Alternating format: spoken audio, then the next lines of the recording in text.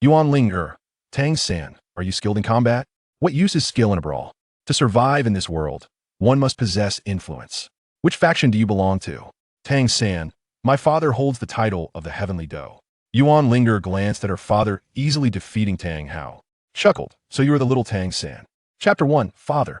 The prevailing belief in the realm of soul masters is that the higher one's innate soul power, the swifter their cultivation. This theory has long been revered by a multitude of soul masters, and I personally support this notion. In a lecture hall, only the soft scratching of pens on paper could be heard. A man with golden hair strolled leisurely between the desks, hands tucked in his pockets, impeccably dressed, with a monocle perched over his right eye, revealing a demeanor both gentle and cultured that if I were to merely reiterate this, it would be akin to what you have learned at the Intermediate Academy. Hence, the curriculum expands on this theory. This theory must include a condition. The level of innate soul power is directly proportional to the quality of the martial soul. Thus, the quality of the martial soul is a crucial determinant of soul master's cultivation speed. After completing this segment of the syllabus, the golden-haired man transitioned to providing abundant examples. Martial souls can be broadly categorized into three types: divine martial souls, top-tier martial souls, and ordinary martial souls. The top-tier martial soul is represented by the blue lightning tyrant dragon, which remains active on the continent. You have all likely heard of their renown, the world's foremost beast martial soul. As he spoke, the golden-haired man appeared nonchalant, raising an eyebrow as he continued.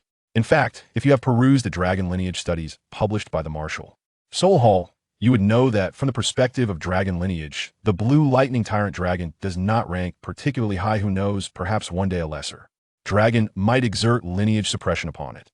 There are many other top-tier martial souls you ought to be aware of, and I will introduce them one by one. The golden-haired man continued his lecture, while below, the students diligently took notes, though a few were still engaged in hushed conversations. Teacher Yuan is so handsome. I only enrolled in this class because of Teacher Yuan's looks. So, if I weren't good-looking, you wouldn't listen attentively? The sudden voice startled two girls, causing them to jump. They looked up to see the golden-haired man still teaching, but at that moment he glanced in their direction, smiling and nodding. Do not speak of matters unrelated to the class. Pay attention. The two girls nodded in shock like startled rabbits, then buried their heads in their notebooks, their hearts racing like tumultuous waves. To convey a message directly through mental energy at this level is likely beyond the reach of even a typical soul fighter. The golden-haired man chose not to dwell further on the two girls. Indeed, under certain exceptional circumstances, even a high-quality martial spirit may not necessarily confer rapid cultivation enhancements to the soul master. This is not mentioned in textbooks, nor will it appear on exams, but I feel it is important to bring it to your attention. What is it, teacher? A curious student raised his hand.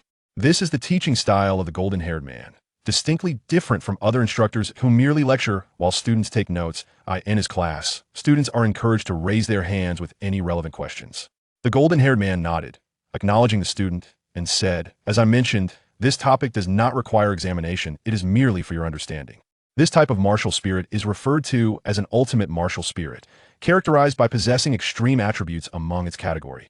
The cultivation speed of soul masters with ultimate martial spirits, between levels 30 and 70, can only be described in one word: excruciatingly slow. That's two words, a student murmured from the back. The golden-haired man cast a glance at the quietly protesting student and continued his explanation. There are many aspects to ultimate martial spirits. The classroom was filled with the sound of scribbling as students diligently took notes.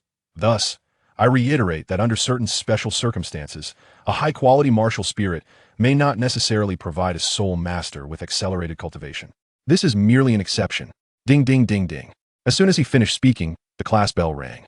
All right, class dismissed. The golden-haired man is beloved by his students not only for his vast knowledge and handsome appearance, but, most importantly, for never extending class beyond its allotted time. On campus, the sun shone brightly, and flowers bloomed vibrantly. The capital of the Bala Kingdom is situated in a temperate region, and compared to the humid and sultry summers of the southern Starfall Empire, summers here are delightfully comfortable. The Balic Intermediate Soul Master Academy is far from a humble monster academy. Located in a village, financial support from the royal family has endowed this institution with exceptional teaching facilities and a splendid campus environment. The century-old majestic buildings, the towering trees with lush foliage, and the spirited young men and women always create a picturesque scene at this academy. In this delightful setting, the golden-haired man, known as Teacher Yuan, expressed his youthful sentiments. Ah, summer is truly beautiful. Teacher Yuan, what are you saying? Ah, the golden-haired man, also known as Yuan Xuanlu, smiled awkwardly. Damn it, I didn't even notice this woman approaching. Teacher Yuan, I would like to speak with you. The woman interjected, linking her arm with his before he could refuse. Is there something you need? Yuan Xuanlu discreetly withdrew his arm, mindful of the impression it might leave if students were to witness this. Who knows what rumors might spread? The woman, bearing the surname Bai, is an exceptionally gifted soul master. At the tender age of 30, she has already attained a remarkable level of 58. Beyond her formidable prowess, Ms. Bai's appearance is equally striking, with her fair skin, rosy cheeks, and a pair of standard almond-shaped eyes that shimmer with an alluring depth reminiscent of autumn waters. Mr. Yuan's teaching quality is truly commendable, Ms. Bai remarked, her eyes sparkling with admiration. Mr. Yuan, somewhat bashful, chuckled. In truth, I merely recite the textbook. Perhaps my extensive travels have endowed me with broader insights than these students, allowing me to deceive them a little. Not at all, Mr. Yuan. Your discourse on the ultimate martial soul today was quite enlightening. Even I have gained much from it. Haha, is that so? Ms. Bai, with her delicate lips slightly parted, expressed, I intend to apply for a transfer to have Mr. Yuan teach in my class. This would be a formidable alliance, greatly enhancing our students' prospects of being admitted to advanced soul master academies. Or even the Royal Academy of Tindo. Isn't this something you could discuss with the principal? Mr. Yuan asked, perplexed at Ms. Bai gently bit her lower lip, her keen eyes fixed on Mr. Yuan. I sought your opinion, Mr. Yuan. Mr. Yuan, though indifferent about where he taught, sensed an underlying intrigue in the matter and could only respond ambiguously. As long as my salary remains unchanged, the rest is up to you, Ms. I smiled and nodded. As they were about to leave the school grounds, she seized the opportunity to invite Mr. Yuan, saying, It's evening now, shall we go out for a drink? Her invitation was undeniably enticing, Even Mr. Yuan, in his naivete, grasped the implications of Ms. Bai's words. Daddy.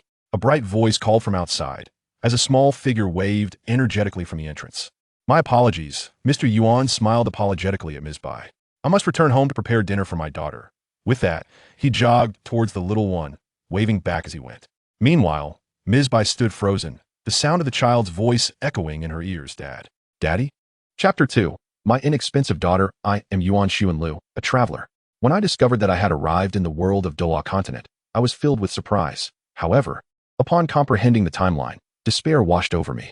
I am significantly older than Tang San. Suffice it to say, he could easily refer to me as father. After all, I am of the same generation as his father, Tang Hao. In truth, I am not that old, merely in my early 30s.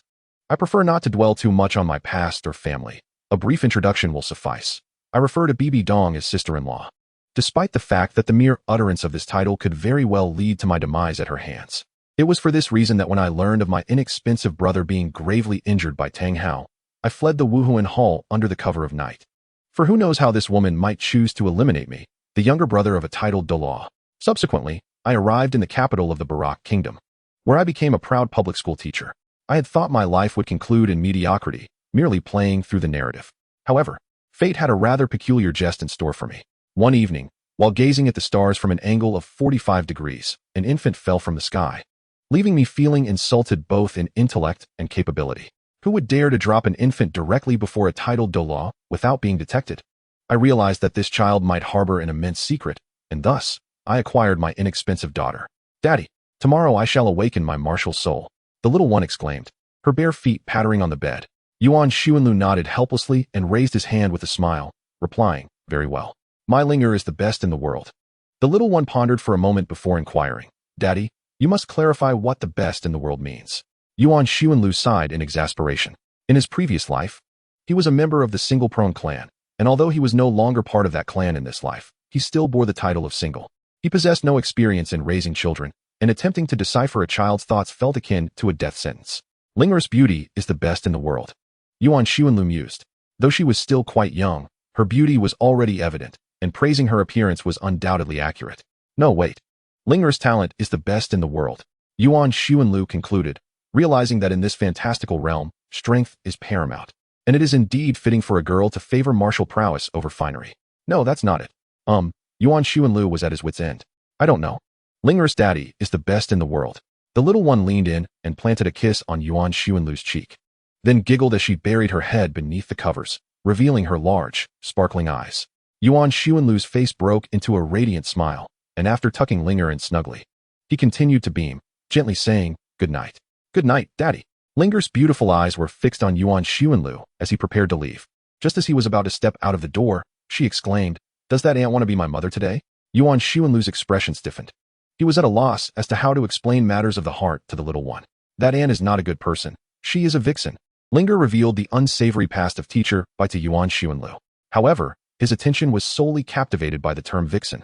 Although he was single and struggled to clarify emotional matters, he was mindful of his child's upbringing, and such derogatory terms had never crossed his lips in front of her. "Who told you the term vixen?" Brother Wang from next door said it. "Be good. You must not use that term again." "All right." The little one blinked her eyes and pressed, "Daddy, you still haven't answered me. Does that aunt want to be my mother?" "No." Yuan Xuanlu felt compelled to reassess his neighbors. He would have to discuss this with old Wang tonight. "If you are looking for a mother, you must let Ling'er see her. She is the smartest and can discern good from bad at a glance," the little one added. Yuan Xuanlu turned back, nodding with a smile. "Good night." After closing the door, he sighed and headed directly out, knocking on old Wang's door next door. "Who is it? So late?" "I, Yuan Xuanlu." Groggy, old Wang opened the door, initially harboring some annoyance at being disturbed. However, upon seeing the 2 bottles of wine in Yuan Xuanlu's hands, his demeanor shifted. "Oh, what's this? Are we drinking tonight? Aren't you supposed to be with your daughter as she awakens her martial soul tomorrow?" "No worries. I'm here to discuss your son, Wang." "Is there any news?" old Wang asked excitedly. Yuan Xuanlu nodded. The 2 men embraced each other and made their way to the dining table. Old Wang returned to the kitchen to prepare a couple of small dishes before they began drinking. "I can use my connections to get your son into the Intermediate Soul Master Academy." Yuan Xuanlu took a sip of his wine. The matter of enrolling young Wang in the Intermediate Soul Master Academy had previously been arranged at old Wang's request. But upon hearing that he had taught the little one the term vixen, Yuan Xuanlu reconsidered. After all, if he could teach her the term vixen today, tomorrow he could teach her something even more inappropriate. The wisdom of Meng Mu's 3 relocations held true. That's good, old Wang said, taking a sip of wine and smacking his lips, smiling broadly. "Thank you, my brother." "Oh, don't mention it." Yuan Xuanlu waved his hand dismissively. "However, it's not the Balak Intermediate Soul Master Academy, but the Intermediate Soul Master Academy in the Fasnuo province." Old Wang silently picked up his chopsticks and served himself some dishes. The Fasnuo province is a directly governed province of the Tindo Empire, while the Wang family resides in the Balak Kingdom. Strictly speaking, this constitutes an overseas matter. Breaking the silence, old Wang grasped Yuan Xuanlu's hand, nodded, and smiled, saying, "That works as well. Thank you, my dear brother. As you know, that little rascal lacks talent. And securing a place in a mid-level Soul Master Academy is already a considerable achievement for him. When it comes to seeking favors, one is often left with no choice. Although he started his career in commerce, his cultivation level is modest, and he finds himself at a disadvantage before the mid-level Soul Master Academy. Moreover, my little rascal's talent is rather dismal. He was not even accepted by any mid-level Soul Master Academy. So I had to discreetly offer a few red envelopes to you, Yuan Xuanlu, to assist him. To my surprise, he ended up studying at the mid-level Soul Master Academy in Fasnuo province. Isn't teacher Yuan from the Balak mid-level Soul Master Academy? How does he have connections with the mid-level Soul Master Academy in Fasnuo province? Nothing to worry about. Yuan Xuanlu waved his hand dismissively. As Yuan Xuanlu and old Wang indulged in drinks and banter, the night deepened before Yuan Xuanlu finally departed from the Wang household. Stepping outside, he took a few strides before returning to his own home. Once in his study, he utilized his soul power to dissipate the lingering scent of alcohol, then sank into a leather chair. He first pinned a letter of introduction for the Fasnuo Mid-Level Soul Master Academy on a rosewood desk, then retrieved a letter of introduction from the Balak Mid-Level Soul Master Academy from his soul-guided device, which he promptly ignited, reducing it to ashes. Thus, the young Wang, who could have studied in the Balak Kingdom, was destined to attend school in the Fasnuo province of the Tindo Empire. In truth, Fasnuo province is not far from the Balak Kingdom, and the Wang family can afford the expenses of sending him to the Mid-Level Soul Master Academy there. After all, Yuan Xuanlu would not seek accommodations in a slum, would he? To be a neighbor of Yuan Xuanlu is to possess some degree of wealth, if not great riches. Thus, attending the Mid-Level Soul Master Academy in Fasnuo province merely poses a slight hardship for the child. Yuan Xuanlu sighed, a hint of a mischievous smile gracing his features. Alas, I am just a kind-hearted person. Chapter 3, The Awakening of the Martial Soul. I have a little donkey, which I never ride. Yuan Xuanlu and his daughter Yuan Linger, sang cheerfully as they made their way to the Martial Soul Hall in Banquet City. Today marks the day of Yuan Linger's martial soul awakening. Daddy, what do you think I will awaken as my martial soul? This was the 31st time Yuan Linger had posed this question since waking up. As humans on the Douluo continent, the truth is that one's martial soul can indeed foreshadow their future. A powerful martial soul can lead to a legacy that etches one's name in history, while an average martial soul ensures a life of prosperity and stability. Those possessing a woefully inadequate martial spirit, devoid of soul power, are akin to cattle and horses. I believe it should not be too disheartening. Even if Linger lacks soul power, with a father like me to protect her, she shall be safe. Yuan Xuanlu had the audacity to utter such words. Even if Yuan Linger were bereft of soul power, with his status as a titled Douluo, ensuring her peace for a lifetime would be a trivial matter. Linger paused to inquire, "Father, were you nervous when you awakened your martial spirit?" Upon hearing this question, Yuan Xuanlu realized he had unknowingly arrived at the entrance of the Martial Spirit Hall in Banquet City. Outside, numerous parents accompanied their little ones, queuing for their martial spirit awakenings, while his own little darling clutched his hand tightly, perspiring with anxiety. Noticing the moisture in his palm, Yuan Xuanlu smiled gently, crouched down, and earnestly gazed into the beautiful eyes of his child. At that time, I thought of nothing. I simply believed I was the strongest in the world. And then my martial spirit awakened. What about your martial spirit, father? The little one's eyes widened, ears perked with curiosity. It is not particularly formidable. Merely the second strongest, Yuan Xuanlu teased as he playfully tapped the tip of her nose. Thus, your martial spirit shall undoubtedly be extraordinary. At that moment, the doors of the Martial Spirit Hall swung open, revealing a lovely sister clad in a white uniform, with a soul character emblazoned prominently upon her chest, a symbol of the hall's direct personnel. The beautiful sister bowed slightly to the parents, offering a gesture of respect. "Children, please follow me. Today marks the day of your martial spirit awakening." The little ones followed the striking sister into the main hall, while the parents remained outside, awaiting their return. "Father, my martial spirit will surely be the strongest in the world. I want you to stand behind me," Yuan Linger declared, shaking off her earlier trepidation. Her little fists clenched, determination radiating from her eyes. Yuan Xuanlu chuckled heartily, ruffling Yuan Linger's hair. "Indeed, you shall surpass your father." With that, Yuan Linger joined the other children, marching in with spirited confidence. "Fear not. I am not a mere child. You need only focus on awakening your spirit." The 6-year-old Yuan Xuanlu cast a haughty glance at the elderly soul master who was to assist him in the awakening. Let us see what you can awaken." A mocking tone emerged from a handsome young man nearby, accompanied by a middle-aged gentleman exuding a serene yet awe-inspiring presence. "In any case, what you have is not comparable to mine," Yuan Xuanlu retorted, his head held high, casually uttering, "Let us begin." The elderly soul master swiftly clapped his hands. 6 beams of green light surged into the stone beneath, enveloping Yuan Xuanlu in a golden glow as he extended his right hand. A resonant dragon's roar reverberated throughout the grand hall, as a colossal dragon materialized behind Yuan Xuanlu, soon merging seamlessly into his being. A blinding golden radiance enveloped him, and layers of pure white dragon scales sprouted forth, transforming even his eyes into slitted pupils. "Is this the holy dragon of light?" the composed middle-aged man observed with astonishment. Realizing the divine attributes of the white armor dragon god were indeed remarkable, this was a mutated martial soul. How splendid. It's clear that I am not of the same ilk." The previously sardonic middle-aged man chuckled, as if relieved that no one was vying for his inheritance. "Let us test your soul power." The elderly soul master handed a crystal sphere to Yuan Xuanlu. As Yuan Xuanlu's hand approached the sphere, his soul power was drawn in, and in the blink of an eye, the entire crystal sphere illuminated brilliantly. Innate full soul power. Quite commendable. The composed middle-aged man nodded, affirming that he could now be recorded in the annals of my angel family. "Why is it like this?" What did you say?"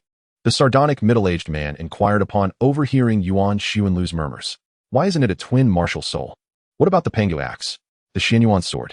Just a single holy dragon martial soul? This is utterly trivial. I will be severely constrained by the little dragon in the future," Yuan Xuanlu lamented, tears streaming down his face. He felt he had let down the predecessors of the Traversers, embarrassed himself, and his mindset had crumbled. "Your turn, little sister." The beautiful sister smiled warmly at Yuan Ling. "Go for it. Heave-ho." Yuan Linger puffed out her cheeks and stepped onto the platform. The beautiful sister quickly clapped her hands, sending 6 streams of green light into the stone beneath, while a golden light enveloped Yuan Linger. Then, she extended her right hand. A gust of energy surged into Yuan Linger's eyes, causing her deep blue irises to shimmer with clarity, faint halos swirling within. Primary martial soul, spirit eye? What manner of martial soul is this? It is actually a part of her own body. The beautiful sister, merely a worker in the martial soul hall, lacked extensive knowledge. In an era where primary martial souls were not yet renowned, encountering one was indeed rare. This is my martial soul, spirit eye? Yuan Linger relished the pleasant sensation, proudly raising her head and extending her hands. Let us test my soul power. All right. The beautiful sister handed Yuan Linger a crystal sphere. As Yuan Linger's hand neared the sphere, her soul power was absorbed, and in an instant, the crystal sphere shone brightly. Incredible. Innate full soul power. The beautiful sister's eyes widened with envy, jealousy, and a touch of unwillingness. It was known that her innate soul power had only reached level 4 during her youth. And now at 21, she had merely attained the rank of a 26th level Great Soul Master. Suppressing her emotions, the beautiful sister trembled as she spoke. Little sister, would you consider joining the Martial Soul Hall? No. Yuan Linger decisively rejected the beautiful sister and promptly turned to flee. Alas, why not? The Martial Soul Hall is splendid. The beautiful sister attempted to persuade her further. My father speaks highly of the Spirit Hall, yet he harbors a disinclination towards it. Thus I shall refrain from joining. Yuan Linger swiftly vanished, leaving behind a lingering phrase that echoed in the air. Isn't my primary martial spirit akin to Hogua? Ah, my dear Linger exudes the grace of a deity. Yuan Xuanlu, holding Yuan Linger's delicate hand, strolled down the street, laughing as if oblivious to the world around him, his mirth rivaling that of Fan Jin in his moment of triumph. Yuan Linger pouted in displeasure, for ever since she disclosed the results to Yuan Xuanlu, her father has transformed into this peculiar state. One moment he chants Hogua, the next he exclaims about ascending to divinity. Passers-by might have mistaken him for a whimsical character playing the role of a child trafficker. How utterly embarrassing. Father, carry me. Yuan Linger playfully whined. All right. Yuan Xuanlu crouched down, allowing her to climb onto his back. I am truly overjoyed. I have never felt such elation since awakening my martial spirit, truly. Yuan Xuanlu's face radiated happiness as he carried his little one, feeling invigorated with each step. In a whisper, Yuan Linger leaned towards Yuan Xuanlu's ear and confided, in truth. Father, I possess another martial spirit.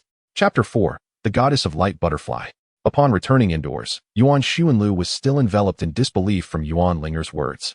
He gazed at her, contentedly eating at the table, astonished. Could it be that Hui Hao and Tang Wudong are your parents? Thus, perhaps this world is not merely known as Douluo Continent, but rather Douluo Continent 6? However, Linger does not resemble either of them. I have not seen Tang Wudong's signature pink-blue hair or her eyes. Father. Yuan Linger noticed her father staring blankly at her and waved. Time to eat. You eat first. I shall prepare another dish.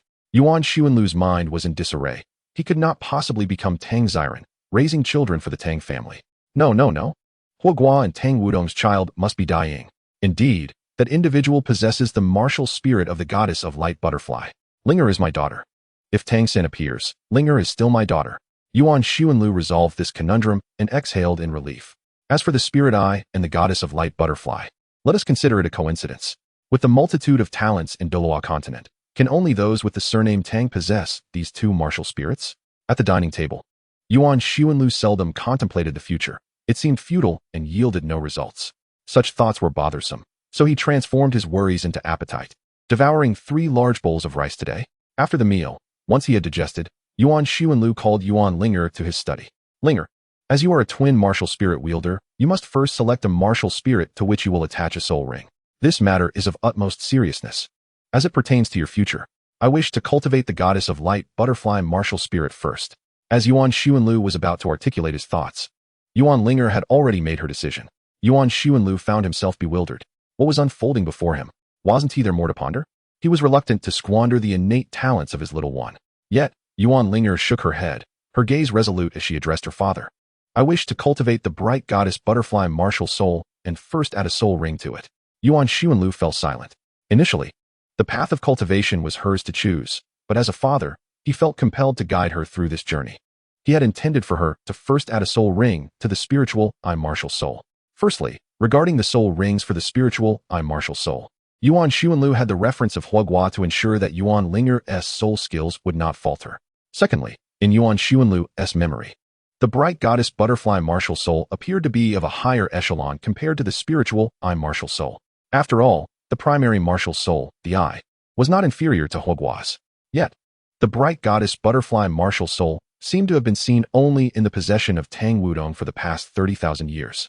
If she were to first add a soul ring to the spiritual eye, the emergence of century and millennium soul rings would pose no issue. His little one's bright goddess butterfly martial soul could potentially boast a complete array of red soul rings. Even if Yuan Xuanlu were to meet his demise at the hands of the ferocious beasts, he would still ensure that his little one received the most formidable soul ring configuration in the continent's history. However, the current situation revealed that his child wished to cultivate the bright goddess butterfly martial soul first. Yuan Xuanlu immersed himself in contemplation, meticulously weighing the strengths and weaknesses of the spiritual eye and the bright goddess butterfly martial souls. The metaphor of searching for flaws within an egg aptly described Yuan Xuanlu's state of mind. "Could you elucidate your reasoning?" he inquired, intertwining his fingers and allowing uncertainty to flicker in his gaze. "Why do you wish to cultivate the bright goddess butterfly martial soul first?" "The bright goddess butterfly is powerful. It undoubtedly possesses greater offensive capabilities than the spiritual eye," replied Yuan Linger. "Furthermore, I desire a more aesthetically pleasing martial soul. The bright goddess butterfly is beautiful, and I wish to have a martial soul that is equally striking." As Yuan Linger manifested her bright goddess butterfly martial soul, the resplendent wings materialized, leaving Yuan Xuanlu utterly astonished, momentarily lost in reverie. It was indeed his first encounter with the continent's most exquisite butterfly martial soul. The wings, adorned in hues of violet and blue, sparkled like the night sky, as if stars were embedded within them. The grandeur of such wings was truly beyond belief. "Well, it is natural for a girl to wish to appear lovely," Yuan Xuanlu mused. However, he shook his head with a smile, dismissing it as a child's dream. Though her reasoning held merit, he still preferred that she first cultivate the spiritual martial soul. "But," he challenged, gesturing toward the towering shelves filled with documents and materials, "present me with the knowledge you've acquired over the years to counter my argument. I wish to hear substantiated insights." Yuan Linger gazed at the vast sea of books. In the past, her greatest joy was to sit here with her father, immersed in literature. Sunlight streamed through the window, illuminating the ivy on the windowsill, while the scent of ink lingered in the air, surrounded by piles of books. Her father meticulously organized his materials on a mahogany desk, and she nestled among the books, akin to a little princess, engrossed in her reading for an entire afternoon. "Indeed, how could I contest your knowledge, father?" Before the erudite Yuan Xuanlu, how could Yuan Linger dare to compare her wealth of knowledge? It is worth noting that she had merely perused those books once, while Yuan Xuanlu had already digested, absorbed, and refined that information. The data on the goddess of light's butterfly was scant, and the only aspect of the spirit martial soul that could persuade him was the prospect of its second awakening. Yuan Linger spoke slowly. "The primary martial soul is a unique existence among martial souls, allowing soul masters with it to undergo a second awakening. I believe that after the second awakening, the spirit martial soul may not be inferior in quality to that of the goddess of light's butterfly. Moreover, after the second awakening, my physical attributes and mental strength would be vastly superior to my usual state. Thus absorbing 900,000-year spirit rings seems entirely feasible." As she reached the conclusion, a flicker of ambition seemed to blossom in Yuan Linger's eyes. Yuan Xuanlu mused, "Where on this continent could one find 9 spirit beasts of 100,000 years with spiritual attributes? Nevertheless, since my little one is determined to cultivate the goddess of light's butterfly martial soul, let her do so. Her talent will not be overlooked." Yuan Xuanlu nodded. "I respect your choice." "Hee." Yuan Linger giggled, playfully shaking her father's arm. "I knew you would agree." Yuan Xuanlu suddenly felt as though he was firmly under the sway of his little one and could only sigh, cautioning her, "Remember, do not attach spirit rings to your spirit martial soul." "I'm not foolish." "Hee." Yuan Linger playfully punched Yuan Xuanlu softly, then looked up at her father and asked, "Father, what about your martial soul?" Here it is." Yuan Xuanlu unleashed his martial soul, the holy dragon of light. White, divine scales enveloped his entire body, yet the formidable aura remained concealed. Otherwise, the pressure of his soul power could easily incapacitate Yuan Linger. Yuan Xuanlu inquired, "What is it?" "Well, our martial souls are both of the light attribute.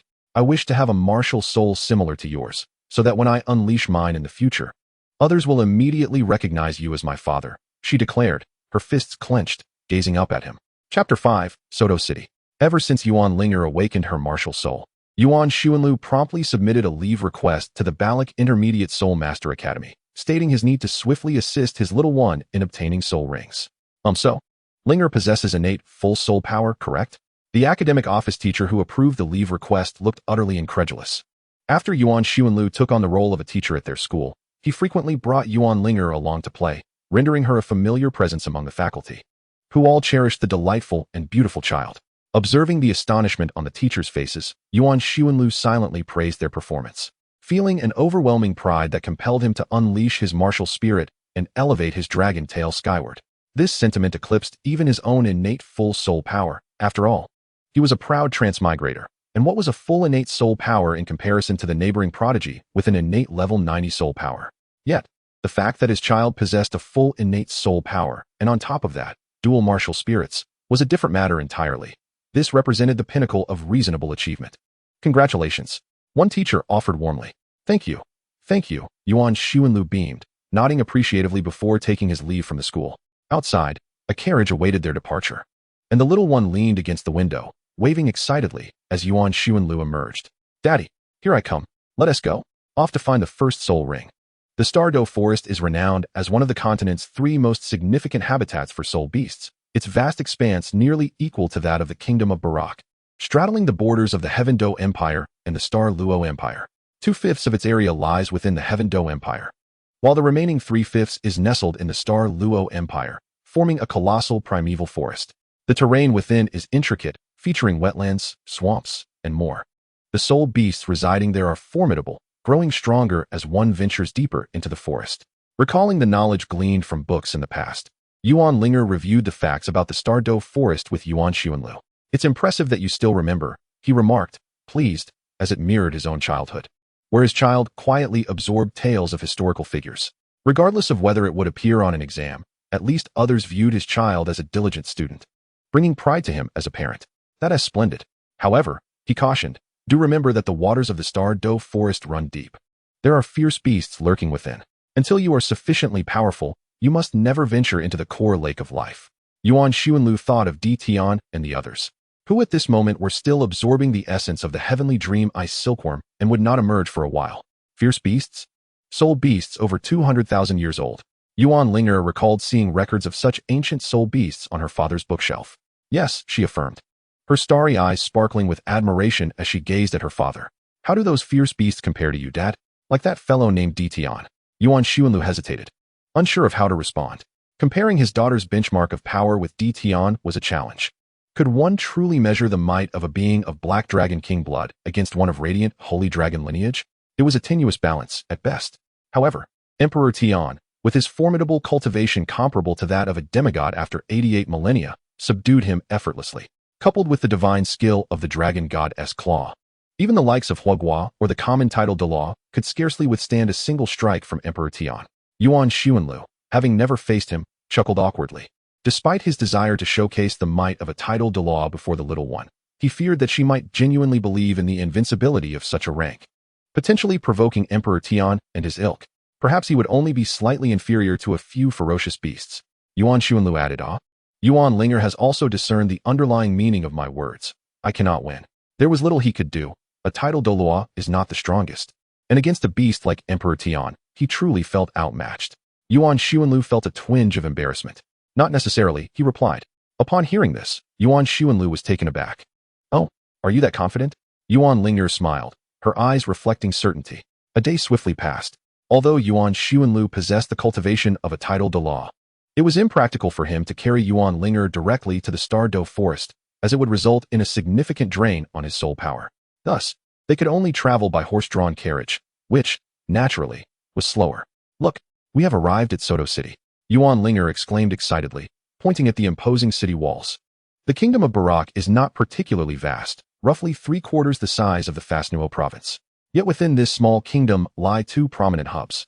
One is Barak City, Yuan Xuanlu's current home and the capital of the Barak Kingdom, serving as the political and economic center. The other is Soto City, situated in the heart of the fertile Lima Plain, renowned as the granary of Barak. As for why Yuan Xuanlu and Yuan Linger had come to Soto City, the answer is simple: strategic positioning. The Douluo forest lies to the southeast of the Barak Kingdom, with a small portion bordering it, while Soto City is also located in the southeast of the kingdom, a mere 500 kilometers from the forest. Therefore, using Soto City as a transit point is entirely reasonable. I will first book a hotel, then we can stroll through the streets, have a meal, and finally return to the hotel for a bath. Tomorrow, I will take you directly to the Douluo forest. Yuan Xuanlu outlined their itinerary for the little one. As they entered Soto City through the west gate, Darkness had already fallen. After settling the carriage driver's fare, Yuan Xuanlu began to meander through the streets of Soto City with the little one. Unlike the ancient curfews of Yuan Xuanlu's past life, although the societal development of Douluo continent resembles that of the medieval European era, the evening commercial activities remained vibrant, adorned with lights and bustling with life, provided one overlooks the impoverished districts. It truly is different from Baroque City, Yuan Linger remarked, perched on Yuan Xuanlu's shoulders, her large eyes reflecting the lively atmosphere of the human world. Ah, indeed it is so, and in the realm beneath the heavenly sovereign, there exists not an abundance of pretentious nobles. Residing here is quite comfortable. Yuan Xuanlu has visited Soto City on numerous occasions and naturally began to introduce his little one to the city. Yuan Linger glanced at her father's head, pondering why. If Soto City is so suitable for living, her father does not reside there. There is much to consider. Yuan Xuanlu found himself at a loss as to how to explain to Yuan Linger that a certain individual named Tang San would eventually arrive, causing quite a stir. In truth, upon realizing that his timeline was intricately intertwined with Tang San's, he had inadvertently disturbed many events, all of which were inevitably corrected by the formidable force of time and space. Thus, he now sought nothing more than to distance himself from the protagonist and to achieve a life of peace. There is indeed much to contend with. Yuan Linger, for reasons unknown, felt a mist welling in her eyes, only for it to vanish moments later. Yuan Xuanlu was perplexed. Yuan Linger embraced her father's head and, with a hint of resignation, remarked, "What are the troubles? I am not afraid of them." Yuan Xuanlu sensed a slight emotional shift in his little one, yet he could not ascertain the cause, so he replied in agreement, "Indeed, for any great matter, your father shall support you." Yuan Linger smiled brightly and declared, "I believe in you, Daddy, for I had a dream where you were always there to back me up." Chapter 6. Entering the Star Doe Forest. Upon awakening in the hotel and enjoying breakfast, midday had already arrived. Yuan Xuanlu took to the skies with Yuan Linger, soaring towards the Star Doe Forest, showcasing his prowess as a level 95 title Douluo. In the heavens, Yuan Linger beheld the expansive forest that shaded the sun, a verdant expanse stretching before her. The exact age of the Star Doe Forest on the Douluo continent remains a mystery, yet one need only observe Dtian, Xiong and by Ji to grasp the profound history of this woodland. In the distance, Yuan Linger faintly sensed a refreshing breeze wafting towards her, imbued with the fragrant essence of plants, which was utterly delightful and soothing. Before long, they were enveloped by the lush greenery, having arrived at the Star Doe Forest. Yuan Xuanlu began to descend on the outskirts of the forest, and even at a speed of 500 kilometers per hour, he felt a twinge of fatigue. "Father, are you all right?" Yuan Linger inquired with concern. "I am fine.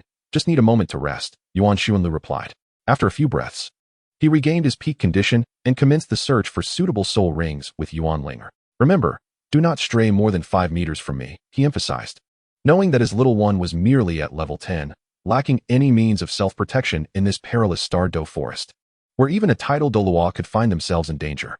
After some contemplation, Yuan Xuanlu firmly grasped his little one's hand, which brought him a sense of reassurance. "Father, what kind of soul ring do we need?" she inquired playfully. Yuan Xuanlu intended to assess his child's understanding. Yuan Linger lowered her head in thought and responded, "Although the light goddess butterfly is a butterfly-type martial soul, if I pursue the path of a powerful attack-type soul master in the future, I will require a soul ring with a light attribute. Therefore, I should seek a soul beast of the light attribute." "Exactly," Yuan Xuanlu affirmed as he retrieved a map from his soul guide and handed it to Yuan Linger. "This is a distribution map of soul beast species from 3 years ago, covering the fringes and outer areas of the Star Doe Forest. Use this map to locate the soul beast you desire." "And what about you, father?" Yuan Linger asked. Yuan Xuanlu clasped his hands behind his back. "I shall solely ensure your safety. After all, soul masters must undergo trials. I cannot allow you to become inept. The path ahead must be tread by you alone. I cannot be expected to follow you around, feeding you." "Well then, let us go," Yuan Linger replied without further comment. She quickly scanned the map and soon identified her destination, pointing it out to Yuan Xuanlu, who nodded in agreement. Thus, the two figures weaved through the forest, startling a multitude of birds and beasts. However, moments later, the smaller figure came to a halt. "I can't go any further," she admitted. Controlling soul power is indeed a crucial aspect for a soul master to learn, as you demonstrated earlier with your rapid movements. While speed was achieved, the consumption of soul power was substantial. Soul power is the essence of a soul master's strength, and for you, a 10th level soul scholar, every ounce of soul power must be meticulously managed. Better to be frugal than to exhaust it all at once. Yuan Xuanlu paused to allow Yuan Linger to recuperate her soul power. Is this about the distribution of soul power? Yuan Linger recalled having encountered a similar thesis somewhere. Yuan Xuanlu smiled and nodded, pleased that his little one was indeed a diligent student.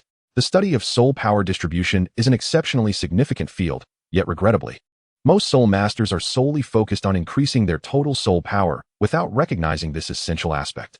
As Yuan Linger recovered her soul power, Yuan Xuanlu took the opportunity to share insights as if lecturing his students. For instance, consider a light-type attack soul skill. Taking the White Tiger martial soul of the imperial family of the Star Luo Empire as an example, after nearly a millennium of research, the first 3 soul skills of the White Tiger family have become almost standardized. I would like to emphasize their second soul skill, the White Tiger's Radiant Wave. In my observation, all White Tiger martial soul masters, when unleashing this second soul skill, appear somewhat foolish as they aim directly at their opponents, releasing a beam of light as thick as a yard, completely oblivious to the loss of soul power. In truth, any soul skill possessed by a soul master allows for the manipulation of soul power input. When confronted by formidable adversaries, one can channel a substantial amount of soul power to intensify the White Tiger's radiant light wave. Conversely, when facing distant foes, one may also infuse considerable soul power to extend the attack range of the White Tiger's radiant light wave. However, when confronted with numerous opponents, to maintain sustained combat effectiveness, one must judiciously release the White Tiger's radiant light wave with minimal soul power, employing a strategy of multiple small bursts to conserve energy. The battles between soul masters of the same rank resemble solving mathematical problems. Each attack, whether from the opponent or oneself, necessitates swift calculations and prompt responses. The art of soul power allocation is indeed a remarkable concept. I recall during the Continental Martial Soul Research Conference, the scholar who proposed this idea achieved great renown. I understand. Yuan Linger gritted her teeth, rose, and resumed her run. Father, let us continue. Yuan Xuanlu, puzzled, inquired, are we not going to recover soul power? Yuan Linger replied with a sweet smile, her eyes filled with determination. It's fine.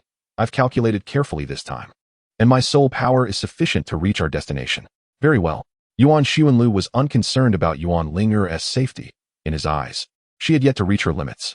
The two continued on their journey, with Yuan Linger demonstrating greater cleverness, utilizing her soul power only in critical moments, while simultaneously walking briskly to recover her energy. If only I could be as powerful as father. During her swift pace, Yuan Linger stole a glance at Yuan Xuanlu. In contrast to her meticulous calculations, Yuan Xuanlu's control over soul power was far more sophisticated. A layer of soul power enveloped his feet, allowing him to glide 3 inches above the ground, reminiscent of a certain ethereal Douluo. After all, I possess twin martial souls. I will undoubtedly surpass father in the future. Undeterred, Yuan Linger continued to learn the intricacies of soul power allocation. If Yuan Xuanlu were aware of her thoughts, he would surely be overjoyed. He feared not her ambition, but rather the potential of a lackluster spirit. Have we arrived? Before Yuan Linger's eyes unfolded a vast expanse of naturally beautiful floral gardens, resplendent in hues of purple, red, and a myriad of blossoms competing for attention. Preserving such a stunning garden amidst the Star Doe forest is indeed a challenging feat. For most soul beasts lack any semblance of aesthetic appreciation. Their thoughts revolve solely around reproduction, survival, and strength. Can one truly expect a horde of brutish soul beasts to protect a garden? Thus, the answer to the beauty before them is apparent. This is territory claimed by a powerful soul beast residing in the outskirts. According to the map, the soul beasts inhabiting this area are the radiant blue butterfly. A subspecies of the radiant goddess butterfly represents a soul ring ideally suited for Yuan Linger. In a swift motion, a large blue butterfly darted towards the intruding human, only to be subdued by overwhelming soul power. After all, I am a titled Douluo, am I not? Do you treat me as if I were invisible? Yuan Xuanlu shrugged, having not even activated his martial soul. This butterfly should be 400 years old. Yuan Linger observed it for a while before connecting it to her knowledge from books, stating, there are 2 white spots on its wings. According to the pattern, a radiant blue butterfly develops 1 spot every 200 years, so this must be correct. How fortuitous. She could eliminate it and then absorb its soul ring. Unlike a certain hypocritical deity, Yuan Xuanlu never sought moral high ground when considering the death of a soul beast or a person. For instance, a certain god might say, this faceless spider harmed Xiao Wu, and I shall eradicate you in the name of justice. In contrast, Yuan Xuanlu thought, this soul beast is suitable for me, perish. Yuan Linger gazed at the butterfly for a long time, shook her head, and said to Yuan Xuanlu, I refuse. Chapter 7. The first soul ring, 1,000 years. The beautiful butterfly was pressed into the mud by powerful soul energy. It was not that it did not wish to resist, but its opponent was simply too formidable, a Ju Douluo, the highest level of strength in the human realm. Yuan Xuanlu led Yuan Linger closer, carefully observing this soul beast. This was a radiant blue butterfly that had just reached 400 years of cultivation. From a genetic standpoint, the radiant blue butterfly and the radiant goddess butterfly were indeed related and both possessed light attributes. By any measure, this would be Yuan Linger's preferred choice. However, she adamantly refused to absorb this soul ring. I refuse. Why not? This is clearly suited to your martial soul. The age is too low. It must be at least marginally adequate. The most crucial aspect of a soul ring is its compatibility with the soul master's martial soul. Otherwise, even a higher age would be useless. But 400 years is simply too low. Yuan Xuanlu was taken aback. His little one certainly had high standards. Yet, it was not plausible for him to capture a 100,000-year soul beast, was it? Even if he did manage to bring one back, would she be able to absorb it? For 100 years. I do not want a soul ring with such a low age. Yuan Linger pouted. Father, did you not say that a first soul ring must be 1,000 years old to be considered a prodigy? I want to absorb a 1,000-year soul ring. Yuan Xuanlu found himself regretting having shared those exaggerated tales with Yuan Linger. The stories of soul ring compatibility, 3 purple and 3 black, and the notion that from the 7th soul ring onward, all would be 100,000-year soul rings, along with the idea that the first soul ring should be 1,000,000 years old, only served to raise expectations unreasonably. I believe I can absorb a 1,000-year soul ring. Yuan Linger remained steadfast in her convictions. At each stage, the years of soul rings that a soul master could absorb were limited. Exceeding this limit would subject the soul master's body to immense strain due to the overwhelming soul power contained within. However, dear father, you have laid a foundational training for me over 6 years, and my physical abilities far surpass those of my peers. Do you not have confidence in yourself? As Yuan Linger articulated her reasoning, it appeared quite compelling, yet Yuan Xuanlu was not swayed in the slightest. Resolutely rejecting her, I will never allow you to jeopardize your life for the sake of ambition. Yuan Linger, undeterred, countered, what about your first soul ring? My first soul ring was merely 800 years old. Yuan Xuanlu unleashed his martial spirit, the radiant holy dragon, revealing 1 yellow, 2 purple, 4 black, and 2 red rings, 9 soul rings encircling the majestic dragon, with a powerful soul force of level 95 sweeping across the realm. Initially, I too contemplated absorbing a 1,000-year soul ring for my first, but upon truly grasping the power housed within, I had to settle for less. Yuan Xuanlu recounted his personal experience. As long as you absorb a 100-year soul ring, I can assure you that your future soul ring configuration will mirror mine. But your current physical capabilities are simply too weak. Yuan Linger stubbornly shook her head, her eyes brimming with confidence. I can ensure my safety. Trust me, father. For some inexplicable reason, Yuan Xuanlu suddenly recalled that he had heard Yuan Linger utter those very words before, their resolute and powerful tones seeming to transcend time. I still believe in you. Yuan Xuanlu sought to dissuade her, yet the words morphed into encouragement as they reached his lips. Yuan Linger beamed, pointing towards the depths of the garden. There must be more than one butterfly in such a place. Let us explore, and we shall surely find a 1,000-year butterfly. Just now, I released my martial spirit, and those soul beasts are not fools. They may have already fled. Yuan Xuanlu resolved to take corrective action. A white light emanated from him, forming a circle centered around him that encompassed the garden. Within this luminous barrier, he comprehended every movement with clarity. All creatures instinctively sensed the looming threat of death, remaining motionless amidst the palpable danger. Domain, Sacred Dragon. Yuan Linger, with a twinkle in her eye, turned to her father. I will see if there are any suitable soul rings. Very well. Within the Sacred Dragon domain, Yuan Xuanlu had no worries about any soul beasts retaliating, especially since those present were under 10,000 years old, rendering them even less of a concern. However, he found Yuan Linger's recent behavior rather peculiar. Reflecting on that night in Soto City, he felt as though she had concealed many thoughts within herself. Ah, never mind. What could a little one possibly have to ponder? Father, I found one, Yuan Linger exclaimed. As Yuan Xuanlu approached, he discovered that she had chosen a magnificent guillotine butterfly. The soul beast in question may not possess the beauty of the previously encountered radiant blue butterfly. It stands in stark contrast, akin to a refined gentleman beside a mere ape. Yet, this butterfly soul beast boasts formidable strength. Despite its body structure resembling that of an ordinary butterfly, the scythe butterfly wields forelimbs reminiscent of a scythe, elongated and powerful. When a 1,000-year-old scythe butterfly strikes with its scythe-like limbs, the force generated can unleash a gust capable of shattering the body of a first-ring soul master. Determining the age of a scythe butterfly is a straightforward task. One merely needs to observe the length of its scythe-like forelimbs, and this particular scythe butterfly's limbs extend 3 meters, indicative of its millennium cultivation. It was the holy dragon domain that restrained the scythe butterfly. Otherwise, Yuan Linger might not have withstood even a single strike from it. If Yuan Linger were to absorb this soul ring, her power would be immense. Yuan Xuanlu began to envision the potential of Yuan Linger's first soul skill, imagining the petite figure executing a scythe strike that could sever the head of a formidable foe. Marvelous! With a swift and decisive motion, Yuan Ling ended the life of the scythe butterfly. Even Yuan Xuanlu had to commend her technique, exclaiming, "Impressive! Where did you learn such skill?" To which she replied, "You taught me." Yuan Xuanlu fell into contemplation. Had he ever instructed Yuan Linger on the vulnerabilities of the scythe butterfly? Noticing her father's distracted demeanor, Yuan Linger, with a hint of exasperation, said, "It was indeed you who encouraged me to read all those books." Ah, so she had gleaned this knowledge from literature. Remarkably, she transitioned from theory to practice with almost flawless execution. As the violet soul ring emerged from the scythe butterfly's remains, Yuan Linger prepared to absorb it, intending to channel it into her radiant goddess butterfly martial spirit. However, Yuan Xuanlu interjected, "Are you truly ready to absorb a 1,000-year soul ring?" Observing the shimmering violet ring, he furrowed his brow, still harboring some reservations. "I suspect you are not prepared," he remarked. Yuan Linger, playfully bantering, glanced at her father, who appeared flustered. Yet, as she lifted her gaze once more, the light-heartedness vanished, replaced by a solemn and serious expression. "Trust me, father," she implored. The armored Valkyrie extended her hands, her left bearing the radiant goddess butterfly martial spirit, and her right the spirit I martial spirit. "I shall forge my divine status.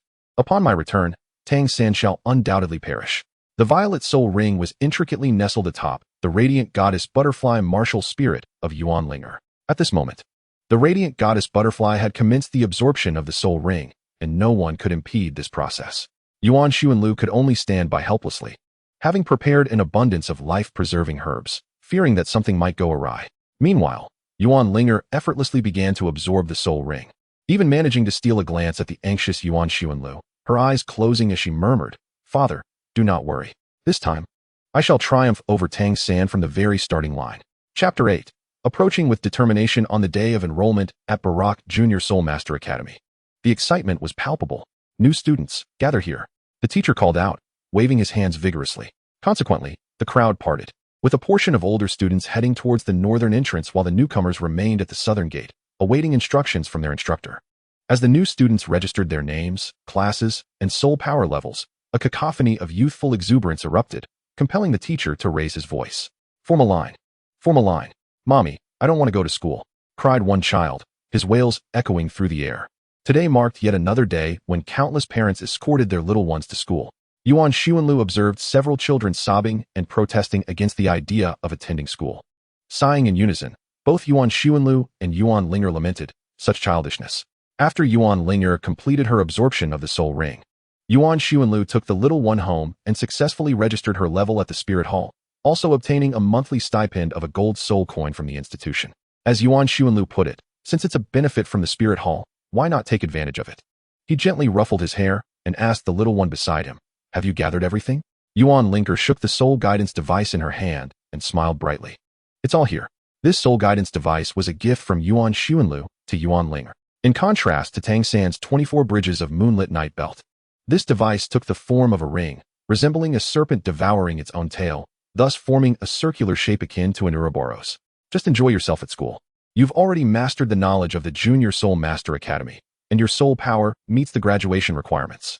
Just follow the procedures, stay safe, and make friends with your classmates. Yuan Xuanlu rambled on like an old man, prompting Yuan Linger to let out an involuntary sigh. She could have advanced to a higher level, as the graduation criterion for the Junior Soul Master Academy required merely one soul ring to become a soul master, a requirement she had already surpassed. The reason she remained at the Junior Academy was her father's desire for her to experience a joyful and typical childhood as a soul master. In her father's words, at merely 6 years of age, advancing directly to a higher level is akin to hastily fostering growth, which is decidedly unwise. Thus, Yuan Linger must engage with her peers.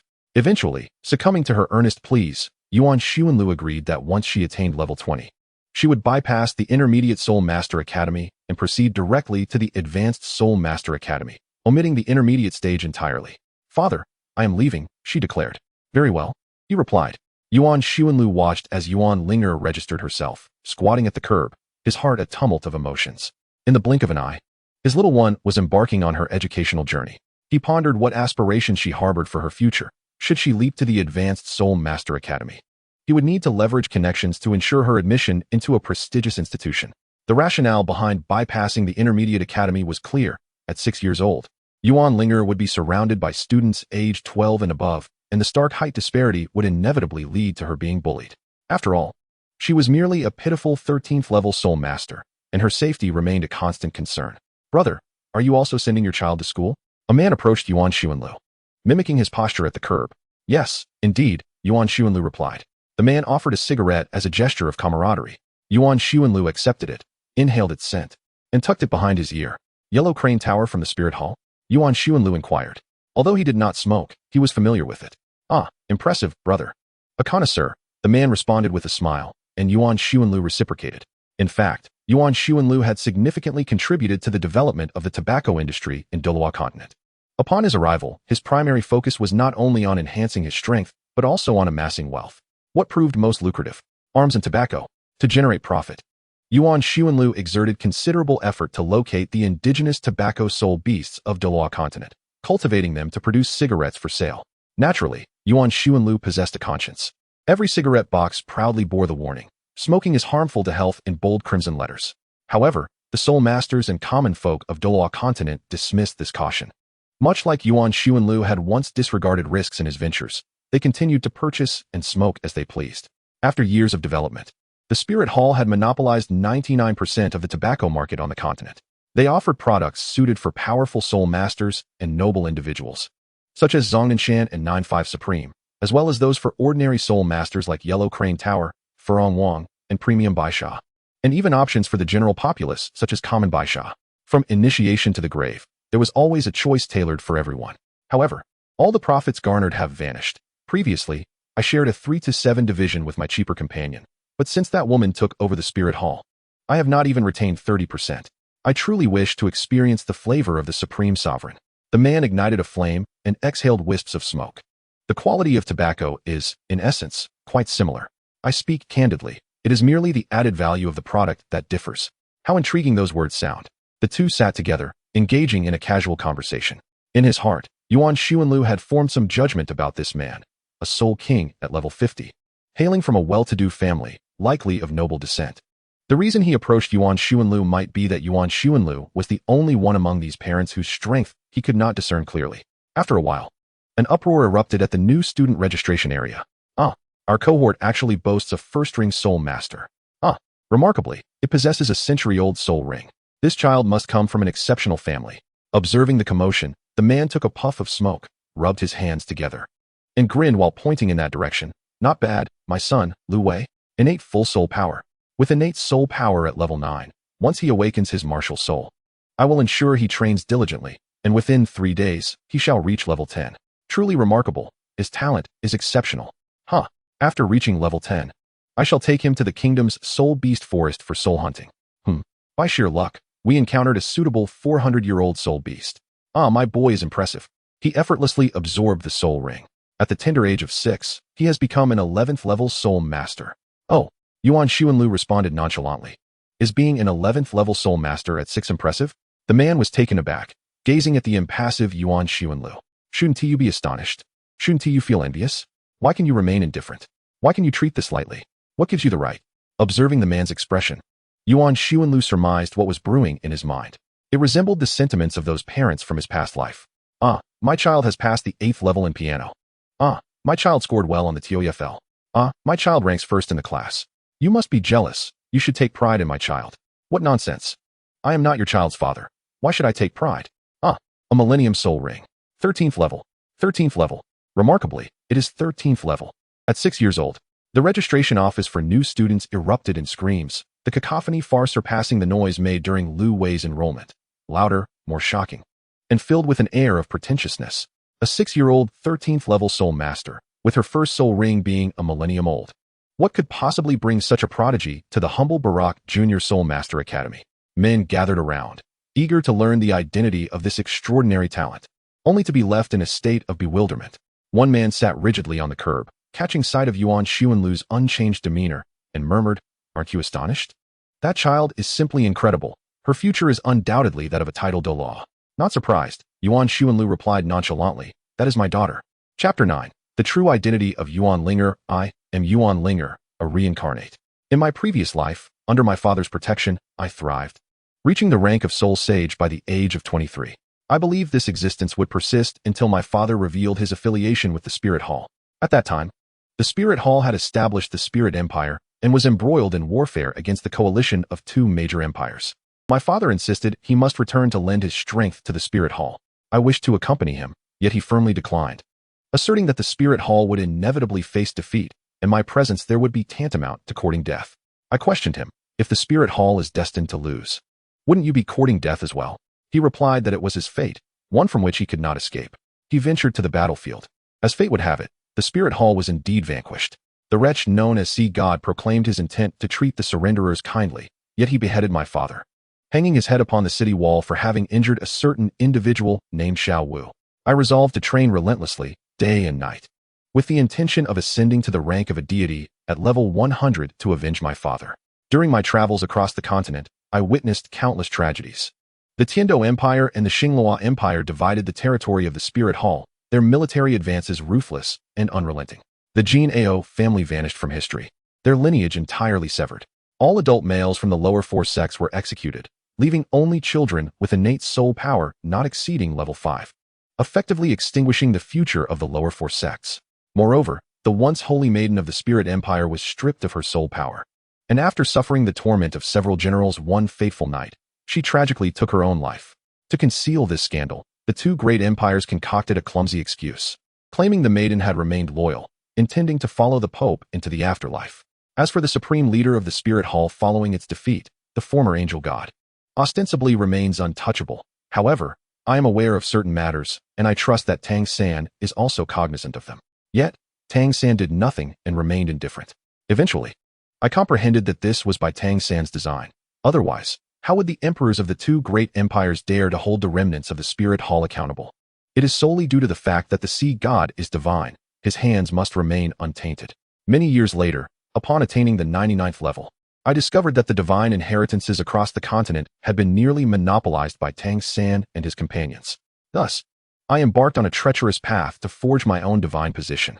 However, I faltered. In the final moments of my life, I pondered that if I could revert to the past, I would ensure to stay several steps ahead of Tang San, to tread his path, leaving him with no avenues to escape. When I inadvertently regained memories of my previous life, I found myself returned to the age of 6. Initially, I wished to share all these revelations with my resurrected father, but I sensed an inexplicable force preventing me from doing so. The words simply would not escape my lips. Not only that, but I also could not overtly exhibit my identity as a reborn soul in front of my father, for otherwise, I would meet my demise. This was the intuition of one who had once approached godhood. Nevertheless, even under such constraints, I had already charted my future course. In this life, I would demand retribution from Tang San, blood for blood. In the first grade, Class 1, as the elite class of the Junior Soul Master Academy, the students therein were predominantly the CRME de la SRME of the new intake, such as the recently renowned Lu Wei, who had caused quite a stir at the school gate. Yet, at this moment, the stage in Class 1 was not solely reserved for Lu Wei. "What is your name?" Lu Wei arrogantly addressed a bespectacled chubby boy. After speaking, he cast a glance at Yuan Linger behind him, and upon noticing her lack of attention, resolved to act even more provocatively to capture her gaze. "Hey, I'm talking to you, chubby," he exclaimed, glancing once more at Yuan Ling, having registered alongside Yuan Linger. Upon seeing her Millennium Soul ring, he had decisively resolved to become her subordinate, a lesson imparted by his father. "My name is Ajia. If you dislike it, you may simply call me Brother Jia. I can bear it." The bespectacled boy, evidently not easily intimidated, boldly countered Lu Wei's taunts. You are rather pathetic," Lu Wei retorted, poking a finger at Ajia. Ajia raised an eyebrow, adjusted his glasses, and replied with a dismissive smile. "So, that implies you are quite brave. Then, please, I am exceedingly brave, you know," Lu Wei proclaimed, his nose nearly reaching the heavens with pride. Bang! Ajia delivered a powerful punch, knocking Lu Wei to the ground, and continued to rain blows upon his younger companion, shouting, "You think you're brave? You think you're brave? You think you're brave? Ah, stop. You all stop. Please, no more." Several girls screamed in distress. The commotion caught the attention of Yuan Ling'er, who was currently contemplating ways to thwart Tang San. In her eyes, Tang San and his companions, the Shrek 7 monsters, posed a significant threat to the Yuan family and must be eradicated swiftly. The most effective way to dismantle a force, she reasoned, was to establish a rival power of her own. If Tang San had the Shrek 7 monsters, why could Yuan Linger not have the Yuan 7 monsters? With this thought, Yuan Linger cast her gaze upon the writhing figures of Ajie and Lu Wei. Wuhuan manifest. Lu Wei broke free from Ajie's grasp and bellowed. A blade of grass sprouted from his hand, vibrant green with tufts, and prominently adorned with a yellow 100-year spirit ring. Lu Wei, Wuhuan, read, level 11 spirit master, he declared. Nearby, several girls gazed at him with starry eyes. Wuhuan manifest. Ajie shouted in turn. His short hair instantly lengthened, cascading behind him. His nose transformed into a pig's snout, his eyes elongated into crescent shapes, and sharp fangs protruded from his lower lip. Ajie, Wuhuan, Boar, level 10 spirit master. Though Ajie possessed no spirit rings, his aura eclipsed Lu Wei's, rendering Lu Wei as defenseless as a timid rabbit before him, who found himself retreating incessantly. Yuan Linger scrutinized Ajie's attire. The material was not of high quality. Although he was not a labor student, it was evident that his family was not as affluent as Lu Wei's.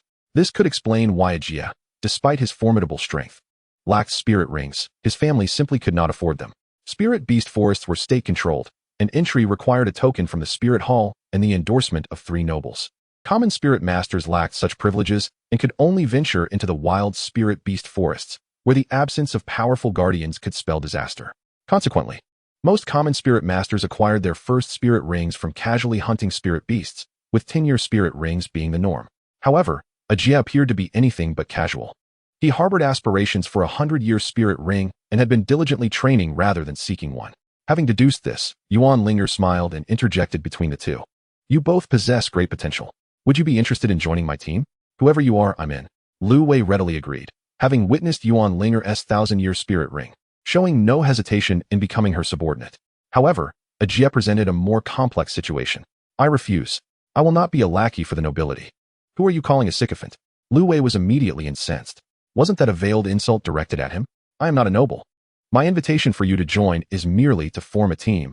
It does not impose significant constraints on your future, Yuan Linger elucidated. Ajie remained silent, yet his eyes clearly betrayed his skepticism. I can assist you in acquiring your first spirit ring, a century-old spirit ring. Yuan Linger unveiled her trump card, asserting that among the class, only the 2 of them caught her attention, and she genuinely hoped for their inclusion. How can you guarantee that? Ajie felt his resolve wavering. Just as Yuan Linger had surmised, Ajie's family simply could not afford the cost associated with a century-old spirit ring. I will not go back on my word. Yuan Linger manifested her goddess-like butterfly spirit, a 1,000-year purple spirit ring ascending as she proudly proclaimed amidst the dazzling display of her martial spirit. A 1,000-year first spirit ring. I will join. Upon witnessing the 1,000-year spirit ring, Ajie felt reassured.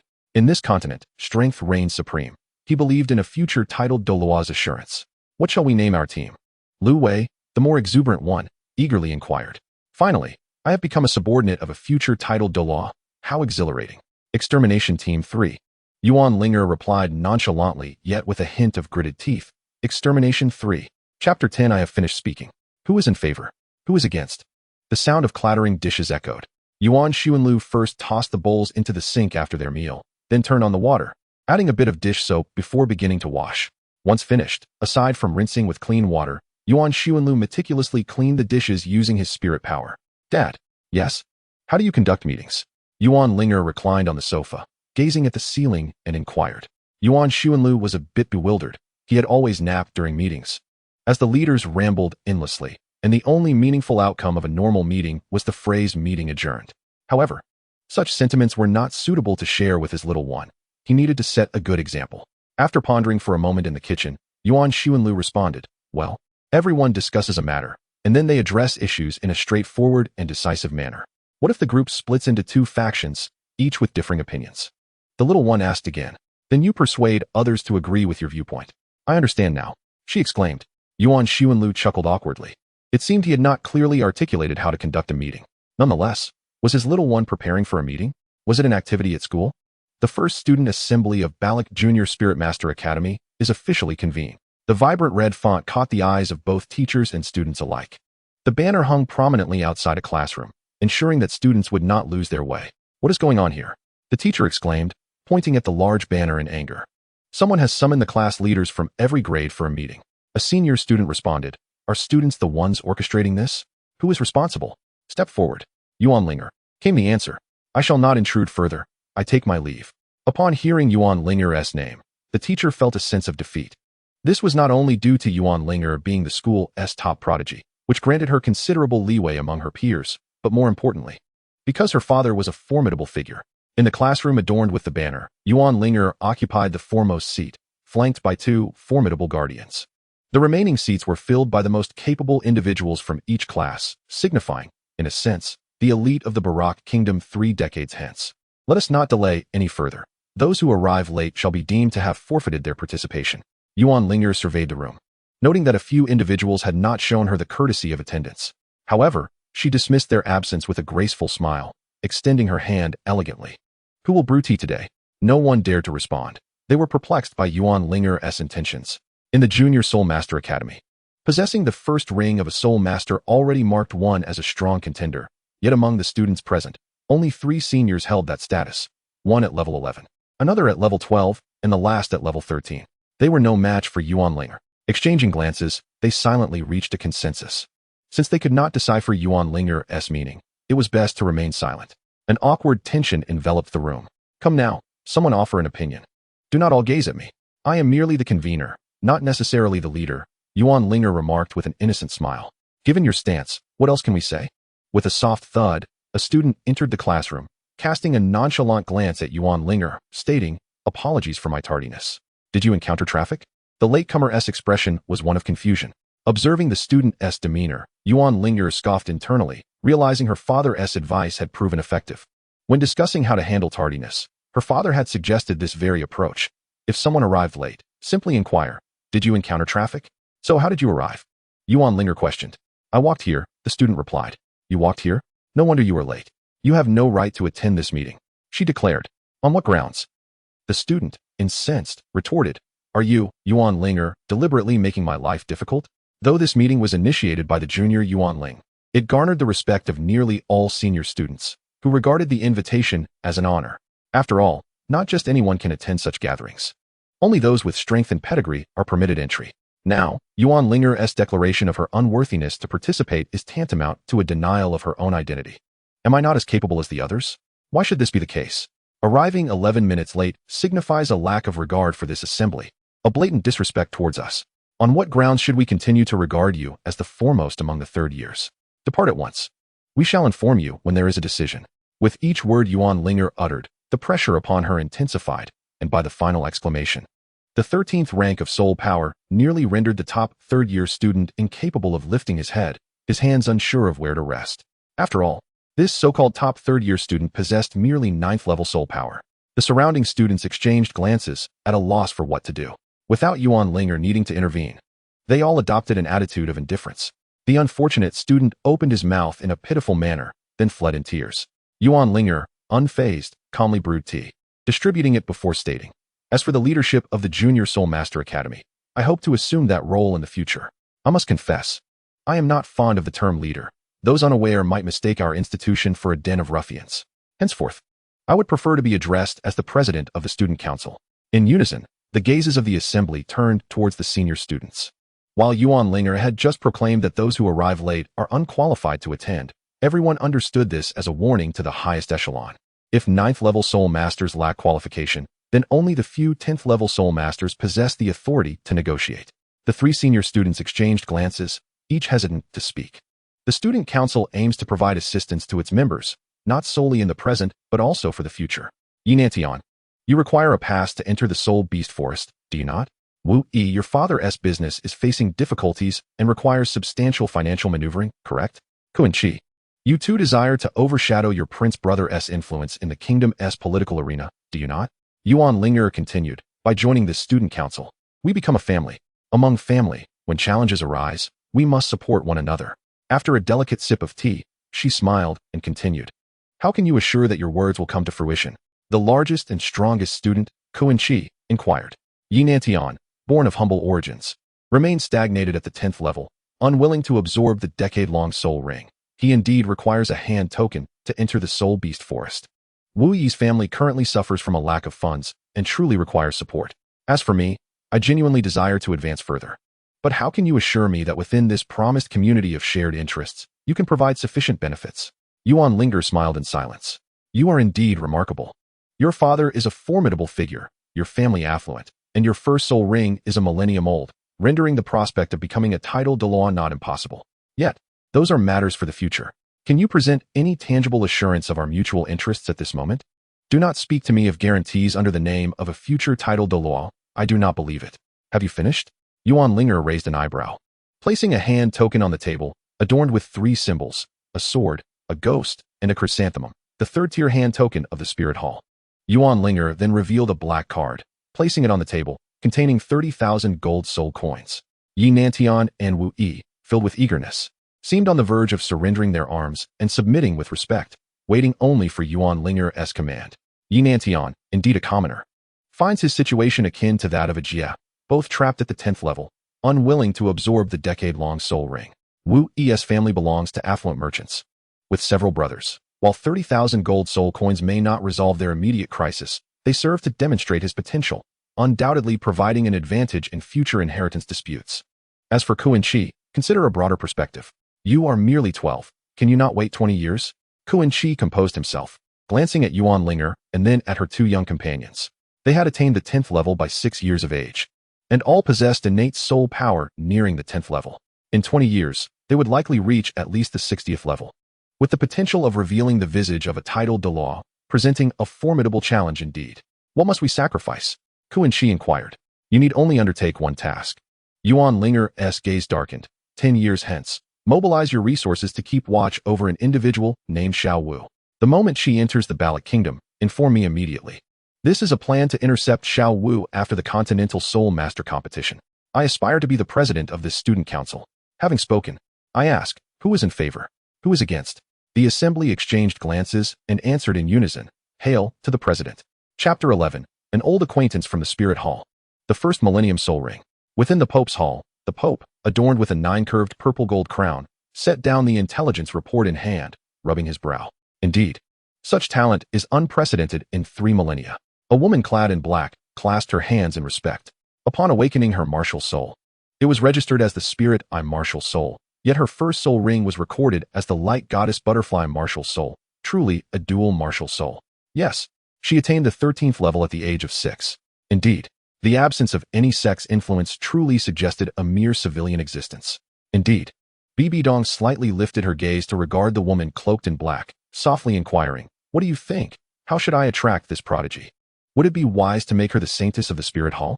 The woman in black appeared momentarily taken aback, believing such a price to be excessively steep. Is it truly so simple to become the saintess of the Spirit Hall? Bibi Dong chuckled softly. If all goes as anticipated, this little one will undoubtedly surpass me in the future. At 6 years of age, I certainly did not possess such remarkable talent and strength. How could that be? She mused. Summon Elder Ju to bring this child back, Bibi Dong decreed. Understood. The woman in black withdrew. Seated upon the Pope's throne, Bibi Dong's thoughts drifted far beyond. What is your true surname, Yuan or Qian? Ever since Yuan Linger's 1,000-year first spirit ring was unveiled at the Balak Primary Academy, various factions surged forth, eager to discern the identity of this young genius and whether she could be harnessed for their own sects or families. One might expect that ordinary individuals would regret their earlier arrogance, yet Yuan Linger and Yuan Xuanlu were not mere ordinary beings. In Yuan Xuanlu's perspective, his little one could afford to be a bit ostentatious. As a legitimate and unpursued title Douluo, why should he be reduced to a cowardly fugitive like some others? Of course, the consequence of such bravado was that Yuan Xuanlu bore the responsibility for Yuan Linger's safety. Daily, numerous spies and ill-intentioned individuals lurked in the shadows, and it was Yuan Xuanlu's duty to incapacitate them all. Alas, they had concealed themselves so well over the years. Otherwise, these scoundrels would not have dared approach even if given 100 chances. Perhaps revealing his identity would suffice. What was this? The return of the Dragon King. After incapacitating 2 suspicious figures who had been covertly observing Yuan Linger, Yuan Xuanlu was about to depart when he encountered a familiar face along the way. It was an alluring man, his skin as delicate as that of an infant. Had it not been for Yuan Xuanlu's keen observation of his subtle Adam's apple, he might have mistaken him for a woman. Ju Douluo, Yuguan. What business does he have? Yuan Xuanlu pondered, speechless. While he had long anticipated that the spirit hall would dispatch someone to engage with Yuan Ling'er, he had not expected that a title Douluo of such stature would come personally. Let us observe what Yuan intends to do. With a swift motion, Yuan Xuanlu concealed himself. The man known as Yuan, Ju Douluo, evidently remained oblivious to Yuan Xuanlu's presence, despite their equal rank of 95. Ju Douluo entered the Balak Primary Soul Master Academy without regard for the gatekeeper, seeking Yuan Linger on his own. Before long, he spotted Yuan Linger on the playground. His face adorned with a smile as he approached her, amiably greeting, "Hello, little sister."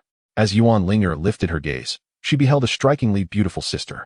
Although she had once attained the rank of a title Douluo in her past life, she evidently did not recognize Ju Douluo. For by the time she ascended to that esteemed status, Ju Douluo had long since passed away. Thus, Yuan Linger inquired, "Who are you? Please introduce yourself." "I am an elder of the Spirit Hall. Title, Ju," came the reply. Ju Douluo, on this covert mission, had chosen not to don the grand crimson robe emblematic of his status. Otherwise, given his flamboyant nature, he would surely have made quite the spectacle. Title Douluo, Ajay and Lu Wei, who were quite familiar with Yuan Linger, were always by her side. Since Ju Douluo had not concealed his identity, they overheard his self-introduction. Indeed, Ju Douluo wore a haughty expression. "There are many eyes here. Follow me." With that, Ju Douluo intended to escort Yuan Linger to a more secluded location. However, after taking 2 steps, she noticed that Yuan Linger remained rooted in place. "I am not foolish," Yuan Linger thought, skeptical of Ju Douluo's pretense. "If I were to follow you into the woods, no one would know if I disappeared." Ju Douluo, unable to persuade her, furrowed her brow and addressed the 2 young boys. "You may leave." Lu Wei and Ajay exchanged glances and chuckled, disregarding this enchanting older sister. "Sister, though you are exceedingly lovely, we are members of the student council," Lu Wei declared with an air of pride. For some inexplicable reason, Ju Douluo found herself reminded of her own youth upon hearing the child's words. "I am the foremost hound of His Majesty the Pope of the Spirit Hall, Yuan." Feeling a profound indignation, Ju Douluo scoffed, "I have no time to indulge in games with you." Upon sensing the potent aura emanating from Ju Douluo, akin to her father's, Yuan Linger's expression shifted. "Goodness, this sister is indeed a title Douluo. Do not fret, let the others withdraw. Ju Douluo will not harm you." Suddenly, Yuan Linger heard a voice in her mind. It was her father's voice. With her father's support, she felt considerably more at ease and gestured to Ajay and Lu Wei. "You may step back." Understood. Once Lu Wei and Ajay had departed, Yuan Linger spoke. "Sister, I am a man," Ju Douluo replied, her expression darkening. "But you do resemble a girl. You are truly stunning," Yuan Linger remarked. "Thank you." Although Ju Douluo maintained a facade of composure, her voice had risen in excitement upon receiving Yuan Linger's compliment. Father was indeed correct. This one is a cross-dresser at heart. Yuan Linger entertained some rather impolite thoughts, yet elegantly addressed Ju Douluo. "I am aware of Elder Ju's purpose here, but I must respectfully decline the invitation to join the Spirit Hall." Ju Douluo's smile instantly faltered, her expression growing cold. "Do you grasp the significance of the Spirit Hall? You dare to refuse its invitation, which foretells a future of destruction at the hands of Tang San." Yuan Linger silently sharpened her thoughts. However, such words could not be uttered in the presence of Ju Douluo. Yuan Linger merely reiterated, "I have no intention of joining the Spirit Hall." Ju Douluo scrutinized her, half jokingly yet half threateningly stating, "The Spirit Hall is not a sanctuary for the meek, you know? I am aware. In truth, no organization or faction possesses benevolence. The tall tree will surely be felled by the wind. I have become a thorn in everyone's side. That is good to know. But Elder Ju, do you understand why I have remained so audacious for so long without encountering any misfortune?" Because I am a title Douluo." Yuan Linger's smile was both elegant and confident, combined with the aura of a limit Douluo from her previous life, which momentarily captivated Ju Douluo. However, the flustered Ju Douluo soon resolved to show no kindness towards her. "The Pope has issued a decree. If Yuan Linger refuses to join the Spirit Hall, she must be eliminated. You cannot refuse the wine offered to you and expect to drink the punishment wine." The angrier Ju Douluo became, the more poised Yuan Linger appeared. "Elder Ju, are you certain you wish to oppose a title Douluo?" Ju Douluo scoffed ominously. "Are you jesting? You are merely 6 years old. How could there be a 6-year-old title Douluo? In all my years, I have never encountered such a phenomenon." But today you have. A golden, 2 purple, 4 black, and 2 red spirit rings encircled Yuan Linger. The overwhelming aura nearly suffocated Ju Douluo. Yuan Linger smiled gracefully. "I am a title Douluo, spirit butterfly." Ju Douluo exclaimed, "Impossible. Absolutely impossible." He felt utterly baffled. How could there be a 6-year-old title Douluo in this world? After dedicating my entire life, only to become a title Douluo in my later years, How can you, Yuan Linger, achieve it at such a tender age? This is an unfair advantage. Having located her, he declared, come forth. In the presence of her released spirit, Yuan Xuanlu could not conceal his aura, and after a brief moment of distraction, Ju Douluo discerned his position. Yuan Xuanlu emerged from behind Yuan Linger, gazing at Ju Douluo with an indifferent expression, stating, long time no see, Yuan. Ju Douluo, upon seeing Yuan Xuanlu's face, suddenly gasped, a wave of emotion swelling in his chest, tears brimming in his eyes. You are still alive, Yuan Xuanlu.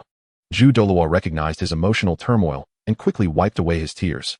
I apologize, I was simply too excited. I truly never expected you to still exist in this world. Yuan Xuanlu's lips twitched at the memory. What has my departure become in everyone's imagination?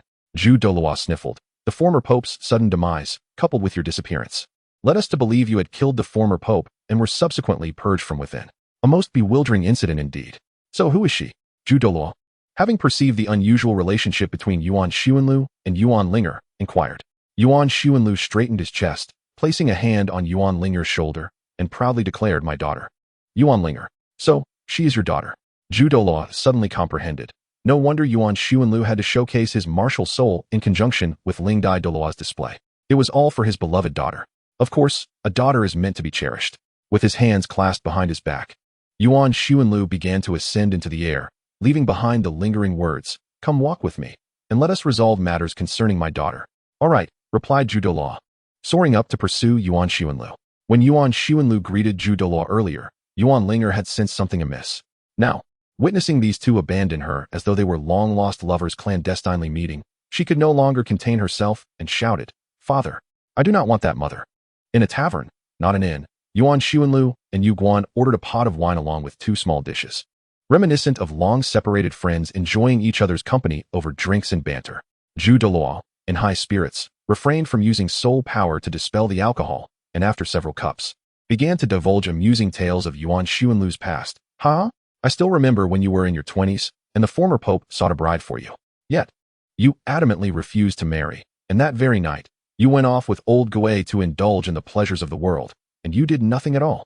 Old Gui, on the other hand, drank a few pots and became quite inebriated, stumbling into a room with a lady, and the next day, he could hardly walk. At that time, rumors circulated that you favored men. Yuan Xuanlu's expression darkened. This incident had caused quite a stir throughout the Spirit City, and the source of those rumors was none other than the man before him. Thus, Yuan Xuanlu retorted coldly, so in the end, did I not enlist you to masquerade as a bride to fool my brother? Despicable. The Pope had turned pale, pointing at me, speechless for a long while, leaving me in fear that he might take severe action against me. Ju Douluo's face flushed, causing Yuan Xuanlu to feel a chill in his heart. This fellow had indeed improved in his ability to dress as a woman. Suppressing the urge to punch Ju Douluo, Yuan Xuanlu remarked, Humph. Who told you to spread rumors about me back then? I simply chose to embrace the chaos. Alas, when this matter was exposed, I faced no repercussions, yet you, unjustly, have earned the title of Ju Douluo.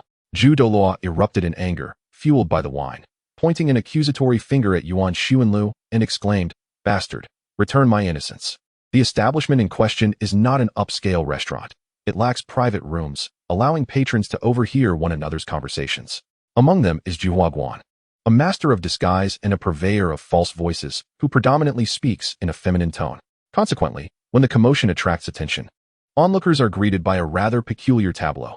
The morning sunlight filters through the bamboo windows, illuminating a striking pair, a handsome man with golden hair and an equally stunning woman. The beautiful lady, both bashful and indignant, points an accusatory finger at the dashing man, denouncing him as a scoundrel. The golden-haired gentleman, however, remains unfazed, defiantly meeting her gaze. Bah! Scoundrel! Someone exclaims in righteous indignation. Yuan Xuanlu observes this unfolding drama and cannot help but interject. I would be quite curious to see how your attitude changes upon discovering that this lovely lady has surpassed her 70s.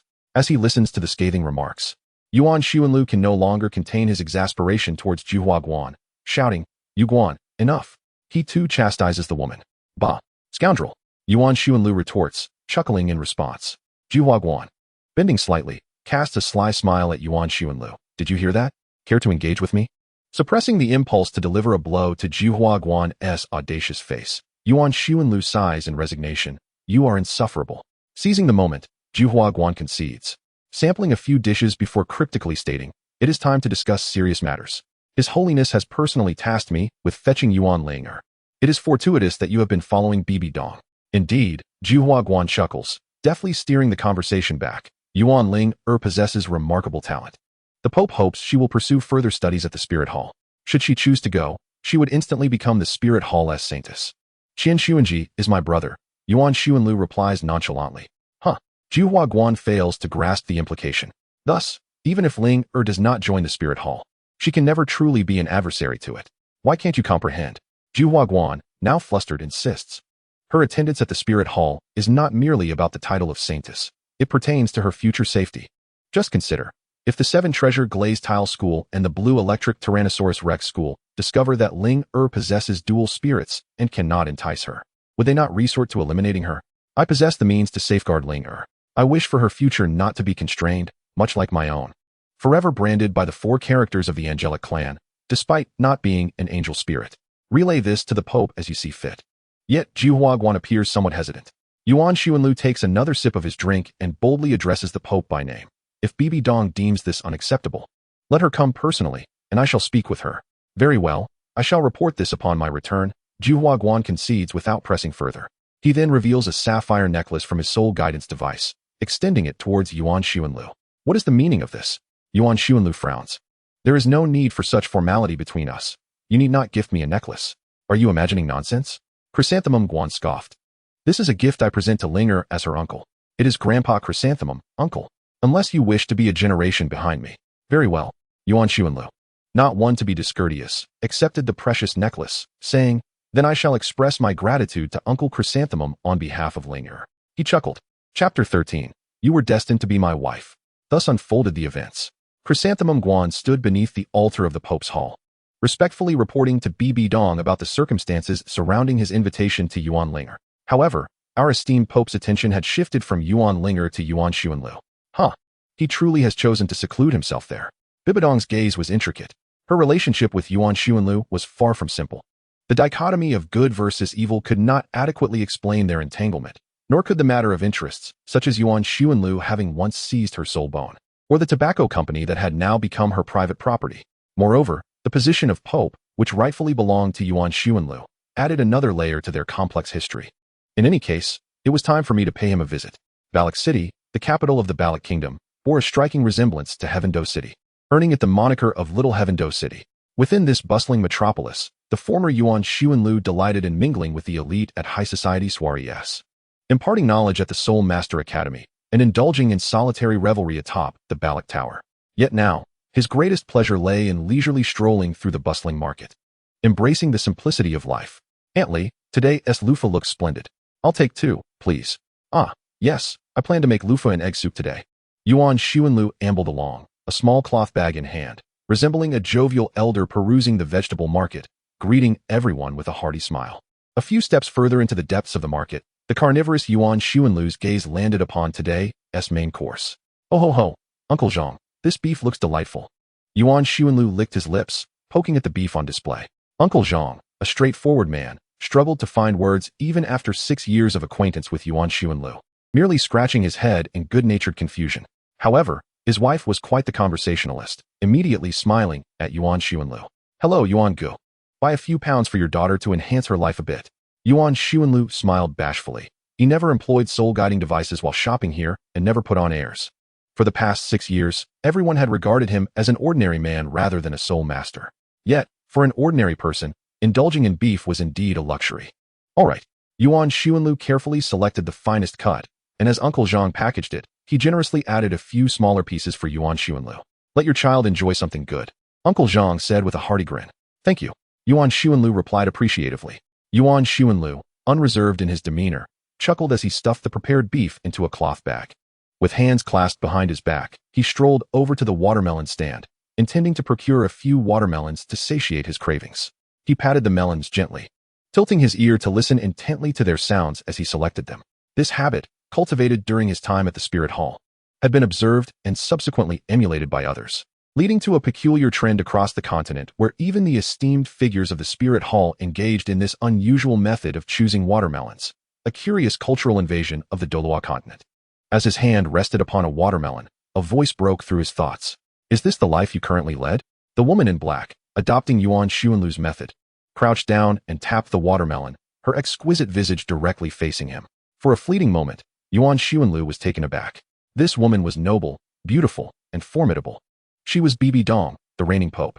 Yet here she was, tapping watermelons? What brings you here? He inquired, but Bibi Dong remained silent, continuing her examination of the fruit. I often wondered why you preferred this method for selecting watermelons, yet I never asked. Is it to ensure a better choice? He probed. No, she replied. It is to project an air of expertise in selecting watermelons. After choosing a watermelon with a thinner rind, Yuan Xuanlu paid for it and turned to Bibi Dong, asking, Is it because of Ling'er? Come with me. Thus, they made their way back to Yuan Xuanlu's abode. As Bibi Dong observed Yuan Xuanlu opening the door to invite her in, it felt akin to how a common household might welcome a friend. She stepped inside. The modest dwelling was located on the topmost floor, the third. Upon entering, Bibi Dong was greeted by the fragrance of flowers and turned to see several potted plants lining the balcony's security window. My daughter planted those. She has loved gardening since childhood, Yuan Xuanlu remarked with a chuckle, offering her a pair of slippers. Please, make yourself comfortable while I fetch you a drink. Bibi Dong donned the slippers but chose to admire the flowers on the balcony rather than sit on the sofa. You truly embody a life of tranquility, she commented as she heard his footsteps approaching. Yuan Xuanlu approached with 2 cups of water, handing one to her. I once lived a life of serenity as well. Oh, you mean a life of arrogance, she laughed lightly, sipping her tea delicately. Have you genuinely grown accustomed to this lifestyle? Would you consider returning to the Spirit Hall? I could easily appoint you as a judgment elder. Would it not be more fitting for you to relinquish the position of Pope? Yuan Xuanlu retorted, unable to restrain himself. After all, the title of Pope has always belonged to the Qian family. After the untimely death of Qian Xuanji, as long as Yuan Xuanlu reclaims his original surname, he would garner the support of all the devotees and a majority of the elders in his ascension to the papacy. And what about you, Bibi Dong? Would you contest the position of the judgment elder? Bibi Dong smiled coldly. Yuan Xuanlu gazed out at the bustling crowd, then addressed Bibi Dong. I believe this situation is rather agreeable. We are not foolish. Upon my return, you need not fear the fragmentation of the Spirit Hall. There is already a tendency towards division. Your father, that old wretch, has persistently opposed me. Currently, the only title Douluos I can command are the 2, Ju Douluo. Yuan Xuanlu was at a loss for words. Is it truly wise to speak so disparagingly of my father in my presence? Bibi Dong scoffed. How devoted are you, really? Back when Qian Xuanji met his untimely demise, it should have been your turn to ascend, yet you chose to flee. Are we not aware of how Qian Xuanji perished? Yuan Xuanlu cast a deadpan glance at Bibi Dong and continued. I have never deemed my ascension to the papacy as an inevitable obligation.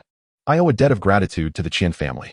While I cannot alter the fact that I am a member of the Angel clan, it does not necessarily mean I must inherit the papal position. It is akin to Yuan Linger's situation. Bibi Dong chuckled, the truth laid bare. I understand your implication. That is well. I did not come today to decide which faction Yuan Linger should join. I merely wish to see you.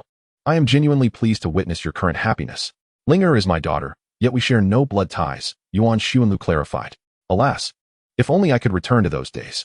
A tear fell from Bibi Dong's eye. Had I accepted your confession back then, perhaps Linger could have called me mother? Yuan Xuanlu wiped away Bibi Dong's tears, reminiscent of many years ago, offering solace. No. You should consider it this way. Had I pursued women better than that useless Yu Xiaojiang, you would indeed be Linger's mother. The fault lies with me. How do you feel now? Is your heart a little lighter? Bibi Dong remained silent. You were meant to be my wife. Yuan Xuanlu screamed inwardly. Chapter 14, Memories. You were meant to be my wife. Yuan Xuanlu gazed intensely at Bibi Dong, reminiscent of that fateful afternoon many years ago. Back then, as a youth, he was proud and arrogant, while she was a graceful and poised lady. Many years ago, in the Spirit Hall, the gentle sunlight streamed through the floor-to-ceiling windows of the Spirit Hall's library, illuminating the grand murals adorning this sanctuary of knowledge. Numerous individuals traversed the space, most impeccably dressed and exhibiting refined manners. Yuan Xuanlu held a book in his hand, a wry smile playing on his lips as he regarded another young man. Yu Xiaojiang, do you desire this book? Kindly return it to me. Yuxiagang clenched his fists, gritting his teeth. What do you mean by that? Have I stolen your book? Hey, you haven't even borrowed this book from the administrator yet, and I got it first. So what? Is everything from the Spirit Hall now yours? How dare you be so arrogant? Qiang Sunlu playfully waved the book in front of Yuxiagang's face, but her expression darkened in an instant. Don't think I'm oblivious to your shady dealings with Bibi Dong. Take my advice and get lost. Yuxiagang, trembling with rage, pointed unsteadily at Qiang Sunlu, stammering, I am truly in love with Donger. Qiang Sunlu licked her lips, glanced around, and upon seeing no one, suddenly broke into a domineering smile. I'm a kind-hearted person, always eager to help others. With a surge of soul power at level 68, Qiang Sunlu unleashed an attack that sent Yuxiagang flying in a parabolic arc. One must possess self-awareness. Why pursue our Spirit Hall as Saintess when you're merely a 29-level Great Soul Master? Can't you find someone more fitting? Is it really that difficult? Must you bring misfortune to our Saintess? Do you know what people like you are called? Despicable. A wretched creature. Yuxiagang fell to the ground, blood spilling from his mouth as he trembled, and said, My strength is not the only measure of worth. Theory also proves one's value. Are you referring to the plagiarized materials? Or the revised thesis? Qiang Sunlu scoffed. Do you still have the audacity to mention the 10 core competencies of Soul Masters? She placed her foot on Yuxiagang's face, bending down slowly, both exasperated and amused. First, the innate soul power is proportionate to the quality of the martial spirit. This is common knowledge. Do we really need your instruction? Second, plant martial spirits are not necessarily restricted to absorbing plant soul beast spirit rings. Beast martial spirits can also absorb plant spirit rings under certain conditions. Can you articulate those conditions clearly? I doubt it. Because you merely copied a hypothesis proposed by a scholar who died before he could validate it in the war against evil soul masters. Third, the bottleneck of spirit rings does not hinder a soul master's growth. It merely prevents them from advancing to the next level without guidance from spirit rings. This is what you plagiarized. The original source is in Master Charles Roberts' The Relationship Between Soul Masters and Spirit Rings, Chapter 2, Section 4. Qiang Sunlu, what are you doing? Let him go. A tall and beautiful girl rushed over, forcefully pushing Qiang Sunlu aside. Then, Bibi Dong carefully helped the fallen Yuxiagang to his feet, gently wiping the shoe print from his face while glaring at Qiang Sunlu. What on earth are you doing? How can one resort to violence? The sight of your domineering demeanor disgusts me. Qian Xuanlu suddenly broke into a fit of coughing, clutching his chest as he staggered back a few steps. Bibi Dong, we have shared nearly a decade of camaraderie, yet you dare to scold me for the sake of an outsider. Begone. Is this truly how the bond of childhood friends pales in comparison to the whims of fate? History has shown that childhood companions often end up as failures. Qian Xuanlu, in a daze, turned away, only to suddenly change his demeanor and flashed a brief smile at Bibi Dong. You had better pray that Yu Shaojing behaves and acts sensibly. Otherwise, should he ever cross my path unfavorably, I would not hesitate to dispose of him. Qian Xuanlu, what merit is there in bullying him? If you have the guts, come at me. Bibi Dong stood up, glaring at Qian Xuanlu like a protective mother tiger. Come at you? Do you think I would hesitate? It is merely a matter of reluctance. Qian Xuanlu scoffed disdainfully. In the end, it seems you lack the courage. Bibi Dong sneered contemptuously. Qian Xuanlu sighed. The Bibi Dong he had envisioned before his transmigration was a grand, ambitious pope, yet he soon realized that, in her youth, Bibi Dong was merely a lovesick fool. I truly detest such melodramatic plots. Qian Xuanlu, being somewhat lethargic, regarded Bibi Dong merely as a friend when she approached him. He had harbored feelings for her due to her beauty, but pursuing her was an endeavor he neither desired nor intended to undertake. Bibi Dong, to put it bluntly, you are the saintess of the Wuhuan Temple. Your future is inextricably linked with mine. Qian Xuanlu had no desire to waste words on Yu Shaojing. Yet there were matters he needed to clarify with Bibi Dong. I understand you may be reluctant. This indeed restricts your romantic freedoms, and to speak more severely, it resembles a feudal, arranged marriage. However, it is unavoidable. As the saintess of the Wuhuan Temple, you cannot marry someone from the Blue Lightning Tyrant Dragon sect, especially when he is but a worthless individual. Qian Xuanlu stated calmly. I have never been in love, nor do I comprehend the thoughts of those enraptured by romance. But Bibi Dong, you must be clear about your position. If you were an ordinary person, there would be no issue in pursuing Yu Shaojing. But as the saintess of the Wuhuan Temple, it is impossible for you to be with him. The Wuhuan Temple is no philanthropist. Qian Zhihui would employ every means to retain a genius with a twin martial spirit like you, even if it meant destruction. Rather than allowing you to become a potential adversary, you are merely a creature of interests. Do you know what true love entails? Bibi Dong, too, wished to be as emotionally charged as before, yet instead of causing a commotion, she merely offered Qian Xuanlu a cold smile. I do not understand. Qian Xuanlu candidly acknowledged, once again donning that arrogant expression of his. I am not your caretaker, nor did I solicit your assistance. I can hardly be bothered to continue this conversation. Oh, so you deem me a creature of self-interest, do you? Allow me to enlighten you. Qian Xuanjia's interests are no less self-serving. If you truly wish to be with Yu Shaojing, then you must renounce a martial soul before Qian Xuanjia, return 2 soul bones provided by the Spirit Hall, and labor without recompense for a decade under the Spirit Hall's command. Only then shall you attain your freedom. No, I am indeed a creature of self-interest. And I should state, thus, you will repay the entirety of the Spirit Hall's investment in your training. It seems in your eyes I am merely a commodity. Is that so? Bibi Dong, momentarily taken aback, nearly wept as she uttered these words. She had never witnessed Qianshuan Lu address her in such a manner. He was known for his arrogance and defiance. Even in the presence of the Pope, he would unabashedly declare, Qianshuan Jie is a waste. The Pope would seethe with frustration, yet found himself powerless against Qianshuan Lu.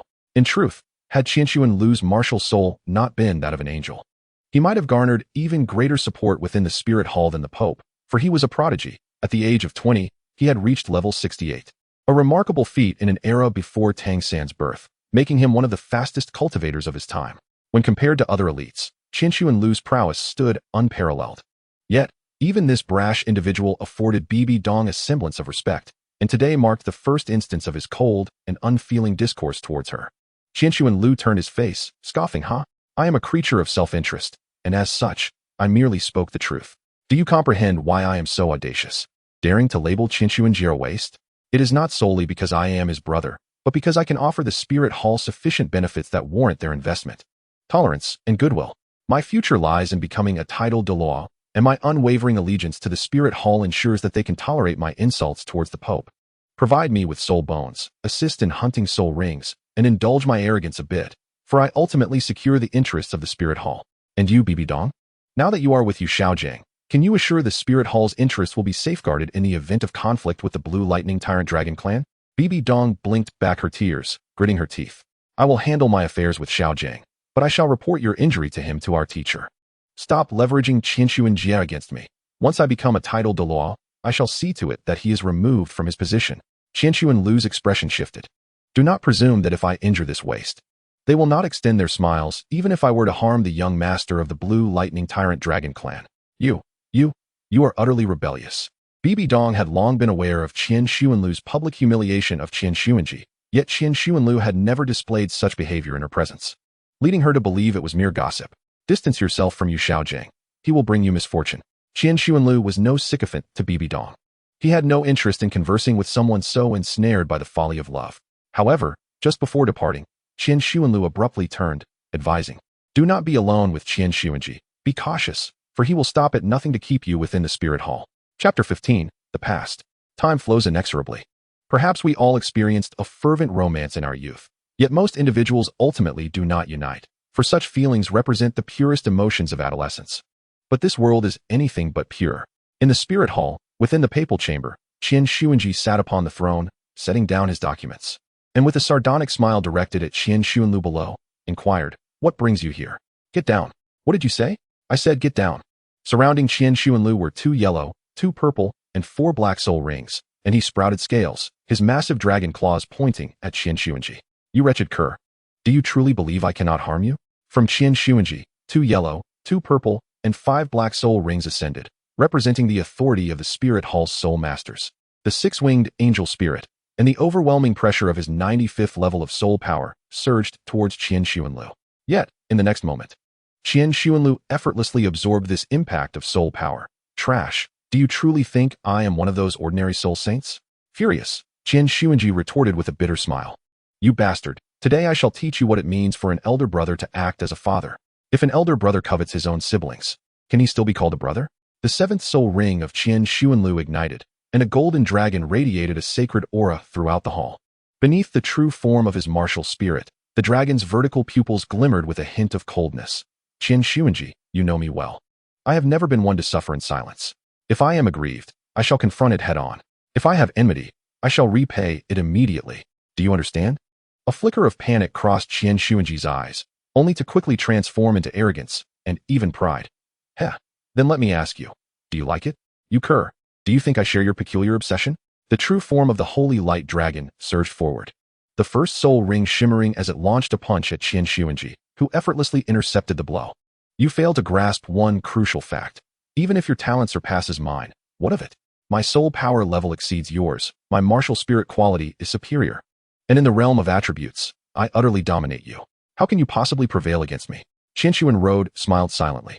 After Qiang Sunji swiftly caught his fist, he closed his eyes, compressing his soul power into his punch, then unleashed it with a sudden explosion. the radiant dragon fist. A violent explosion momentarily dazzled King Sunji's vision, and during that brief moment of blindness, he felt a hand resting upon his head, the sword of the Holy Court. A strong sense of peril surged from King Sunji's tailbone to his skull, and he realized that Qianquan Road was indeed intent on killing him. Angelic true form. Pain jolted King Sunji back to reality, and with the illumination of his seventh soul ring, a terrifying amplification enveloped him. In an instant, his soul power sent Qianquan Road flying. Yet the radiant sword of light nearly severed half of King Sunji's cheekbone. You wretched pup, I will slay you. Angelic domain. Angelic holy sword. In the angelic domain, the user's soul power is enhanced by 30% while weakening the enemy's by 10, all within an aura filled with divine power that erodes the enemy's soul power. With such a domain, you still could be crushed? Qianquan Road, with a half-smile, regarded King Sunji, truly deserving of the title waste. In the angelic domain, what use is your bravado? The angelic martial spirit differs from the Haotian hammer or the seven treasure glazed tile. It symbolizes the soul masters of the continent because each generation of the angel family has fought to protect ordinary people from evil soul masters. It represents the guardians of countless ordinary souls, while you bring shame to your martial spirit. A brilliant white light radiated from Qianquan Road, colliding with the might of the angelic domain, as a colossal dragon roared. The radiant dragon roar.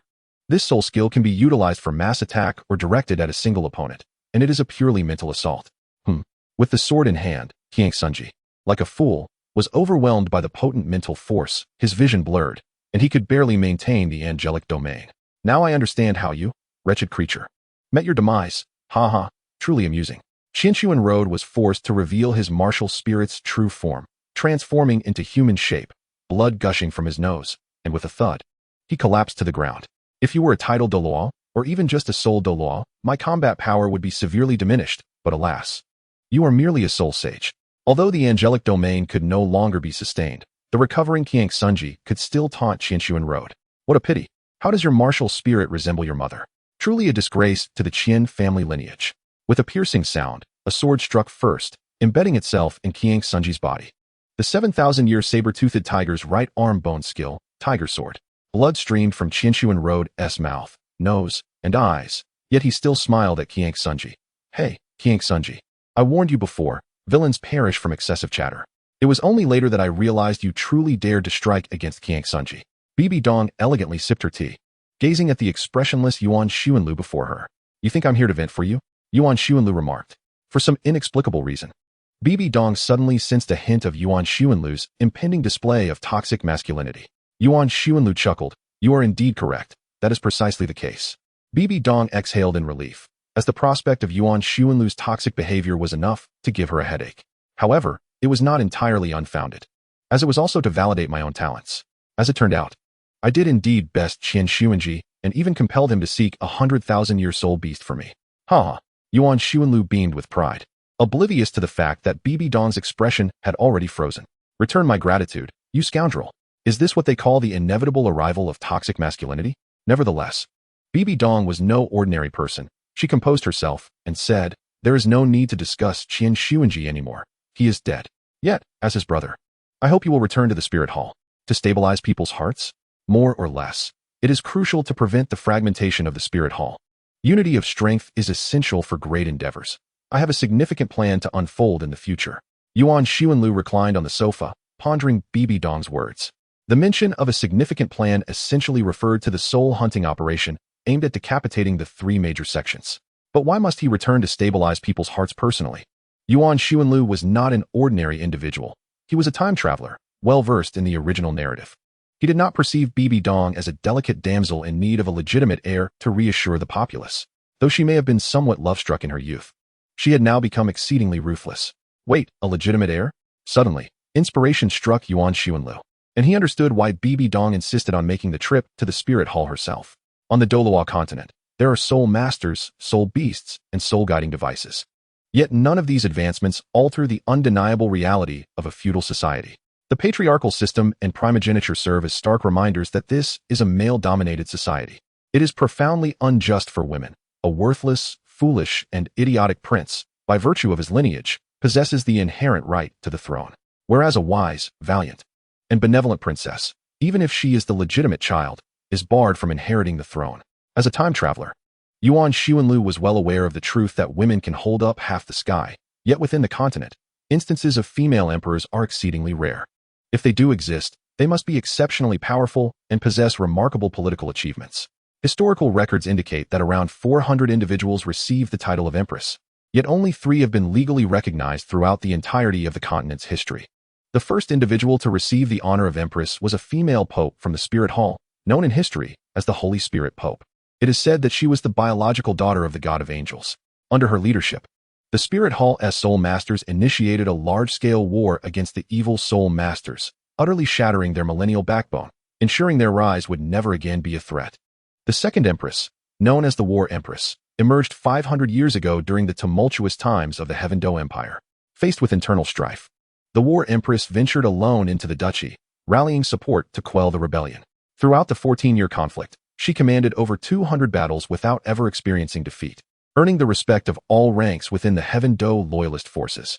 After restoring order, and with the Heaven Do royal family devoid of adult males, coupled with military pressure, the War Empress ascended to power.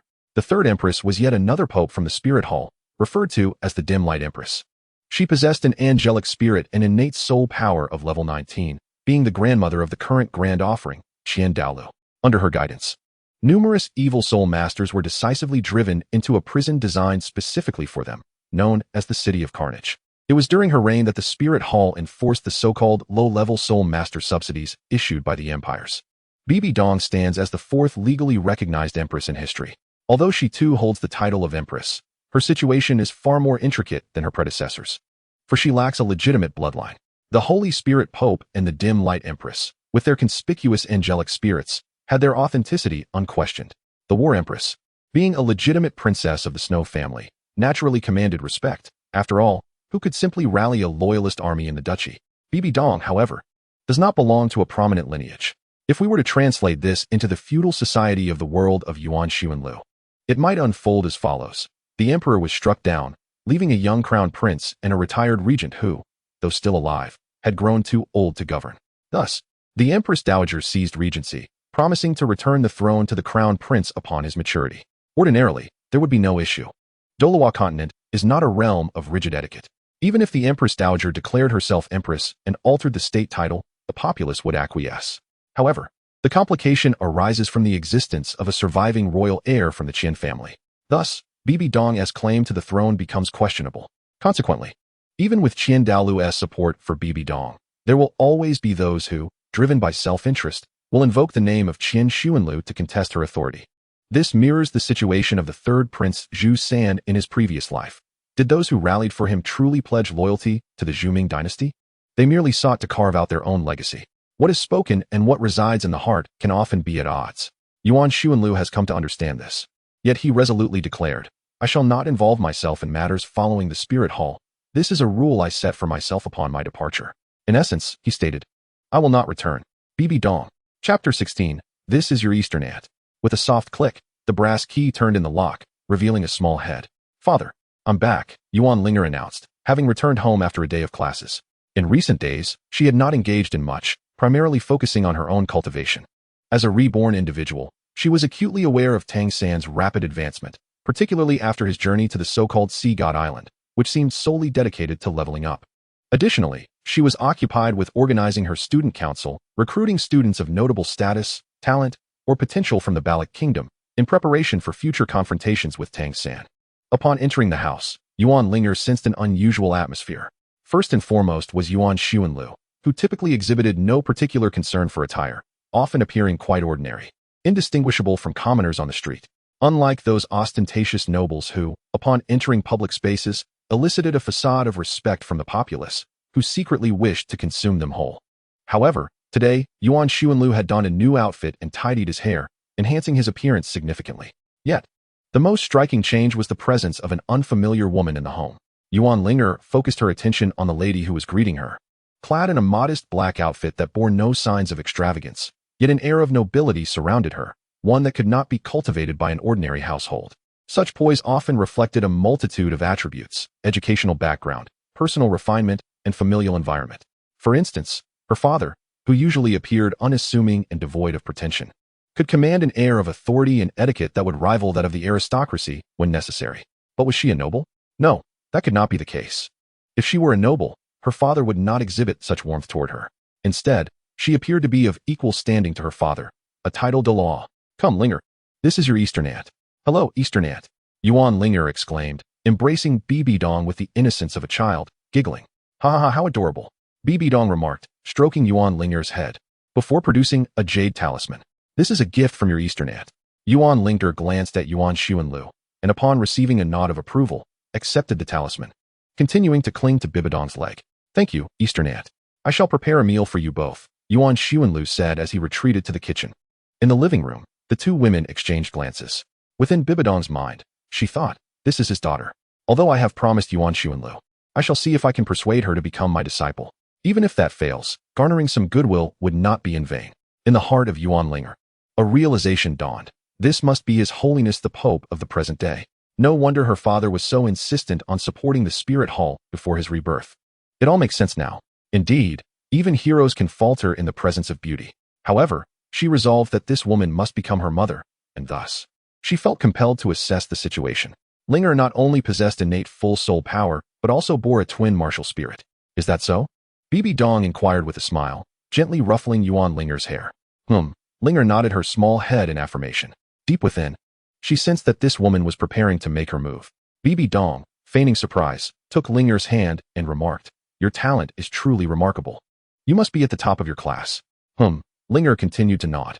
Have you studied the knowledge of twin martial spirits? Though possessing a twin martial spirit is indeed a rare gift on the continent, it also brings its share of troubles for these prodigies. Bibi Dong replied, somewhat perplexed by Linger's succinct responses. Linger chuckled internally, recalling a lesson learned from her father. He would often respond with vague affirmations when parents inquired about their children's training, life plans, or matters of marriage and family. Yes would suffice. This seemed rather dismissive, so she adopted the same approach, responding merely with striking a balance between awkwardness and grace. Aunt Dong must be referring to the challenges associated with having a twin martial spirit, Linger thought as she observed Bibi Dong's discontent. My father has long had a solution for this, she explained. He specifically instructed me to ignore anyone who claims they can assist me with the challenges of a twin martial spirit and definitely not to agree to join any faction they might propose. Bibi Dong, feeling a twinge of irritation, thought to herself, how absurd. I am the second person in the history of the continent to possess a twin martial spirit, and the only one to have cultivated both to level 90, adding soul rings to each. Is this not directed at me? Meanwhile, in the kitchen, Yuan Xuanlu sneezed.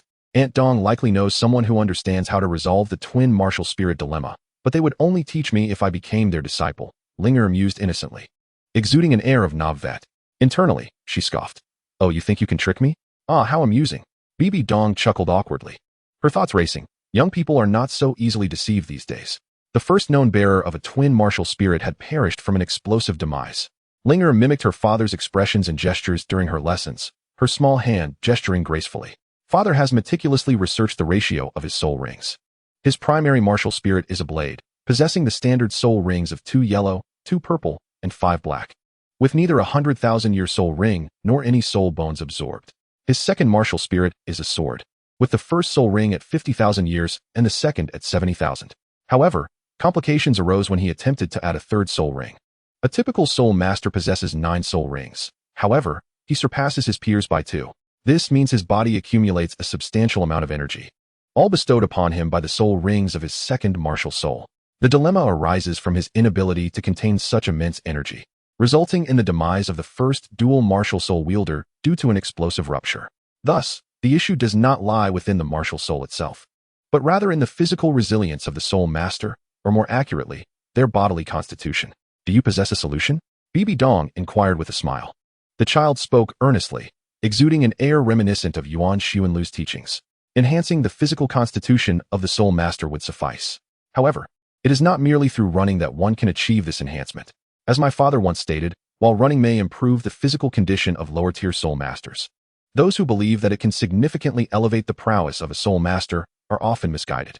What methods are available? Bibi Dong pressed. Yuan Linger eyed her cautiously, recalling her father's directive to keep this research confidential. Bibi Dong chuckled softly. You underestimate your Aunt Dong. I studied alongside your father, and what he understands. I certainly do as well. It pertains to soul bones, does it not? They are the only means to substantially enhance a soul master's physical constitution. Completely incorrect.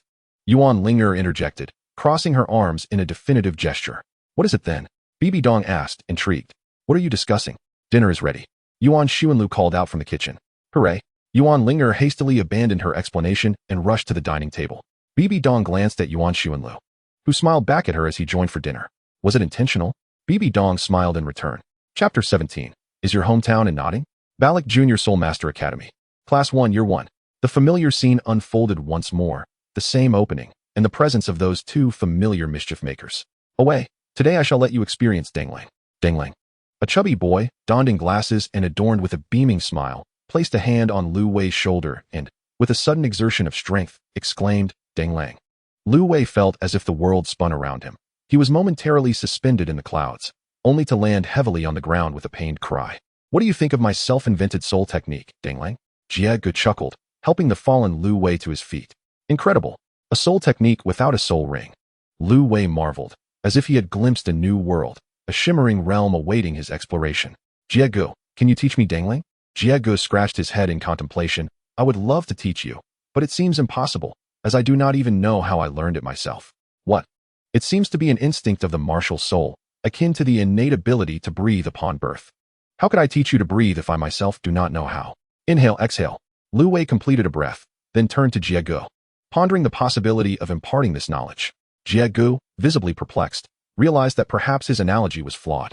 He thought to himself that he would encourage Lu Wei to practice more, hoping he could attain genuine understanding.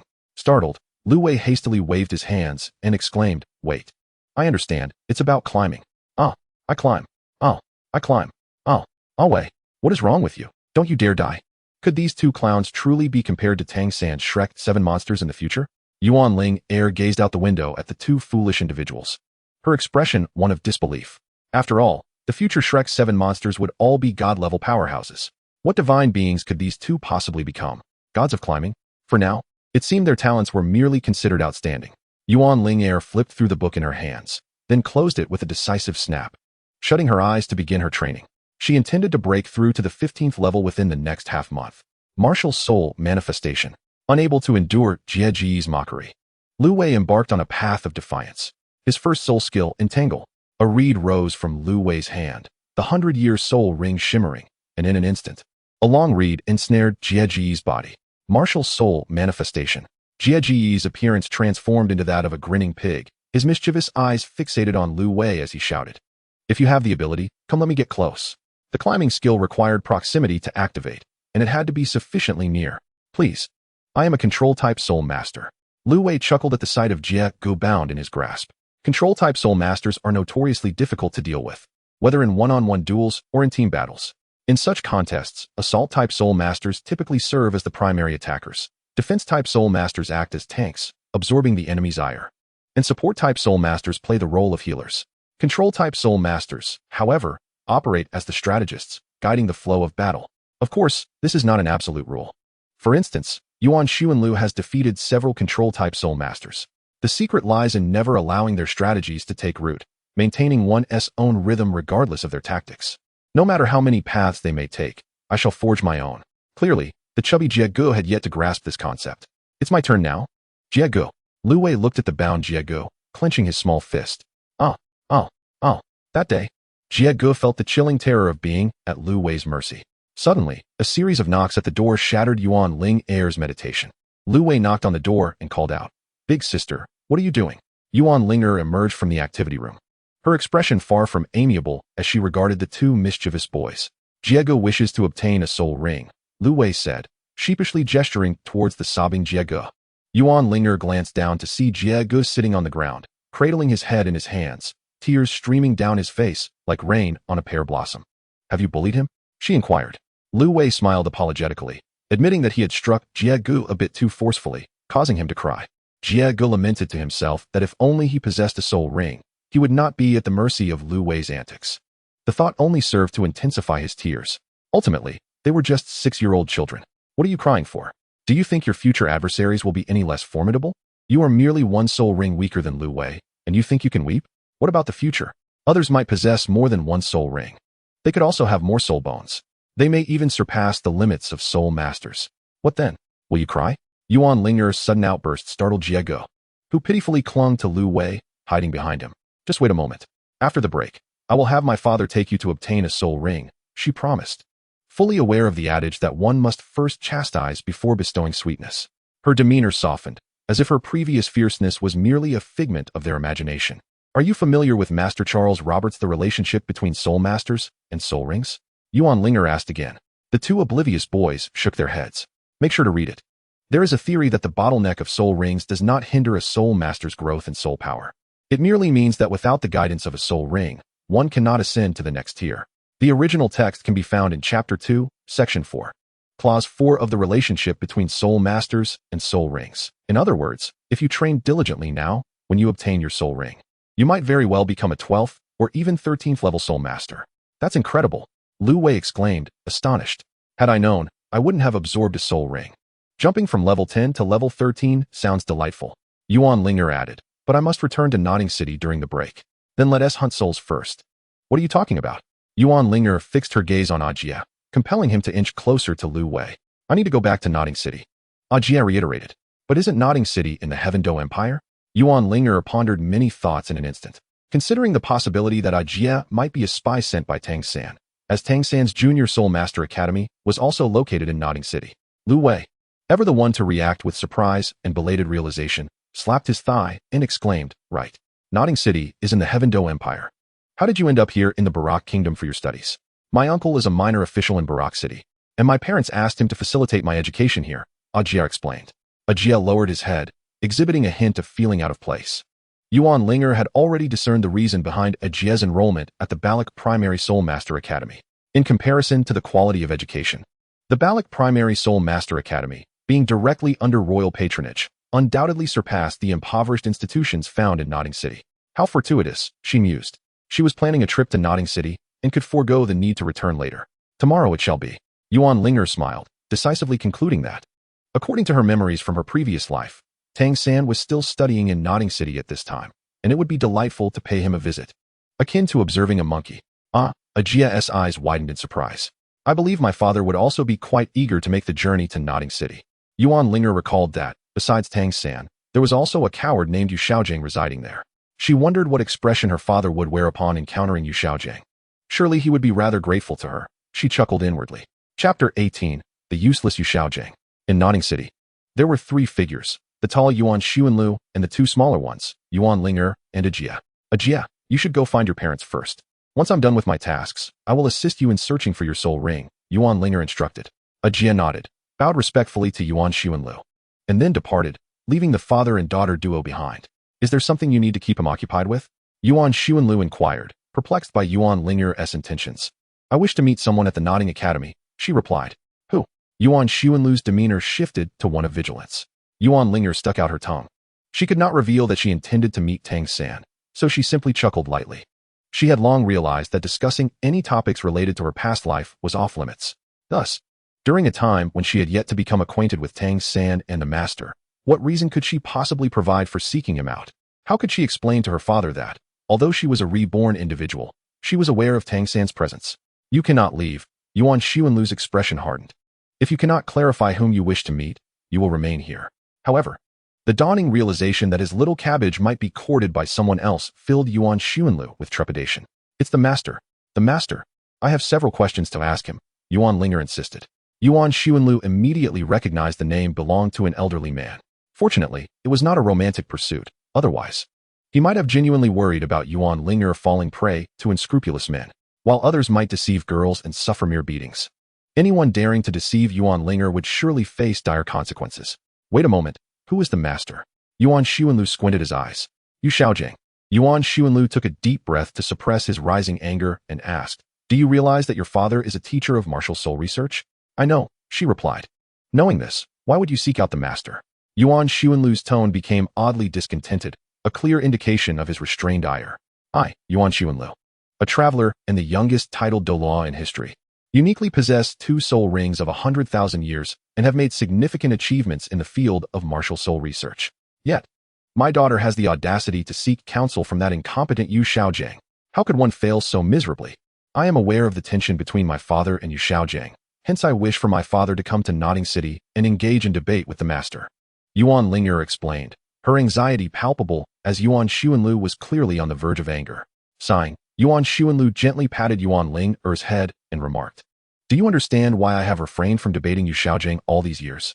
It is not only me, many share the same sentiment." "Why is that?" Yuan Linger, eager to cooperate, promptly responded. Yuan Xuanlu scoffed, "It is futile. Those with even a hint of intellect in the Soul Master community are aware that Yu Xiaojing's theories are a hodgepodge. They may not believe him, but they certainly won't refute him. Thus, the title of master has ended up in Yu Xiaojing's hands. It is inherently devoid of merit, and engaging in debate with him would only diminish my own standing."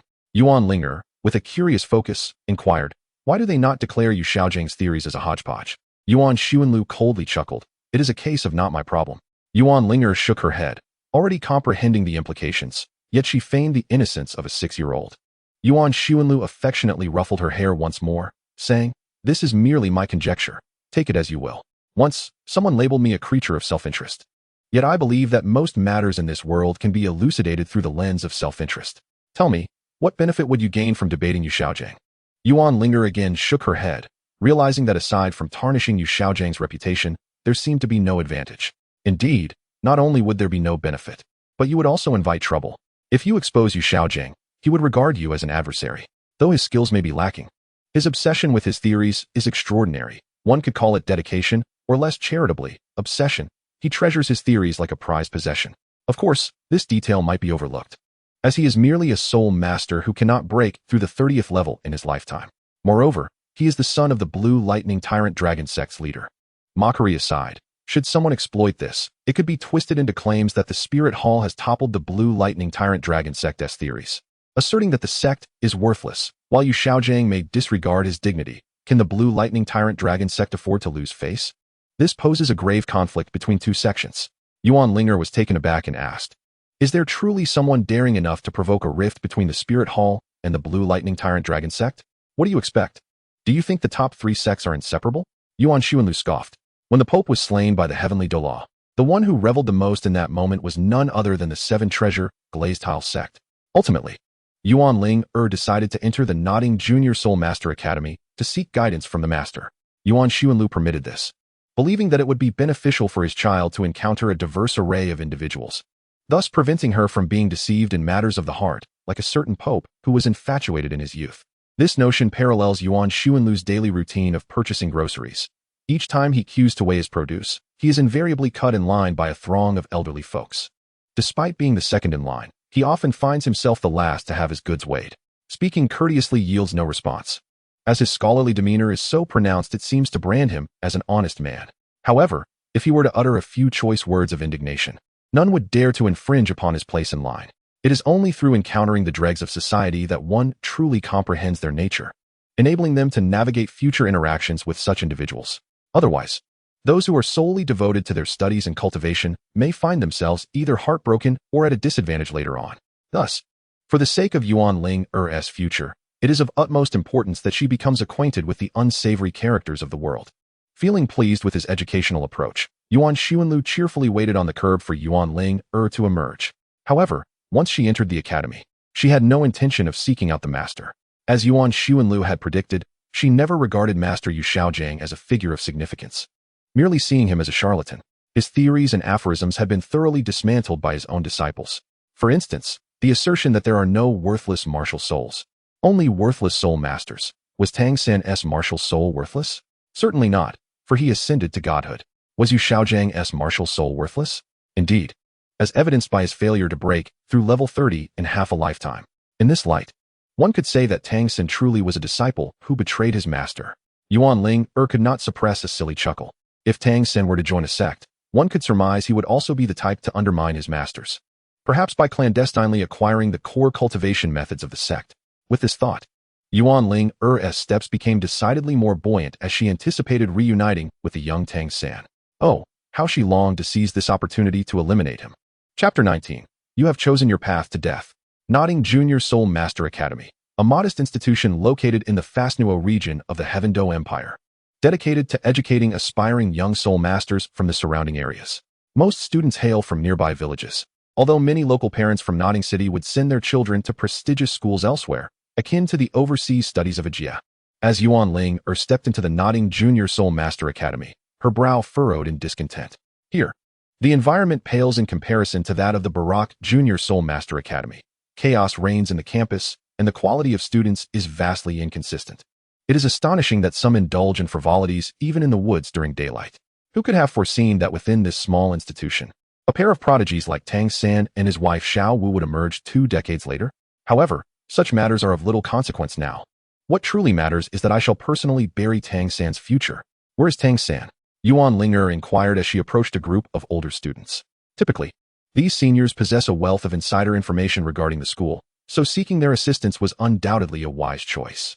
Tang San. Who is that? One of them replied. Oh, you mean the one who's always with Sister Xiao Wu? A tall student stood up, attempting to appear charming as he raised an eyebrow. Why should I tell you? He sneered, leering at Yuan Linger with a gaze that was both intrusive and unwelcome. Although Yuan Linger was young, her beauty attracted the attention of certain unsavory characters who viewed her as a prize. Curse you, Yuan Linger retorted coldly, revealing her haughty nature in the presence of others. Despite her earlier fade of innocence in front of Yuan Xuanlu, a surge of soul power struck the tall student's eyes, causing blood to spurt forth. Clutching his eye in pain, he pointed towards the back of the teaching building. Tang San is over there. Over there. Yuan Linger smirked. You wretched creature, from now on, keep your distance from me, or I shall render your other eye useless. With that, she resumed her search for Tang San. At that moment, Tang San was blissfully unaware of anyone searching for him, quietly meditating on the ground to cultivate his Xiantian skill. Though Tang San may not be particularly remarkable, his unwavering dedication to practice over the past decade is indeed commendable. Brother, I don't want to practice anymore. Every day it's just training. What fun is that? Xiao Wu lamented, sprawled on the grass, her white socks adorning her feet as she playfully propped one foot against Tang San's chest, nearly knocking the wind out of him. Not too rough, Tang San chided gently, moving her foot aside to continue his training. Brother, come on, play fight with me, Xiao Wu exclaimed, pouncing onto Tang San. Sighing, Tang San thought, this Xiao Wu is simply a bundle of chaos. I'll join you, a voice interjected. Yuan Linger stood observing the playful antics of Tang San and Xiao Wu with palpable disdain. Yay, Xiao Wu exclaimed, disregarding the others as she charged forward. I'm Xiao Wu the dancer. Yuan Linger introduced herself as well. At first glance, both parties appeared to embody the principles of martial decorum. Suddenly, Xiao Wu flicked her head, her braided hair transforming into a shadow as it lunged towards Yuan Linger's neck. Seeing the impending attack, Yuan Linger swiftly stepped back and raised her left hand to seize Xiao Wu's hair. Once the braid was captured, Xiao Wu would lose her ability to fight. As a woman herself, Yuan Linger understood the profound impact that hair pulling could have on another woman. Suddenly, Xiao Wu's hair shifted direction. According to her expectations, this was sufficient to subdue Yuan Linger. However, Yuan Linger also pivoted, seizing Xiao Wu's hair. With a swift motion, Xiao Wu was pulled down to the ground, and Yuan Linger placed her foot upon Xiao Wu's face, exclaiming in delight about the sensation. You dare to harm Xiao Wu? Tang San's expression darkened, fully aware that Yuan Linger had crossed a line. Brother, Xiao Wu trembled beneath Yuan Linger's foot, reaching out towards Tang San, tears streaming down her face like raindrops on a pear blossom. Instantly, a surge of responsibility welled up within Tang San. He was indeed Xiao Wu's brother. Witnessing her in distress, she instinctively thought of him, her protector. He was enraptured, proud, and filled with a sense of honor. Xiao Wu, I have vowed that if anyone seeks to harm you, they must first step over my corpse. I assure you, he declared resolutely. Brother, could you rescue me quickly? It hurts so much, Xiao Wu cried out, unable to contain her anguish. Yuan Linger, what is this? Are you really going to play the role of the villain? Yuan Linger, growing impatient, released her martial spirit and kicked Xiao Wu aside, beckoning Tang San with a gesture. Come here. Seeing Xiao Wu being tossed aside like a mere dog ignited a fury within Tang San. Xiao Wu should not be treated as someone else's plaything. He must seek justice for her. He proclaimed fiercely, I am Tang San, martial spirit blue silver grass, a 14th level soul master. I seek your guidance. A slender blue shoot emerged from his palm, accompanied by a yellow 100-year soul ring. Yuan Linger, martial spirit goddess of light butterfly, 14th level soul master. Yuan Linger's heart raced. She had long dreamed of this moment. In her previous life, she had never dared to confront Tang San, for he was a deity. Yet today, in this rebirth, she would finally face him, her lifelong rival. Her purple soul ring materialized. Tang San gasped, as a diligent student. He was acutely aware of the age limits of the first soul ring. The master had even specified the maximum age to the exact year, 423 years. Yet, Why did this enchanting young girl possess a 1,000-year soul ring? Could it be that the master's theory was flawed? First soul skill, winged guillotine. A massive luminous wing slashed toward Tang San. A purple mist enveloped his eyes, but awkwardly, no matter where he attempted to evade. That colossal wing had locked onto his essence. First soul skill, bind. The blue-silver grass entwined with enormous luminous wings, only to be ruthlessly severed by the sharpness above. If Yuan Linger were present, he might liken this scene to a modern lawn mower, relentlessly cutting down a wild expanse of overgrown grass. Tang San executed the ghost shadow perplexing step, weaving through the air with serpentine elegance, and then, with a swift motion, a silent dart emerged from his sleeve. The young man, unbound by the codes of martial virtue, sought to launch a surprise attack. Just as Tang San aimed at Yuan Linger, he was astonished to discover that she had vanished from his sight. Impossible. Tang San's mind was in turmoil, while the theories of masters could falter. And Xiao Wu could be bested. How could his Tang sect's secret techniques be evaded? How could the purple extreme demon eye lose track of its target? A hand materialized in the upper right corner of Tang San's vision, and he instinctively retreated, realizing why he had lost sight of his quarry. This opponent was no mere trifling adversary. Yuan Linger was a soul master endowed with a flying martial spirit, capable of flight even before reaching the rank of 70. Yuan Linger closed in on Tang San and unleashed her first soul skill once more. The millennia-old soul skill, given her current soul power, could be activated a maximum of 2 times. Hey, goodbye. Since her rebirth, Yuan Linger had contemplated what she would say if she ever triumphed over Tang San, wishing to capture the essence of their fated rivalry. Now, she had settled on a simple phrase, hey, goodbye. Thus, the matter concluded with a quiet finality, and thereafter, the world would know no more of the sea god, Tang San. The blade, resembling a winged guillotine, encased Yuan Linger's hand, its sharp edge aimed at Tang San. This was yet another manifestation of her first soul skill. The blade descended, yet the man did not perish. How could Tang San ever die? Those emerging from the Tang sect possessed formidable reflexes in duels. Although Yuan Linger's winged guillotine was powerful, it needed to strike true to be effective.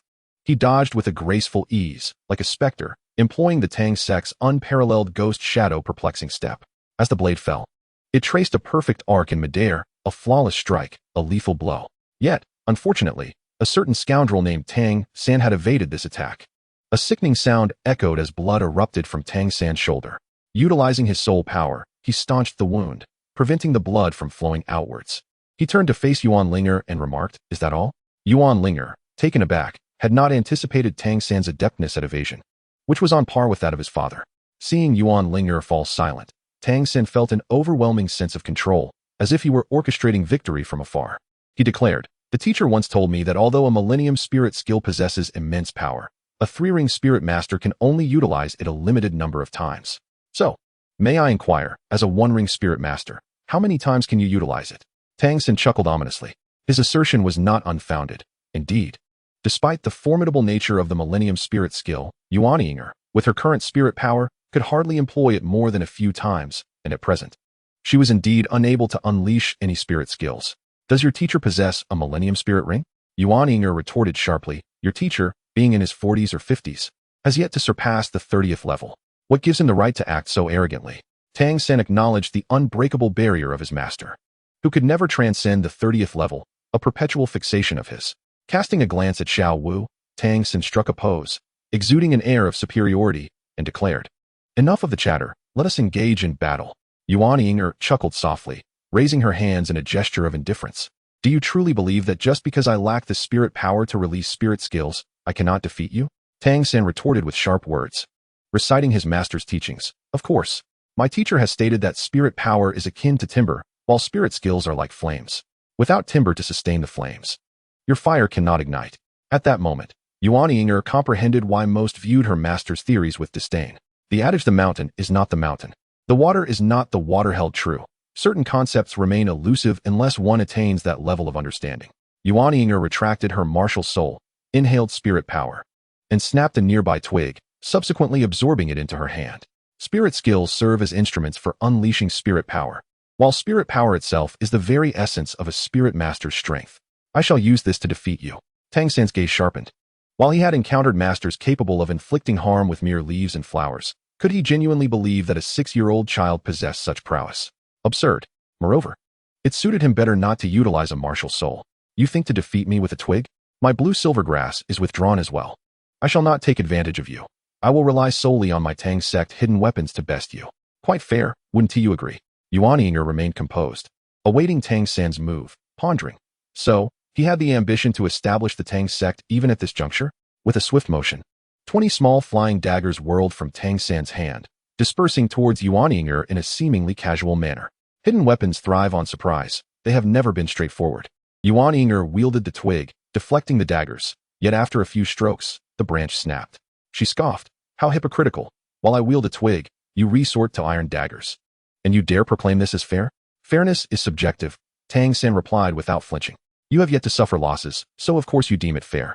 Once more, Yuan Ling'er procured another branch, enveloping it with spirit power and enhancing its defensive capabilities, then engaged Tang San in a fierce duel. Secretly observing the back-and-forth battle between his daughter and Tang San, Yuan Xuanlu fell into a contemplative silence. It seemed improbable that an ordinary person could engage in such a prolonged duel with the protagonist, Tang San. Thus, it became clear that his daughter, Yuan Ling'er, was indeed the true protagonist. No wonder he had not met his demise. It turned out that his daughter was his lifeline. How foolish of him not to have realized this sooner. Suddenly, Yuan Xuanlu felt as though he had stumbled upon a glimmer of hope. Comparing himself to many protagonists from his previous life who had traversed into the Douluo realm, Yuan Xuanlu felt a deep sense of shame. Could his martial soul truly compare to those with twin martial souls? What significance did innate full soul power hold when others possessed innate levels of 20? After lingering in the spirit hall for so many years, how was it that he had not even attained the position of Pope? What had he been doing all this time? Despite holding the title of the youngest titled Douluo on the continent, he had not even received a divine inheritance. Had he grown up feasting on scraps? What of the ice and fire pairing pot? What about the celestial herbs? Wouldn't they have perished if he had not consumed them? He had traversed to the world before Tang San. Why had he not eliminated Tang San? It was evident. He was a worthless transmigrator. Yuan Xuanlu pondered. In truth, the journey of transmigration was his own to navigate, and only he could fathom the nuances of his experiences. If one deemed him a failure, they could easily choose to traverse themselves or consult the guides of others. There was truly no need for derogatory remarks. Who had not experienced their first journey? Why become fixated on who the protagonist was? At present, Yuan Ling'er appeared to embody the role of the protagonist even more, possessing twin martial souls, her first soul ring being a millennium old, and her days were exceedingly pleasant. She had bested Tang San and was likely destined for divinity in the future. It turned out he was merely an embellishment. Yuan Xuanlu felt no ire. He had long accepted his fate. Initially, upon his arrival, he had believed himself to be the greatest of all, dismissing Ju Douluo as insignificant. He had envisioned himself becoming a god. However, after awakening his martial soul, he had begun to recognize the realities of life, diligently training with the hope of one day defeating Qian Xuanji and rescuing Bibi Dong. Gradually, as he found himself in deeper despair, Yuan Xuanlu began to reflect on his choices. That night, he chastised himself harshly. Yuan Xuanlu considered himself a transmigrator, believing himself to be exceptional, viewing the world with disdain. Those who had traversed were dismissive of Ju Douluo because they arrogantly believed themselves capable of achieving divinity. Yet, what was Yuan Xuanlu in comparison? Ju Douluo was at least a limit Douluo. Without his backing, Yuan Xuanlu could only absorb a decade's worth of soul rings. How pathetic. He picked up his chopsticks to eat, and then set them down to curse. Those who had traversed might dismiss Qian Xuanji, considering him a strong womanizer. Yet, what gave him the right to look down upon him? Qian Xuanji possessed far superior political acumen, with a cadre of elders fiercely loyal to him. In his lifetime, had anyone ever supported Yuan Xuanlu? What does it matter that he surpassed Bibi Dong back then? Those elders must have been quite pleased, as retaining their talent, even through such disreputable means, is preferable to empowering the enemy. Our Spirit Hall is not a charitable organization dedicated to nurturing talent for others. As for you, Yuan Sunluo, when given the opportunity, you failed to seize it. At least we did not kill Bibi Dong. You should take solace in that. You, Yuan Sunluo, could hardly make a move against the ice and fire yin-yang eye of Douluo. He has lived several decades longer than you and possesses far greater cultivation. Why would he trust your method of detoxification? Furthermore, Spirit Hall has always been at odds with him. If he were to trust your detoxification method, would he expect you, Yuan Sunluo, to inherit his legacy? Even if Douluo were bold enough to test your detoxification method, would you dare consume his poison pill as a guarantee of efficacy? You are not a medical professional. What if something went awry? What if Douluo reneged on his word? Do you intend to judge the real Douluo against the fictional portrayal from novels? The intricacies of human nature are far more complex than mere fiction. When subtlety fails, one must resort to force. But would you, Yuan Luo, dare to report the ice and fire yin yang to Spirit Hall? By providing the information to Qian Xuanji, it would be perceived as a discovery by him, a revelation by Spirit Hall. All those who have consumed the celestial herbs would owe their gratitude to Qian Xuanji and Spirit Hall.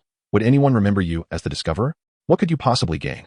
A certificate of appreciation, inscribed with, "We thank Mr. Qian Xuanlu for his outstanding contributions to the talent cultivation program of Spirit Hall." Do you truly believe Spirit Hall operates on the principle of mutual benefit for all, united in the noble endeavor of building a magnificent Spirit Hall? Even blood brothers keep meticulous accounts, let alone half-brothers. Would you, Yuan Luo, truly be willing to make garments for a formidable woman? The Traversers may disdain Tang Hao, yet at least he had the courage to confront the Pope back in the day. Would you dare to do the same? Should you provoke Qian Xuanji and truly turn against him, Qian Douluo would ensure you regurgitate every morsel you have consumed over the years. The Traversers may look down on Tang San, but can you afford to? His hypocritical facade, though irksome, has garnered him all the benefits, status, wealth, and the exalted title of Sea God. No matter how many times you curse him, Yuan Luo, does he care? He is enjoying life. You may be a Traverser. Yet before your journey here, you were merely an ordinary student, and now in this realm, you remain just another commoner, engaging in politics, manipulating schemes, crafting strategies, playing games of wits. What can you, Yuan Luo, truly accomplish? Had you not awakened the bright holy dragon spirit? And if you had not possessed innate full soul power back then, do you think Qian Xuanji would not have found an excuse to eliminate you? The concerns of Kindaliu regarding offspring are of little significance. It is the divine beings that capture his obsession. Were you not endowed with the holy dragon martial soul, possessed of innate full spirit power, and destined to become a title Douluo, you would have long altered your surname to Yuan, for others would not acknowledge you at all. A transmigrator? Huh. Does Yuan Xuanlu truly perceive these living souls of the continent as fools? Is it so simple for you, a transmigrator, to dictate matters as you wish? They do not hold a grudge against you. They merely find your antics amusing, as long as you pose no genuine threat to their interests. Treating you as a jester in a circus. This encapsulates Yuan Xuanlu's introspection. The greatest fear for a person is to resign themselves to fate. Much like in his previous life, Yuan Xuanlu was an ordinary individual, lacking extraordinary abilities, unable to ascend to wealth. What does it matter if others deem you a failure? The affluent have little inclination to converse with someone like Yuan Xuanlu, who dwells at the bottom of the social hierarchy. We are all merely ordinary people. Who is truly superior? Thus, when Yuan Xuanlu became cognizant of these realities, he tacitly accepted that he was not the protagonist. In a vast continent, there exists but one hero. The hundreds of others are mere supporting characters, and the rest are simply background figures. The protagonist is not Yuan Xuanlu. He is merely an ordinary person striving to survive amid life's crevices. This also elucidates why Yuan Xuanlu later took pleasure in visiting the vegetable market in Balak City. It resonated with the essence of life. Yuan Xuanlu could remind himself daily, after a few days in the city, do you truly believe you are a noble? Do not forget your origins. You are an ordinary person, no different from the peasant tilling the land or the blacksmith forging iron. You may consider yourself a spirit master, looking down upon them, yet they regard you, a spirit master who does not engage in productive labor, with even greater disdain. What sets us apart? We are all simply ordinary individuals eking out a living under the shadows of those protagonists. The hidden weapons have vanished? Yuan Linger deftly sent the last few iron needles flying. Astonishingly, she is a master of swordsmanship.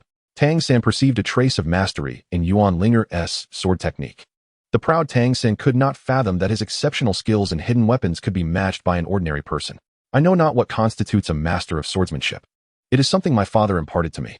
He claimed to have devoted half his life to studying peculiar matters and had learned much. May I inquire about your esteemed father? Why should I divulge that to you? A hint of derision graced Yuan Linger's sweet visage. Echoing her father's cryptic words, hidden weapons ultimately lack the grandeur of the stage. Tang San's gaze turned steely. The admiration he previously felt for the swordsmanship master now transformed into a murderous intent.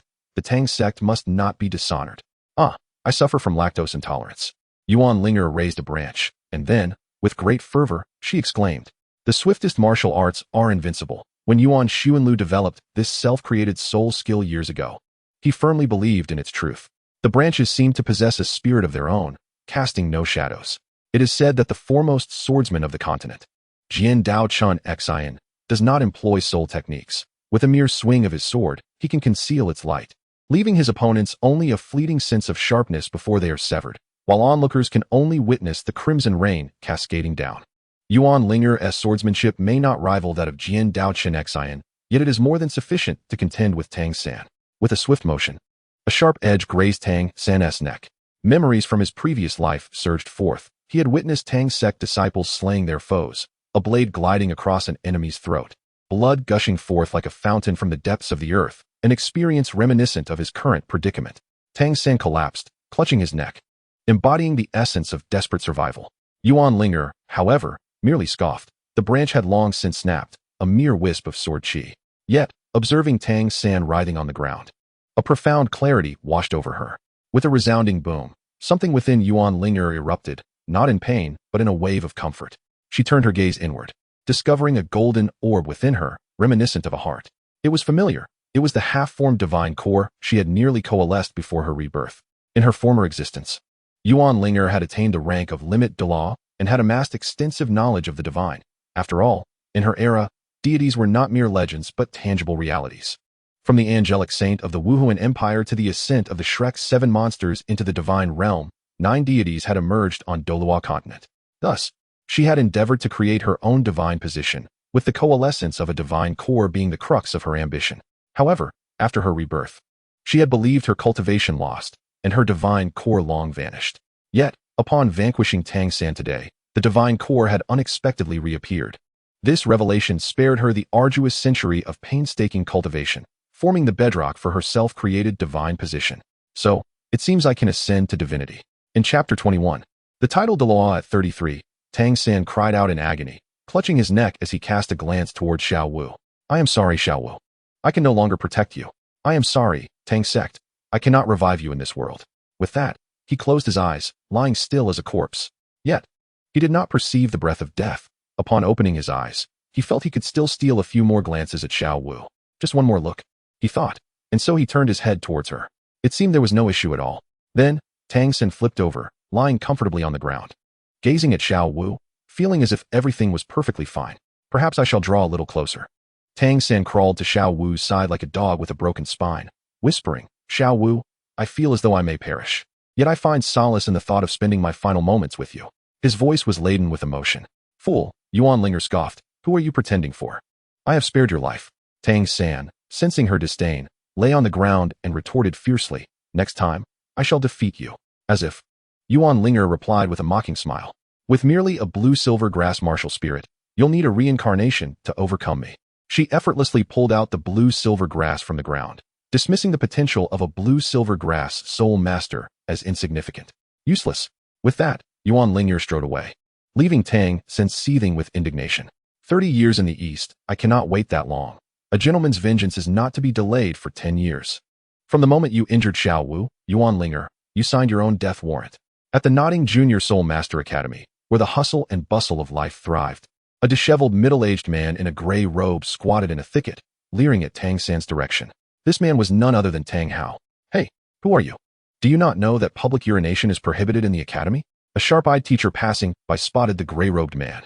Mistaking his crouching position for that of someone relieving himself, the teacher assumed he was committing a grave offense. You wouldn't happen to be a child trafficker, would you? The teacher, sensing something amiss, unleashed his martial spirit and reached out to apprehend Tang Hao. However, as a titled Douluo, Tang Hao swiftly escaped, leaving the bewildered teacher in disarray. This cannot stand. I must report this to the principal to enhance security and prevent unsavory individuals from entering. The teacher muttered as he hurried away.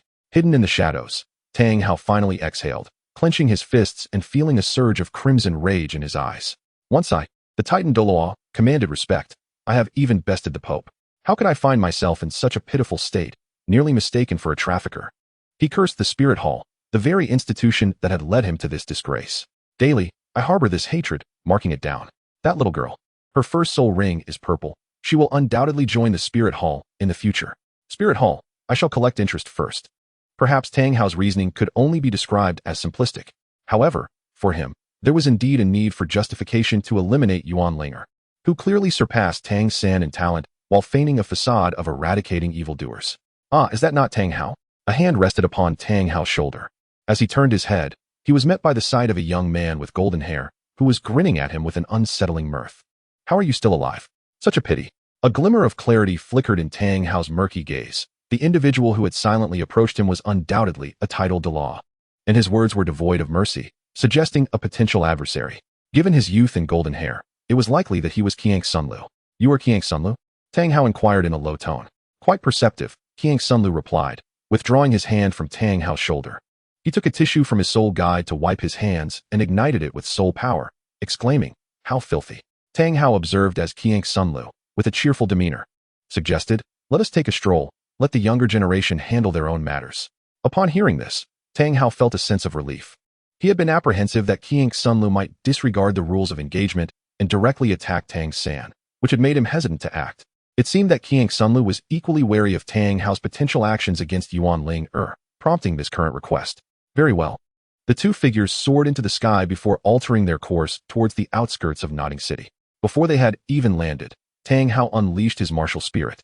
Activating his seventh soul skill, martial spirit avatar, and a massive hammer came crashing down towards Tang San. No sense of honor, resorting to ambush. The terrifying amplification of a titled Douluo's martial spirit was formidable, especially for one like Tang Hao, who excelled in strength. Thus, when the hammer struck Tang San, Tang Hao instinctively recalled Tang Sunji, who had met a similar fate. Garbage will always be garbage. It can never learn to act with integrity.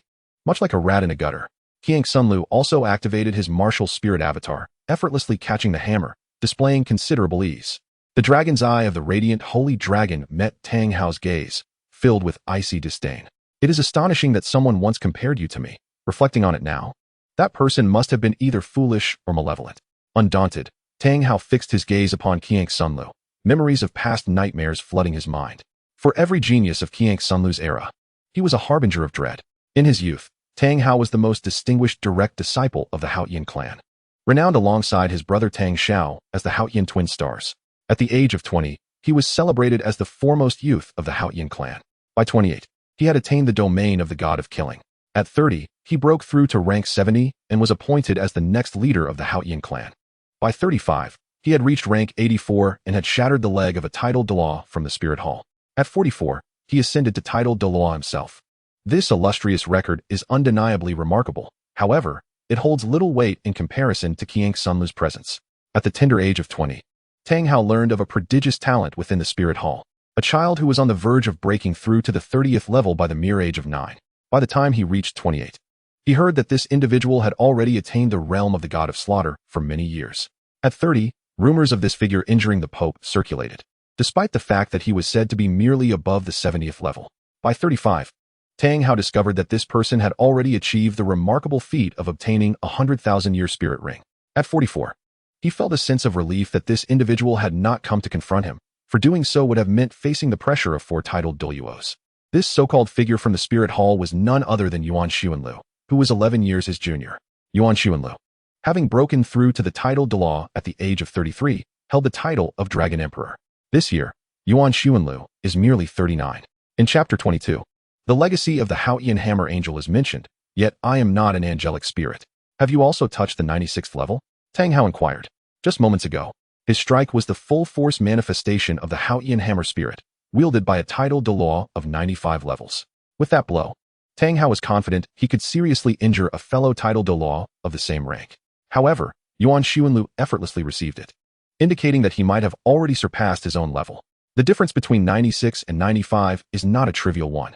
Yuan Linger smirked mischievously, a playful grin on his dragon-like face. Forgive me, witnessing my daughter bestow a beating upon your son has put me in such high spirits that I inadvertently broke through. Tang Hao recognized the half-truth in this statement. If merely feeling good were sufficient for a titled Douluo at 95 to ascend to 96, then they might as well abandon training altogether and simply bask in joy daily. For an ordinary person, every breakthrough is the result of cumulative effort. Yuan Linger invested 2 years transitioning from 95 to 96. He understood that while future generations would refer to titled Douluos from 95 to 98 as Super Douluos, it was only upon entering this echelon that he realized the true challenge lay in the transition from 95 to 96, a genuine demarcation between Super Douluos and titled Douluos, capable of stalling a multitude of individuals. This is precisely why all the offerings of the Spirit Hall are bestowed upon those who have transcended the 96th level. A titled Douluo at 95 is not worthy of such respect or status. Among the active forces on the continent, aside from the Spirit Hall, The only other entity boasting a Super Douluo at the 96th level is the Sword Dao Qinshin of the Seven Treasures, Glazed Tile School, who surpassed this threshold well into his advanced years. At the sight of a 39-year-old at the 96th level, Tang Hao's eyes reddened as he laughed towards the heavens. Could it be that fate truly desires to sever my thoughts of vengeance? Yuan Linger, observing the frenzied Tang Hao, could only find amusement in the spectacle. At the age of 39, what significance does a rank of 96 hold? Your son has already ascended to divinity at 25. I had no intention of disturbing you both. Yuan Linger clapped his hands, retracting his martial spirit, and decided not to deplete his soul power any further. As I mentioned earlier, I merely wish to engage in a sincere conversation with you. Do you ever have such moments of genuine discourse? Tang Hao, his eyes still red, inquired. Years ago, while at the Haotian clan, I heard of your arrogant and domineering nature, Yuan Linger. Is it conceivable that the phrase sincere conversation exists in your lexicon? Yuan Linger chuckled softly, stating, in recent years, I have devoted myself to teaching and cultivating my character. However, there are always individuals who compel me to take action. Tang Hao discerned the underlying implication. It appeared you still had no intention of engaging sincerely. Yuan Linger nodded affirmatively. Throughout his life, Yuan Linger had no particular plans, especially after realizing that any attempts to interfere with Tang San were futile. Many years ago, upon hearing that Tang Hao and Ain were traversing the continent together, he informed the Spirit Hall that Ain was a 100,000-year soul beast, but no one believed him. He proposed, shall we dispatch a titled Douluo to verify this? The Spirit Hall retorted, get lost. Do you know the repercussions of offending the Pope? Who would dare to verify anything for you? Besides, do you think titled Douluos have nothing better to do? Later, in a fit of urgency, Yuan Linger insisted on going himself, eager to resolve the Tang San issue before his birth. Eventually, under the pressure from the Pope's brother, the Spirit Hall sent a titled Douluo to verify the claim. Lo and behold, it was indeed a 100,000-year soul beast. From that point on, the scenario unfolded. Tang Hao evaded capture while the Spirit Hall searched tirelessly. Yuan Linger participated in many of these searches, often encountering either failure to locate them or disruptions during encirclements. The most absurd incident occurred when a titled Douluo suddenly fell ill, allowing Tang Hao to slip through the cracks. Can you believe a titled Douluo would unexpectedly suffer from a stomach ailment? Yuan Linger became numb to the absurdity. Despite being a transmigrator, his fortune paled in comparison to that of Tang San, unable to thwart him. It was then that Yuan Linger came to a realization. Tang San truly possessed the fate of a protagonist. He resigned himself to this truth until Yuan Linger came into his life. In Yuan Linger's eyes, as long as Yuan Linger grew up safely and Tang San remained unaware of her identity, all would be well. He thought he could merely follow the narrative, showcase his prowess on the battlefield towards the end, eliminate a few titled Douluos, and ultimately self-destruct, thus repaying the kindness bestowed upon him by countless families over the years. He was content as long as Yuan Linger remained unharmed. Yet, who could have predicted that Yuan Linger would actively provoke a feud with Tang San? Who can explain how Yuan Linger became aware of Tang San's presence in Nodding City? Why did she, upon entering the academy, bypass everyone else and seek out Tang San directly? There was little he could do. His daughter was reluctant to divulge her thoughts, and he felt it inappropriate to pry.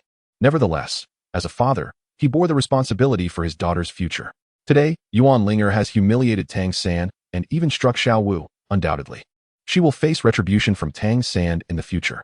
While enduring a sense of helplessness and adopting a laid-back attitude may suffice for oneself, it is intolerable to witness Yuan Linger being bullied by that despicable Tang San. Since I have already offended him, I might as well go all in. As her father, I shall pave the way for Yuan Linger's future. If I cannot vanquish Tang San, can I not deal with you, Tang Hao? Yuan Linger felt the recovery of his soul power nearing completion and flashed a refined smile at Tang Hao, saying, as a father yourself, you should understand the sentiment of wanting to eliminate unstable elements for your child's sake, correct? Haotian's true form. Tang Hao unleashed the Haotian hammer, a colossal black sun crashing down like a tidal wave upon Yuan Linger. Yuan Linger clearly noticed Tang Hao's ninth soul ring shimmer. What of 100,000-year soul skill? I possess them as well, and moreover, I have two more than you. Yuan Linger's seventh soul ring gleamed brightly as he once again released his martial spirit's true form. Unlike Tang Hao's weapon martial spirit, Yuan Linger transformed into a magnificent dragon, its white scales glistening in the sunlight, emanating a sacred aura. The luminous holy dragon spoke. The sun descends. The red ninth soul ring flickered as the dragon roared, enchanting crimson patterns ascending upon its body, its temperature steadily rising. Eventually, at a certain point, the white dragon fully transformed into a radiant red sun. In that moment, the The residents of Nodding City even felt the temperature rise a few degrees. When they looked up, they were astonished to find two suns in the sky. Two suns in the same firmament. Tang Hao's ninth soul skill was unleashed. The black light of the Haotian hammer struck the dragon's body like the hammering of iron, echoing like cavalry clashing with blades, sparks flying in all directions. The dragon's form trembled momentarily, and then Yuan Xuanlu's ninth soul ring illuminated once more. Judgment of light. Within the scorching red sun, the dragon roared. Golden patterns appearing on its surface, an immense gravitational force attempting to draw Tang Hao into the sun. A deadlock. This kind of force was not something an ordinary super Douluo could escape from. Even if Yuan Douluo were to arrive, he would have to pay a price to break free. For an ordinary title Douluo, entering the sun meant certain destruction. Yet, at this critical moment, Tang Hao proved himself as the Haotian Douluo. He activated his ninth soul skill once again, knowing that to enter the sun would mean certain death. In midair, he unleashed the enhancement skill granted by his 100,000-year blue-silver Emperor Soul Ring, briefly dispelling all negative states. At this moment, Tang Hao was at his pinnacle, embodying the true strength of the Haotian hammer title Douluo. Come. While others would shy away from the sun, Tang Hao boldly charged forward. He poised his left foot in midair, raising his hand to bring down a mighty blow upon the sun, with the force of the impact propelling him away. He maintained a safe distance from the blazing orb. Then, with his right arm, which wielded the Haotian hammer, taut with exertion, Tang Hao activated his soul bone skill. He exerted power through his calves, pivoted, and summoned the strength of his entire being to deliver yet another strike upon the sun. This was the sacred technique of the Haotian sect, the chaotic wind hammer method. Each blow was a calculated accumulation of energy. And if Tang Hao were to unleash all 81 strikes, Yuan Xuanlu was certain he would be unable to withstand the onslaught. As a descendant of the Haotian hammer, Yuan Xuanlu endured Tang Hao's relentless barrage, yet he could not help but admire him. One might harbor disdain for Tang San, branding him as hypocritical and deceitful. However, one could not equate his father with such contemptible qualities. At the very least, Tang Hao had once dared to confront the Pope for the sake of his beloved wife, fulfilling his duties as a husband in a manner befitting his role. His audacity to confront Yuan Xuanlu's ninth soul skill head-on, as a disciple of the illustrious Haotian sect, allowed him to uphold the esteemed reputation of the Haotian Douluo. Yet, I am not an angelic martial spirit. Chapter 23. San Er felt a surge of confidence. Yuan Xuanlu's martial spirit, in its true form as a colossal dragon, roared once more, soaring to meet Tang Hao's hammer. However, from within the sun, the dragon's claw emerged. The eighth soul skill, Dragon Emperor's Domain Kill, akin to Yuan Xuanlu's ninth soul ring, was also a 100,000-year soul ring. This pure-blood dragon, aged 100,000 years, had drawn immense resources from the spirit hall to locate. Ultimately, 5 titled Douluo, including the Pope, along with Yuan Douluo himself, subdued the pure-blood dragon within the Star Do forest. Yuan Xuanlu remained unaware of the connection between this dragon and Tian, but in terms of draconic lineage, it likely rivaled that of Tian. The Dragon Emperor's Domain Kill represented Yuan Xuanlu's most formidable single-target attack soul skill. In his era of dominance, this technique was his weapon of choice. Displeased with you? Dragon Emperor's Domain Kill. You claim I lack flair? Dragon Emperor's Domain Kill. Upon ceasing the release of his ninth soul skill and invoking his eighth, a white dragon materialized in Yuan Xuanlu's grasp. The perception of time thickened, and compared to the grand spectacle of the ninth soul skill, the eighth seemed almost devoid of effect. Simple, yet profoundly intricate. Tang Hao observed as a small dragon appeared to cling to Yuan Xuanlu's claw, swiftly reaching out to strike him. It was about to land a blow. The Haotian hammer must meet it. Wait, where's my Haotian hammer? As the Haotian hammer relentlessly struck the sun, it had, in fact, already begun to melt. Perhaps the intense heat had clouded Tang Hao's judgment, leading him to this belated realization.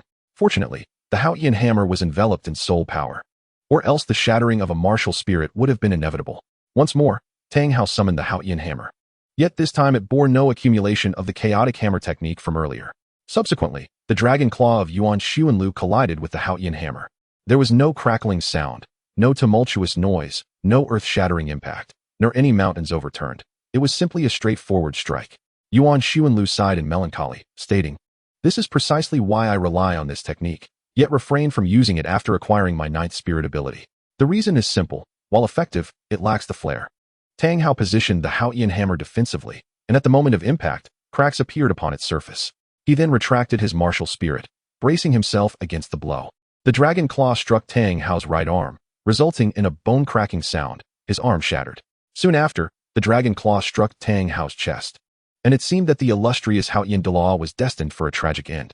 However, Tang Hao had a contingency plan. The effect of his 100,000-year blue-silver Emperor Spirit Ring had not yet waned. In a frenzied burst, he summoned his soul power to resist, buying himself precious time and creating distance. Xuanlu, if I perish today, prepare for the Haotian clan to wage war against your spirit hall, he declared, laughing maniacally. Yuan Xuanlu, taken aback, had initially perceived a hint of the Haotian Douluo's formidable presence in Tang Hao, only to discover he was merely a coward who called for parental intervention upon losing a fight. Yuan Xuanlu nodded dismissively. Very well. My only duty is to clear obstacles for my daughter. With eyes ablaze, Tang Hao summoned the Haotian hammer once more. 9 soul rings shattered in unison, merging into the hammer, which he swung towards Yuan Xuanlu's dragon claw. Exploding ring. Yuan Xuanlu exclaimed in shock. He had heard of the Haotian clan's ultimate technique. Yet the exploding ring was not one to be used without limitation by a Haotian hammer soul master.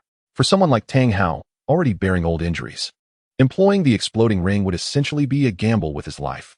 He might not die immediately, perhaps managing to suppress the repercussions for a decade or so, but eventually, the injuries would resurface, rendering him incapacitated in the twilight of his life.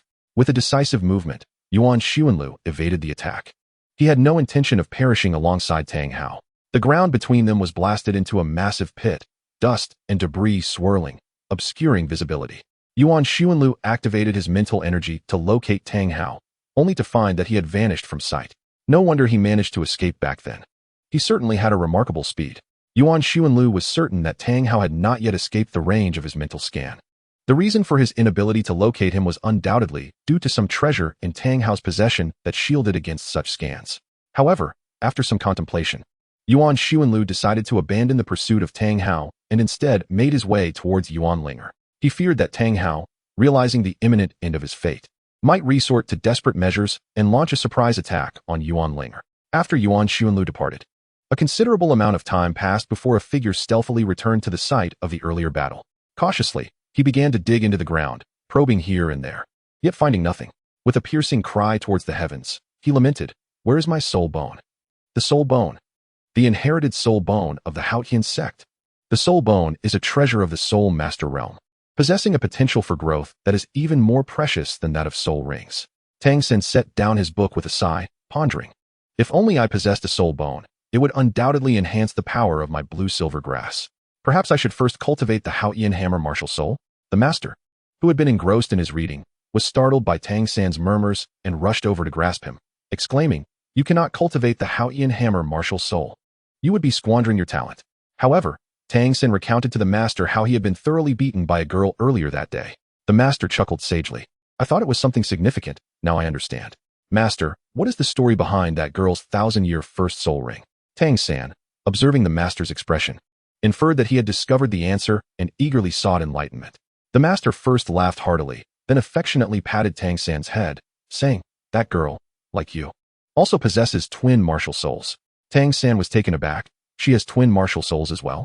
The master fell into deep contemplation, seemingly recalling something, and stated, "There are always exceptionally gifted individuals with twin martial souls. However, that is not the crux of the matter." "What is it?" Tang San inquired, confused. The master, adopting a demeanor of wisdom, questioned, "What is the age limit of the 4th soul ring?" Tang San, though uncertain, replied honestly, "The upper limit of the 4th soul ring is around 5,000 years. And the 5th soul ring?" The master further probed. "The 5th soul ring is approximately 12,000 years, Tang San answered. A mysterious expression crossed the master's face, as if he were about to share a ghostly tale. "What if you were to cultivate the blue-silver grass to level 50 before adding soul rings to your Haotian hammer martial soul? My Haotian hammer martial soul would then possess 9 completely black soul rings." Tang San exclaimed, momentarily stunned by the thought. Such a formidable existence was beyond his wildest dreams. The master wore a sorrowful expression, lamenting the capriciousness of fate. That girl's teacher must be a fool to allow her second martial soul to absorb only a 1,000-year soul ring, thus squandering such a remarkable talent. If she were in my hands, sigh. Tang San came to a realization. Although he was weak now, he would grow stronger in the future. Conversely, while Yuan Linger was powerful at present, she was wasting her innate talent and would not surpass him in the days to come.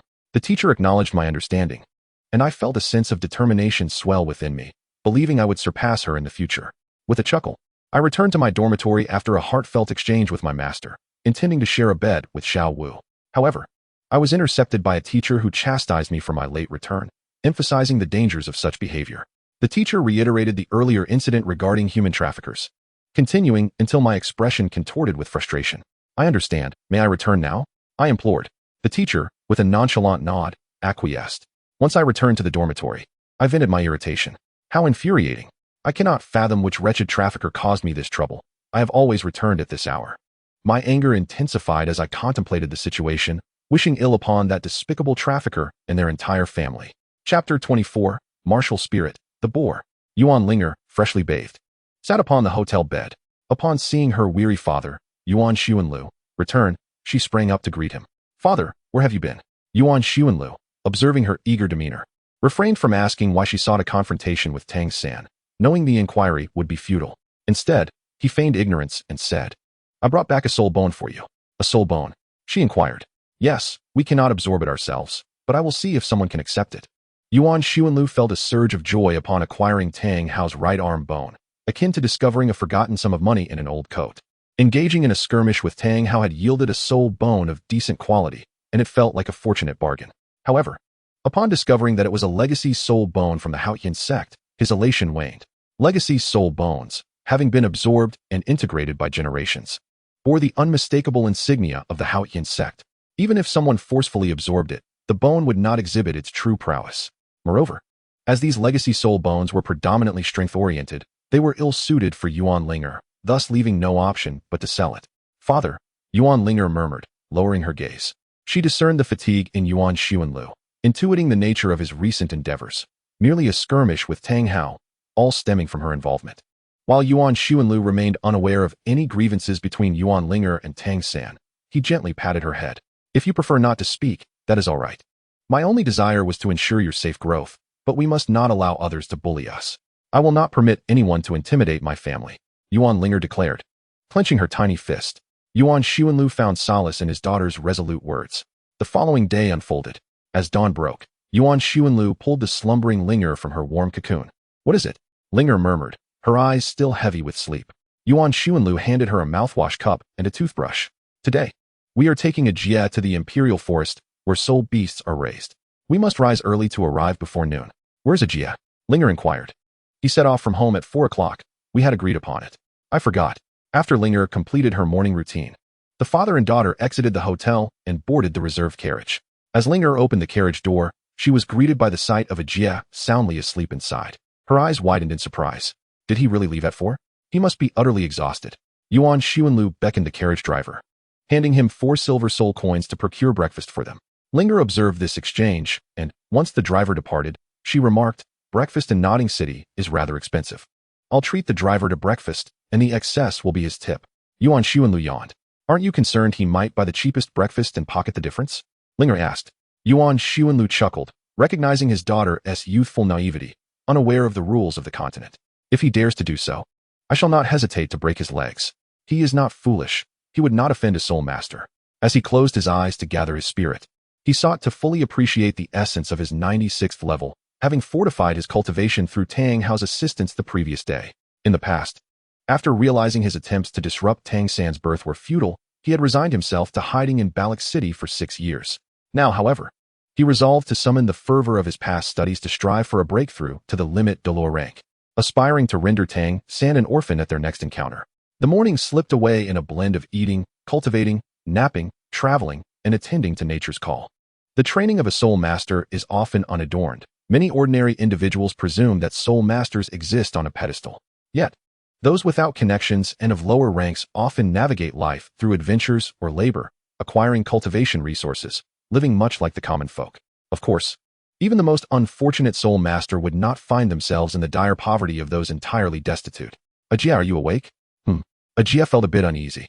He had heard tales of Ling'er's father being a formidable figure, assuming him to be a mere soul Douluo. But he was astonished to learn that Yuan Xuanlu was a titled Douluo. Do you have any thoughts on your soul hunting this time? I believe my martial soul is more suited for a power-type soul ring. Upon finishing his statement, Ajia turned his gaze toward Yuan Xuanlu, hoping for his guidance. Yuan Xuanlu perceived Ajia's intent gaze and nodded. Show me your martial soul. Ajia obediently summoned his martial soul. Upon the manifestation of his martial spirit, A pig adorned with a mischievous grin suddenly appeared before Yuan Linger. Staring at the impudent smile, Yuan Linger paused for a moment, confirming that it was not a mockery of himself, but rather a typical occurrence following martial spirit activation. With a furrowed brow, he inquired in a grave tone, "Has anyone ever informed you that your expression bears a striking resemblance to the absurd?" Jia, taken aback, hastily distanced himself from the implication, "I have no idea. No one has ever referred to me as absurd. They simply call me the smiling pig." In a single utterance, he conveyed a profound sense of sorrow. The martial spirits across the continent were as varied as they were peculiar. Possessing an angelic martial spirit, one would undoubtedly be favored in terms of appearance. If graced with the martial spirit of the goddess of light, one would certainly be deemed the most aesthetically pleasing in the land. Conversely, possessing a chrysanthemum martial spirit, combined with a somewhat effeminate demeanor, could lead to unfortunate misunderstandings regarding one's orientation. As for Jia's smiling pig martial spirit, despite his hopes that others would refer to it as Ji, it was evident that they continued to mockingly call it the smiling pig. What a tremendous blow it was for a 6-year-old child. "Well, aside from its peculiar appearance, I believe your martial spirit holds promise," Yuan Linger reassured him. "As for the future soul rings, I presume you intend to pursue a path of strength, am I correct?"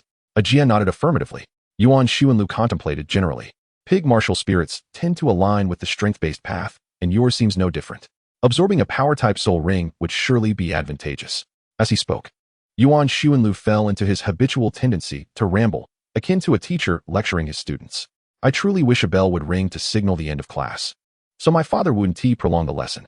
Yuan Linger yawned, fully aware and somewhat fatigued by the discourse. However, Jia was different. He listened intently, taking notes like a diligent student immersed in his studies. Jia now understood why Yuan Linger could frequently arrive late or miss classes altogether. Who would want to attend when blessed with such an erudite father? As their conversation unfolded, the carriage arrived at a small town adjacent to the Imperial Soul Beast Forest. Upon disembarking, the trio stretched and prepared to set off. Suddenly, an elderly man, accompanied by a young boy, rushed toward them, exclaiming, "Soul Master! Soul Master!" The old man sprinted with vigor, while the boy behind him appeared languid, nearly being dragged along. Yuan Linger, uncertain of the identities of the old man and the boy, pondered whether his own fine attire and Yuan Linger's familiar appearance had prompted this elderly man to approach him under false pretenses. Just as he was contemplating this, the old man abruptly knelt before him. "Please, I beseech you," the old man implored, his eyes brimming with tears and his parched lips cracked and dry. Yuan Linger was not daunted by the prospect of being deceived by the elderly man. He assisted the old man to his feet and offered him a bottle of water from his soul guide. "Let me make it clear, I shall not give you any money." Although Yuan Linger would not allow the old man to remain on his knees indefinitely, he was no benevolent savior either. The thought of being swindled was intolerable to him. "Please, take this child to the Soul Beast Forest to hunt for a soul ring." The old man trembled as he implored. "He possesses great potential." "Great potential? What is his martial soul? What level of innate soul power does he possess?" Yuan Linger inquired. Naturally, a commoner like the old man would regard his child as gifted upon discovering he had soul power, much like a peasant who, after toiling under the sun, would feel immense pride if his grandchild were to gain admission to university, regardless of its current devaluation. To him, such an achievement would be akin to a celestial being gracing the earthly realm. The boy, though young, displayed a certain maturity. Noticing Yuan Linger's skepticism, he spoke softly. "My name is Oscar, my martial soul is the sausage, and I possess innate soul power at level 10. Yuan Linger realized that this boy was destined to be one of the future Shrek 7 monsters. A fleeting thought crossed his mind. Should he eliminate him? Doing so would thwart Tang San's resurrection. However, Yuan Linger and he shared a moment of mutual understanding in that instant. Yet, Yuan Linger was not so ruthless. Observing Oscar, who appeared no older than 8, he believed there was potential worth nurturing. In the original narrative, Oscar was among the few characters of commendable character. Firstly, despite mingling with Dai Mubai and Ma Hongjun for several years, he had never sought the company of dubious women, maintaining a semblance of innocence despite his flirtatious demeanor. Secondly, his determination to venture into the world for the sake of being with Ning Rongrong was commendable. Yuan Linger deemed these traits sufficient to warrant investment. If nurtured well, a future title Douluo of the food system could stand by their side. However, should Oscar reveal himself as a treacherous ingrate, he would still be merely a title Douluo of the food system, easily dispatched if necessary. Nodding, Yuan Linger said, "Very well. I shall take you inside." "Daddy." Yuan Linger felt an overwhelming reluctance within her. "It's all right. We must give the youth a chance," Yuan Linger reassured as he patted the old man's shoulder. "Rest assured, I will accompany young Oscar in the hunt for souls. He gently ruffled Yuan Ling's hair. Let us go. The quartet ventured into the soul beast forest. At the entrance, Imperial guards stood watch. Yuan Xuanlu casually presented a hand from the spirit hall, and the four were granted passage. Thank you, uncle. May I take some time to consider before joining your faction? Oscar was walking along the road when he suddenly addressed Yuan Xuanlu. Say, consider this. You can leave right now. You wish to reap benefits without incurring any costs. Why then did you come here with such audacity? Yuan Linger immediately began to berate him, having long harbored disdain for Oscar. Yuan Xuanlu found himself in a bewildering predicament. You ought to have obtained your soul ring before uttering such words. Oscar, however, remained unfazed, responding with a measured demeanor. Though my innate talent for cultivation is remarkable, I find the act of cultivation itself rather meaningless. Does the prospect of becoming a titled Douluo hold no allure for you? If that is the case, you might as well cease to exist, for in a century, we shall all return to dust. Yuan Linger continued her mockery. What I mean is that my attitude towards cultivation is not worthy of your investment. You would be wasting your efforts on me. If possible, I would be willing to pay you to assist me in hunting for this soul ring. Yuan Linger understood his underlying message. He did not wish to join their faction, but rather sought to employ her father for the task. Oscar nodded in affirmation. Indeed. Once I acquire my first soul ring and become a soul master, I will receive a subsidy from the spirit hall, and I shall repay you thereafter. A clever ruse. Yuan Linger scoffed. Even the usually inconspicuous Jia unexpectedly chimed in. You won't be able to repay that. I will, Oscar retorted defiantly. After walking for a while, Yuan Xuanlu suddenly inquired, could you elucidate why you obtained your first soul ring only at the age of 8? Yuan Xuanlu was already aware of Oscar's bone age. Oscar offered no pretense, stating, initially, the spirit hall discovered my innate full soul power and sought to recruit me, but I declined. Later, when I came to the city to study, the school attempted to persuade me to join a local family, but I refused once more. Thus, no one was willing to assist me in hunting for souls. I had intended to casually absorb a 10-year soul ring, but my grandfather adamantly forbade it, insisting that my exceptional talent should not be squandered. Yuan Linger prepared to mock him again, but Oscar continued. I understand that others' kindness towards me is rooted in envy of my talent, yet my grandfather's intentions are purely for my well-being. Therefore, I have no desire to serve as a lackey for anyone. I simply wish to live quietly alongside my grandfather. Yuan Linger fell into an unusual silence. Before her rebirth, her father had never envied her talent nor used her as a pawn against Tang San. He merely wished for her safe and sound upbringing. Do you not have any aspirations for your future? Yuan Xuanlu asked. Oscar's thoughts were simple. He scratched his head. I just want to return to the village, securely receive the spirit hall's subsidy, and keep my grandfather company. But everyone must eventually grow old, Yuan Xuanlu remarked. I hope your grandfather enjoys a good life as well. But I do receive the spirit hall's subsidy, Oscar replied, scratching the back of his head.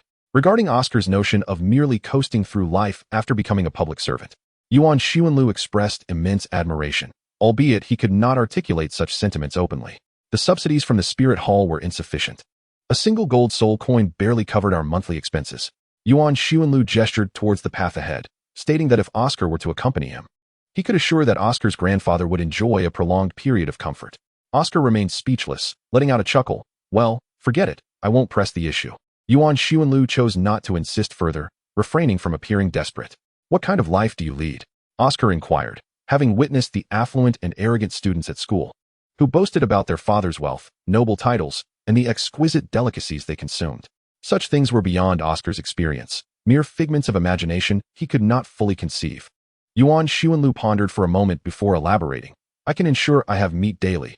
You should be able to provide your grandfather with the same. A daily egg and a glass of milk would suffice. The elderly require nutritious food. However, he might not be accustomed to such delicacies, so perhaps a simple rice porridge with a bit of sugar would do. Does your grandfather prefer sweet or savory? Savory, Oscar replied, gazing at Yuan Xuanlu as if to discern whether he was jesting. He lowered his head, contemplating before finally stating, I believe I can give it a try. I want my grandfather to experience this kind of life. Did you not say you would refrain from joining a sect? Yuan Linger chuckled. Have you had a change of heart? Oscar shook his head. You have treated me exceptionally well, for days now. You were the first to assist my grandfather and take me on soul-hunting expeditions. Yuan Linger, brimming with energy, retorted, so what? I can still distinguish between genuine kindness and feigned benevolence. Oscar extended his calloused hands, stating, in the past, promises of wealth and glory have been made to me, yet I found their words insubstantial. We farmers only trust in the land that yields real crops. Chapter 26. A Corrupted Heart. 100 meters ahead. A large bone pig appeared, and it had spotted us. It charged forth. Yuan Linger soared into the trees, targeting the fierce bone pig. What is its age? Yuan Xuanlu inquired. About 200 years, came the reply. Then we need not concern ourselves with it. It is not suitable, but it is coming towards us.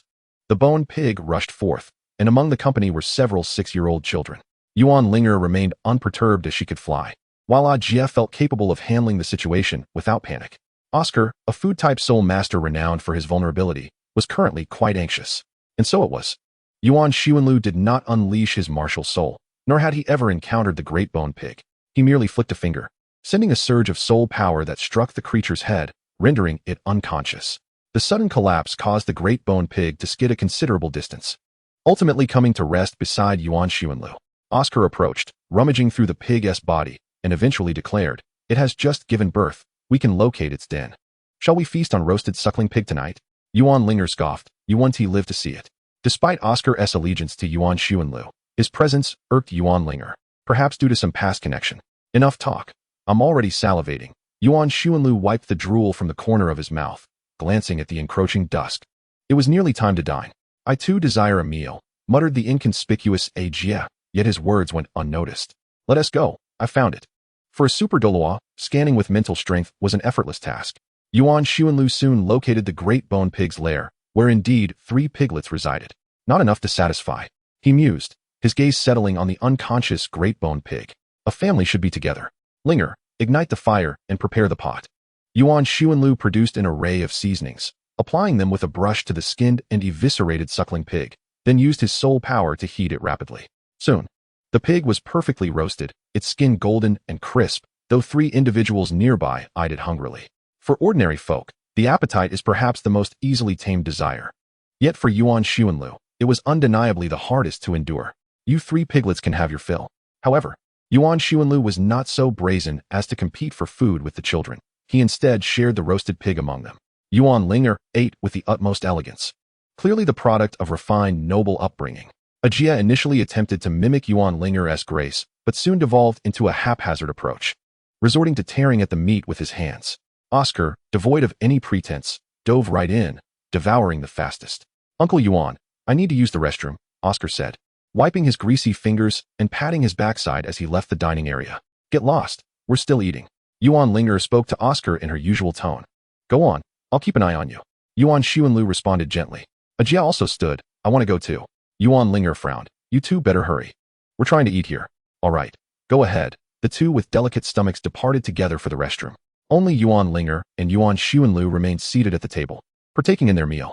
Father, I still find Oscar to be untrustworthy, Yuan Linger suddenly remarked, pausing mid-bite. Yuan Xuanlu swallowed a large piece of pork, savoring the taste. It still carries a hint of its original flavor.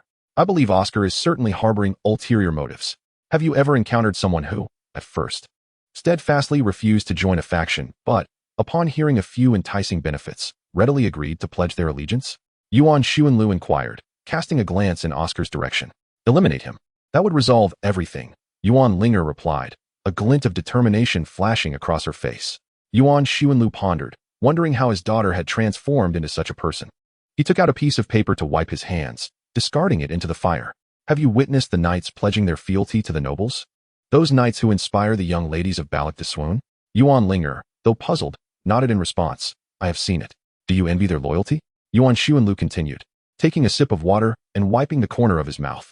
A knight kneels before a noble, reciting a declaration that is both eloquent and devoid of substance.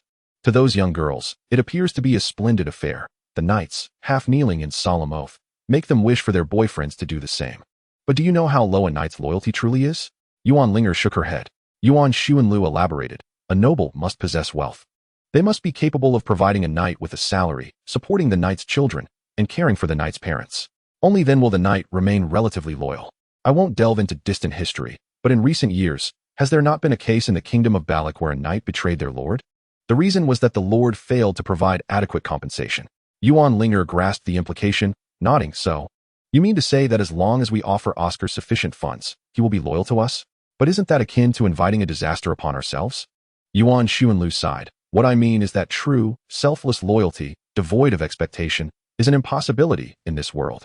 Even oaths as grandiose as those uttered by knights ultimately prioritize personal gain. Our responsibility is merely to ensure he is bound to our chariot. Yuan Linger nodded. Her understanding still somewhat hazy. Though she was indeed a limit Douluo in her previous life, matters of this nature often eluded her comprehension.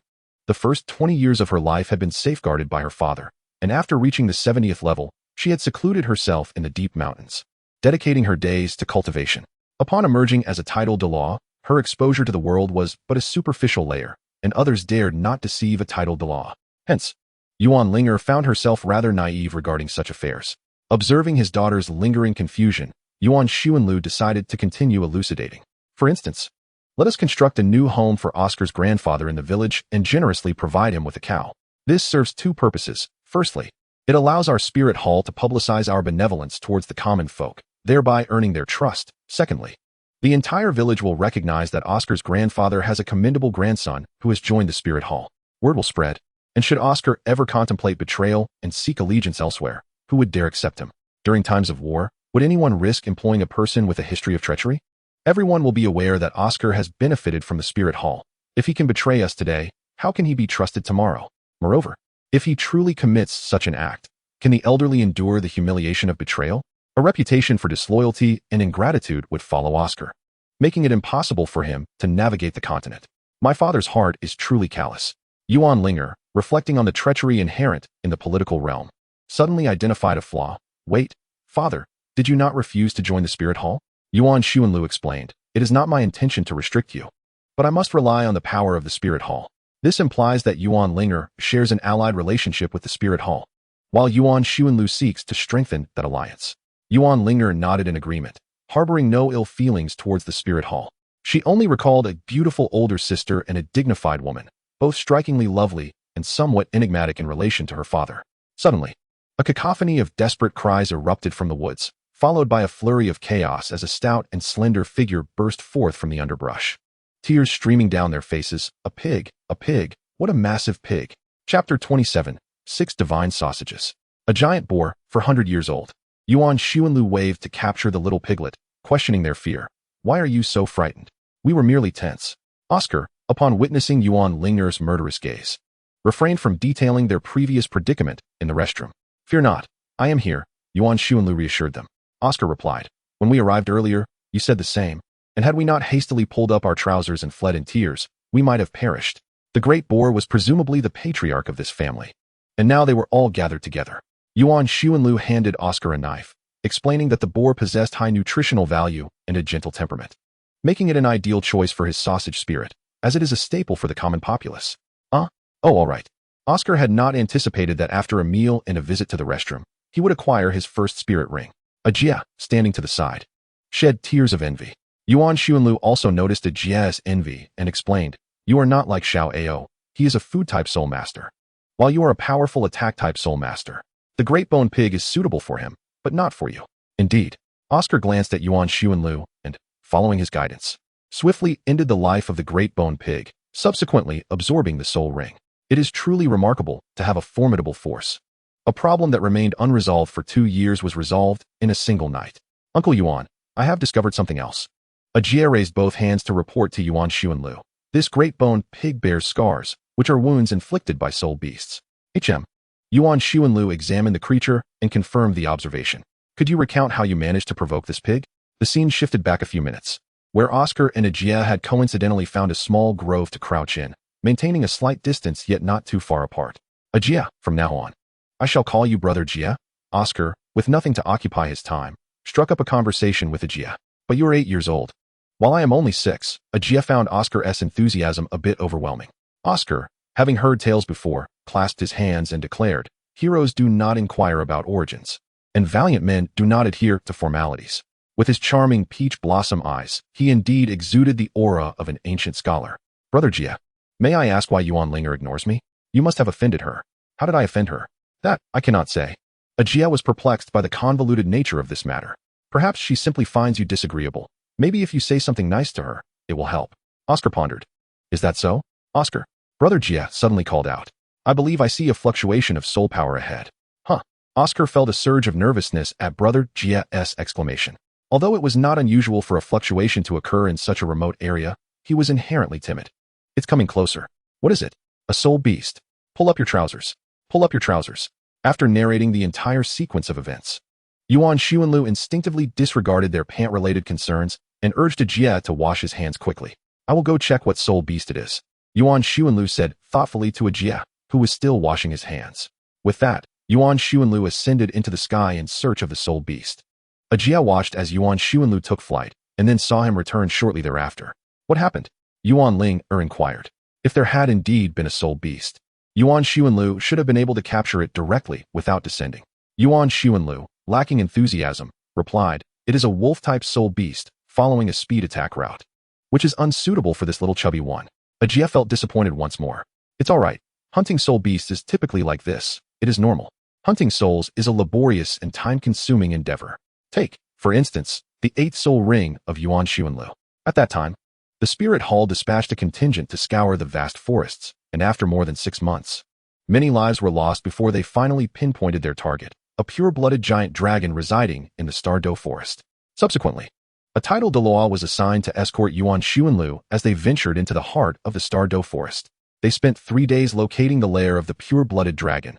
2 additional days awaited its return. They then devoted 7 days to wounding and pursuing the dragon. Ultimately, by the time they succeeded in slaying the pure-blooded dragon, more than 10 days had elapsed. It is indeed abnormal for someone like Tang San, who can summon any soul beast at will. Yuan Xuanlu yawned, announcing, I will keep watch tonight. You may rest. Yuan Ling'er and Jie set up 2 tents, each claiming one for themselves. As for Yuan Xuanlu, he made do with the sky as his blanket and the earth as his bed. Oscar likely had only a few hours before he could complete his absorption. The night passed without incident, though mosquitoes were an annoyance. When the morning sun bathed Oscar in its light, he could not help but exclaim, oh, what a delight. Yuan Ling'er emerged from her tent. Her expression displeased as she asked, what are you shouting about? I have a soul ring now, Oscar proclaimed, revealing his martial soul, with a yellow soul ring encircling it. He chuckled, little Ao has a big sausage. Yuan Xuanlu waited for a moment, noticing that nothing had materialized in Oscar's hand. After another pause, he began to doubt the integrity of Oscar's martial soul and inquired, where's the sausage? Oscar sheepishly replied, I merely recited my soul incantation. The soul ring didn't even light up, and I haven't released any soul skills. Then why don't you release a proper soul ring? Yuan Ling'er scolded, initially eager to witness the might of the future food god Douluo, only to be met with disappointment. Am I to be toyed with? Quickly, Oscar activated his soul skill, conjuring a large sausage in his hand. It resembled the red sausages from Yuan Xuanlu's previous life, albeit much larger. After absorbing the soul ring of a great bone pig, my soul skill allows me to create a restorative sausage with a 1-day shelf life. Its effects are all-encompassing, promoting wound healing, restoring physical and soul energy, alleviating fatigue, and most importantly, satisfying hunger. Yuan Xuanlu nodded in appreciation. The path for food-type soul masters lies within the military. During wartime, the army requires sustenance in abundance, which is quite advantageous. However, the short shelf life is a concern. Perhaps as his strength grows, the duration will extend. Can it alleviate itching? Jie emerged from his tent, his face adorned with red welts and scratches from nails. It is indeed useful, he remarked. Oscar gazed at the vibrant red welts and scratches adorning Jie's face, unable to restrain his curiosity. What happened to you? There were mosquitoes yesterday, Jie succinctly replied. After seizing Oscar's restorative sausage, he consumed it in one swift motion. Before long, the swelling of the welts subsided, and the scratches vanished. Yuan Xuanlu nodded in approval. If you marketed this restorative sausage as a divine remedy, it would surely yield remarkable results. Divine remedy? Yuan Ling'er maintained her composure, though inwardly she was startled, glancing towards Yuan Xuanlu. Does Dad also possess knowledge of divine matters? The test subject, Jie, gave a thumbs up, his round face beaming with delight. It alleviates itching and reduces swelling. Isn't that the essence of floral water? Plus, it even diminishes scars. Yuan Ling'er realized it was the 6 Gods brand of floral water, but it can't be labeled as mosquito repellent. What a pity. In truth, the original modified version of the floral water was concocted by Yuan Xuanlu himself. The first generation was crafted by mixing herbs for itching and mosquito repellent with alcohol, yielding a potent concoction with a strong scent that was generally unsuitable for most, with some even misusing it as medicinal liquor. Later, that rascal, Ju Douluo, improved upon the original formula, resulting in the modified floral water. However, apart from its fragrance, the ingredients and effects were entirely different from what Yuan Xuanlu remembered from his previous life. Observing Jie and Yuan Xuanlu debate the efficacy of mosquito repellent and itch relief, Oscar fell into contemplation, recalling, I remember that my martial soul is a sausage. Chapter 28. Why on earth is this pig dressed? On the third day in the Soul Beast Forest, Ajay remained empty-handed. Oscar's experience contrasted starkly with Ajay's. It was evident who was favored by fortune. Some individuals struggled for 3 days without finding a soul ring, while others effortlessly acquired one. Should I give up? Ajay's confidence wavered. Take it slow. Haste makes waste. Yuan Linger reassured him, delivering a gentle pat on Ajay's back. No one is anxious. Do you wish to return to class? Reflecting on the tedium of the classroom, Ajay quickly dismissed his impatience. No rush, no rush. I'm not anxious at all. Reading thousands of books and traveling thousands of miles is essential. Solely studying can lead to being easily deceived, Yuan Xuanlu remarked in his characteristic leisurely tone, unperturbed by the passage of time. Especially since he had taken a leave of absence from Balak Intermediate Soul Master Academy and could afford to relax for a while. He contemplated resigning upon his return. In fact, if possible, I would genuinely like to send you all into the Star Luo Empire's military to experience it firsthand, Yuan Xuanlu mused. The Star Luo military. Ajay was taken aback. He merely wished to avoid school. There was no need to enlist in the Star Luo Empire's army. Yuan Xuanlu, with hands clasped behind his back, unleashed a surge of soul power, rendering a chattering monkey soul beast unconscious. A formidable army serves to cultivate individuals, certainly composed of elite forces, rather than instilling a sense of brigandry. Historically, the military prowess and troop quality of the Star Luo Empire have consistently surpassed that of the Tindo Empire. Over the course of nearly 2 millennia, conflicts between the Star Luo Empire and the Tindo Empire have been incessant, with 3 major wars, each mobilizing the full might of the nations, erupting between the 2 empires. Although these wars were ultimately mediated by the Spirit Hall, the Tindo Empire emerged victorious only once. Ah yes, it is the tale known as the War of the Empress. Ajay recalled, for he had a keen interest in history, evidenced by his commendable performance in the course titled Fundamentals of Continental History. Hark! The War Empress vanquished the Star Luo Phantom thrice. Oscar exclaimed with exuberance. His historical knowledge largely derived from tales spun by storytellers in tea houses. Ajay nodded, gesturing animatedly. At that time, the Tindo Empire was embroiled in a dispute over the rightful succession. With 2 factions vying for legitimacy, the lineage of the War Empress and what is now referred to as the false imperial line. Seizing the opportunity amidst Tindo's internal strife, the Star Luo Empire commenced its invasion. With 2 claimants to the throne, local aristocrats busied themselves, choosing sides, while the lords directly under the royal banner hesitated to report to either faction for fear of being branded traitors. As a result, they collectively feigned silence. Thus, after the Star Luo Empire captured 12 cities in succession, many regions surrendered without a fight, and for a time, the southern territories of the Tindo Empire, along with most of its vassal states, flew the banner of the Star Luo Empire. Consequently, Oscar seemed to view Ajay as a storyteller, and upon noticing Ajay's pause, eagerly inquired, what happened next? They encountered the impetuous young War Empress.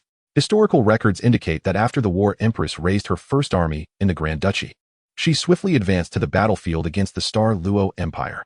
This newly formed army triumphed over the invading forces of the Star Luo Duke of Phantom and reclaimed significant territories, compelling those who had previously surrendered to return to their allegiance. At this juncture, Yuan Linger interjected, it may not have been merely a new army. It is likely that the elite forces of the Grand Duchy were involved. Consider this. A unit that has never seen battle cannot possibly defeat the Duke of Phantom's seasoned veterans. Ajay stroked his chin in contemplation. That is a valid point. Oscar, undeterred, proclaimed, a storyteller speaks of raw recruits transforming into seasoned soldiers only through combat. When 1,000 men suffer half casualties, the surviving 500 form the backbone of the army, recruiting new soldiers and thereby creating a formidable force. It is not as simple as you suggest. With half the army lost, it would have collapsed long ago. I speak of elite forces. Elite. The boys, filled with fervor for military matters, argued heatedly, and even the nearby monkey joined in with its chatter. Chatter, chatter, chatter. Yuan Xuanlu seized the monkey and placed it before Ajay. Ajay, this is a nearly 400-year-old golden armored monkey, renowned for its exceptional defensive capabilities. You are fortunate. Your soul ring is secured. Yuan Xuanlu was taken aback when a group of monkeys unexpectedly arrived to witness the commotion between Ajay and Oscar. In a swift motion, he seized the Monkey King, surprisingly finding it quite suitable as Ajay's soul ring. Ajay gazed at the golden armored monkey that Yuan Xuanlu had captured, swallowing hard. The golden armored monkey is renowned for its formidable defensive capabilities. A century-old specimen can develop a faint layer of golden armor on its surface, while a millennium-old variant boasts complete coverage of its vital areas. As for the 10,000-year-old, he was unsure. However, it is said that powerful nobles utilized the golden armor from 10,000-year-old golden armored monkeys to craft protective inner armor. It seemed perfect, yet there was a minor dilemma. But isn't my martial soul a pig? Can it absorb a monkey's soul ring? Ajia inquired. Yuan Linger interjected. Do the soul masters with the Haotian hammer martial soul absorb soul rings from hammer spirits? Ajia nodded in agreement, while Yuan Xuanlu patiently elucidated. Although the golden armored monkey is not a pig-type soul beast, its defensive prowess is what you should value.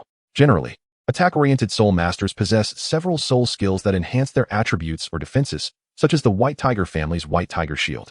Oscar chimed in. Exactly. The big sister is spot on. Those with hammer martial souls cannot possibly absorb hammer spirits as their soul rings. Your notion of only absorbing soul rings from soul beasts that match your martial soul is misguided. Big sister? I'm younger than you. Call me old. How rude. Yuan Linger retorted, sparking a playful argument with Oscar. Ajia regarded the golden armored monkey, nodded decisively, and swiftly ended its life. As the yellow 100-year soul ring ascended, Ajia commenced the absorption process. An hour later, he had completed the absorption, and the soul skill that emerged was indeed, as Yuan Xuanlu had predicted, a protective soul skill, which Ajia named Golden Armor Protection. This skill envelopes the body in a shield of soul power, augmenting defense by 60% and enhancing attack by 2%. Not bad, but for your next soul ring, you must seek a beast with formidable offensive power, Yuan Xuanlu remarked approvingly. Now, show me your martial soul. Ajia summoned forth his pig martial soul. Oscar eagerly approached to observe the peculiarly named smiling pig, and after a moment, he suddenly exclaimed, "Ah, why is your pig wearing clothes?" The soul hunting concluded. The only unexpected development was that Ajia's martial soul underwent a transformation. His mischievous, smiling pig donned a flowing robe, and Yuan Xuanlu discerned a hint of ethereal grace in its cheeky visage. As for the matter of Ajia's martial soul mutation, Yuan Xuanlu had no immediate insights and realized that he would need to consult resources at the Martial Soul Hall for further investigation, though there was a higher likelihood that no significant discoveries would be made. After all, the continent is home to countless peculiar martial souls, with some unique variants existing only in secluded villages hidden from the world. Yuan Xuanlu led 3 young companions on an outing. As they stepped outside, their eyes fell upon Oscar's grandfather, who was crouched at the entrance facing the bustling street, eagerly gazing at the gates of the Soul Beast Forest. Anxious not to miss a soul, Oscar hurried over to assist the elderly man, exclaiming, "Grandfather, I have obtained my soul ring. As of today, I am also a soul master." Upon hearing this news, the old man's face lit up, his wrinkles lifting in joy. He promptly bowed deeply to Yuan Xuanlu, saying, "Wonderful. Thank you, esteemed soul master." Yuan Xuanlu, however, would not permit the elder to bow in such a manner. He quickly helped him up, smiling warmly. "Please, do not call me esteemed soul master. I have already accepted Oscar as my registered disciple." "Really? So sudden?" Oscar inquired, astonished. "Once Oscar becomes my registered disciple, it won't be long before the Spirit Hall sends someone to renovate your old home," Yuan Xuanlu reassured. "Excellent." The old man beamed with delight, clapping his hand on Oscar's head. "Why aren't you kneeling to pay your respects to your master?" With a decisive thud, Oscar knelt and performed 3 respectful bows. "I pay my respects to you, master."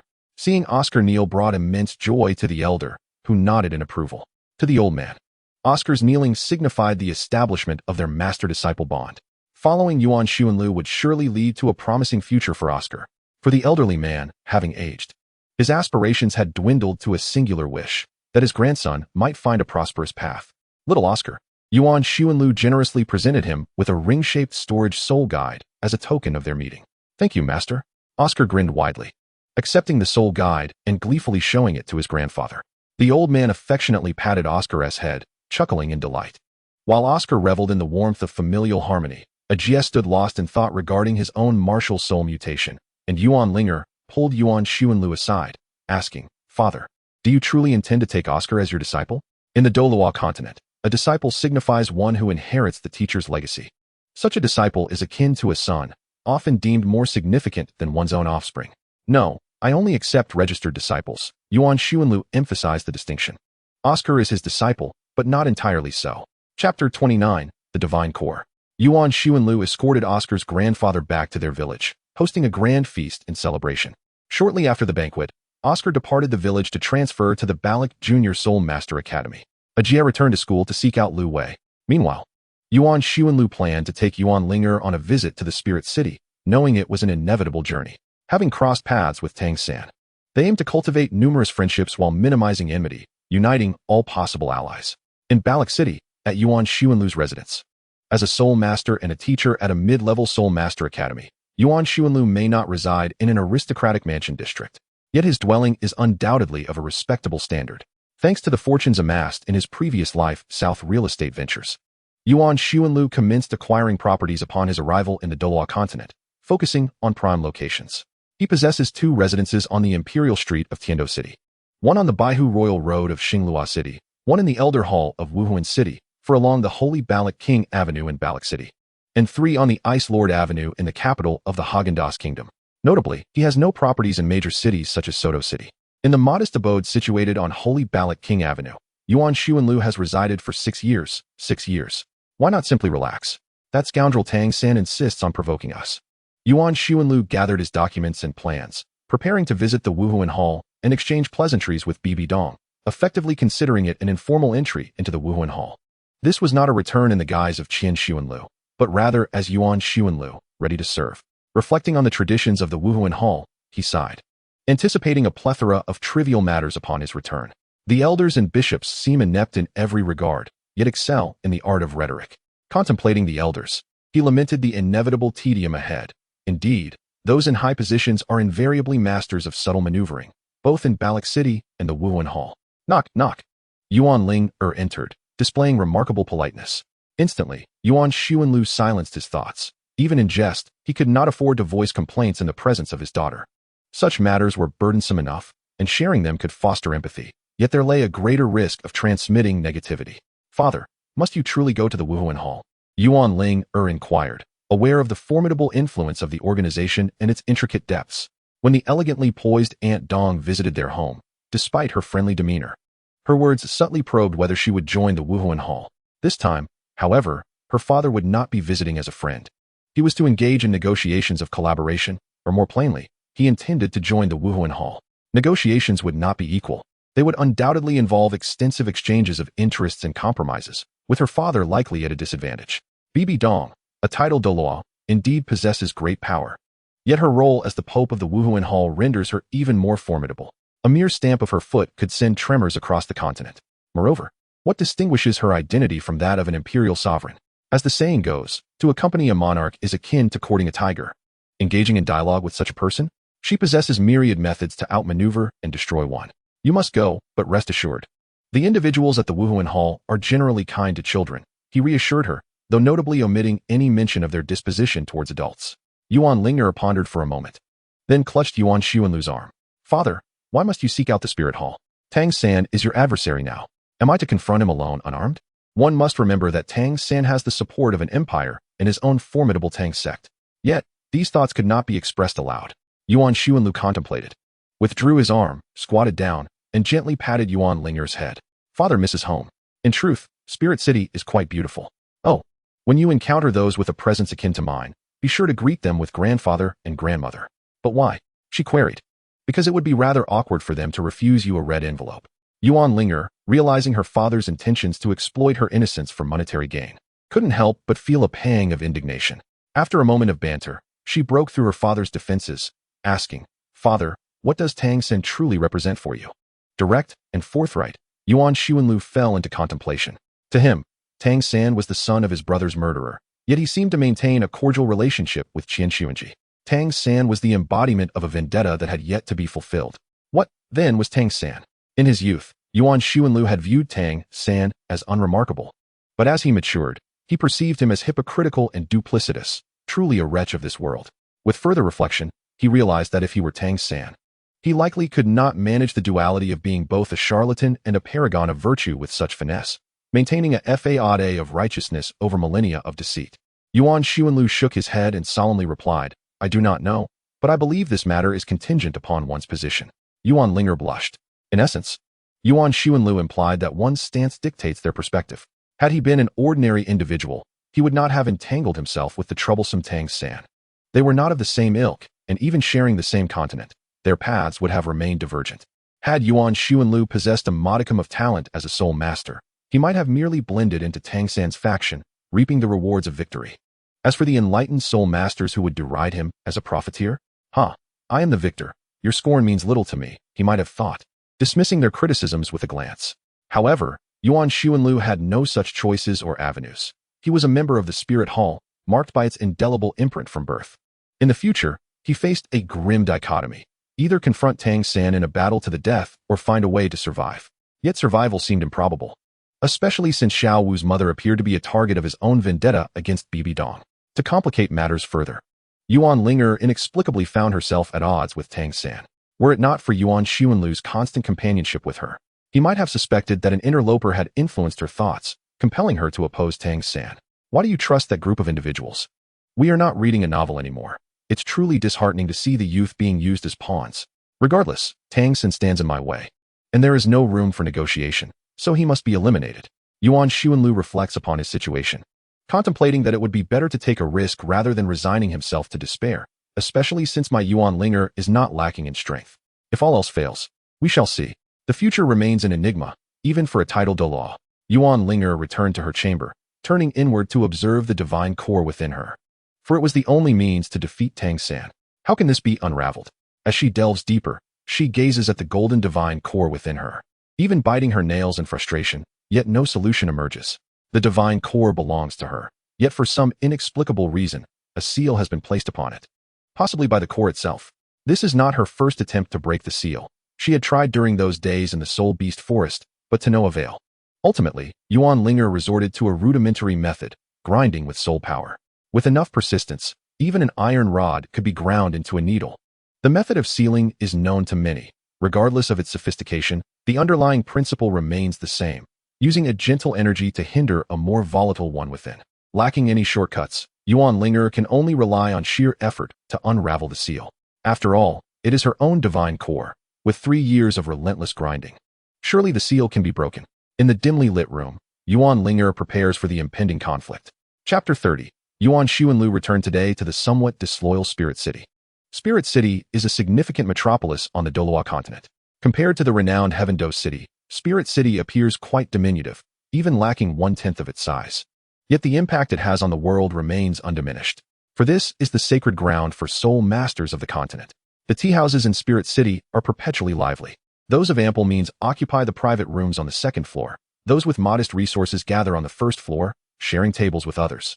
Those without funds, hoping for a glimpse of a lovely companion, linger at the entrance, armed with roasted soybeans, while the storyteller, with a pot of tea and a fan, sits on stage, resting with closed eyes. Once the apprentices have warmed the audience, the storyteller shakes out his long robe, strokes his beard, clears his throat, and with a clap of the wooden block, begins his tale. Who is this war queen, you may ask? Surely, all present are well aware. She is the goddess of war from Heaven Do. Despite her femininity, the victories of Heaven Do depend on her prowess. Laughter erupts from the audience as a regional joke unfolds.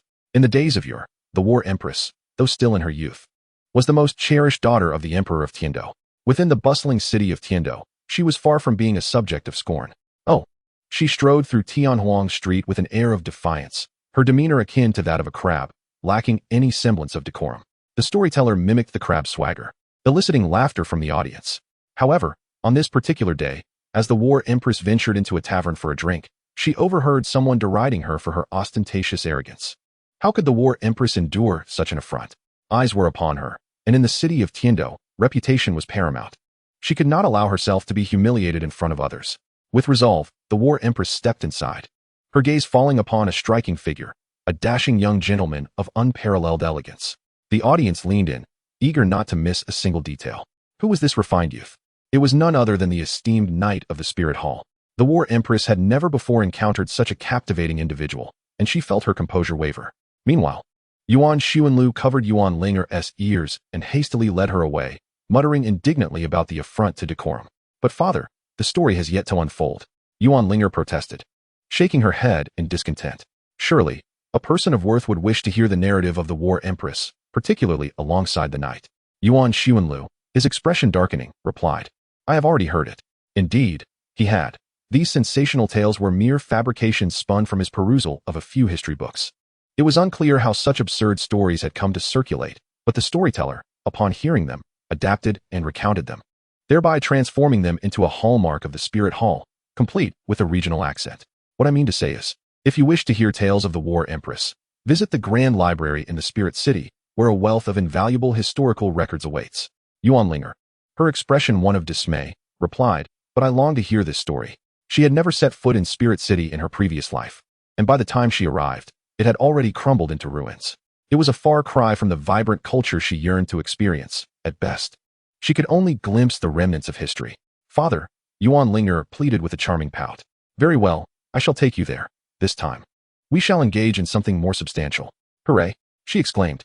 With a clap, the young storyteller at the tea house, seemingly inexperienced and youthful, took a bow and announced, Gentlemen, today we shall continue our tale of the White Knight aiding the Empress in her 3 victories over the Netherworld. Yuan Xuanlu nodded. This was a narrative he had not yet encountered, likely a creation of the young storyteller, and it seemed promising. The tale began with the War Empress leading her troops into battle, facing the Netherworld Duke of Xinghua, who scoffed at the audacity of the mere 1,000 soldiers in the Tindo army attempting to obstruct him. Foolish child, lacking in strategy, he laughed. A commander from Xinghua spoke up. Why does the Duke not personally eradicate this little band of thieves? With a wave of his hand, the Duke dispatched a silver-armored youth to annihilate them, chuckling, the children will defeat themselves. But who, pray tell, was the White Knight of the Spirit Hall? Was he merely a child? What a formidable figure indeed. Witnessing the disdain the Duke of Netherworld exhibited towards the army of the War Queen, the White Knight immediately volunteered to engage in battle. Consider this. At that time, the War Queen was merely a child, unaccustomed to grand spectacles. She gazed at the imposing formation of the starry troops, their banners obscuring the sun, as a silver-armored commander charged towards her position, causing her to break into a cold sweat, utterly flustered. It was the White Knight from the Spirit Hall who once again stepped forward to offer his service, halting the War Queen's trepidation. Upon reflection, the War Queen realized that the opposing forces numbered a staggering 5,000 riders. While her own contingent barely surpassed 1,000, defeat was inevitable. Yet, the White Knight was no ordinary individual. He once more pledged to lead them to victory.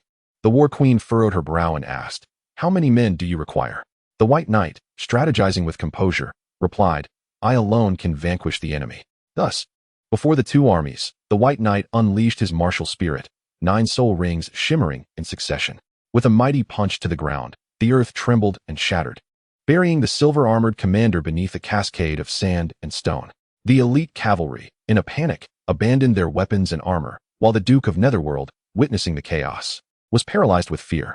Yuan Xuanlu could no longer contain himself. His expression darkened. How could anyone believe such a tale?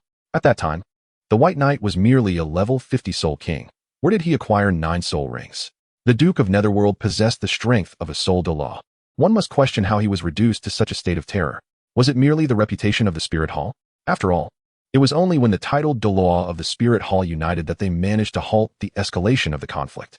This was nothing but a fabrication. Yuan Xuanlu concluded that until Yuan Linger had undergone a systematic study of history, she should not be exposed to such storytelling, lest it diminish her intellect. One sharp-eyed young man, smiling, addressed Yuan Xuanlu. It seems this young brother is out enjoying a day with his daughter. Indeed, replied Yuan Xuanlu, returning the gesture, with Yuan Linger also bowing slightly. Enjoying oneself is predicated on harmony and contentment, regardless of the tale being spun, as long as there are listeners willing to engage. It suffices. The man poured himself a cup of wine.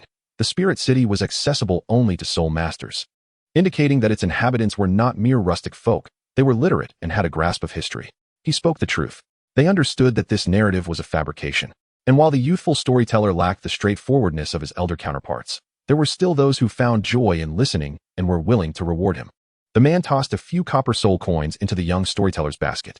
Moments later, the storyteller on stage, bowing towards the man, exclaimed, Thank you for your generosity. The man smiled confidently. That is a pleasure that money cannot buy.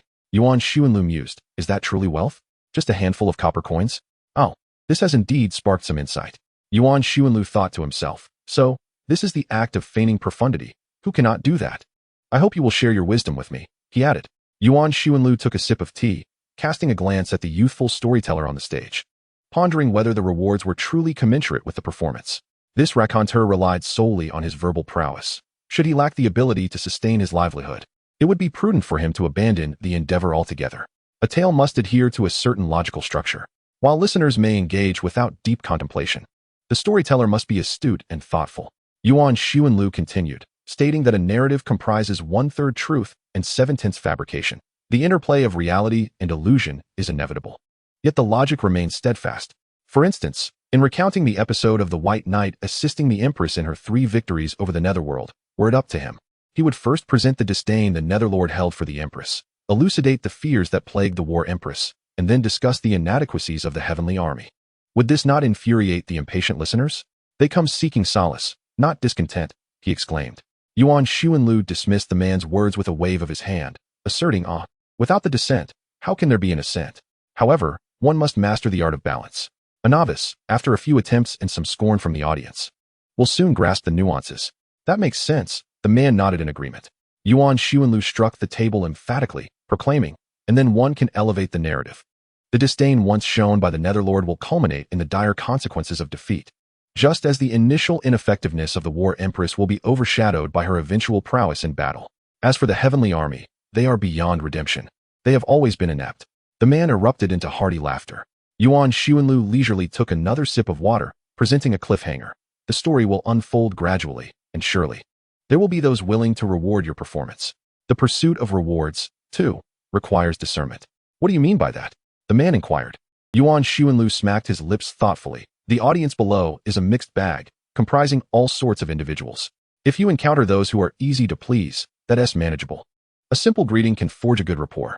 But if you confront a difficult crowd, they may directly challenge you, leaving you with no choice but to smile and hope that others will not retaliate against a cheerful face. What can you do? You are in this trade. They are your benefactors. If someone chooses to support you financially, that is kindness. If they do not, at the very least, their presence for a while signifies a mutual understanding. If they are inclined to offer, a word of thanks is warranted. If they are not, it is best not to linger, lest they lose face. The man listened with rapt attention. His role was merely to stand guard, and seldom did anyone engage him in such discourse. Thus, he felt inclined to forge a connection. Your words resonate deeply. I observe your attire, which exudes affluence. You are surely not an ordinary individual. In this Soul Master city, a single brick could crush several Soul Lords. Who among us is not cautious? Yuan Xuanlu called out to Ling'er, bidding her to depart the tea house, oblivious to the man's true nature. Although the title Douluo is not afraid of ordinary individuals, it is still better to maintain a cordial demeanor. A man caught up with Yuan Xuanlu and clasped his fists in greeting, inquiring, "May I ask your esteemed surname?" "I humbly bear the surname Yuan," came the reply. Yuan Xuanlu halted and returned the gesture, introducing himself. "I am Yuan Xuanlu." "I am Shattering," the man responded, bowing respectfully to both Yuan Xuanlu and Yuan Linger. "I am a knight of the Spirit Hall. I believe Brother Yuan has heard of us. The knights must hail from the Spirit City. I have resided in the Spirit City for nearly 30 years. Should Brother Yuan wish to visit any particular place, I would be pleased to extend my hospitality." Upon hearing this, Yuan Xuanlu was delighted. You are indeed a noble knight of the Spirit Hall. I do have a place in mind." "Oh, where might that be?" Yuan Xuanlu gestured toward the Pope's palace atop the hillside within the city, stating, "I wish to go there." Xiao chuckled lightly. It is a pilgrimage you seek." "In truth, Brother Yuan, the Pope's palace is not particularly remarkable. It cannot rival the historical grandeur of the Tindo Imperial Palace, nor can it compare in exquisite decoration to the Xinglua Imperial Palace. Yet I must go. It is a place of great significance to the city. Is it truly so compelling?" "Indeed it is." "Very well, let us proceed." Xiao laughed heartily and, without pretense, led Yuan Xuanlu through several streets before ascending the hill to the Pope's palace. "Daddy, are we really going to the Pope's palace?"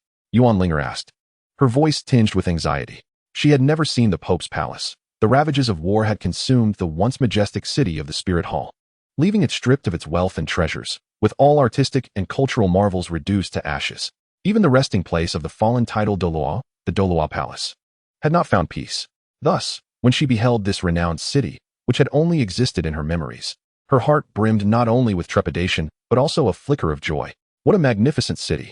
Those captivating storytellers, if only they could continue their tales forever. As Yuan Xuanlu ascended the steps, he remained unperturbed. "I have returned at last." Halt! 2 silver-armored knights barred their path, and 100 knights simultaneously raised their swords, proclaiming, "This is a forbidden area. Take another step, and you shall face execution."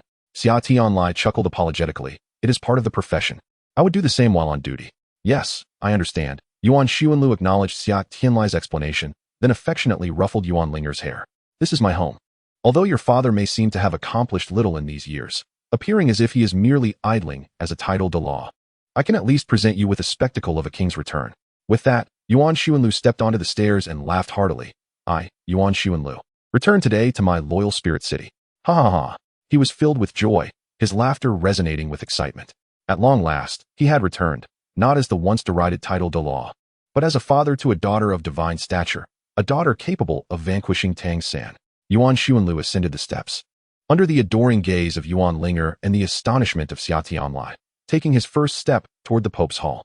Yet, he was met with the unified roar of 100 knights.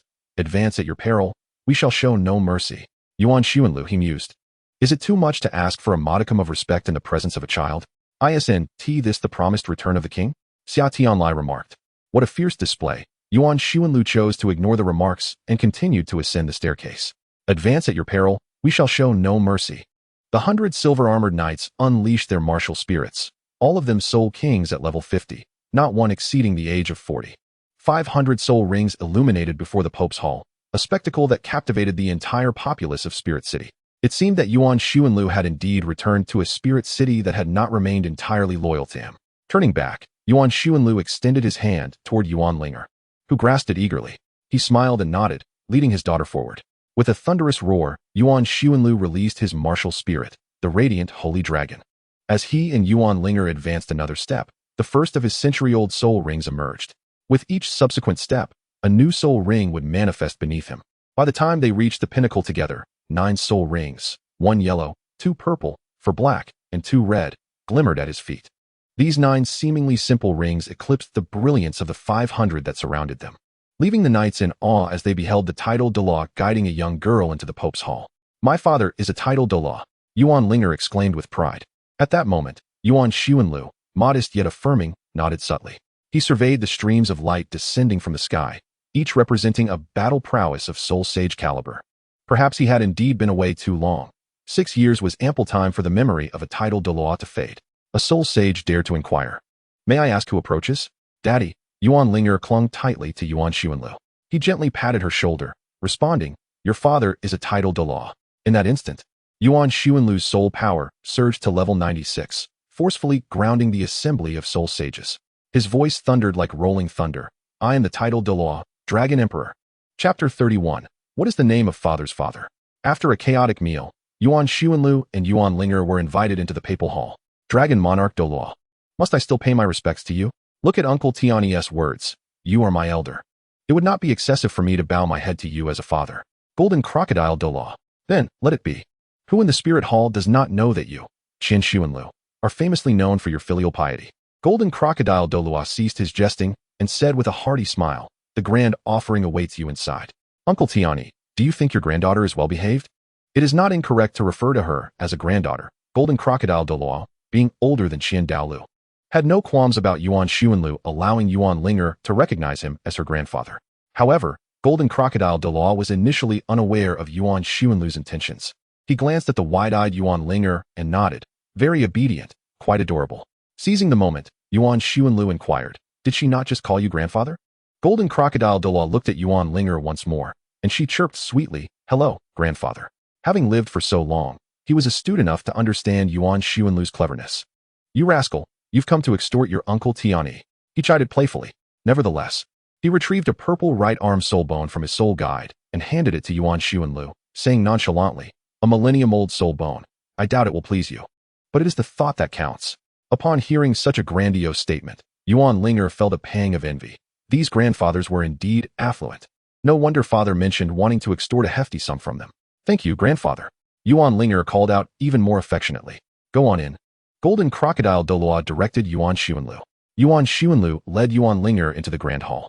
This was the Elder Hall, the largest structure within the Papal Hall, symbolizing the supreme existence of the Spirit Hall. As Yuan Linger stepped into the expansive chamber, an involuntary shiver ran down her spine. At the innermost part of the hall stood a colossal 10-meter-tall statue of a 6-winged angel, and beneath the statue stood a man. He faced away from the entrance, with long hair flowing down his back, illuminated by the lights streaming through the stained glass windows, creating an aura that inspired reverence. Having once been a limit Douluo, Yuan Linger felt a peculiar sensation. The man's presence seemed to merge with that of the magnificent 6-winged angel statue. So much so that one might not even recognize that a person stood there, as he was so exquisitely subdued. What a show-off! Yuan Linger internally derided Ju Douluo's pretentiousness, then swiftly donned a smile, turning to Yuan Linger and saying, "This is your grandfather." Yuan Linger obediently called out, "Hello, grandfather."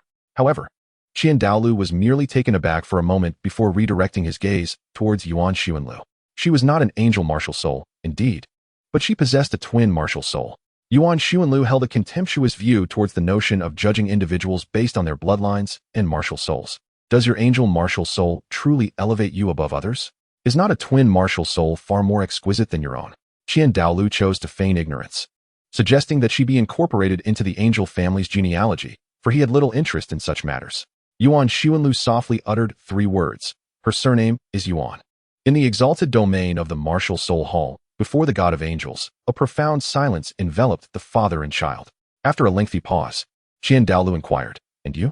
"I previously bore the surname Qian, now I am Yuan." Yuan Xuanlu distinctly sensed the oppressive aura of the limit Douluo bearing down upon him and Yuan Linger, yet he proactively released his own aura, gradually pushing back against the formidable pressure, albeit with great difficulty. Do I need to articulate it more clearly? Presently, the only living heirs of the angel bloodline are you and Xiao Shui. Are you contemplating whether to indulge in youthful folly once more, to beget another child with an angel martial soul? Nonsense. Qian Douluo cast another glance at Yuan Linger before solemnly stating, "You may leave, let your father remain." Yuan Xuanlu, refusing to coddle the elder Qian Douluo, promptly picked up Yuan Linger, declaring, "Linger, let us seek out grandfather Tiani. Do not heed this old man's ramblings." Qian Douluo, having lived for a full century, was acutely aware of Yuan Xuanlu's intentions, merely reflecting his discontent towards Yuan Linger, and in turn receiving a frosty demeanor from Yuan Xuanlu. With a slight wave of his hand, a millennium-old soul bone soared into Yuan Ling's grasp, as he leisurely remarked, "This is a gift for her." Merely a millennium-old soul bone. Who do you look down upon? Linger, do not absorb it. Despite his words, Yuan Xuanlu set Yuan Linger down, gently ruffling her hair, saying, "Go seek your Aunt Dong. Rest assured, I am fine." Yuan Linger stored the soul bone within her soul guide and bowed to Qian Douluo before departing from Yuan Xuanlu. Once Yuan Linger had left, only Yuan Xuanlu and Qian Douluo remained in the hall. Qian Douluo gazed at Yuan Xuanlu, whose visage bore a resemblance to his own youthful appearance, and abruptly remarked, "By word and deed, is this how you instruct your daughter to honor her elders? A lack of education reflects poorly on the father. Did you only teach Qian Xuanji to indulge in youthful folly?" Qian Douluo. Yuan Xuanlu's retort to Qian Douluo encompassed 3 points of contention. First, was the irredeemable sin of Qian Xuanji. Second, the circumstances of Yuan Xuanlu's own birth. And third, perhaps a subtle jab at Qian Douluo's past pursuit of Poseidon. Dragon Emperor Douluo, I wish to see if you possess the qualifications to join the martial soul hall. The momentum of Qian Douluo has shifted. If he was previously the epitome of restraint, now his soul power emanates of vastness. Akin to an individual standing alone upon an expansive prairie, gradually tilting his head upwards to behold the azure sky, unimpeded by any obstruction, rendering the horizon indistinguishable.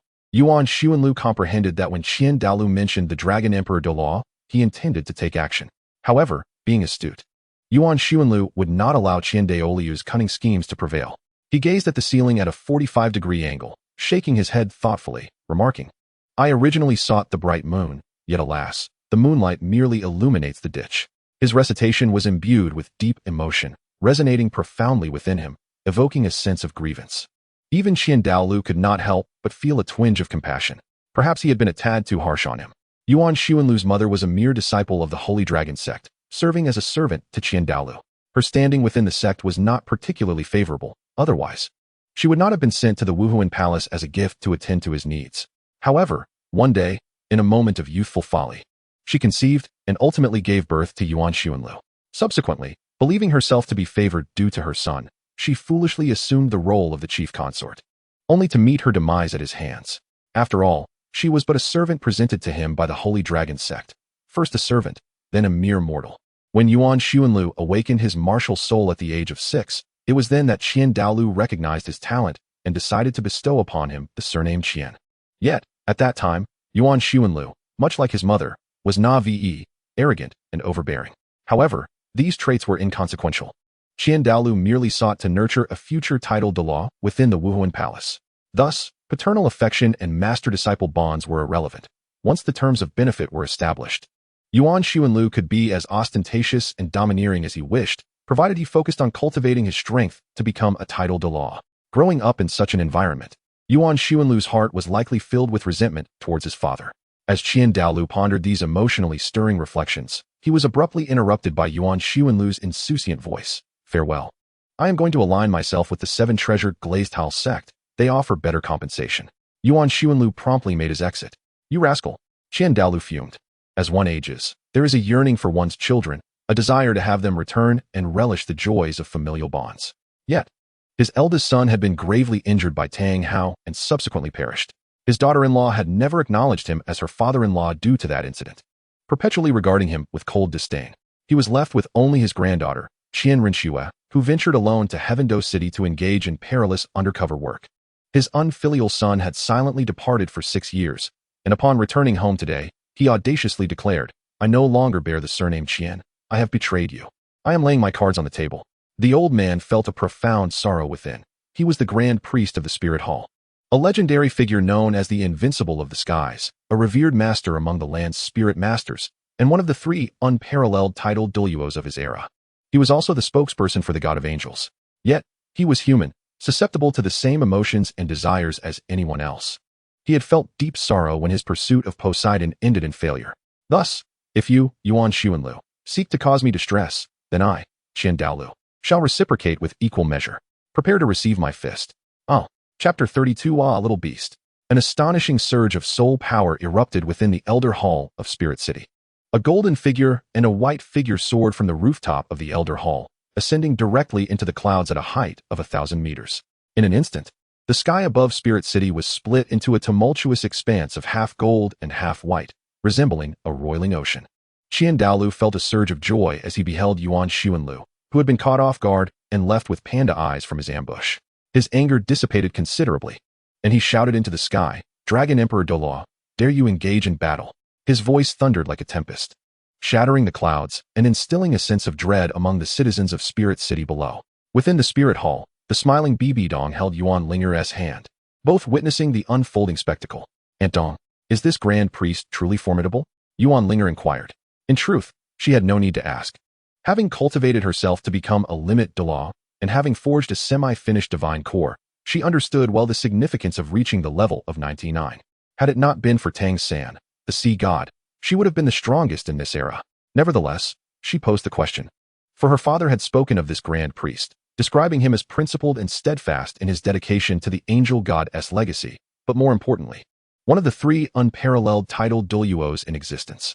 Yuan Linger comprehended that unparalleled titled Douluo equated to limit Douluo, yet she had never engaged in battle with one. Thus, the true measure of strength remained a mystery, very formidable indeed.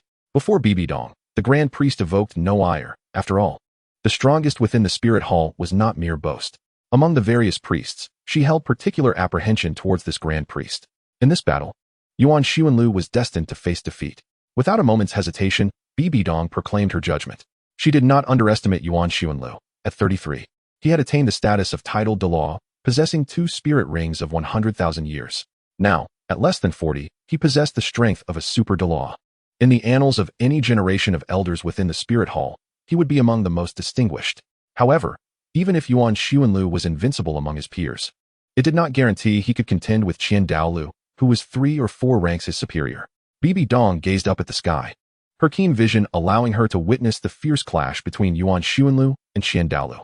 She offered a soft encouragement, hoping her father would deliver a delightful surprise. The moment arrived. Upon hearing Qian Daolu's thunderous challenge to battle, Yuan Xuanlu felt a surge of bravado. The martial soul of the radiant holy dragon was unleashed, with 9 soul rings swirling around him, emanating an aura of formidable power at the pinnacle of the 96th level. A clear indication that he was prepared to unleash his ultimate move. Engaging with a limit Douluo presented numerous advantages, particularly for someone like him who lacked external assistance. A duel with Qian Daolu would be invaluable for his future breakthroughs in cultivation. With a flourish of his robes and a resolute expression, Yuan Xuanlu proclaimed with righteous fervor, I dare not.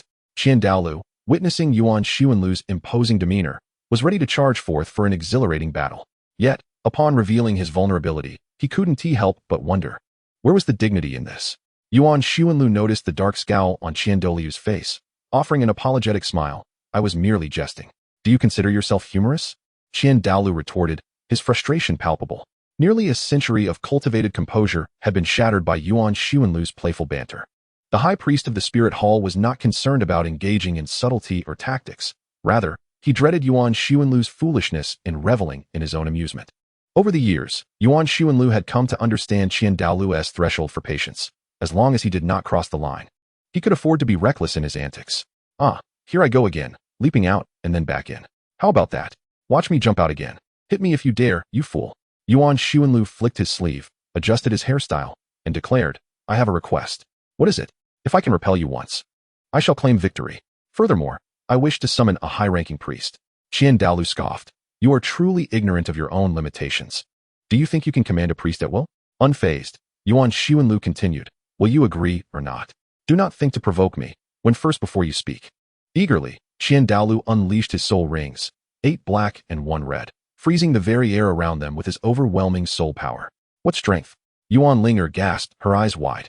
Once a limit Douluo herself, although now devoid of her former cultivation, she sensed the residual might in the air and felt that even at her zenith, she would have struggled to compete with such power. No wonder he was known as invincible in the skies, in the heavens. Qian Douluo was a being perilously close to divinity. Martial soul manifestation. Yuan Liger released his martial soul in response. The immense surge of soul power slightly eased his breathing. Yet the pressure from the high priest was daunting. He believed he would fare better against Tang Hao than against this formidable opponent. Radiant Dragon Form. The third purple soul ring was unleashed, and with a 40% enhancement to all attributes, Yuan Liger was imbued with newfound confidence. Just one successful repulsion would secure my victory. At this moment, Yuan Liger dared not be frugal with his soul power. The crimson 10,000-year soul ring illuminated. And he unleashed 2 8th soul abilities, Dragon Emperor's Severance of all laws. The potency of this skill was truly overwhelming, forcibly preventing any opponent of inferior strength from utilizing their soul power. Even those of higher rank found their abilities severely hampered. The elemental forces of the heavens were ensnared, and even the martial soul of Qian Douluo experienced a slight tremor. Nevertheless, Qian Douluo remained poised, gazing down at Yuan Liger with an air of superiority. Dragon Emperor's Domain of Execution. A white dragon's head materialized in Yuan Liger's grasp behind the radiant form of the Holy Dragon. He soared towards Qian Douluo, infusing a vast amount of soul power into the attack, still restrained yet extraordinary, akin to before. The tempest of soul power conjured by the dragon's head stirred the clouds behind Qian Douluo, yet he did not budge an inch, not even the flutter of his sleeves. As Qian Douluo's 7th soul ring glimmered, a massive angelic silhouette emerged, enveloped in a layer of divine radiance that suffused the sky and the martial soul city below. Many devout followers within the city knelt, tears streaming down their faces, offering praise to the celestial being suspended in the air. In stark contrast, Yuan Liger felt only the weight of pressure, his speed inexplicably diminishing. As he charged toward the angelic form, he felt akin to an ant attempting to shake a tree. Why? Did Dragon Emperor's Severance of all laws have no effect on you? Yuan Liger's eyes turned crimson. If he were to analyze the situation rationally, he would recognize that Qian Douluo's angelic form was not at its zenith. The 8th soul ability still held merit. However, at Qian Douluo's level, facing an opponent of a different caliber, there was no need for concern. Killer Goddess Domain. The dark purple field of power unfurled, and a flicker of brutal killing intent flashed in Yuan Liger's eyes, the aura of death swirling around him. The pressure from Qian Douluo's angelic form finally waned slightly. Seizing this moment, Yuan Liger closed the distance, launching a fist toward Qian Douluo's face.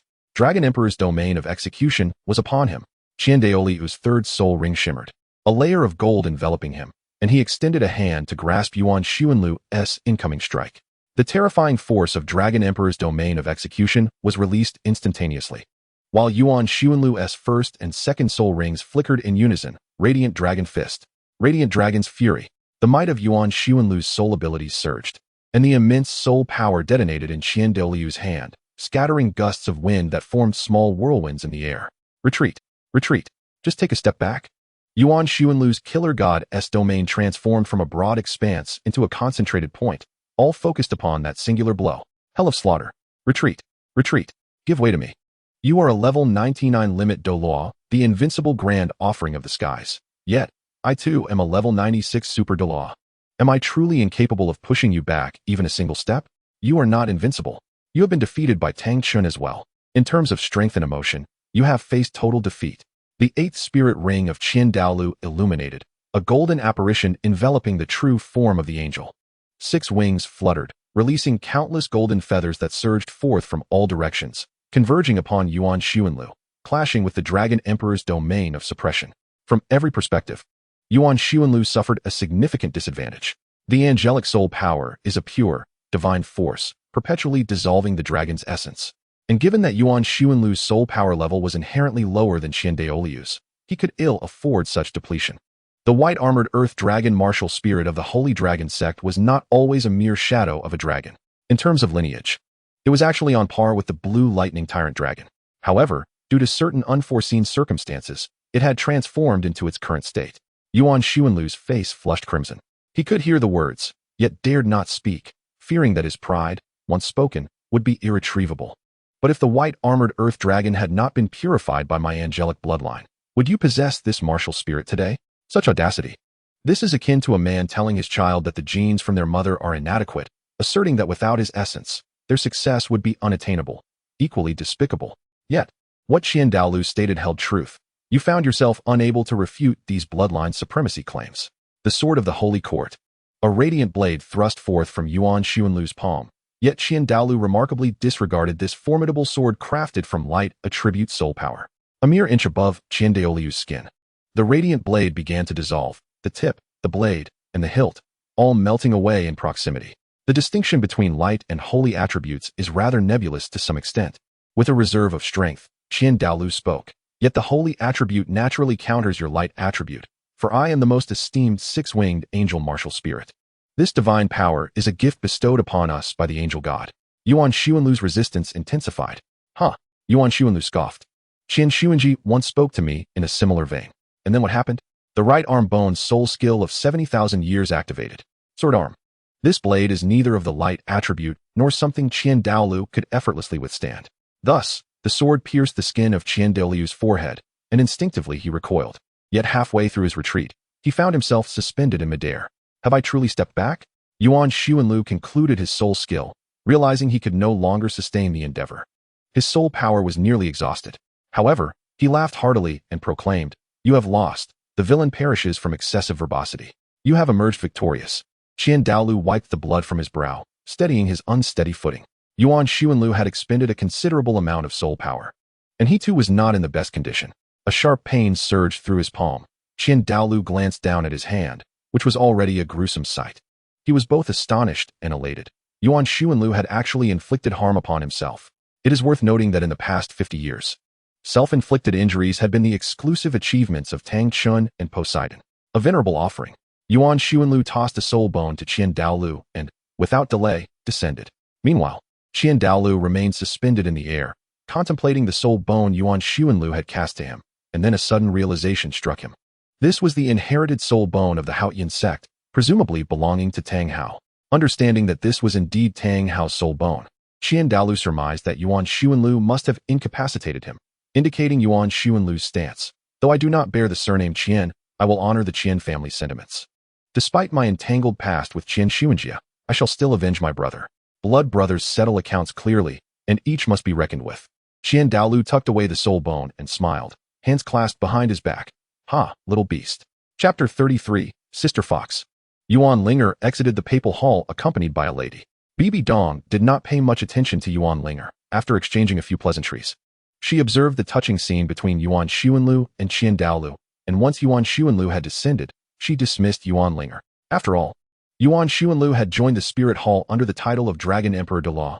No matter what Yuan Linger did, she would not oppose the Spirit Hall. As for Yuan Linger's future intentions, whether to establish her own faction or otherwise, Bibi Dong did not concern herself with such matters. Presently, Yuan Linger had not joined the Spirit Hall and yet was affiliated with it, which was the most favorable outcome. Regarding the previous efforts to recruit Yuan Linger by leveraging the status of the Spirit Hall Saintess, what would happen if she was indeed drawn in? How would Bibi Dong ensure that Yuan Linger would be as easily manageable as Hulayina, the disciple she had recently taken a liking to, with 3 women involved? Could it be that the Spirit Hall would witness 3 saintesses feigning sisterly affection while secretly undermining one another, ultimately leading to internal strife? The late emperor's endeavors had barely begun before he met his untimely demise, and the long-standing grievances among the saintesses of the Spirit Hall could very well lead to a division of the realm. Upon exiting the papal hall, Yuan Linger strolled alongside the papal disciple Hulaina. Hulaina smiled charmingly and inquired, "Sister, where would you like to go play?" Yuan Linger blinked her eyes and gazed at the newly promoted disciple, the future saintess, Hulaina. Although Hulaina's appearance was rather ordinary, she possessed a unique charm, particularly with her alluring fox-like eyes. Despite being merely 11 or 12 years old, she had a way of captivating the hearts of men on the street.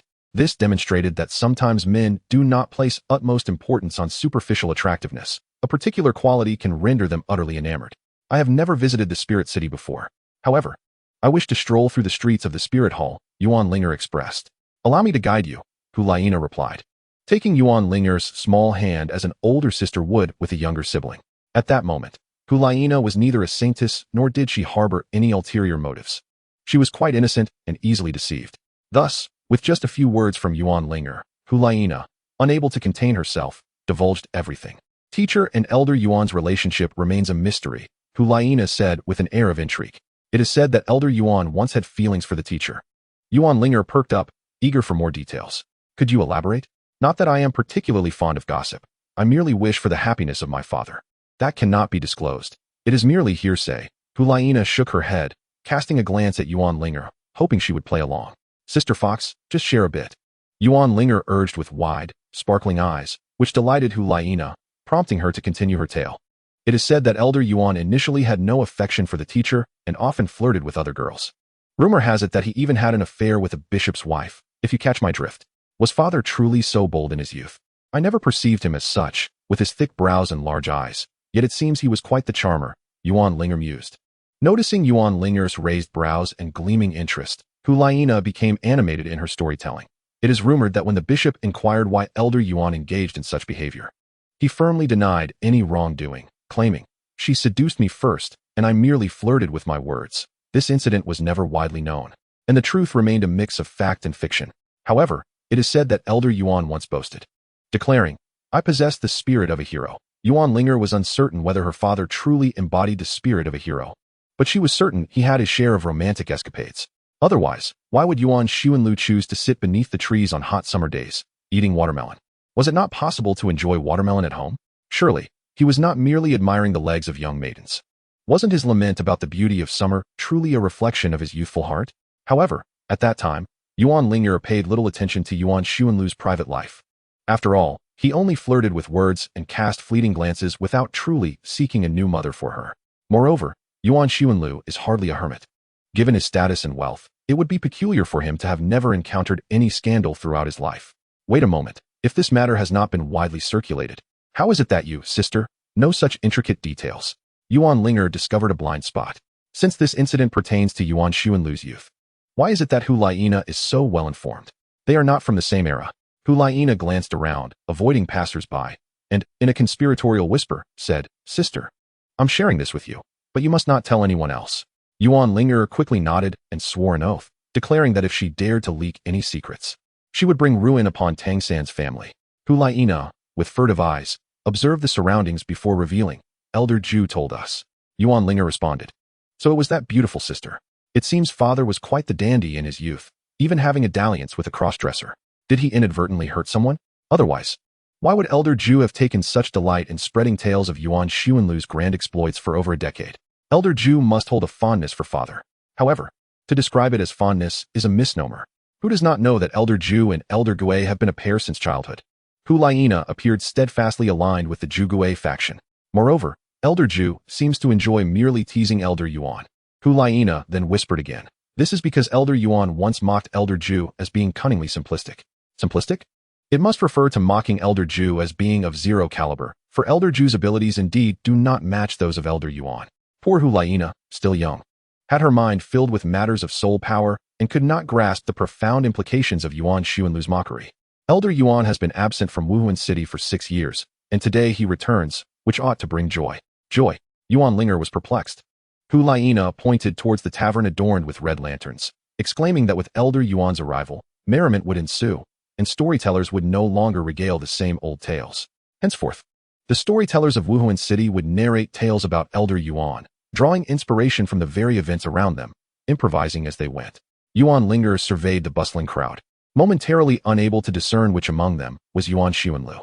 Back in Balak City, Yuan Xuanlu was the most elegantly handsome teacher, and countless female instructors, upon learning of his daughter, were eager to dote on him, even offering to raise her for him. Yet, in Wuhuan City, Yuan Xuanlu had become the subject of jest. Although he possesses a gentle temperament, he may not appreciate others making light of him so openly in the streets. Yuan Linger voiced her confusion, to which Hu Laina adopted the earnest tone of a local of Wuhan City. Significant matters seldom reach the ears of the common folk. Elder Ju has been selective, discerning, and only then does he share peculiar and amusing tales with them. Yuan Linger nodded, partially understanding. Suddenly, she came to an abrupt halt, clutching her heart, where the divine core stirred within her.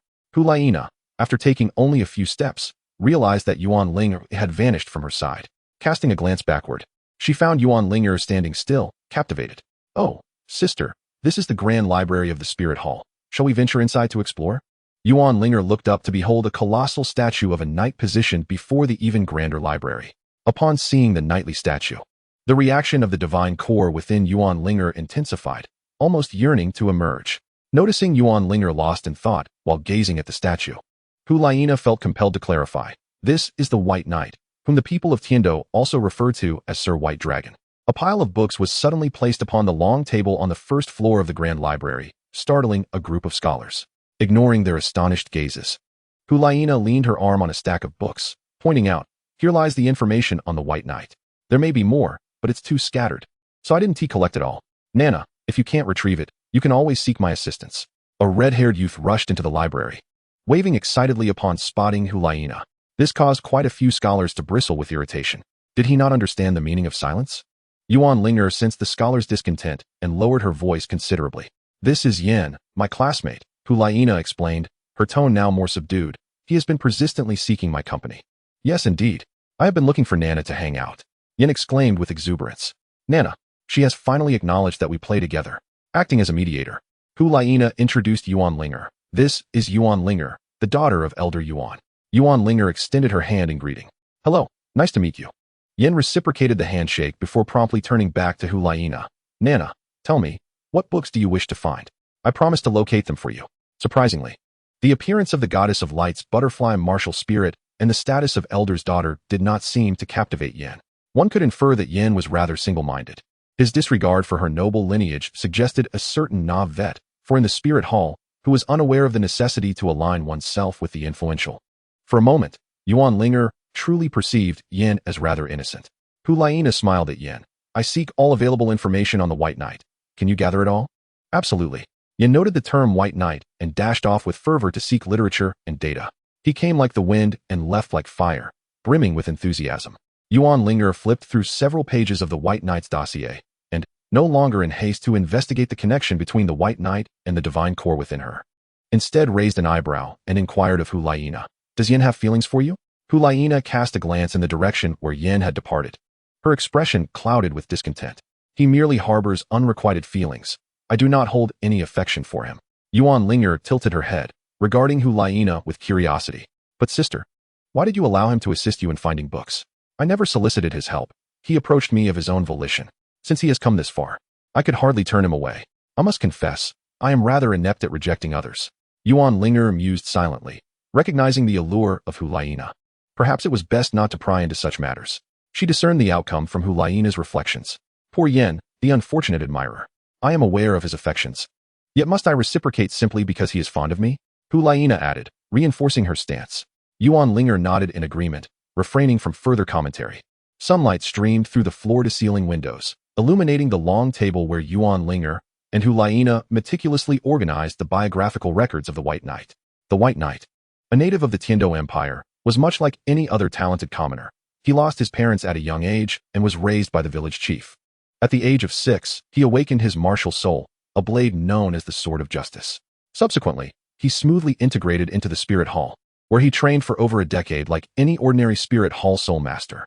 One day, the White Knight was dispatched on a mission to Tindo City. So, the tales of the White Knight and the War Empress are indeed true? Yuan Linger recalled a storyteller recounting their initial meeting not long ago. Did the War Empress truly fall for the White Knight at first sight? Was there an exceptional bond between them? Yet, such nuances would not be recorded in historical texts. Yuan Linger perused the materials published by the Spirit Hall before picking up a history book published by the Tindo Empire. The White Knight is loyal, courageous, and valiant. The introduction proclaimed, underscoring his exceptional nature, earning recognition from both the Spirit Hall and the Tindo Empire. Subsequent historical accounts from Tindo provided scant details about the White Knight, focusing predominantly on the War Empress. Initially, she triumphed over the invading Star Luo forces, and when the Spirit Hall intervened, a ceasefire was reached. Following this, they engaged in a protracted civil war against the pseudo-emperor of Tindo. When the Tindo Empire restored its legitimacy, the White Knight, having contributed significantly to the cause, was to be bestowed the title of Duke by the War Empress. However, he declined the honor.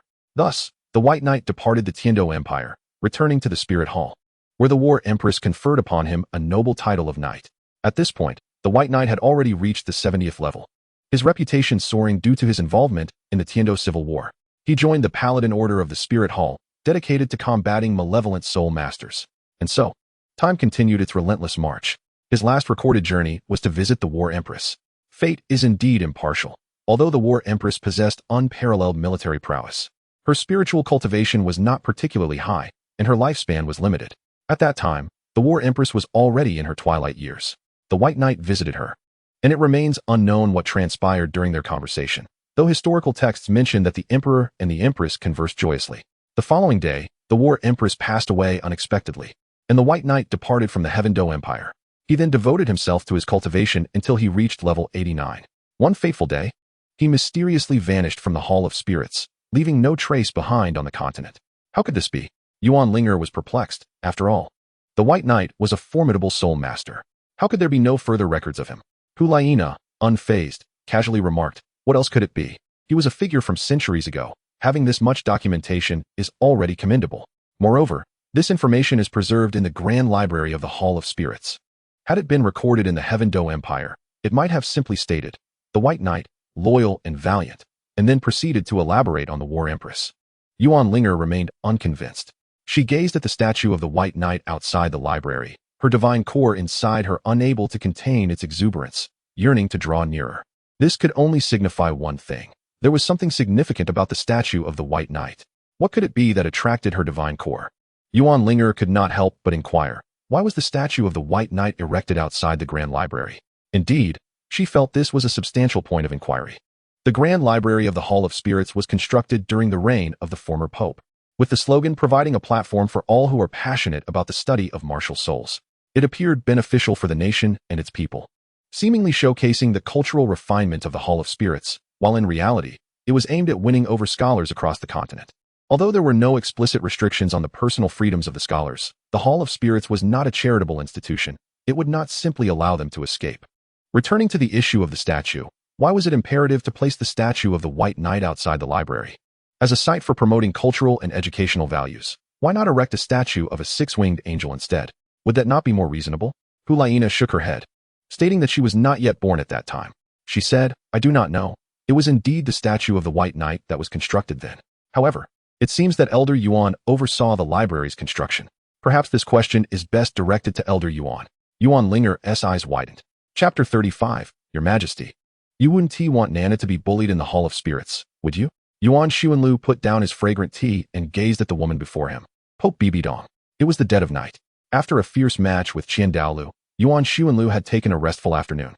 Upon awakening from a deep slumber, Yuan Xuanlu was summoned into a chamber by Bibidong, ostensibly to engage in a clandestine discussion. However, to characterize it as a conspiracy would be misleading. There was no air of grave deliberation, nor were there any scheming advisors present. Instead, Yuan Xuanlu and Bibidong were simply dining together. This habit of consuming meals while sipping tea is not advisable, as it can be detrimental to the stomach. Bibidong deftly picked up a piece of food for Yuan Xuanlu, remarking on the exceptional plumpness of the crayfish this year, a delicacy he had never encountered before. Yuan Xuanlu, unreserved, indulged heartily in his meal. I had them specially raised, Bibidong stated, though she refrained from using her own chopsticks, adhering to her dietary discipline. She would never partake in such rich fare late at night. Yuan Xuanlu suddenly inquired, what did Linger do this afternoon? Bibidong took a delicate sip of tea, responding, she visited the Grand Library. I had Nana accompany her, so you need not worry. Of course, I am not concerned, he replied, content after his meal as he sat still, allowing the servants to clear the table. What is it that you wish to discuss? Yuan Xuanlu asked, aware that Bibidong's late-night visit was unlikely to be merely for a meal. There is a saying that one does not visit a temple of treasures without purpose. Bibi Dong, no fool, intended to ascertain Yuan Xuanlu's thoughts first. Having just declined an invitation to join the spirit hall, her sudden return raised questions. Is there an issue? Do you know Tang Hao? Yuan Xuanlu patted his belly and scrutinized Bibi Dong, only to realize she regarded him as if he were simple-minded. How could I not know Tang Hao? He has a son named Tang San, who, like you, possesses twin martial souls. He coughed a few times to mask his embarrassment. It was only then that Bibi Dong withdrew her condescending gaze and asked, do you understand why we did not eliminate him and instead allowed him to turn against us? Yuan Xuanlu shrugged. I had no means to kill him. Was it Tang Hao or the Haotian clan that thwarted your efforts? Bibi Dong initially thought of Tang Hao, then considered the Haotian clan. She did not doubt Yuan Xuanlu's ability to overpower Tang Hao, so it must have been interference from the Haotian clan. Knowing that Tang San was a twin martial soul, they would undoubtedly nurture him vigorously, making it understandable that Yuan Xuanlu could not eliminate him. Not at all. Bibi Dong observed Yuan Xuanlu with suspicion. Then who could it be? Surely not. Her expression darkened. You, who once coveted that soul beast named Ayin, wouldn't intentionally spare her child, would you? Yuan Xuanlu, perplexed by Bibi Dong's sudden ire, replied, you must have heard of the divine, yes? Bibi Dong's pupils contracted slightly as she imperceptibly nodded. Indeed, Tang San has a deity backing him. The conclusion drawn by Yuan Xuanlu was a speculation by a great figure from a previous life. Upon arriving on the continent, Tang San had remained elusive, leading Yuan Xuanlu to believe that there was indeed a divine conspiracy behind him. Who could it be? Bibi Dong inquired. Yuan Xuanlu sighed. I suspect it is the god of Shura. Bibi Dong fell silent once more. After consuming Qianshuan and accepting the inheritance of the Rakshasa, she had gained considerable insight into the goddess' formidable adversary. The god of Shura was not merely an enemy to the Rakshasa. He was a bane to her existence. A flicker of despair crossed Bibi Dong's countenance, yet she soon regained her regal demeanor. Then he must be eliminated. Is there any issue with the inheritor of the Rakshasa killing the inheritor of the god of Shura? It is rather commonplace, is it not? It is not the first time such actions have transpired. Yuan Xuanlu shook his head, contemplating the great figure's speculation before his crossing. To strike now would be premature. The god of Shura selecting him as an inheritor was merely a choice. What do you mean by that? Bibi Dong asked. Yuan Xuanlu's words seemed somewhat convoluted.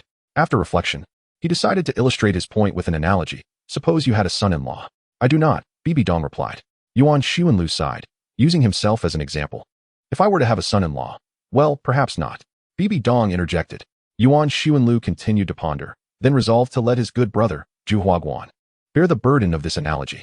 If Ju Huaguan had a son-in-law, one with twin martial souls, exceptional talent, and affluence, he would likely be quite pleased and might facilitate some advantages for his favored son-in-law.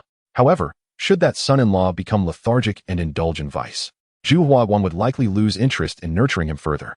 Even if Ju Huaguan wished to continue supporting this son-in-law and sought to grant him a position of authority, the others would likely object.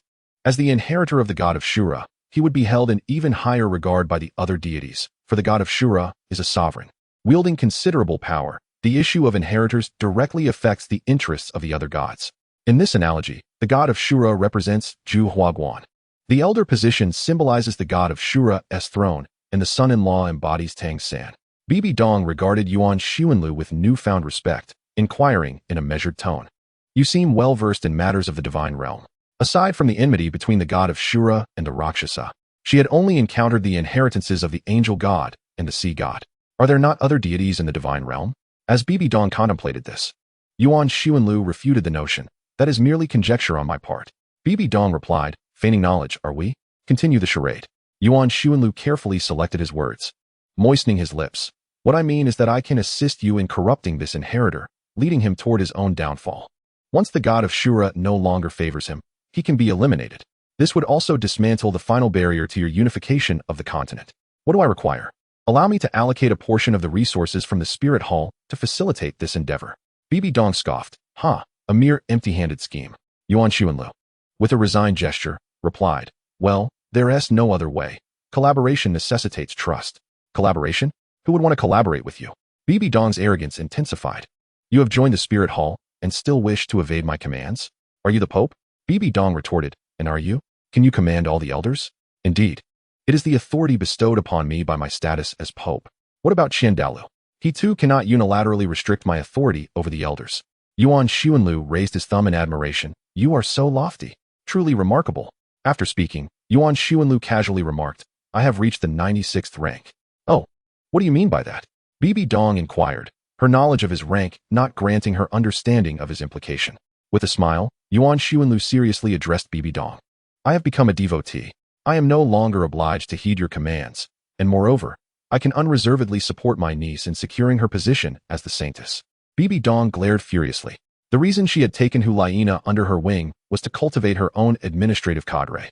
Once Hulaina became the saintess, it would diminish Qian Rinxue's inherent authority.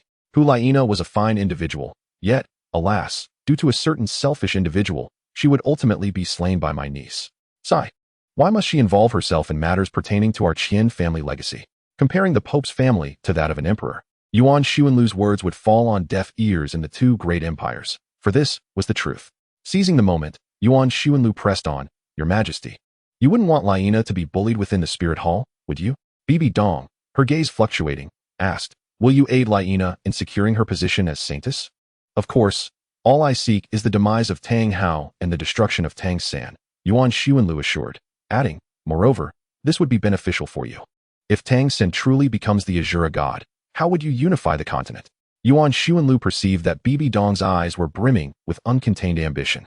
Similarly, Bibi Dong sensed that Yuan Xuanlu's desires extended far beyond mere trifles. Why do you believe that Tang San will inevitably ascend to godhood? Bibi Dong questioned, her doubt evident. I have attempted to kill him multiple times, yet have always failed, hence I hope you refrain from trying. If he truly is slain, do you understand the meaning of resurrection? Yuan Xuanlu responded to her inquiry. Resurrection? Bibi Dong laughed. When did you become so deluded? My delusion is inconsequential. What matters is whether we can find common ground, Yuan Xuanlu suddenly stated, striking a chord within Bibi Dong's heart. I hope you can maintain this neutral stance. After Bibi Dong nodded, Yuan Xuanlu produced a large stack of documents and handed them to her. This is the plan for unifying the continent. In addition to the intention to eliminate Tang San, there exist schemes targeting the Tindo Empire and the Star Luo Empire. Yuan Xuanlu has made preparations.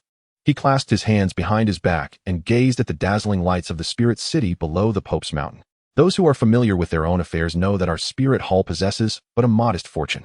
Whether it is Qian Rinxue or Hulaina who becomes the saintess is a matter for the future. Our resources are limited. It is futile for us to quarrel amongst ourselves, as it only serves to provide amusement for outsiders. Chapter 36, Old Friends.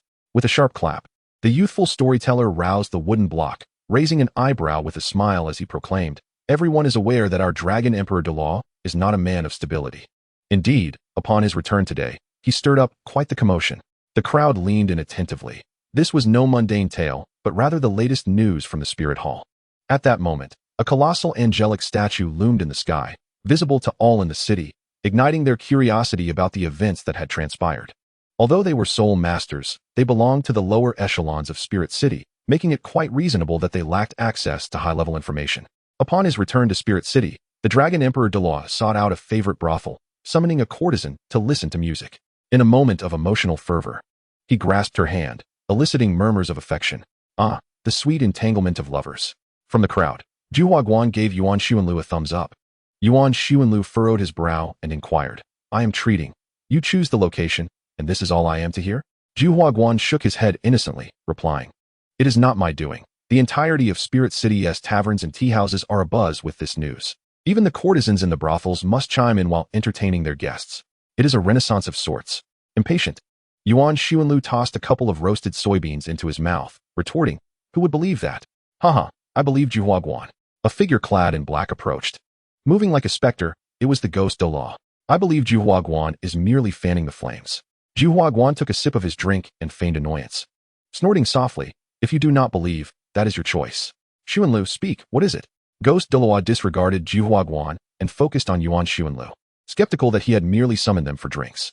Tomorrow, the Pope would convene the elders for a meeting. Yuan Xuanlu popped another 2 roasted soybeans into his mouth. What is there to discuss? We are aligned with the Pope, after all. Ju Huaguan dismissed the notion. His only desire was for wealth and status. He would support whatever the Pope decreed. Ghost Douluo, however, was more calculating and chose not to elaborate. Yuan Xuanlu placed 3 soybeans on the table, stating, The Spirit Hall is not a monologue. Tomorrow's matters are of great significance, and Bibi Dong may find them unmanageable. How so? Yuan Xuanlu licked his lips. Does the old turtle surnamed Lu have knowledge of this? That old turtle. Yuan Xuanlu referred to the Sea Turtle Douluo, a title Douluo of the 94th rank. He belongs to the faction of the three offerings. You are aware that the Grand Offering diligently studies the radiance of angels, while the second offering, being more seasoned, refrains from competing with the younger generation. Thus, it is the third offering who leaps with the greatest enthusiasm. Ju Douluo queried, "What of it?" Yuan Xuanlu casually picked 2 yellow beans from the table, gesturing to them as he spoke. These represent Bibidong and Qian Douluo. On the surface, they are merely these 2 factions. Ju Huaguan and Ju Douluo nodded in understanding. There is no doubt that Bibidong relies on the strength of the common people. She is a person of action and quite radical, having proposed the soul hunting initiative as soon as she took office. Yuan Xuanlu pointed to one of the beans. Her reliance on commoner soul masters has garnered her substantial support from a multitude of lower-tier soul masters within the Spirit Hall. Helena, Xieyue, and Yin exemplify the potential of commoner soul masters to rise to prominence. However, the Spirit Hall has always been a domain of high-level decision-making, and her upper echelon supporters are limited to perhaps just the 2 of you and myself. Yuan Xuanlu then pointed to the other yellow bean. This represents the Qian Douluo faction, a clan-based group. Their primary concern lies solely in the preservation of their own lineage. For instance, the Angel family, the Golden Crocodile family, and the Panlong Staff family.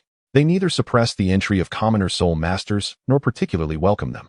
Regardless of how extraordinary the talents among the commoner soul masters may be, the future of the Spirit Hall ultimately belongs to their noble families.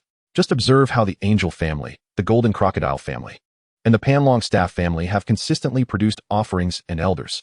Yuan Xuanlu then placed the final yellow bean on the table. This signifies the local factions. Ju Huaguan pondered, scratching his head. Local factions? What do you mean? Yuan Xuanlu smirked ominously. Local factions generally lack a formidable martial spirit heritage and do not belong to any noble families within the Spirit Hall. They may be personnel entangled with local aristocrats or commoners who have ascended to high positions from humble origins. Alternatively, they could be titled Douluos who fortuitously broke through. They are the most exploitable force, yet also the most challenging to manipulate. Ju Huaguan, failing to grasp the meaning, scratched his head and sought clarification from Yuan Xuanlu, asking why these individuals should not support the Pope or at least refrain from opposition. Yuan Xuanlu chuckled. Before a centralized political force is established, their allegiance lies with whoever is victorious. However, once a power structure is formed, they may become a significant destabilizing factor in the future. Ju Douluo remained silent. The majority of them are beneficiaries who relish the opulence bestowed upon them by the Spirit Hall, which in itself is not problematic. Yet, when the Spirit Hall necessitates reform, they will be the first to obstruct it, as they are deeply entangled with local aristocratic powers and will not permit commoners to rise. Yuan Xuanlu continued, "It is impossible for Bibidong to enhance the status of commoner soul masters while simultaneously securing the loyalty of these local factions. The cake is only so big. Commoner soul masters cannot garner their share from the noble families, but rather must carve it from their own."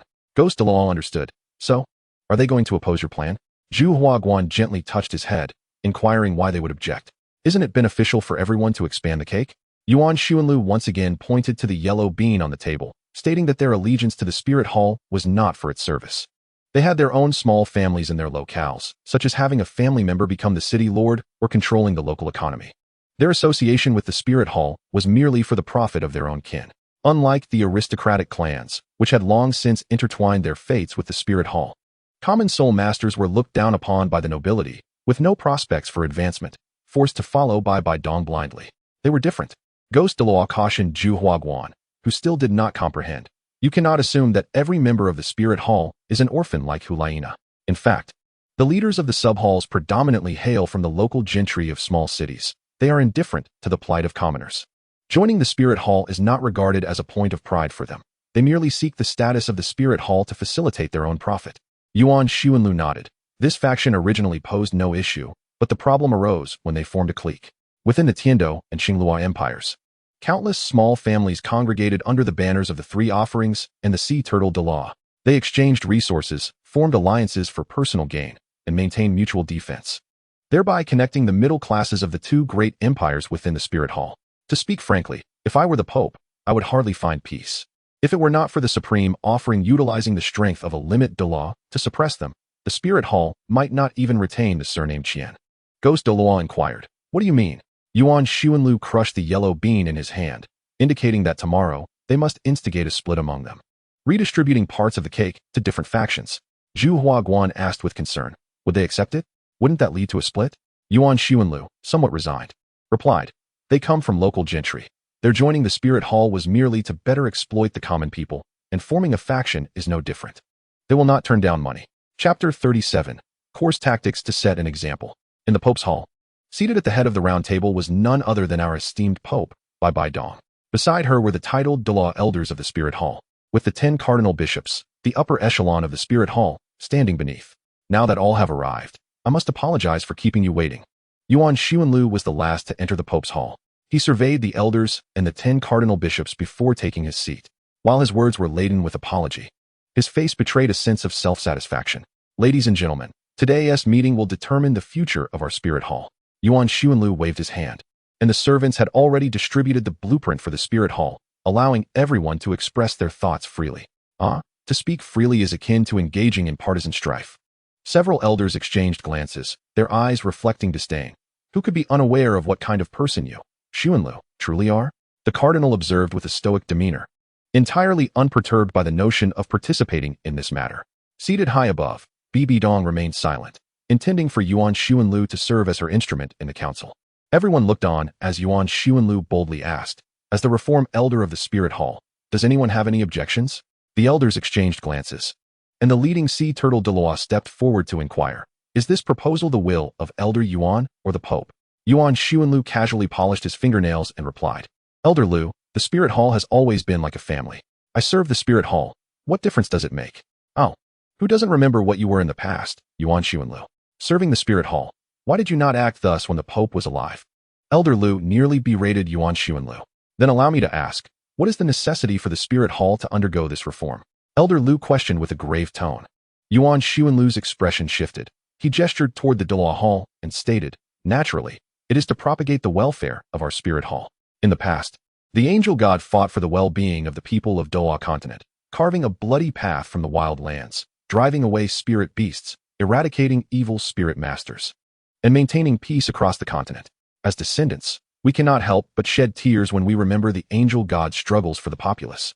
What is wrong with reforming for the sake of safeguarding the common people? Elder Lu coughed a few times, seemingly reminding Yuan Xuanlu not to invoke the ancestors as a means of authority. Anyone could, but you, Yuan Xuanlu, a man devoid of respect for the angel god, cannot. Welfare? Does the disparagement of the noble image written here also count as welfare? An elder of noble descent could no longer contain his indignation towards Yuan Xuanlu. This proposal is divided into 3 sections: politics, economy, and culture, with the first point in the cultural section boldly stating, depict the noble image. Promote the glory of the Spirit Hall. Disparagement? Yuan Xuanlu glanced at the elder, instantly recalling his intelligence. Surnamed Zhao? He was closely affiliated with the royal family of the Tindo Empire. No. Elder Zhao, Yuan Xuanlu blinked innocently. I have not disparaged the nobility. I merely documented the deeds of the nobles as they are. For instance, the cat girl. Elder Zhao's complexion darkened even further. His household had just received a cat girl.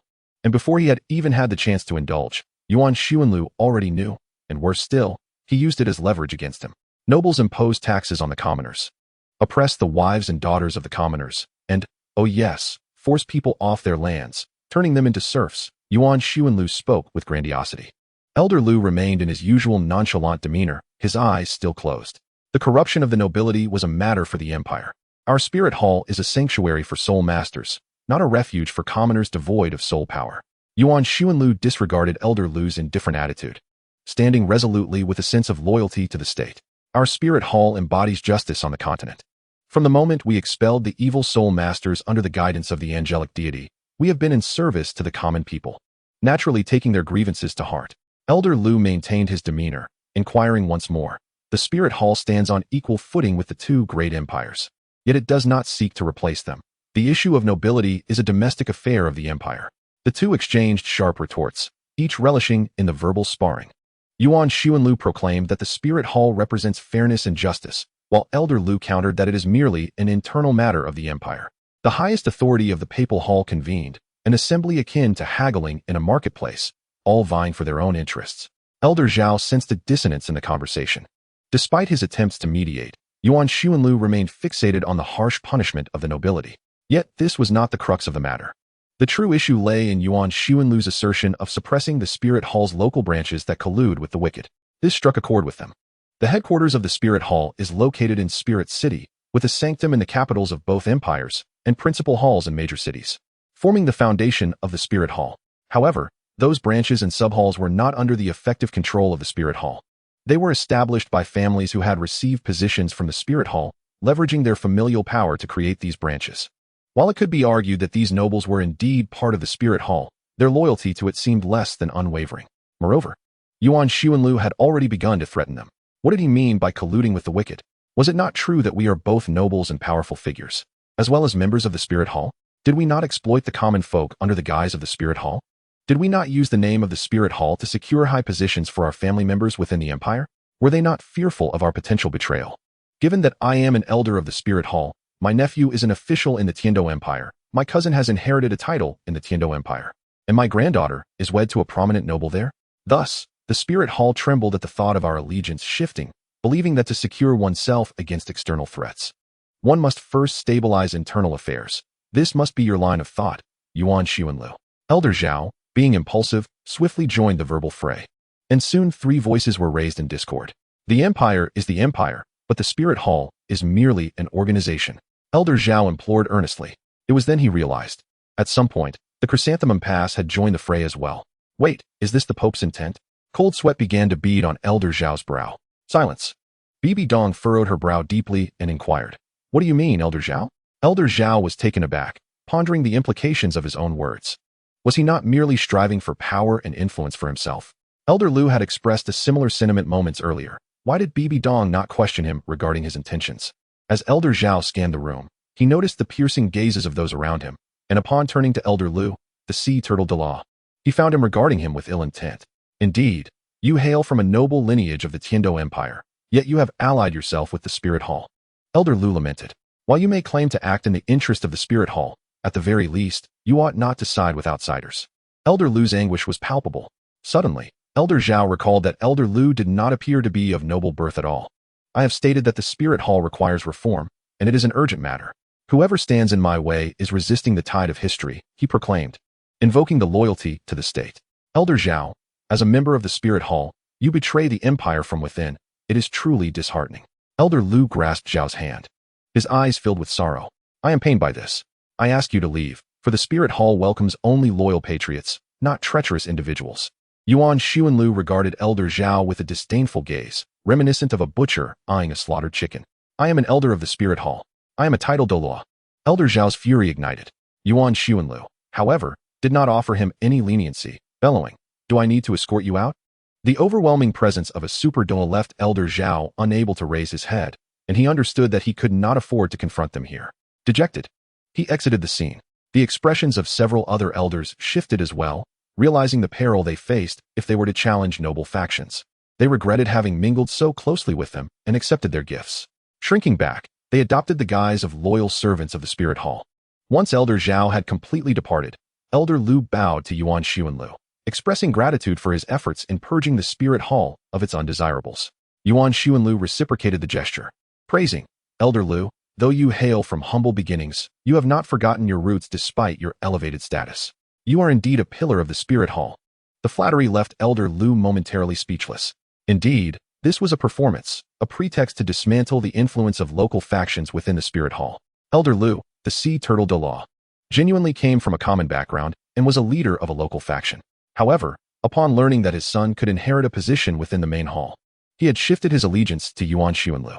In essence, local factions could be divided into 2 groups, one comprising the local nobility and the other the commoners, which included elders and bishops who, despite their high positions, had humble origins, and the other group consisted of individuals like Elder Zhao, who hailed from noble families or sections. Yuan Linger allied with Elder Lu and his cohort, promising them the allocation of new branch and sub-branch halls. Subsequently, he coerced them into eradicating the noble families that currently held sway in the region, intending to replace the vacated power with his own relatives. In essence, he aimed to replace the disobedient noble-born branch leaders with compliant commoner-born ones. As for whether these commoner leaders would evolve into new noble overlords after a few years of governance, that was beyond Yuan Linger's concern. While the plan was astute, Yuan Linger's methods were undeniably crude. Bibi Dong wore a grim expression. Uniting factions and striking against others was not a flawed strategy.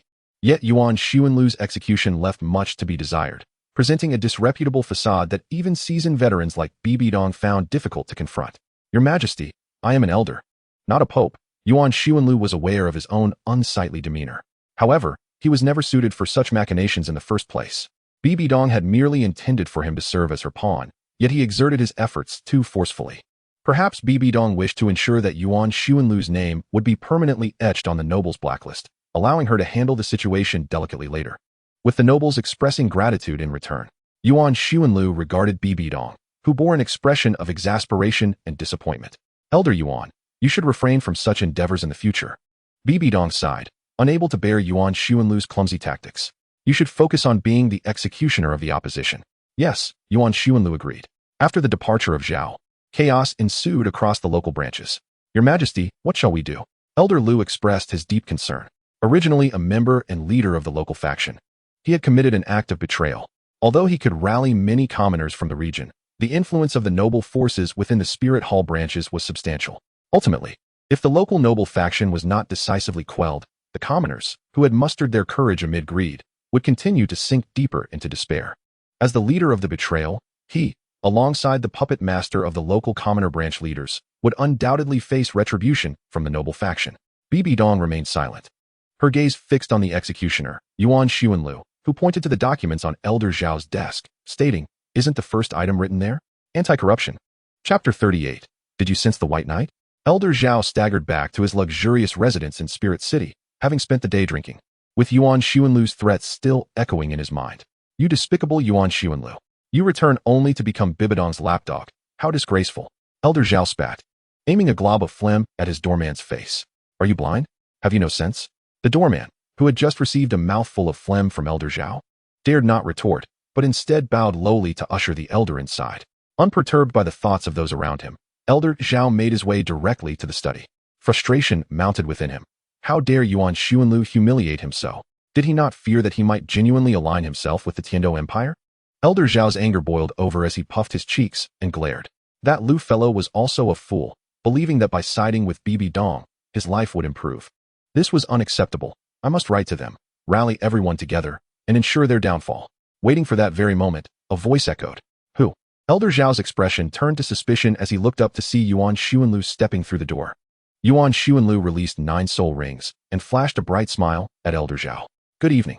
Meanwhile, flames engulfed Elder Zhao's opulent mansion, consuming it in a furious blaze. Yuan Xuanlu arrived late with a contingent of soldiers to extinguish the fire. He cleared his throat and sat on the curb, observing the soldiers as they busied themselves. Yuan Linger had also been brought out by Yuan Xuanlu and sat beside him. Has the Spirit Hall taken such swift action against the noble factions? Are they not afraid of repercussions? Yuan Linger gazed at the mansion, now a ghostly silhouette amid the flames, feeling a chill in her heart. Those nobles, regardless of their past contributions to the Spirit Hall, should fear such capricious treatment. Firstly, the nobles are cowardly and value their lives above all. Secondly, those who needed to be eliminated have been dealt with, leaving the remaining sheep silent. Yuan Xuanlu responded, regulating his breath to stabilize his soul power. He had just expended considerable energy to swiftly dispatch a titled Douluo, leaving him fatigued. He continued, moreover, I was the one who killed them. The nobles will harbor hatred towards me, and Bibi Dong will suppress them, albeit discreetly. In time, she may even seek to win them over. I am merely her instrument of death. Yuan Linger pondered this, realizing that Bibi Dong was not without her own shortcomings. What benefit does this bring her? She inquired. I have no desire to know. Suffice it to say, Bibi Dong will not allow me to disappear once her purpose is served. His strength at level 96 provided Yuan Xuanlu with confidence. Both he and Yuan Linger awaited the extinguishing of the fire. Elder, the fire has been put out. A squad leader humbly reported to Yuan Xuanlu. Subsequently, Yuan Xuanlu turned to his daughter, Rose, and beckoned Yuan Linger to follow him into Elder Zhao's home, where the charred remains of the deceased lay scattered. Any discerning eye could see that this was a case of killing before burning. Were these soul masters truly unable to escape a great fire? Have you discerned anything? Yuan Xuanlu asked. Yuan Linger gazed at the charred skin of the roasted meat, pondering the phrase I am but a fish, while others wield the knife. Yuan Xuanlu found a vacant spot to sit, inhaling the rich aroma that filled the air. Indeed, without strength, even one of noble birth is merely a piece of meat. Yuan Linger, weary of the tantalizing meat before her, turned her curious gaze toward her father and inquired, Father, was all this part of your plan?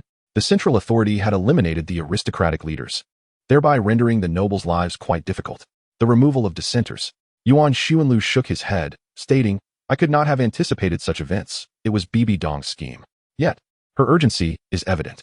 Bibi Dong's haste was clear. Her disregard for Yuan Xuanlu's somewhat crude methods indicated her determination to maintain control over the spirit hall, a strategy she was unwilling to relinquish. However, it could be said that failing to sever ties decisively could lead to adverse repercussions. Having already turned against the aristocracy, destruction seemed the most prudent course. Yuan Xuanlu added. Yuan Linger shook her head, expressing her confusion. Yuan Xuanlu chuckled lightly. I too lack understanding in these matters, but strength ensures that others dare not act against you. What shall we do moving forward? Yuan Linger expressed her concerns. Strength. You must swiftly cultivate your power through the spirit hall, including allies like Jie, Lu Wei, and Oscar in Balak City. Yuan Xuanlu reiterated the age-old wisdom. With strength, even if you offend others, you need not fear.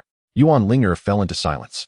The meeting today was merely a spectacle for the fence-sitters, while the true discussions regarding the future of the spirit hall would take place tomorrow. As an elder, Yuan Xuanlu bore the responsibility for these affairs. My interests in the spirit hall are both public and private. Aiding the hall serves my private interest, while eliminating Tang San supporters is also personal, though utilizing some of the hall's secrets leans toward the private as well. In speaking of private matters, Linger produced the records of the celestial herbs her father sought. She retrieved a document from her soul guide and handed it to Yuan Xuanlu. Is it confidential? He asked. Indeed. I fabricated a reason to investigate the White Knight and visited the library, where I discreetly obtained this information on the celestial herbs. Yuan Linger recalled the somewhat naive disciple of the Pope and sighed. Even Hulaina had not noticed. Yuan Xuanlu nodded, accepting the documents on the celestial herbs. These herbs will become your greatest asset in the future. I am not well versed in herbal knowledge, although I acquired a record from Juhua Pass. I believe cross-referencing the two will minimize risks. Will Elder Ju discover this? She queried. What I have is merely a backup. Long ago, Yuan Xuanlu had obtained information on celestial herbs from the secrets of the Angel clan, yet he had refrained from testing any concoctions, fearing erroneous records. Recently, he had acquired another set of records from Juhua Pass, and now he possessed 2 sets of celestial herb information, coupled with Yuan Linger's document from the library. He had amassed 3 sets in total. 3 pieces of information, 3 aspects of comparison. When encountering records of the same celestial herb, one can generally deem them accurate. Conversely, when faced with differing accounts of the celestial herb, it is prudent to set them aside. Ultimately, the celestial herb will be offered to the spirit hall. Hence we shall first establish a foothold and procure the good items for ourselves. Yuan Xuanlu begins to harness his canine instincts. Once we have secured our treasures, we will inform the grand offering and assign a guardian to watch over the area, allowing the spirit hall to safeguard our interests. Yuan Linger, perplexed, inquires, what about Bibi Dong? Yuan Xuanlu retorts, do not dwell on her. She has yet to return my tobacco shares, and she still harbors desires? Bah! Yuan Xuanlu harbors considerable resentment regarding this matter. However, Yuan Linger blinks innocently. But isn't the Pope your father's first love? Yuan Xuanlu scrutinizes her intently before sighing. It was mentioned at Chrysanthemum Pass, correct? Your father is indeed astute. Yuan Xuanlu gazes earnestly at Yuan Linger, stating, Linger, you must remember, first, all men possess traits of deceit. Be wary of their sweet nothings.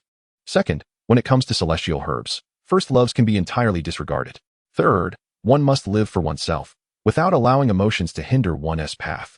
Fourth, forget the first 2 points, simply hold on to the third.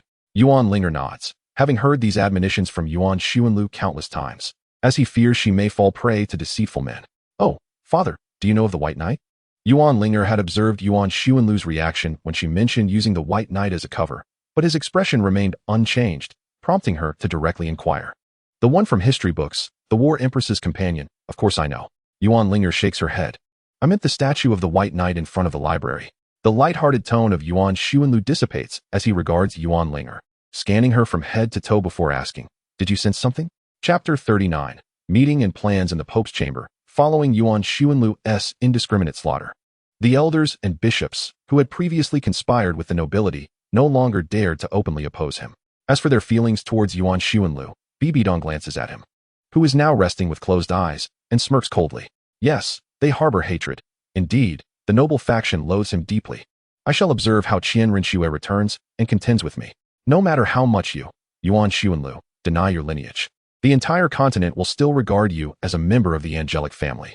After this massacre of so many nobles, That faction will hardly support the angelic family in the future. Yuan Xuanlu, you have effectively ruined your niece's prospects.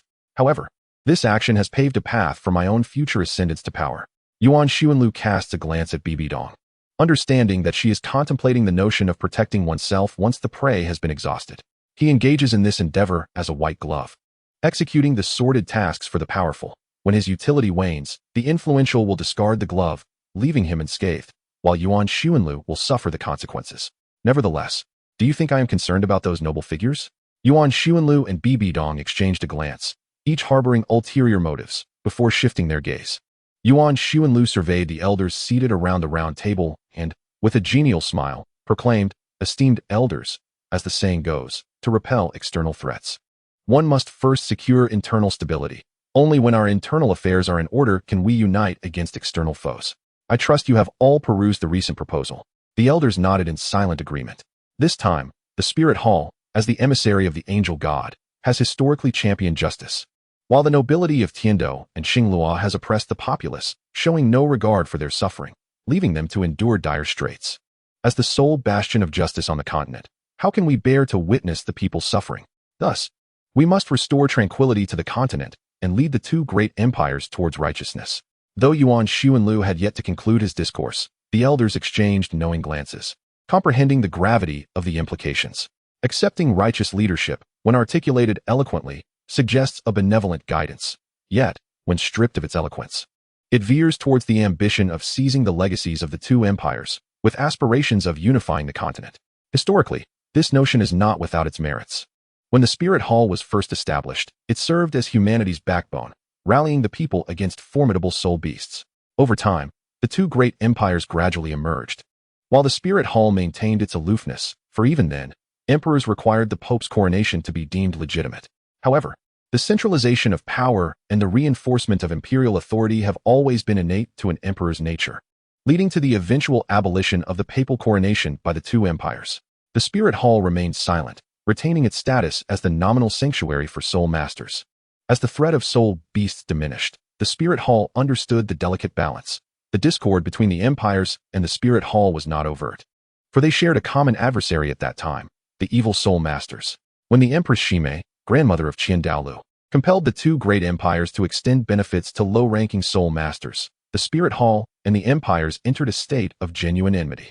Subsequently, whispers of the Spirit Hall's ambition to unify the continent surfaced during Qian Douluo's era, and as Qian Xuanji formed alliances with numerous nobles, it unsettled the emperors to the point of sleepless nights. Now, with Bibidong's generation poised to unify the continent, one could surmise that this ambition has been brewing for 2 to 3 centuries. While it may not be common knowledge, at least the discerning can perceive the looming conflict. The righteous leadership requires careful planning, and this initiative is dubbed the Douluo Plan, which I shall briefly elucidate for everyone. Yuan Xuanlu gestured, and his soul power coalesced into a luminous projection at the center of the round table. The mainland plan is divided into 3 aspects, of which I am responsible for elucidating one part. Yuan Xuanlu bowed to the elders and then waved his hand, transforming the text on the screen into a series of images depicting the nobility oppressing the commoners. With a flourish, he proclaimed, "Firstly, we shall establish a series of newspapers, including the Wuhuan Temple Gazette, to serve as our voice. The reporters of the Wuhuan Temple Gazette will traverse the empire, documenting the events of noble oppression against the common folk. And we will distribute these through our various branches of the Wuhuan Temple, similar to the sales method of the Yellow Crane Tower cigarettes." Upon mentioning a familiar subject like smoking, the elders immediately grasped the concept. In each town, only the Wuhuan Temple branches would sell cigarettes, and all would have to purchase them there. Now, with the addition of a newspaper, there would undoubtedly be buyers, albeit only those who could read. This is the high ground of public opinion. We must seize it instantly. With these words, Yuan Xuanlu conveyed a message that everyone understood. The saying goes, to hear the wind is to sense the rain. The common people are often quite naive. If you establish a friendly image in their hearts, they will forever believe you are speaking on their behalf, lacking in suspicion. Unlike Yuan Xuanlu, who harbored ulterior motives. Secondly, we will specifically select relatable young women to train in acting, forming a total of 12 performance troupes. With scripts I have previously penned, the commoners are illiterate, unable to comprehend books or newspapers, and the farmers in the villages do not grasp grand principles. Not to worry, we will enact stories for them, conveying messages through performance. The troops will not only perform in Wuhuan City, but will also tour the rural villages throughout the empire. The elders had yet to see the scripts, thus did not pay much attention. Yuan Xuanlu continued. Thirdly, we will cultivate soul master idols. This is also a commendable initiative for the Wuhuan Temple to expand its reach. Soul masters are distinct from the commoners. They are not of the same ilk. We aim to create high-end idols, embodying both noble elegance and formidable strength, thereby inciting a fervent fan base among the lower-tier soul masters, akin to the popular fighting teams in the Grand Soul Arena. Yuan Xuanlu noticed several elders wearing perplexed expressions and chose to clarify in a manner they would comprehend. It's akin to the star teams of the Grand Soul Arena, and the elders promptly understood. Suddenly, one elder at the round table inquired, "Will Elder Yuan be responsible for these initiatives?" Yuan Xuanlu, taken aback by the question, responded honestly, "Of course." The elder nodded, indicating his understanding, and then asked, "But will this be effective?" "I do not oppose the plan. I merely believe that with this funding, it would be better to cultivate a few soul masters." Yuan Xuanlu smiled innocently. "Certainly, it is effective. This is what we call victory without battle." Yuan Xuanlu then took his seat, and the ghost Douluo stood up, bowing to the elders, as the next plan concerning the economy was to be introduced by me. Though the elder of the ghost possesses the ethereal soul of a specter, his voice resonates like a solemn chant, while Yuan Xuanlu remains indifferent to these matters, lost in thought as he ponders how to deflect Yuan Linger's inquiries regarding the White Knight. Why does she react? I have encountered the statue of the White Knight numerous times without any response. Yuan Xuanlu is tormented by his inner turmoil, compounded by Bibidong's serious commitment to plans and meetings, leaving him in a state of agitation. Perhaps it would be best to seek solace in a serene and picturesque location, such as the Eye of Ice and Fire. Chapter 40. Someone is following. Yuan Linger departs from the Spirit City. In recent days, it seems that Yuan Xuanlu has engaged in little beyond attending meetings, yet her father advised her not to pry into the nature of these gatherings, nor to openly speculate on the intentions of the Spirit Hall. Everyone pretends to be oblivious. After all, who cannot feign ignorance? It is a common human trait. After hearing this, Yuan Linger chose to disregard the affairs of the Spirit Hall. What does it matter to her? She is focused on her own strength. However, accompanying Yuan Xuanlu on this journey is a significant figure from the Spirit Hall. "Hello, grandfather," Yuan Linger exclaimed, blinking her eyes and bowing with a cheerful smile at the elderly man before her. The elderly figure, exuding an aura that seemed to ward off intruders, merely nodded in acknowledgement, responding with a nonchalant Yuan Linger, and noted how aloof he appeared, seemingly indifferent. Observing this scene, Yuan Xuanlu smiled in deference to the four elders, expressing his gratitude for their assistance. He then led Yuan Linger aside, whispering a caution, "Do not provoke your fourth grandfather. He is truly formidable.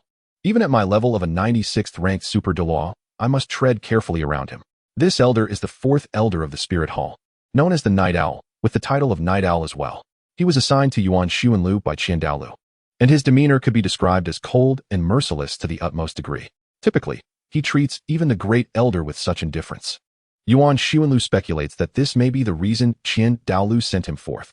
Who would wish to witness such a sour expression daily? The backstory of this individual is even more astonishing, revealing the depths of his ruthlessness in youth. The fourth elder was born into a noble family of the Star Luo Empire as a concubine's illegitimate son, receiving little esteem. In his childhood, he had an elder brother.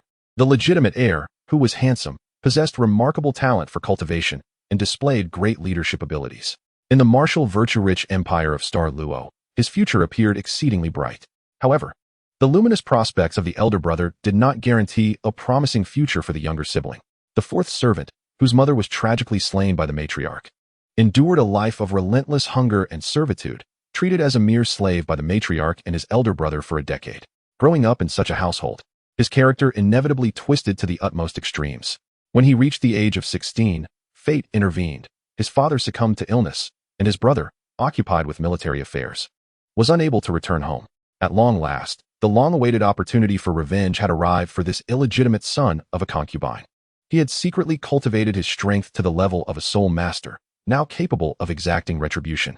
That very night following his father's death, he murdered the matriarch, avenged himself upon his sister-in-law, and cruelly eliminated his own infant nephew. Such brutal methods stirred alarm within the Spirit Hall, which suspected the emergence of a formidable evil spirit master. Thus began his flight, pursued relentlessly by both the Spirit Hall and his brother. With his initial 3 soul rings comprising 2 white and 1 yellow, many presumed he would be easily apprehended. However, perhaps due to the exhilaration of vengeance, he grew stronger the more he was hunted, swiftly advancing from Soul Master to Soul King within a mere 3 years. This newfound power deterred even his brother from pursuing him, while the Spirit Hall, believing him to be an evil spirit master, intensified their pursuit. He engaged in guerrilla warfare against the Spirit Hall, a thrilling game of cat and mouse. Eventually, the Elder of Adjudication, Yuan Douluo, became aware of the situation and personally set out to capture him. After a fierce struggle, the fourth servant was ultimately defeated. Upon examination, it was revealed that he bore no traits of an evil spirit master, nor had he employed any sinister methods in his cultivation. His rapid ascension from Soul Master to Soul King was, in fact, a testament to his innate talent. This revelation left the entire continent lamenting the loss of such a prodigy, as his first 3 soul rings were deemed a waste. Casting doubt on his future potential to ascend to the rank of Title Douluo, recognizing the value in him, Yuan Douluo decided to enlist the fourth servant, leveraging his tarnished reputation for the Spirit Hall's clandestine operations. Thus, he joined the adjudication group, tasked with eliminating enemies the Spirit Hall could not confront openly. The results were astounding. The fourth servant, ruthless yet possessing a charming facade, soared to prominence, swiftly carving out his own domain. During his rise, he returned to the Star Luo Empire and annihilated his brother's entire lineage. As the scandal of this massacre unfolded, when Yuan Douluo prepared to personally escort the fourth servant on his path, he discovered that the once disposable white gloves had astonishingly reached level 90. Achieving the rank of Title Douluo. While eliminating a mere white glove was feasible, the prospect of slaying a Title Douluo posed an entirely different challenge. Yuan Douluo is certainly no fool. He skillfully navigated relationships to absolve the fourth elder of his misdeeds, allowing him to focus on his cultivation and serve the Spirit Hall. Astonishingly, this formidable man, who had previously rendered his first 3 soul rings useless, managed to cultivate himself to level 96, ultimately becoming the fourth elder. After listening to Yuan Xuanlu's recounting of the fourth elder's tale, Yuan Linger felt her worldview profoundly shaken. She was uncertain whether to mourn the tragic fate of the fourth elder, to feel anger at his ruthless methods, or to be inspired by his self-reliance and resilience. Grandpa Night Owl's laughter echoed in her mind, leaving her speechless, and she could only awkwardly chuckle at her father. Yuan Xuanluo, while narrating, felt a shiver of trepidation. Had the fourth elder been properly nurtured back in the day, he might have reached a cultivation level comparable to that of your grandfather, the Heavenly Crocodile. Now, the Golden Crocodile Douluo stands at level 98. If the fourth elder had not been hindered by his initial 3 soul rings, with his innate talent, he might have genuinely aspired to level 98 or even 99. Yet perhaps this is fate. Having exhausted his blessings in youth, he must inevitably face the consequences in old age. Where shall we go this time? The fourth elder inquired after Yuan Xuanluo concluded his life story. He was acutely aware of the fear he instilled in others, which rendered him disinclined to engage in conversation, leading to years of silence. And now, when he finally spoke, his voice fluctuated unnaturally. "Uncle, we shall venture into the sunset forest together," Yuan Xuanluo replied respectfully. He understood that Yuan Douluo and Yuan Xuanji would not kill him, which emboldened him to jest in their presence. However, the fourth elder's jovial banter was merely a remnant of what others had left behind. The sunset forest? It matters not. The fewer people there are, the better, he stated coldly, choosing to accompany Yuan Xuanluo without drawing closer or distancing himself. Yuan Xuanluo offered a sheepish smile, but felt compelled to warn, "I must inform you, we are being followed." The fourth elder's raspy voice echoed like grinding glass. Upon this revelation, Yuan Xuanluo immediately sensed the disquiet behind them. He thought to himself, this anti-reconnaissance capability is indeed a product of the life and death struggles he once endured. And he turned to the rear, chuckling, "Old ghost, are you not coming out?" Chapter 41, each with their own schemes. The ghost Douluo did not wish to reveal himself. Yet he had already been discovered. As a Title Douluo specializing in agility attacks, his stealth abilities were unmatched among the elders. Initially, the ghost Douluo assumed Yuan Xuanluo was rather oblivious and would not notice his presence, not realizing that a formidable figure accompanied him. The ghost Douluo conceded defeat. "Why are you following us?" Yuan Xuanluo asked with ill intent directed at the ghost Douluo. With straightforwardness, the ghost Douluo unapologetically divulged, "I was sent here by His Holiness the Pope." On the night following the meeting, Bibi Dong, though fatigued, summoned Hu Liina, who had been by Yuan Linger's side for the past few days, to inquire about their activities. "What have you been up to these days?" Bibi Dong appeared weary, closing her eyes as if to feign slumber. Hu Liina cautiously glanced up at Bibi Dong, fearing that her previous gossip might have been leaked. "Not much. Just searching for information about someone called the White Knight in the library every day," Hu Liina replied with a bow. "The White Knight? Huh." Yuan Xuanluo remains undeterred. "I see. Continue," Bibi Dong scoffed. Observing Bibi Dong's expression, Hu Liina softly added, "And that's all." Bibi Dong acknowledged her with a sound, but did not dismiss her. Instead, she gazed out the window. Yuan Linger was here before. He spoke with me, Bibi Dong remarked. Linger raised her eyebrows. Confusion etched across her face. So what if the elder Yuan spoke? What of it? Bibi Dong continued. He mentioned that the foundation of the spirit hall is not substantial, and that we must keep our weapons aimed outward for now. Only when the spirit hall's resources are ample should we consider dividing the inheritance. What do you think, Nana? I shall observe. Linger mused internally. Naturally, such thoughts could not be voiced in front of Bibi Dong, so she simply bowed, saying, I do not know. Bibi Dong took Linger's hand and placed it upon her knee. Nana, I regard you as my daughter. There are mistakes you may make, but you must never lack your own opinions. Linger, though innocent, prone to speaking too freely, and fond of gossip, was no fool. Today, Bibi Dong's implication was clear. She was no ordinary person but Bibi Dong's successor. I believe Elder Yuan's words hold merit, Linger quickly replied, having grasped the underlying nuances. I think so too, but who can truly say what Yuan Linger thinks? Bibi Dong reassured Linger and permitted her to leave. Subsequently, beside the flickering candlelight, a graceful shadow gradually materialized in the room. Your Majesty, what do you think Yuan Linger is contemplating? Is he truly betting on Nana or that individual? The shadow gently placed a hand on Bibi Dong's shoulder, offering a light massage. I do not know. But Yuan Linger does not place much weight on emotions, even if that individual is his own niece, Bibi Dong mused, nodding. That may not hold true anymore. Since Yuan Linger has become a father, he has undoubtedly doted on his daughter. Indeed, thus he would be even less inclined to consider his niece, after all. She is merely a niece. Bibi Dong reflected on Yuan Linger and Yuan Linger's recent activities, sensing something amiss. Wasn't he supposed to handle the Spirit Hall's newspaper and that opera troupe? If he genuinely intended to assist me, why seek excuses for urgent matters at this time? Bibi Dong once again questioned the reasons behind Yuan Linger's abrupt departure, leaving behind a multitude of matters. The shadowy figure's techniques were deft, providing a massage that left Bibi Dong feeling ethereal. If His Majesty harbored doubts about Yuan Linger, why not send someone to follow him? Bibi Dong huffed through her nose, suggesting that the elder ghost discreetly follow Yuan Linger, eager to ascertain his intentions, especially since he had brought along a devotee. The shadowy figure withdrew. The elder ghost promptly informed the Pope of Bibi Dong's suspicions regarding Yuan Linger's potential schemes, thus seeking his assistance in tracking him. Bibi Dong remarked on her own rough approach, questioning the efficacy of her methods compared to his.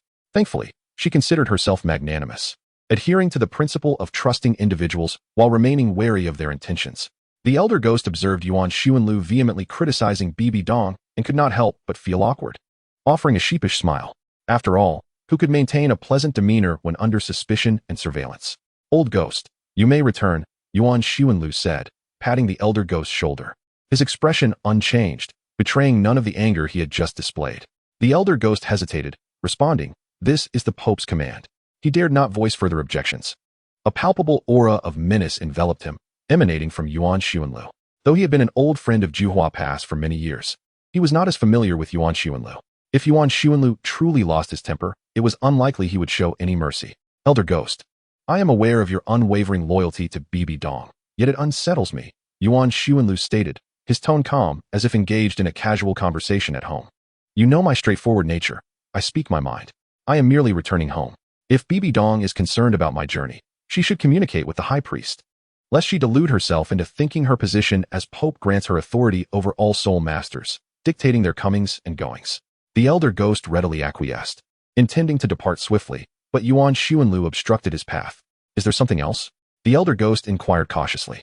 Bibi Dong's unprincipled actions require correction, and she ought to express her acknowledgement, Yuan Linger playfully threatened. This amounts to 10,000 gold soul coins. His Majesty will be informed of the tuition incurred this time. Understanding the implication, the elder ghost promptly handed over a card, eager to leave this contentious place. Father, why threaten the elder ghost in such a manner? Yuan Linger. Aware of the camaraderie among Juhua Pass, the elder ghost, and Yuan Linger, questioned. Yuan Linger pocketed the card, explaining, this is to strike at Bibi Dong's pride. If she is not taught a lesson, she will persist in her actions. Do you understand? Bibi Dong does not trust you, the fourth priest noted pointedly. Yuan Linger chuckled. Who truly trusts whom? Everyone has their own ulterior motives. Her suspicions are merely naive. For offerings pointed out the issue with piercing clarity. You bear the indelible marks of the Qian family, which cannot be erased, and in the future, you cannot escape the need to take sides. As long as the position of the Pope remains undecided, she will forever harbor doubts about you. Yuan Xuanlu seemed utterly unperturbed by this matter, instead cheerfully inquiring of the four offerings. Uncle, whom do you support among the Pope and the Qian family? The four offerings coughed twice, casting a scornful glance in the direction where Ghost Douluo had departed, and remarked, one can discern a child's future at the age of 3, and their character by 7. That individual beside Bibi Dong lacks the necessary ruthlessness and experience. Their future may very well be compromised by another's hand. One's judgment is remarkably astute. After all, did not Hu Liina fall victim to Tang San in the original tale? Yuan Xuanlu inquired with a composed demeanor. What leads you to such a conclusion? The four offerings glanced at Yuan Linger beside Yuan Xuanlu and replied, the heart of that person beside Bibi Dong is far too soft. If she possessed even half the ruthlessness of your daughter, I would not express such opinions. Yuan Xuanlu looked at the formidable Yuan Linger, chuckled heartily, and affectionately ruffled her hair, saying, you truly are a tough one. Yuan Linger replied, compared to fourth grandpa. I don't think I'm that ruthless. The four offerings sighed as he observed Yuan Xuanlu and Yuan Linger joking together, then coldly stated, in any case, I am nearing the end of my days, and I have no desire to meddle in the Qian family's trivial affairs. Take me swiftly to that cursed place. Certainly. Yuan Xuanlu replied with a grin. I am confident that uncle enjoys meditating in such a location. Chapter 42. The Eye of Ice and Fire in the Heaven Do Empire. Within the Sunset Forest, the Ghost Douluo dispatched by Bibi Dong was laid out before Yuan Xuanlu, who had finally arrived at his destination. As a vast soul beast forest entirely situated within the realm of the Heaven Do Empire, the Sunset Forest, although not as expansive as the Star Do Forest, spans nearly 200,000 square kilometers and is a significant soul beast forest in the temperate northern regions of the continent. Inside lies what I seek, Yuan Xuanlu declared, soaring into the depths of the forest with Yuan Linger in his embrace. This highlights the distinction between the Sunset Forest and the Star Do Forest. Yuan Xuanlu dared not flit about carelessly above the Star Do Forest for fear of a surprise attack from formidable soul beasts. However, the Sunset Forest posed little concern. Ahead, there appeared to be a layer of toxic miasma. The four offerings was well acquainted with the sinister methods of such underhanded individuals. Indeed, a thick veil of toxic miasma shrouded a great mountain in the distance, its dense green hue reminiscent of a netherworld trap. After enveloping Yuan Linger in his soul power, Yuan Xuanlu ascended high into the sky and effortlessly traversed this miasma, seemingly unbothered. One could not help but wonder what the members of the Douluo family were thinking when they devised this poison. The four offerings also crossed over. Yet the miasma remained a threat to the beasts below. Yuan Xuanlu curiously inquired, can one immediately discern the handiwork of the Douluo family? The four offerings nodded silently, acknowledging the lineage of noble families that could be recognized by their formidable martial souls. Indeed, such powerful martial souls ensured the legacy of these families. The angelic Qian family, the golden crocodile Tian family, the Haotian Tang family, the seven treasures Ning family, and the blue electric Yuan family, regardless of any misfortunes or poor management. As long as the martial souls continued to be inherited, generations would rise again to the pinnacle of the spirit master realm. After expressing this sentiment, Yuan Xuanlu pointed downward, saying, Uncle Four, this is the tranquil retreat I have found for you. The three of them descended randomly onto the mountain peak, where the biting cold was palpable. The four offerings uttered not a word, simply gazing at the howling winds atop the mountain before turning their attention back to Yuan Xuanlu. Are you suggesting I endure this icy gust? Do you believe I will teach you a lesson? Yuan Xuanlu hurriedly laughed off the remark and then replied earnestly, actually, it is beside the hot spring below. Lead the way. The four offerings sighed, finding the young man quite troublesome. The trio glided down the ridge effortlessly, as if walking on level ground. Within the valley lay a peculiar spring, half crimson and half azure, perfectly embodying the duality of ice and fire. The very site of the ice-fire dragon king's demise. Surrounding the spring were extraordinary herbs, most of which Yuan Linger could not name. Yet they shared a common trait, thriving growth. To discover such a treasure today is truly eye-opening, exclaimed the four offerings, spreading his arms in exhilaration. Indeed, this place is known as the ice-fire duality eye. For plants, growth here is remarkably efficient. The most precious aspect here is the celestial herbs that flourish. Yuan Xuanlu introduced the locale to Yuan Linger and the four offerings. The four offerings felt quite satisfied upon entering. He had already sensed that the spiritual energy in this realm surpassed that of the outside world, making it an exceptional haven for healing and cultivation. You seem quite familiar with this place. I suspect you have visited before, the four offerings remarked with a knowing smile. His intuition leading him to a conjecture about Yuan Xuanlu's discoveries, perhaps related to some internal conflicts within the angelic family. Yuan Xuanlu had found this place and intended to keep it a secret from Qian Xuanji, wishing it to remain undisclosed. Yuan Ling'er, astonished, realized that her father had never revealed such a treasure to her in her past life. It seemed her father must have known of certain matters concerning Tang San, as well as the White Knight. Yuan Ling'er perceived that Yuan Xuanlu was not merely an ordinary individual. They both appeared to possess prophetic qualities. Uncle 4, to be candid, this is my first visit, Yuan Xuanlu stated, and this was indeed the truth. In the past, he had contemplated coming, yet feared that the poisonous machinations of the solitary bow would claim his life. However, after attaining the title of Douluo, he perceived the elixir of immortality as seemingly inconsequential. Following the birth of his daughter, he resolved to return, yet again hesitated, concerned that his protagonist's aura would not withstand the prowess of Tang San, and that his daughter, Yuan Linger, who had consumed the elixir, might attract the attention of Tang San. Thus, his intentions remained unfulfilled. Yet, when Yuan Linger inadvertently provoked Tang San, he decided to take decisive action, seizing all the elixirs in the vicinity and allowing Yuan Linger to choose amongst them. As for why Yuan Xuanlu's initial visit felt as familiar as previous ones, evoking a bittersweet sense of nostalgia, it was due to the original text which described the fulfillment of 4 conditions: depths of the forest, toxic miasma, a valley, and a hot spring, as essential in locating the eye of ice and fire. Should any complications arise, it would likely pertain to Yuan Linger's fate. Indeed, Yuan Xuanlu was taken aback, convinced he had unearthed further evidence of Yuan Linger being a child of destiny across dimensions. Tang San, if I cannot vanquish you, can my daughter not do so? He expressed his gratitude, noting that without Tang San, his own life would have been considerably shorter. The 4 elders bowed respectfully to Yuan Xuanlu, causing his hair to stand on end. I am fully aware of your intentions. Do not feign ignorance about seeking a tranquil place for my meditation. The 4 elders, buoyed by their fortune, found amusement even in Yuan Xuanlu's subtle machinations. What they desired was merely someone who would neither divulge secrets to the spirit hall nor harbor ulterior motives in guarding this precious land. As an elderly man without descendants, he had no inclination to pilfer the elixirs for progeny. Given his poor rapport with the great elder and his detachment from Bibidong's faction, there was little cause for concern regarding any breach of confidentiality with the spirit hall. What a masterful strategist he was. Yuan Xuanlu felt a tinge of embarrassment as his modest schemes were so easily unraveled by the 4 elders. It was truly mortifying. Nonetheless, reflecting on the experiences of the 4 elders, he found solace.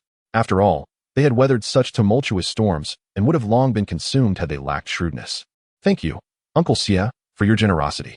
Yuan Xuanlu bowed respectfully. No need for formality. The 4 elders waved dismissively, showing no concern. When one is bereft of parents, children, and grandchildren, and is approaching the twilight of life, one can hardly expect them to be swayed by the vicissitudes of the world. After my demise, let the deluge come. Such is the nature of individuals like the 4 elders. Who dares to intrude upon my sanctuary? A thunderous voice echoed through the valley as a figure clad in flowing azure and violet garments approached, resembling a specter of death. The energy then fixed upon Yuan Xuanlu. Are you Yuan Xuanlu? Ju Douluo widened his eyes, caught off guard, and fell directly onto the grass. He felt a surge of anxiety.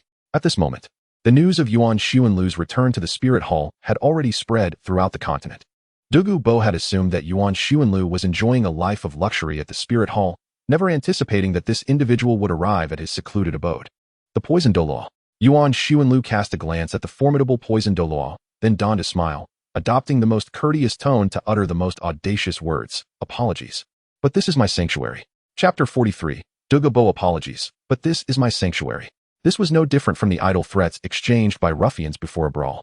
It was somewhat akin to a brash figure flipping a table and defiantly declaring to another, "This place is under my protection. Do you dare to challenge me? Let us settle this with genuine weapons." Ju Douluo was evidently taken aback by Yuan Xuanlu's words. One would not expect such audacity from someone associated with the spirit hall, known for their prideful demeanor. Is the spirit hall truly so shameless? Ju Douluo's expression darkened, yet he hesitated to retaliate, fully aware that he could not contend with this man. This is unreasonable. Yuan Xuanlu waved his hand dismissively. I simply appreciate the ambience here. You see, sometimes one's happiness is built upon the suffering of others. Ju Douluo pondered, why must such thievery be cloaked in such brazen justification? Many matters require a veil of propriety. One must simultaneously play the victim while maintaining a facade of respectability, particularly for someone like Yuan Xuanlu. When 2 individuals harbor animosity, the ensuing conflicts typically occur among those of no significant standing. However, when Yuan Xuanlu finds someone disagreeable, He either eliminates them discreetly or endures in silence. After all, how did Yuan Xuanlu manage to tolerate that scoundrel, Yu Shaojing, in the first place? As the brother of the Pope, could he truly not eliminate Yu Shaojing? In truth, he could not. No matter how cleanly one executed their plans, if the individual perished within the confines of the Spirit Hall, it would be seen as an act of the Spirit Hall itself. Yu Shaojing, that useless fellow, had consumed numerous resources from the Blue Lightning Tyrant Dragon sect simply by virtue of being the sect leader's son. If Yuan Xuanlu were to kill Yu Shaojing, the other members of the Blue Lightning Tyrant Dragon family might very well rejoice in his demise. And then what? The Blue Lightning Tyrant Dragon family would use Yu Shaojing's death as a pretext to extort the Spirit Hall, seeking compensation. They would gain the advantage while preserving their dignity. If Yuan Xuanlu were to eliminate Yu Shaojing, regardless of the means, as long as it occurred on the territory of the Spirit Hall, the Blue Lightning Tyrant Dragon sect would surely find a reason to leverage the situation against them. If death is inevitable, is it not reasonable to seek some benefit for one's family? What could Yuan Xuanlu do? Endure. This is akin to an employee tolerating an unscrupulous boss, a student bearing the relentless pressure of academic expectations from their parents, or a son enduring the incessant urgings of parents regarding marriage. What else can one do? It is inconceivable to simply end them with a single strike. Taking a life may bring momentary satisfaction, but do you truly intend to continue living thereafter? Each individual, be they a title Douluo, an ordinary person, a soul master, or a member of the angel family, grapples with their own discontent. The Douluo family, though not of the highest lineage, can still be regarded as a prominent clan. I sincerely hope that we can engage in a peaceful dialogue. Yuan Xuanlu remarked with a smile. While the Douluo family may lack profound heritage, they still bear the title of a noble family. What of sincerity? Your notion of negotiation hinges on seizing my territory while seeking dialogue with me? Douluo was utterly infuriated. My sincerity lies in allowing the Douluo family to preserve their legacy. Yuan Xuanlu bowed to Douluo, then unleashed his murderous intent. You truly intend to kill me, you scoundrel of the Spirit Hall. Douluo, seasoned and astute, sensed the imminent threat and swiftly retreated towards the valley. Uncle, please look after Ling'er, Yuan Xuanlu called out, pursuing closely behind. A green light and a beam of white raced through the forest, shattering ancient trees that had stood for centuries. Douluo, you cannot escape me. As a level 96 soul master, Yuan Xuanlu was not someone easily evaded by even the weakest title Douluo. In no time, he intercepted Douluo. What do you intend to do? Douluo unleashed his martial soul, prepared to wager his life against Yuan Xuanlu's. Yuan Xuanlu chuckled lightly. I am contemplating whether or not to take your life. To spare you would paint me as a benevolent figure, yet to slay you would tug at my reluctance. Oh, aren't you the decisive one? Douluo retorted with a cold smirk. What benevolence are you speaking of? When has your heart ever displayed kindness? Understanding dawned upon Yuan Xuanlu as he released his martial soul. The radiant holy dragon roared, surrounded by a dazzling array of 9 soul rings, 1 yellow, 2 purple, 4 black, and 2 red. Any ordinary soul master, upon witnessing such a configuration, would question the worth of their years of cultivation. And Douluo was no exception to this sentiment. Why do you possess 200,000-year soul rings? Yuan Xuanlu responded nonchalantly, I am simply fortunate. While he found enjoyment in the astonishment of others, the repetitive nature of their reactions soon became tiresome. Must they all utter the same lines? Douluo, in stark contrast to Yuan Xuanlu's soul ring configuration, appeared considerably more subdued with his own 2 yellow, 2 purple, and 5 black rings. At that moment, Douluo transformed into a serpentine figure, a magnificent emerald snake, its scales glistening like jade, stretching a formidable 30 meters in length and as thick as a water barrel. Do not press me too hard, Spirit Hall. Yuan Xuanlu refrained from revealing his martial soul's true form and initiated the confrontation with his first soul skill, Holy Dragon Fist. The Emerald Serpent King did not flinch, directly exhaling a noxious green mist. Unaffected, Yuan Xuanlu's fist struck the Serpent King's head with tremendous force. Golden radiance spread from the head to the tail of the Emerald Serpent Emperor. Can you withstand the might of 20 years of cultivation in a single strike? Subsequently, Yuan Xuanlu made a subtle gesture, and the green toxic mist dispersed, inflicting no harm. Indeed, it is a bioweapon from the Douluo continent. Observing the flora and fauna corroded by the toxic mist, which melted away, Yuan Xuanlu pondered the consequences had it touched a human. I concede defeat, remember your promise, and allow the Douluo family to continue its legacy. Douluo was sent flying by a single punch, his martial soul's true form shattered. As he spat out a mouthful of old blood, truly the weakest title Douluo, Yuan Xuanlu bowed to Douluo, acknowledging the customs of noble families. What customs do noble families uphold? It is an unwavering principle to never sever another family's martial soul inheritance. However, upon hearing the word however, Du Douluo sensed impending trouble. Conversations among them were always subtle. The preceding words may seem agreeable, but the emphasis lay in what followed that conjunction. But does Mr.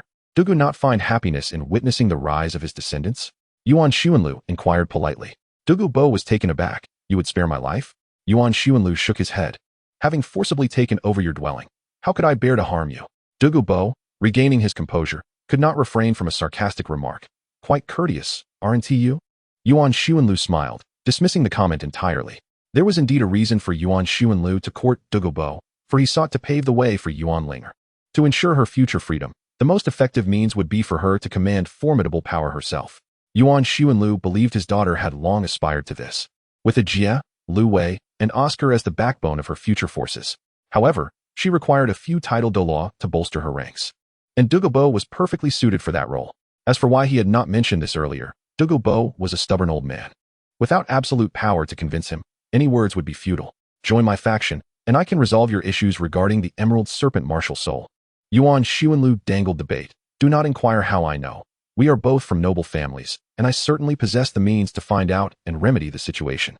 Du Douluo's eyes flickered, and he suddenly chuckled. Had you said this before reaching level 90, I would have dismissed it, but now, I believe you. The underlying implication of his words was clear. As a super Douluo, you could easily kill me or seize my possessions, hence I trust your assertions. However, I shall never join the Spirit Hall. Du Douluo shook his head in refusal. He was a man who pursued his own satisfaction, preferring death to the confines of the Spirit Hall. The sect's influence would ultimately curtail his freedom. It is not the Spirit Hall, but my daughter's sect. It will not constrain your freedom. Consider it a place for your retirement. Has the family split? Du Douluo suspects internal turmoil within the Angel family. What is the demand? Du Douluo understands that there is no such thing as a free lunch in this world. Upon hearing this, Yuan Xuanlu felt reassured, as it indicated that Du Douluo had largely accepted his proposal. After pondering for a moment, Yuan Xuanlu grinned mischievously and said, help me eliminate the Snow Knight Emperor. How dare you make such a request? Du Douluo exclaimed, astonished. Do you truly wish to invite me into your daughter's sect? Du Douluo stared at Yuan Xuanlu, assessing whether his mind had been compromised through cultivation. Observing Du Douluo's expression, Yuan Xuanlu realized he had been misunderstood as a benevolent individual and promptly clarified. It is a chronic poisoning, a chronic poisoning. What difference does that make? Du Douluo retorted. Prince Xuesheng is my savior. Du Douluo declined, genuinely hoping Yuan Xuanlu would propose a different request, allowing him an easier retreat. I cannot rest easy without your hands stained with his blood, Yuan Xuanlu said cruelly. Moreover, Yuan Xuanlu's second spirit ring shimmered, and a beam of light struck beside Du Douluo, sending debris flying into his face. Am I now your savior? Du Douluo asked. I struck you, yet I did not kill you, so I am your savior. Let it be, Du Douluo conceded, recognizing that the recent display of spirit abilities essentially served as a final ultimatum. Please, let us seek a solution for your granddaughter's spirit problem. Yuan Xuanlu smiled and extended his hand, inviting Du Douluo to proceed first. Chapter 44. Only children make choices. I want them all. Yuan Xuanlu and Du Douluo returned to the valley together. Du Douluo agreed to join Yuan Linger's faction and handed over the territory of the Ice and Fire Yin-Yang to Yuan Xuanlu. Naturally, Yuan Xuanlu could not replicate Tang San's silent usurpation of another's foundation, so he drafted a pre-prepared treaty. The Douluo family would transfer permanent ownership of the Ice and Fire Yin-Yang to the Yuan family, while the Yuan family would provide the Douluo family with a spirit bone every 50 years and offer a method for detoxification, written clearly in black and white.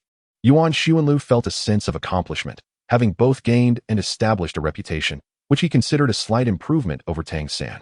Du Douluo, realizing his ignorance of celestial herbs, opted for something more tangible. One spirit bone every 50 years was quite satisfactory.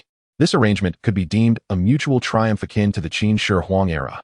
Along the way, Yuan Xuanlu meticulously discussed the matter of the Baihun snake spirit with Du Douluo compared to the restrictions of the Seven Treasures Ning family. The Douluo family was merely somewhat unfortunate.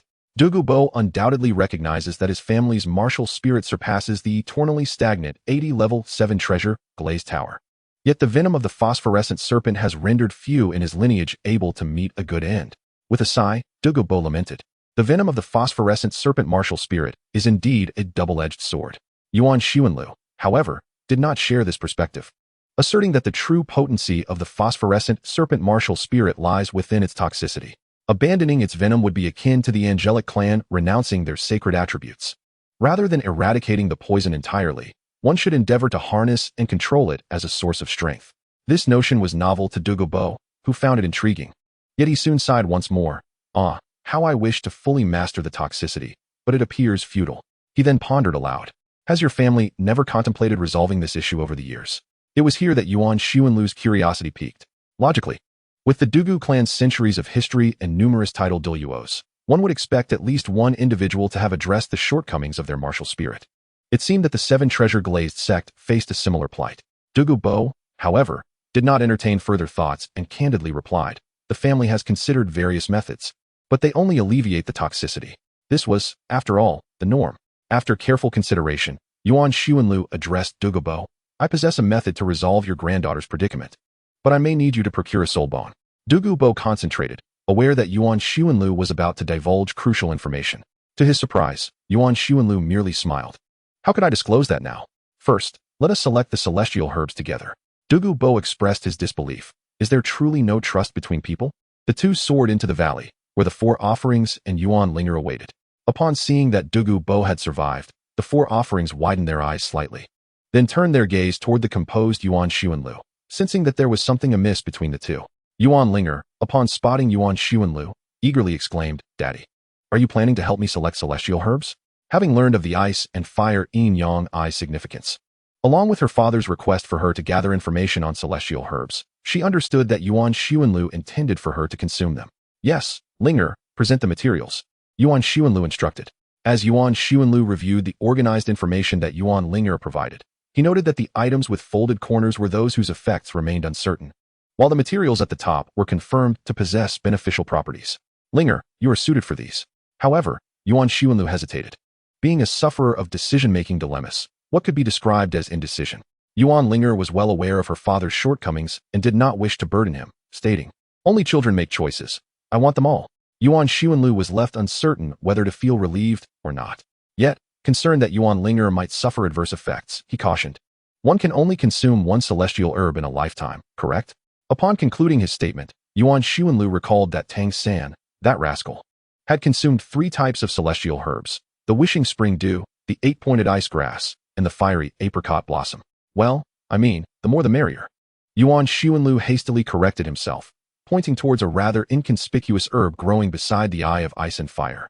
According to records, it took Yuan Liu a considerable amount of time comparing the celestial herb data before he summoned Yuan Linger. The herb was entirely verdant, with 3 pristine white leaves adorned with dew in the center. This was the wishing spring dew. Yuan Liu instructed Yuan Linger to pluck the herb, which, when consumed, could enhance one's vision. How remarkable! Yuan Linger exclaimed, nearly leaping with excitement. Well, that was merely an exaggerated expression, yet it indeed matched your spiritual, martial soul. I recall that Huoguo also consumed this. Upon thinking of Huoguo, Yuan Liu felt reassured about giving this to Yuan Linger. Drink the dew. Father will protect you. Upon hearing this, Yuan Linger raised the wishing spring dew and, in a manner akin to toasting, poured the dew into her mouth, at which moment the herb withered completely, refining its medicinal potency. Yuan Liu cautioned Yuan Linger, and then turned to the 4 elders. Fourth uncle, he began, but before he could finish, 4th elder rejected the suggestion. I do not require these. I am nearing the end of my days, and relying on these so-called celestial herbs is merely prolonging the inevitable. It is unnecessary. 4th elder spoke with a resolute tone. Had this been in his youth, he likely would have unhesitatingly resorted to violence for treasure, but now, as he approached the twilight of his life, having committed numerous misdeeds, it was time to atone. Consuming these celestial herbs would be a waste. It was akin to an elderly person refusing to wear new clothes gifted by their children, lamenting that wearing new attire would be a squandering of resources. Elder Douluo, what of you? Yuan Liu finally inquired of Du Douluo. This was unavoidable. The closest bond was undoubtedly with Yuan Linger, followed by 4th elder, and then Du Douluo, despite him being the rightful master here. Elder Du Douluo then realized that he was not the elder of the spirit hall, but rather the elder of his daughter's sect. I find these 2 celestial herbs quite commendable. Without waiting for Du Douluo to respond, Yuan Liu led him inside. One celestial herb was dark blue throughout, bearing a crimson fruit that stood in stark contrast, creating an eerie spectacle reminiscent of a coffin being carried at a wedding. The other herb, while not outwardly peculiar, had black flowers covered in small, scale-like protrusions that were truly unpalatable. Du Douluo, Why is it that the herbs you provide for your daughter seem perfectly ordinary, yet mine appear so bizarre? Are you trying to endanger my life? Yuan Xuanlu meticulously introduced to Douluo. This one is known as the ghost orchid serpent fruit, and that one is the poison fire blossom. The benefits of the phosphorus serpent extend to everyone involved. After speaking, Yuan Xuanlu once again perused the information on the immortal herbs in his hand, affirming its accuracy. Douluo, are you merely relying on a last-minute effort? Regarding the toxins of the phosphorus serpent's martial spirit, Yuan Xuanlu pondered. Noting that every toxin must be stored within an organ or gland. For serpents, this would typically be a gland situated near the mouth. Douluo opened his mouth and, with a hint of melancholy, remarked, regrettably, I am but a human. Yuan Xuanlu's expression darkened, as he had not anticipated Douluo's jest. He continued, the toxins of the phosphorus serpent are quite straightforward. They merely store the poison to prevent it from further corrupting their own bodies. You possess a soul bone, do you not? The matter of soul bones is of utmost seriousness. Do not assume that the golden crocodile Douluo can casually bestow a soul bone upon Yuan Ling'er, thus diminishing its value in your eyes. In truth, each soul bone is an invaluable treasure within the realm of soul masters, regardless of its age. To inquire of a soul master whether they possess a soul bone is akin to asking a young man how many study materials he has on his phone. It is a deeply personal question. Yuan Xuanlu was acutely aware of the sensitivity surrounding this topic, so he swiftly redirected the conversation. If there is any toxicity, it must be forced into your soul bone. It would be prudent to find one for your granddaughter as well, and commence the detoxification process. Douluo initially appeared taken aback, but soon responded nonchalantly. In truth, our Douluo family possesses the method of creating toxin pills. We do have such pills. He elaborated on the toxin pills in detail, yet failed to mention anything regarding soul bones. Yuan Xuanlu understood that the Douluo family surely possessed soul bones. But since Douluo had misspoken, it was reasonable for him to avoid the topic. Thus, Yuan Xuanlu shifted the conversation. The toxic fire blossoms are meant for you. They contain potent poison, which your martial spirit should be capable of refining. The Yuan serpent fruit is intended for your granddaughter. Douluo hesitated momentarily, his expression shifting before he resolutely stated, shouldn't some of it be reserved for Yin? Yuan Xuanlu was taken aback by this, empathizing with Douluo's sentiments. After all, the finest offerings should be saved for the children. In that moment, Yuan Xuanlu felt unworthy of the title of a parent as he glanced at Yuan Linger, who was currently refining the medicinal properties, and recalled the White Knight, who had yet to reveal any information. Though they were family, he truly found it difficult to part with that inheritance. Chapter 45, Tang San and dogs are not admitted. After Yuan Linger absorbed the Wang Chuan Xiu Du, she opened her eyes, golden radiance emanating from them, exuding a divine majesty. Any ordinary person who caught a glimpse would likely be left with an indelible impression. Her soul power remained unchanged, yet her mental strength had significantly increased. It felt as though her Ling Miao martial spirit had undergone an evolution. Yuan Linger keenly sensed her transformation and turned her gaze towards the dazed Yuan Xuanlu. Father, I have successfully absorbed it. Yuan Xuanlu restored his unnatural expression, then cheerfully said to Yuan Linger, in a few years, I will bring you here to taste other celestial herbs. Otherwise, the conflicting medicinal properties would be detrimental. Yuan Linger nodded. They had only learned about the effects of these celestial herbs through their records. As for whether they could be consumed together, they had no knowledge whatsoever. Then, Father, what are you doing? Yuan Linger inquired, noticing her father lingering beside a peculiar plant, unable to tear himself away. This celestial herb, vibrant red and quivering, resembled jelly, yet was composed of grass blades. The tips of the blades were reminiscent of a coxcomb, with the veins shimmering in a radiant gold, causing the surrounding air to shimmer with heat. Yuan Xuanlu hesitated for a moment before continuing. You should already know that I am the brother of the former pope. Yuan Linger nodded. This was common knowledge throughout the continent. The former pope has a daughter, who is my niece, and I am contemplating whether to present her with a celestial herb. Of course you must, Yuan Linger exclaimed, nearly leaping with excitement. If she was not mistaken, this daughter of the former pope would one day become the angelic deity. Presenting a celestial herb to the future angelic deity might enhance her powers, enabling her to triumph over Tang San. Yuan Xuanlu was taken aback and asked, why are you so exhilarated? Father. Yuan Linger fixed her father with a determined gaze. She is my cousin. More importantly, she is your niece. If we cannot rely on our kin, how shall we confront our adversaries in the future? Yuan Xuanlu felt a twinge of inadequacy, realizing he fell short even compared to his own daughter. With a forced laugh, he conceded, indeed, she is family. However, there was a thought Yuan Xuanlu refrained from voicing. Considering Bibi Dong's command for Ghost Douluo to follow him, it was likely that even if Bibi Dong seized control of the world, she would not achieve shared prosperity. Perhaps it would be better to allow Qian Rinxue to ascend instead. As for the assurances made to Bibi Dong, if she truly believed he would support Huliena, then her position as pope would likely reach its end. Yes, Yuan Ling'er feared her father might act foolishly. So what celestial herb is this? Yuan Xuanlu presented her with the information, stating, "This is the coxcomb phoenix sunflower, which can significantly enhance fire effects." Coxcomb phoenix sunflower? Before Yuan Ling'er could respond, the four offerings approached, frowning. "You intend for the young lady to consume this? Young lady?"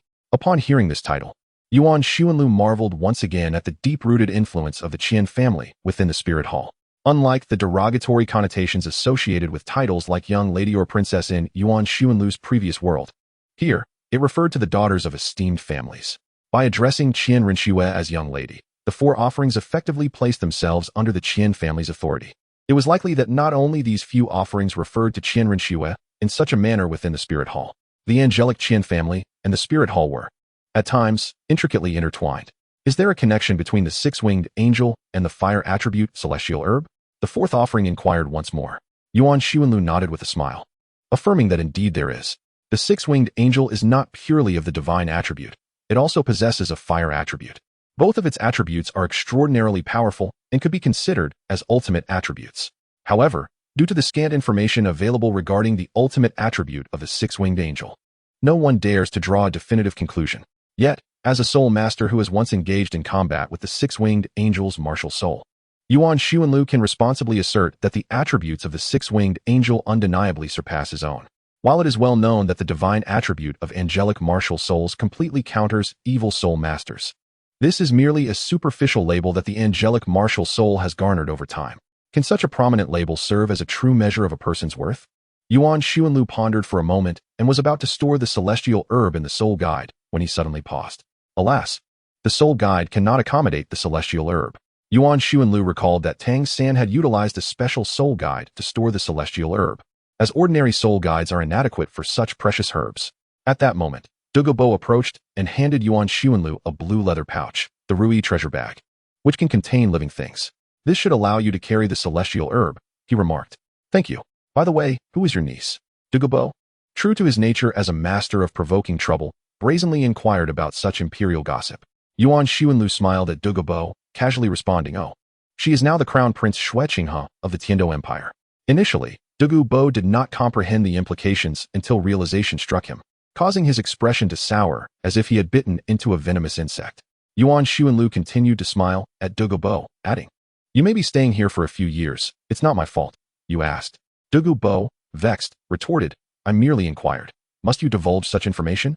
Are you intent on messing with my mind?" Though Ju Douluo's outer demeanor remained grim, internally he was seething with indignation. Yuan Xuanlu did not place the coxcomb phoenix herb into the Rui treasure bag, but instead asked Yuan Ling'er, "Would you like to bring some celestial herbs for Jie and the others?" "No need." Yuan Ling'er declined the suggestion. "One should be cautious. Benevolence can breed resentment. Let us observe whether they are worth cultivating in the future." Upon hearing this, Yuan Xuanlu felt relieved. Celestial herbs are not as common as cabbages to be given away so freely. Yuan Ling'er's understanding of leadership and the principle of one carrot and one stick delighted him greatly. "Uncle 4, we plan to return to Balak City first. We will trouble you to look after things here," Yuan Xuanlu said, pulling the fourth offering aside. As they intended to return to Balak City first, Yuan Xuanlu decided to present the coxcomb phoenix herb to Qian Rinxue on his next visit to Tindo City, to avoid letting its efficacy diminish by leaving it in the Rui treasure bag. If Ju Douluo were to act out of line, Yuan Xuanlu made a slicing gesture across his throat. The old man understood. During the discussion between Yuan Xuanlu and the four offerings, Yuan Ling'er was also conversing with Ju Douluo. "Elder Dugu, I am the sect master of our clan, Yuan Ling'er. You may address me simply as Ling'er." With a cheerful smile, Yuan Ling'er greeted Ju Douluo, but then her expression shifted. "As an elder of the sect, I hope you will safeguard this precious territory." However, Ju Douluo clearly dismissed the words of this young child, his demeanor haughty. "And what if I wish to leave?" He retorted, "By all means, give it a try. Let alone the presence of fourth grandpa. Let's see if my spirit butterfly Douluo can handle you." "Spirit butterfly Douluo? Ah ha ha ha." Ju Douluo chuckled to himself. For at his advanced age, he was merely a weak titled Douluo. What could a mere 6 or 7-year-old child possibly achieve? Yet, in front of him, Yuan Ling'er unleashed the light goddess butterfly martial soul. A grand purple soul ring struck Ju Douluo's perception with astonishment. "What? Yuan Linger proudly lifted her chin, declaring, I am now at the 18th level, and I plan to break through to title Douluo within 15 years. Join my sect, and you will be an elder of the #1 sect in the future. 15 years? Douluo's eyes widened in disbelief. You intend to achieve title Douluo before the age of 20? Yuan Linger calculated her training speed and nodded earnestly. Douluo was utterly stunned, retreating to a corner to gather his shattered worldview. Let's go, Linger. Yuan Xuanlu, seeing that Yuan Linger had nearly concluded her discussion, beckoned. All right. Yuan Linger joined her father, and together they soared out of the valley, arriving at the edge of the poisonous mist. There, Yuan Linger noticed her father landing on the ground and engaging in some peculiar activities. Daddy, why are you putting up a sign? She asked. To prevent some unseeing individuals from wandering in, Yuan Xuanlu replied, carefully erecting a large sign that read, Private Territory, Tang San and Dogs Not Admitted. Chapter 46, The Three Rascals of Balak. On this day of leisure, they indulged in music at the brothel. Ajia, Lu Wei, and Oscar sat on the second floor. Lu Wei sipped a drink, humming a tune, swaying his head as he enjoyed the melodies played by the young ladies.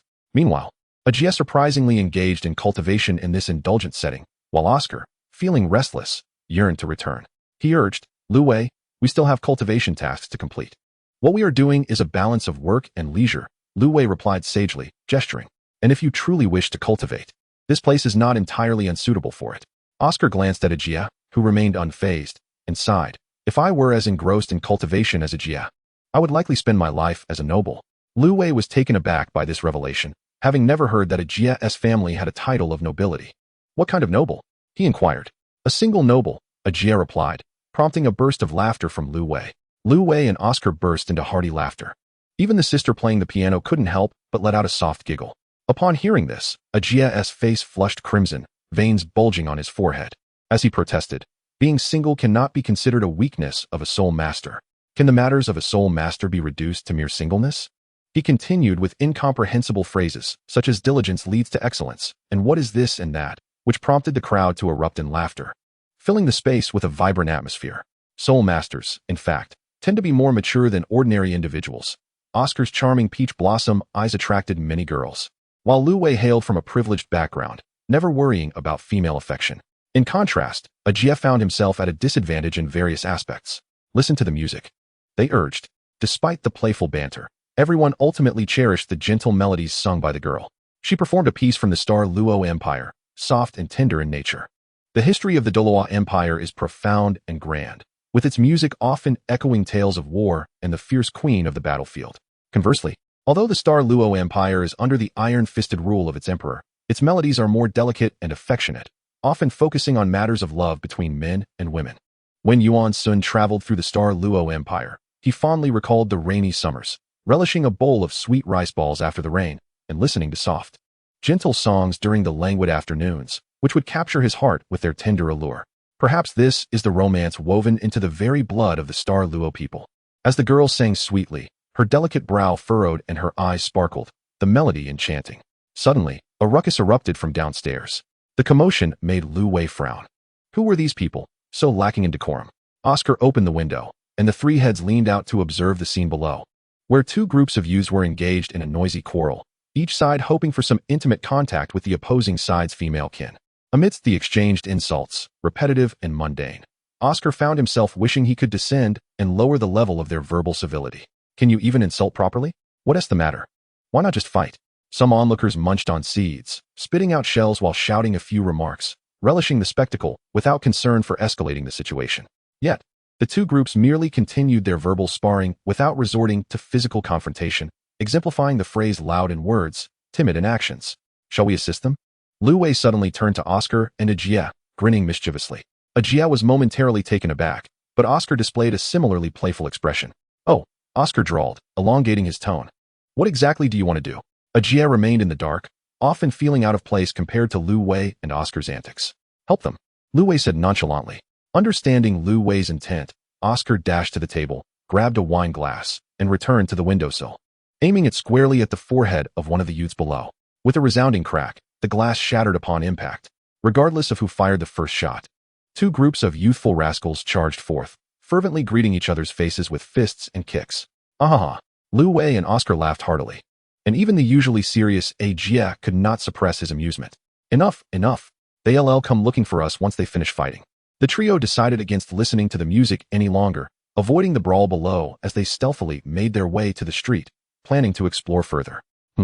I've calculated today is not suitable for cultivation. I shall practice tomorrow instead. Lu Wei, evidently led astray, had embraced the life of a carefree street wanderer with Oscar and Ajia. I feel the same way, Oscar remarked, genuinely enjoying the easygoing days. Really? A voice suddenly broke in from behind. The three turned in unison to find Yuan Linger, her expression icy. Sister, what levels are you all now? She inquired sternly. They exchanged glances, then responded one after another. Level 13. Level 14. Level 14. Upon hearing this, Yuan Linger's anger flared. What on earth are you doing? The trio recoiled like turtles withdrawing into their shells. Oscar, you've already squandered 2 years. Do you intend to waste another 2? You're only at level 13 now. Ajia, you possess the best talent. Although we cannot discern your martial soul, its quality is undoubtedly high. How are you only at level 14? Lu Wei, with your innate 9th level soul power, you even acquired your soul ring before Ajia, and yet you, too, are only at level 14. Have you been wasting your time on music? Oscar felt aggrieved. As a food-type soul master, reaching level 13 in just over 2 months was quite an achievement. Ajia remained calm, knowing his progress was normal and he was on the verge of breaking through to level 15. However, Lu Wei was genuinely anxious. Having indeed spent his time indulging in music, Yuan Linger's demeanor was frosty, and not a single one of them dared to meet her gaze. Then, she revealed another astonishing fact. I am currently at level 18 and am about to break through to level 19. Impressive, sister. The three chorused, attempting to flatter her, likely hoping that kind words would smooth over the situation. Yet, they misjudged Yuan Linger's expectations of them. She regarded them as candidates for future title Douluo, to be compared with the legendary Shrek's 7 devils.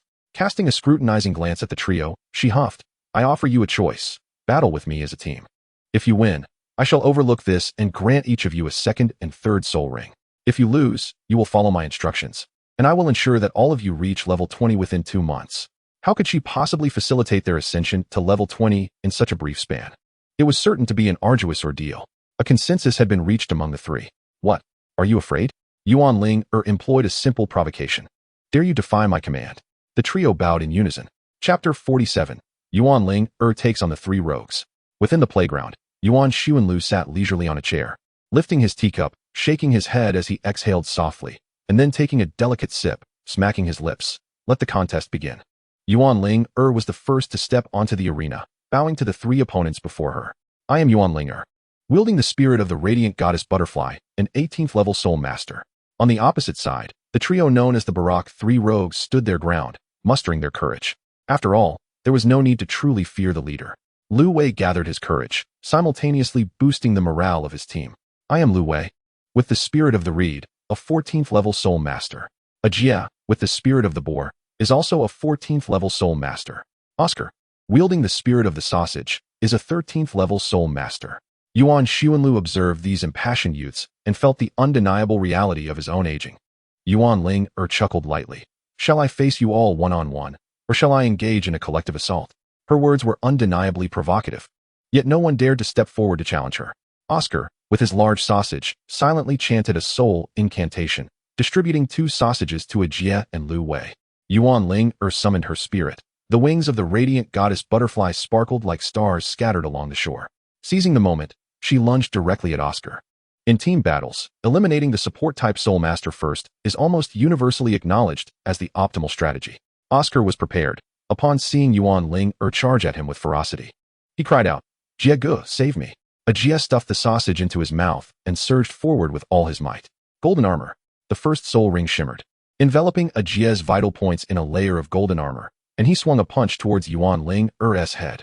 The golden armor only manifested at the vital points, not solely limited to those areas. Ajia deliberately controlled his soul power to achieve this. In his view, if his vital points were well defended, that would suffice, as he intended to conserve some soul power for a direct confrontation. However, the radiant goddess Butterfly was no mere decorative spirit. It was a legitimate high-tier spirit. Could Yuan Ling'er not find a way to deal with him if he only protected his vital points? Without employing a soul skill, Yuan Ling'er deftly avoided Ajia's powerful punch and executed a graceful whip kick to his side. Ah Wei, understood. During their pre-battle banter, Lu Wei's reed had already ensnared the vulnerable Oscar and the sturdier Ajia. As Ajia struggled, unable to withstand the assault, Lu Wei tugged. pulling the two back with the reed. A Jia clutched his side, writhing in pain, clearly on the verge of losing his fighting capability. A Jia, you should withdraw. Yuan Xuanlu spoke, summoning a Jia to his side to examine his injuries. Fortunately, his kidney was intact, though it bore a bruise that would require several days of care. Lu Wei and Oscar simultaneously swallowed hard. A Jia, as the sole assault-type soul master among the three, was unable to withstand the pressure, leaving Lu Wei and Oscar feeling utterly helpless. Control-type soul masters naturally countered assault-type ones. Yuan Linger effectively thwarted any thoughts of escape that Lu Wei and Oscar might have harbored. Lu Wei exchanged a glance with Oscar before ensnaring Yuan Linger with his binding technique. It must be noted that Lu Wei's binding was more potent than Tang San's. Tang San's blue-silver grass was augmented by the mandala snake soul ring, imbuing it with a hint of poison, while Lu Wei's binding absorbed the fire attribute from a python soul ring, which operated with sheer strength, capable of constricting its prey to death and exuding a scorching heat akin to a branding iron.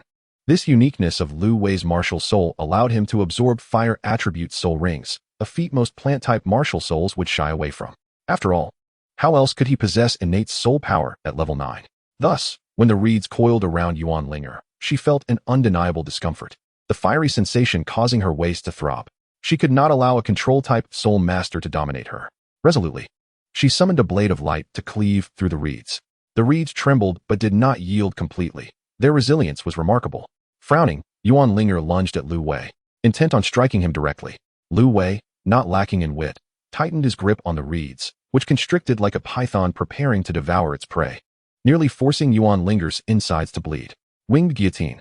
A violet soul ring emerged, and a massive beam of light transformed into a blade capable of cleaving mountains and splitting stones, severing the reeds as Yuan Linger advanced towards Lu Wei. Landing a powerful punch, Lu Wei let out a cry of anguish as he was sent flying. Observing the turn of events, Oscar promptly surrendered. Yuan Linger triumphed over her three adversaries, yet she felt dissatisfied. In her mind, she ought to have defeated all three without the need for a soul ring. Considering that Oscar was not a battle soul master, Yuan Linger emerged victorious. Yuan Xuanlu saw nothing lacking in his daughter. Believing that her ability to take on three opponents of the same rank was commendable, given his inherently unhurried nature, he paid little heed to the matter. Nodding as he assisted a Jia and Lu Wei, both battered and bruised, towards the infirmary for treatment. Sister Linger is the best in the academy. Oscar chuckled, giving a thumbs up. It is often said that one should not strike a smiling face, and thus, Yuan Ling'er refrained from resorting to violence against Oscar. Instead, she expressed her dissatisfaction in a rather indifferent manner, saying, when the time comes, we must journey to Tindo City. Imagine how one could possibly elevate from level 13 to 20 within 2 months. How could a food-type soul master like you accomplish that? Are you intentionally making it difficult for others? I sincerely hope that you will become an unparalleled food-type title Douluo in the future. Your talent is truly remarkable, and it ought not to be squandered. Yuan Ling'er gently patted Oscar's shoulder, reminiscent of an old mentor. Oscar scratched his head, bewildered by the confidence emanating from Yuan Ling'er. He himself found it hard to believe that he could reach the rank of title Douluo. Doubtful. Yuan Ling'er raised an elegant eyebrow. I suppose I am all right, Oscar replied with an awkward smile. Yuan Ling'er, embodying the demeanor of a seasoned elder, patted his shoulder once more, stating, without strength, you cannot adequately protect your grandfather in the future. Oscar nodded and departed from the scene. Yuan Ling'er pondered for a long while, letting out a sigh, feeling somewhat selfish. In her quest to confront Tang San, she had urged others to train fervently, when in fact, given their ages, their current abilities were already commendable. Yet, she still felt it insufficient. She believed that without diligent training, they would not stand a chance against Tang San. Was her desire for progress not a touch greedy? Because she anticipated facing judgment from Tang San in the future, she had entangled others in this impending conflict. Was that truly courteous? As the saying goes, one must prioritize oneself or face dire consequences. Chapter 48. In the tranquil alley of Tindo City, the atmosphere was as authentic as it gets. After several days of recuperation, Yuan Ling'er, LWIG, and Oscar completed their early graduation formalities, preparing to head to Tindo City for training. According to Yuan XNL, the proximity of Tindo City to the Sunset Forest would facilitate future soul hunting endeavors. Furthermore, Yuan Ling'er convened another assembly of the Balak Junior Soul Master Academy, where she engaged in significant discussions with Prince Kuan-Shi of Balak. What plots were concocted during this meeting, however, remains a mystery. Tindo City, an ancient city with a history spanning a millennium, is renowned among travelers and is often regarded alongside Xinglua City and Wuhuan City as one of the three great jewels of the continent. While Xinglua City is celebrated for its exquisite architecture and Wuhuan City for its opulence, Tindo City's most notable quality is its grandeur. Such a magnificent city could not have been constructed without the unwavering support of an emperor with ambitions of unifying the realm. During the height of the Tindo Empire's power, the emperor of the Swan Wuhuan abandoned the plans for smaller, ornate cities and instead initiated the construction of the Grand Tindo City. As the first empire on the continent, the Tindo Empire once possessed the strength to unify the Douluo continent. With over 200,000 professional soldiers, 1,000,000 laborers and auxiliary troops, and a formidable legion of soul masters, the Star Do Great Forest was entirely under the dominion of the Tindo Empire at that time. Alas, all is lost. First, the powerful ministers wreaked havoc upon the court. Then, the White Tiger clan from the south rose to prominence. The emperor's attempts at resurgence were futile, leading to failure in the end. Following this turmoil, the War Empress waged a civil war for over a decade. Now, the Heavenly Empire barely manages to sustain itself through patchwork efforts. The once unified aura of the Son of Heaven has long vanished, leaving the Heavenly Empire as merely a provincial entity. Nevertheless, this does not diminish the pride of the people of Heavenly City. They proudly proclaim that beneath the feet of the Son of Heaven lies the foremost land, and we, the sons of Heavenly City, stand tall and resolute. After a journey of several days, Yuan Linger and his companions finally arrived at Heavenly City. Upon entering, the tension that had gripped them seemed to dissipate, and their earlier worries were swiftly forgotten. Yuan Linger began to introduce the city to Yuan Ling'er and the others. Heavenly City is replete with delightful sights and delectable treats. You must visit the Heavenly Sacred Hall of the Spirit Hall, where the towering spires and the stained glass windows depicting angels are truly breathtaking. The Heavenly Emperor Street, while a commercial area for the nobility, is filled with overpriced trinkets that serve little purpose, merely catering to the vanity of the aristocrats. However, the true essence of Heavenly City lies in Yong'an Alley. If you wish to explore, that is where you should go. Yet, none of the three dared to respond. Their gazes fixed upon Yuan Linger. After a moment of hesitation, she replied with a light-hearted tone, "Balance is the foundation of cultivation. We have a holiday for the next couple of days." The three of them erupted into exaggerated expressions of joy, nearly moved to tears. For the past several days, their lives had revolved solely around rigorous training, and even the most resilient among them felt exhausted. Yuan Linger guided them to a grand residence near Heavenly Emperor Street, a house he had purchased years ago. They first settled their luggage in a room, then refreshed themselves with a bath before collapsing into deep slumber. After enduring days of travel, they were utterly spent. The following morning, Lu Wei and Oscar awoke with exuberant shouts, eager to explore the northern gem of the continent, Heavenly City. "Father, aren't you coming?" Yuan Linger called out as she observed the three in a frenzy, resembling unleashed huskies. Yet, Yuan Linger remained quietly reclined on the sofa, engrossed in the latest edition of the Spirit Hall's newspaper. Shocking. The Avalanche Prince surreptitiously intrudes into a private residence for such illicit purposes. Accompanying this headline was an illustration of Avalanche sneaking up to a widow's door, vividly rendered. "I am the elder. Regardless of the circumstances, if I am present, your enjoyment will surely be dampened as I assume a serious demeanor. Why bother?" Yuan Linger sighed, reflecting on how, in his youth, he too had been vibrant and spirited, never anticipating that he would one day assume the role of an elder. An era is slipping away from us. Yet, as he gazed at Yuan Ling, he recognized that another era is destined to arrive. "What?" Yuan Linger inquired. Yuan Linger waved his hand dismissively, saying, "There's nothing much, go play." Yuan Linger stepped outside. Yong'an Alley in Tindo City is the true essence of the city. This statement reflects Yuan Linger's sentiments, as Tianhuang Street is a sanctuary for ostentatious nobles, while Yong'an Alley serves as a haven for the common folk. Thus, Yuan Linger believes that the true essence lies within Yong'an Alley. Yong'an Alley is renowned for its culinary delights, which are not only affordable, but also generous in portion and exquisite in taste. The scent of spiced peas wafts through the air. It surpasses even the finest beef tendon peas. Upon hearing the vendor's calls, Yuan Linger felt her spirits lift considerably. In that moment, she was not the fierce adversary destined to face Tang San, but merely a little girl out for a leisurely stroll. Since she was here to enjoy herself, she intended to do so wholeheartedly. Yuan Linger purchased a portion of beef tendon peas and after taking a few steps, eagerly grabbed a handful to savor, finding them increasingly delectable.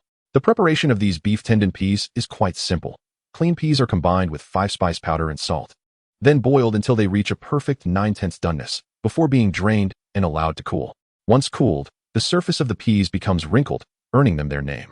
Although these peas may appear unassuming, their texture is chewy and their flavor intensifies with each bite. While the fare on Tianhuang Street is undoubtedly exquisite and visually appealing, the offerings in Yong'an Alley remain more authentic. After strolling a few more steps, Yuan Linger finally spotted 3 boisterous huskies at a nearby tavern, where Lu Wei and Oscar were indulging in drinks, while Ajia sat engrossed in devouring meat. "Sister Linger, come over," Oscar called out warmly, treating Yuan Linger like a close companion. This tavern certainly had a pleasant ambience. Yuan Linger placed the beef tendon peas on the table, allowing each of them to take a generous handful. Lu Wei, flushed from drinking, nodded in approval. Indeed, not bad at all. Just 5 silver coins for this much. Unlike Lu Wei, who was a bon vivant, Yuan Linger, though having had her share of drinks in the past, was not well acquainted with alcohol. She merely poured herself a small glass out of courtesy. The liquid in her glass was crystal clear, exuding an enticing aroma. It was rich and smooth on the palate, making it all too easy to indulge in a few more sips. Yuan Linger found herself tempted, and it was no wonder Lu Wei was in such a state. "Isn't the wine delightful?" Lu Wei, slightly tipsy and nearly biting his own tongue, remarked. "Their huangjiu is homemade." It is said that within the tavern's courtyard stands a grand willow tree, beneath which lies a spring with clear, sweet water. The proprietor uses this pure spring water to brew the huangjiu, resulting in a fragrant elixir even after inebriation. Yuan Linger's cheeks flushed, and she glanced at Ajia, who was voraciously consuming what appeared to be an enormous platter of pig liver. Strangely, their pig liver was marinated in such a way that it was not at all salty, with a hint of sweetness. Ajia sang praises without restraint. After indulging in a few appetizers, we can delight in a day of play. Yuan Linger, observing Ajia's hearty consumption, genuinely feared that he might fill himself up and be unable to enjoy anything else. Indeed, we must not forget to savor the renowned desserts of Tindo City later. Oscar, though he was open to any culinary delight, had a distinct fondness for sweets. Unfortunately, one could not find desserts in Yong'an Alley. They could only be found on Tianhuang Street. The young lady speaking possessed flowing aquamarine hair cascading down her back, her laughter radiant as she gazed at Oscar. "You and I share a peculiar affinity." Oscar stumbled over his words. Yuan Linger seamlessly continued the conversation. "May I inquire your name?" "I am Shui Binger." The enchanting maiden replied with a smile that tugged at Oscar's heartstrings. Chapter 49. "So, father, how many old flames have you had?" Shui Binger guided Yuan Linger and her companions to Tianhuang Street. Indeed, it was not just Yuan Linger and Oscar. Lu Wei and Ajia had also joined them, primarily drawn by their love for desserts, certainly not merely due to Shui Binger's beauty. "Are you a student of the Tianshui Academy?" Yuan Linger and Shui Binger engaged in lively conversation, quickly forming a bond of friendship, while Oscar and the others lingered behind, unable to interject. Shui Binger smiled knowingly. "Yes. To be precise, I am the daughter of the Academy's president." Yuan Linger understood. Tianshui Academy was one of the illustrious 5-element academies in Tindo City. These academies employed an extreme flow of teaching, believing that a soul master's abilities should strive for purity, focusing on a singular direction to enhance that specific power. Tianshui Academy exclusively admitted female soul masters wielding water attribute martial souls. "And you?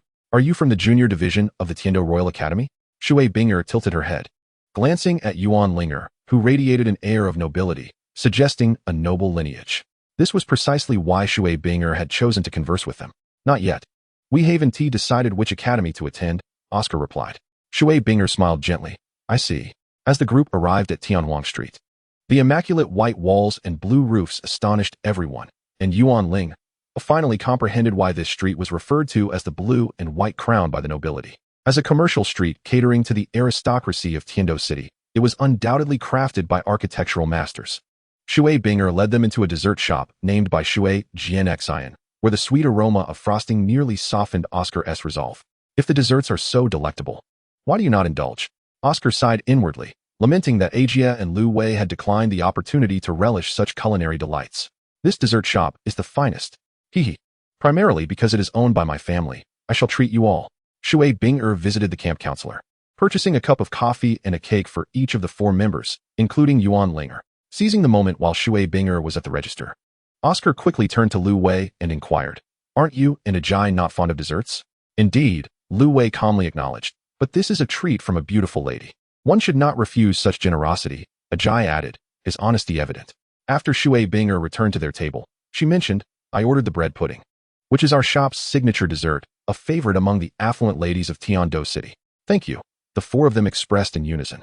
Summoning his courage, Oscar earnestly asked, I am a food system soul master, aged 8, and at level 14. Could you share how this bread pudding is made?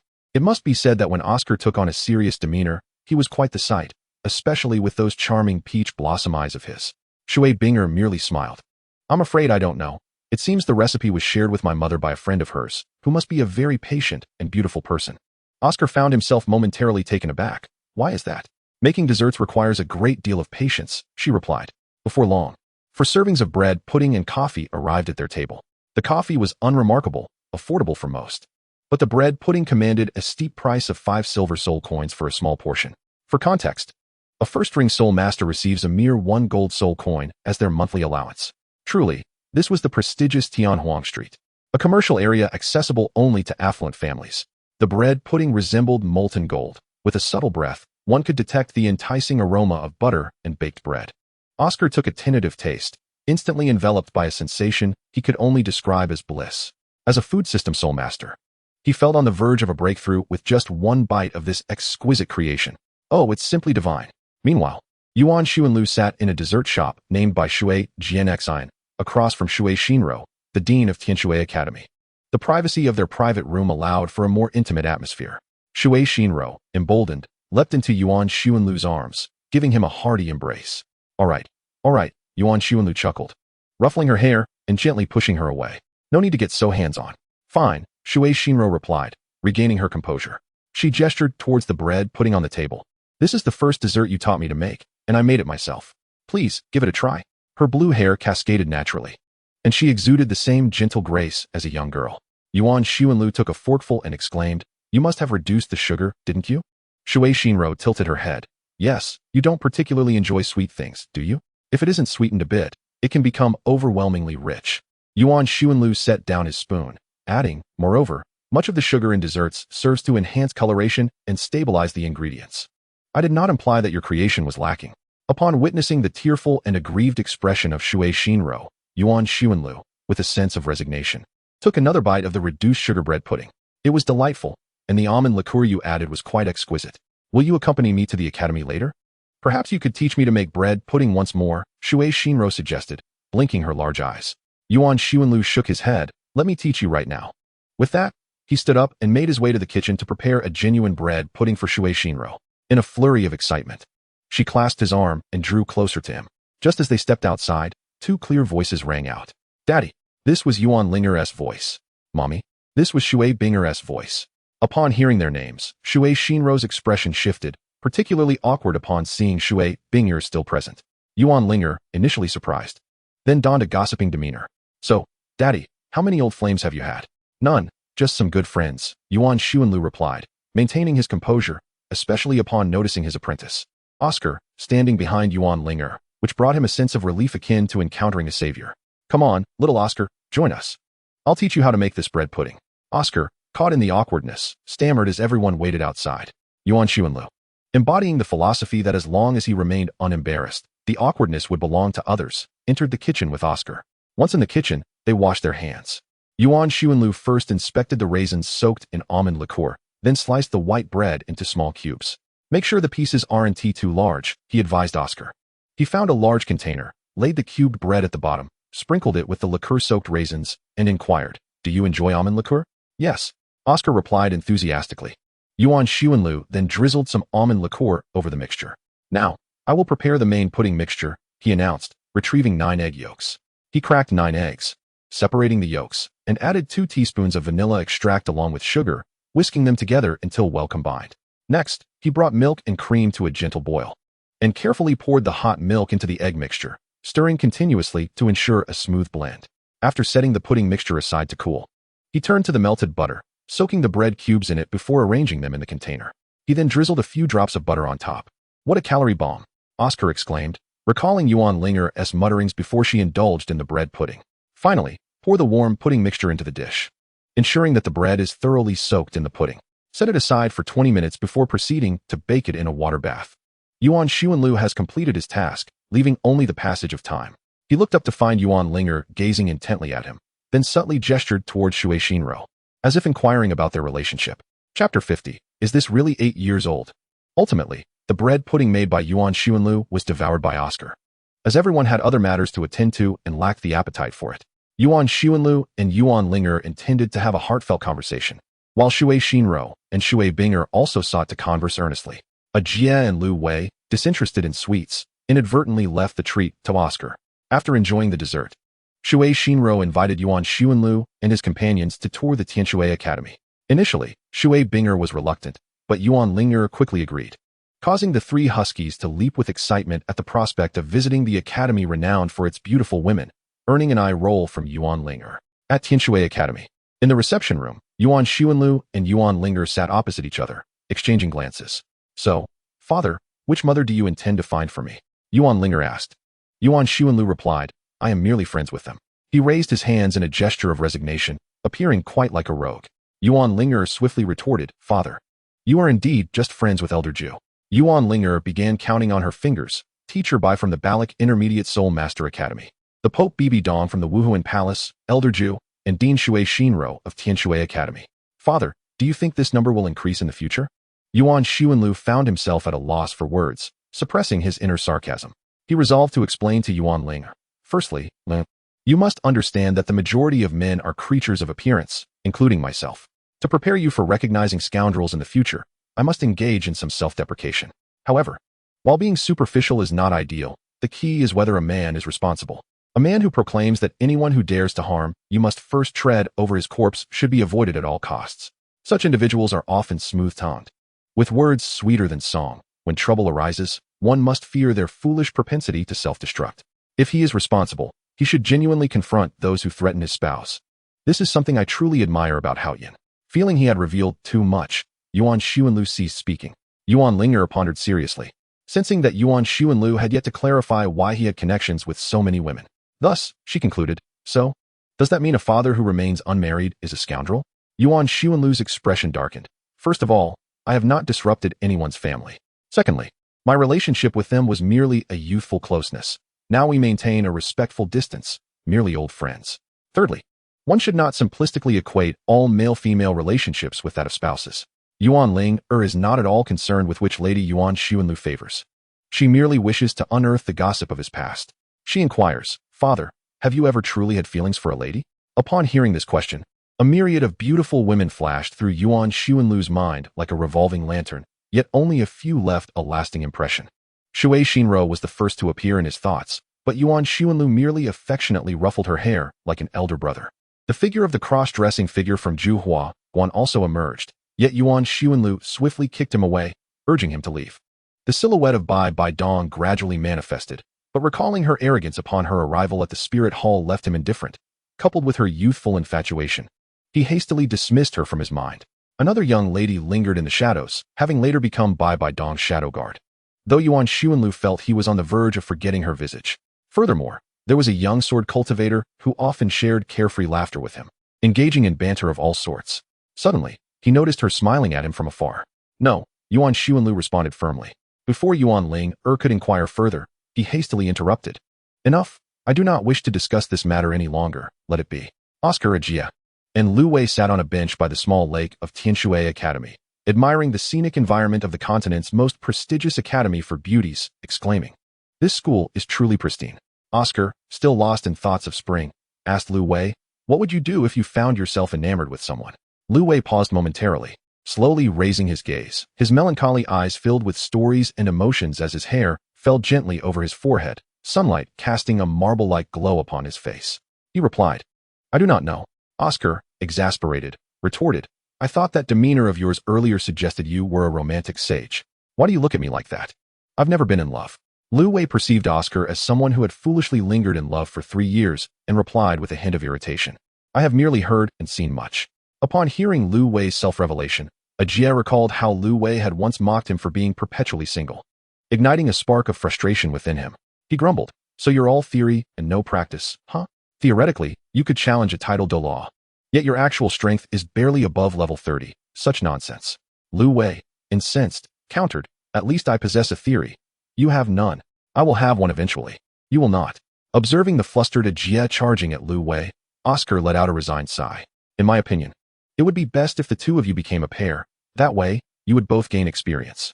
Unfortunately, neither Ajie nor Lu Wei heard Oscar's words. Otherwise, they would have surely shown him the treachery of the world.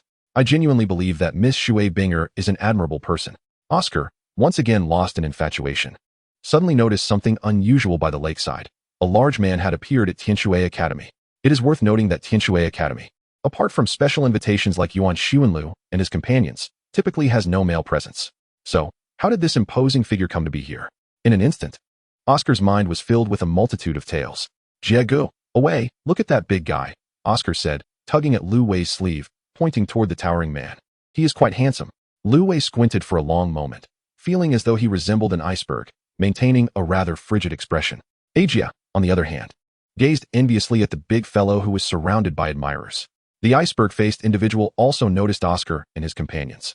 Clearly astonished by the presence of another male in Tianshui Academy, he approached them and extended his hand, saying, "Hello, I am Ice Mountain." The man was indeed well built, standing at nearly 6 feet 3 inches tall, and appeared to be of similar age to Yuan Xuanlu. However, to Oscar and his friends, all of whom were under 10, he exuded an overwhelming aura. Ajia stuttered, "Hello, Uncle Ice Mountain. We came here with the dean." The term uncle elicited a peculiar expression from Ice Mountain, who suppressed his discomfort and replied, "Actually, I am only 8 years old." Lu Wei immediately questioned, "Is this really an 8-year-old? Have you ever seen an 8-year-old who is 6 feet 3 inches tall? Are we truly of the same species?" Oscar thought rather impolitely. "May I ask what level you are?" Ajia inquired, assuming that Ice Mountain's height indicated remarkable cultivation talent. By Ajia's estimation, Ice Mountain should be around level 19. To his surprise, Ice Mountain chuckled and casually revealed, "I am at level 21. Is this really an 8-year-old? Lu Wei once again exemplified the epitome of civility. Chapter 51, The 10,000-Year Ice Blue Scorpion. Tianshui Academy, as one of the renowned elemental academies of the Tindo Empire, undoubtedly houses many exceptionally gifted individuals. For instance, Shui Binger possesses a top-tier martial soul, the Ice Phoenix, a true phoenix, not merely a mere imitation infused with malevolent flames. And then there is this iceberg-faced giant before us, an 8-year-old with a soul power of level 21. At that moment, the genius suddenly spoke with malicious intent. "Well, I see you are also the pride of your respective academies."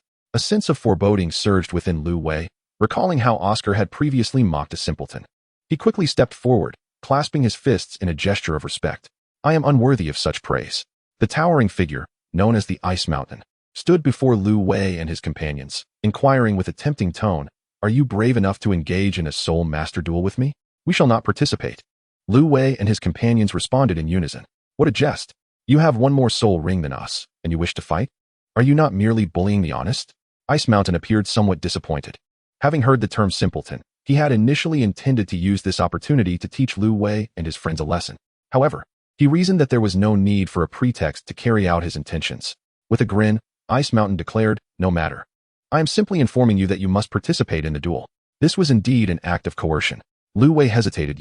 "I will participate." Suddenly, a voice akin to that of a savior emerged from behind him. Yuan Linger and Yuan Xuanlu approached simultaneously. Yuan Linger surveyed the scene before her, then turned to Ice Mountain, stating, "Bullying them seems rather pointless. How about you?" Ice Mountain, regarding Yuan Linger, who appeared as if she could be easily sent flying with a single punch, smirked dismissively. Yuan Linger, martial soul, the goddess of light butterfly, an 18th level soul master. At your service. She truly dares to engage. Ice Mountain thought, bemused by her audacity. "I am a grand soul master." "Oh." Ice Mountain regarded Yuan Linger as somewhat naive, intending to teach her a lesson. "Ice Blue Scorpion, 21st level grand soul master." Yuan Linger raised an eyebrow, genuinely intrigued. The Ice Blue Scorpion clan had long been the rulers of the extreme northern regions of the continent. In her previous life, Yuan Linger had ventured into the fearsome northern territory in pursuit of divine power. There, she encountered an Ice Blue Scorpion comparable to a 97th level titled Douluo, its existence exceeding 100,000 years. In her encounter with that Ice Blue Scorpion, Yuan Linger first grasped the essence of the ultimate ice attribute. Could the martial soul of the Ice Blue Scorpion embody such supreme ice? Yuan Xuanlu, witnessing both parties unleashing their martial souls, announced, "Let the duel commence." Yuan Linger's 1,000-year soul ring shimmered into existence. Instead of unleashing her soul skills, she took on a stance akin to a lion hunting. Though Ice Mountain felt a pang of anxiety, he maintained his composure, crouching low as if he were a scorpion poised to strike its prey. Neither party yielded. "What on earth are they doing?" Oscar whispered to Lu Wei. "These two are motionless, striking poses. One might think an artist is nearby sketching them." Lu Wei remained silent. Yet Yuan Xuanlu began to elucidate, This is a genuine duel aimed at eliminating the opponent. Huh. Oscar, lacking understanding of the art, remained puzzled. Yuan Xuanlu could not help but exclaim. When you all watch the soul fighting matches at the Great Soul Arena, it appears merely as a contest, with each participant shouting and unleashing various soul skills. However, in a true battle at the same level, the objective is to eliminate the opponent. And one does not simply initiate soul skills from the outset. They must remain as serene as a monk, meticulously identifying the opponent's vulnerabilities to strike with lethal precision. Particularly since Ling'er possesses a soul power level inferior to that of this iceberg of a classmate. Failing to secure an instant victory would undoubtedly place her at a disadvantage in a protracted engagement. As Yuan Xuanlu elucidated, his expression grew increasingly peculiar. He had sensed something amiss about the towering figure before him. Now that the iceberg had unleashed its martial soul, he finally grasped the nature of this daunting opponent. Were soul beasts now taking Xiao Wu as their exemplar? After a tense standoff, the iceberg suddenly launched an offensive, icebound form. The yellow first soul ring illuminated, and a crystalline layer of ice enveloped him, emanating a chilling aura. Frost penetration. The yellow second soul ring also glowed, as a tangible frost enveloped the iceberg's hand, crashing directly before Yuan Linger. This frost was a far cry from the refreshing icy beverages Ling'er enjoyed in summer. It erupted from the iceberg's fist, and in an instant, Ling'er perceived the onset of frost forming around her. Winged guillotine. The 1,000-year soul ring shimmered as Yuan Linger closed the distance to the iceberg, her blade of light gleaming brilliantly as she slashed towards the towering figure. The frost pierced through Linger's body, the extreme cold seizing her warmth, particularly where the frost penetrated. She felt as though her muscles and organs were on the verge of succumbing to the frigid temperatures. In a fleeting moment of hesitation, Linger's winged guillotine struck the iceberg, the blade clashing against the ice crystals with a piercing, glass-like screech, leaving a profound mark upon the iceberg's icy armor. Subsequently, the two retreated to create distance once more. In this traditional contest, they had both held back. However, Yuan Linger still found herself slightly inferior to the iceberg, as the disparity in soul power was difficult to overcome. Classmate Iceberg has emerged victorious, Yuan Xuanlu suddenly declared. Ajia was left dumbfounded by this announcement. But, Sister Ling, it hasn't lost yet. I concede, Yuan Linger admitted candidly. Had he not held back, I would have already expended my soul power upon being pierced by the frost. Thus, classmate Iceberg is indeed formidable. Yuan Xuanlu, in a familiar manner, placed a hand on the iceberg's shoulder, noting, you're quite tall, even taller than I am. Typically, those from the ice blue scorpion lineage tend to be shorter. Yuan Linger did not comprehend the deeper implications of Yuan Xuanlu's words, but upon hearing them, the iceberg involuntarily trembled. With a playful smile, Yuan Xuanlu remarked, I have a friend named Ice Empress. Iceberg, since you both share the surname Ice, do you know her? Come, let us converse earnestly. The iceberg followed Yuan Xuanlu, feeling akin to a pitiable hostage coerced by a criminal. Once they reached a secluded corner, away from prying eyes, Yuan Xuanlu, with a semblance of a smile, remarked, is this the trend among spirit beasts nowadays? Should a Ju Douluo discover this, your spirit rings and bones would be forfeited. The iceberg disregarded Yuan Xuanlu's crocodile tears and replied coldly, do you intend to slay me for my spirit ring and bones? Yuan Xuanlu sighed with a tinge of regret. Initially, that was my intention, but alas, we lack a soul master with an ice attribute here. The iceberg reacted incredulously. You do not hesitate at all. Speak frankly, what are your thoughts on transforming into a human after 100,000 years of cultivation?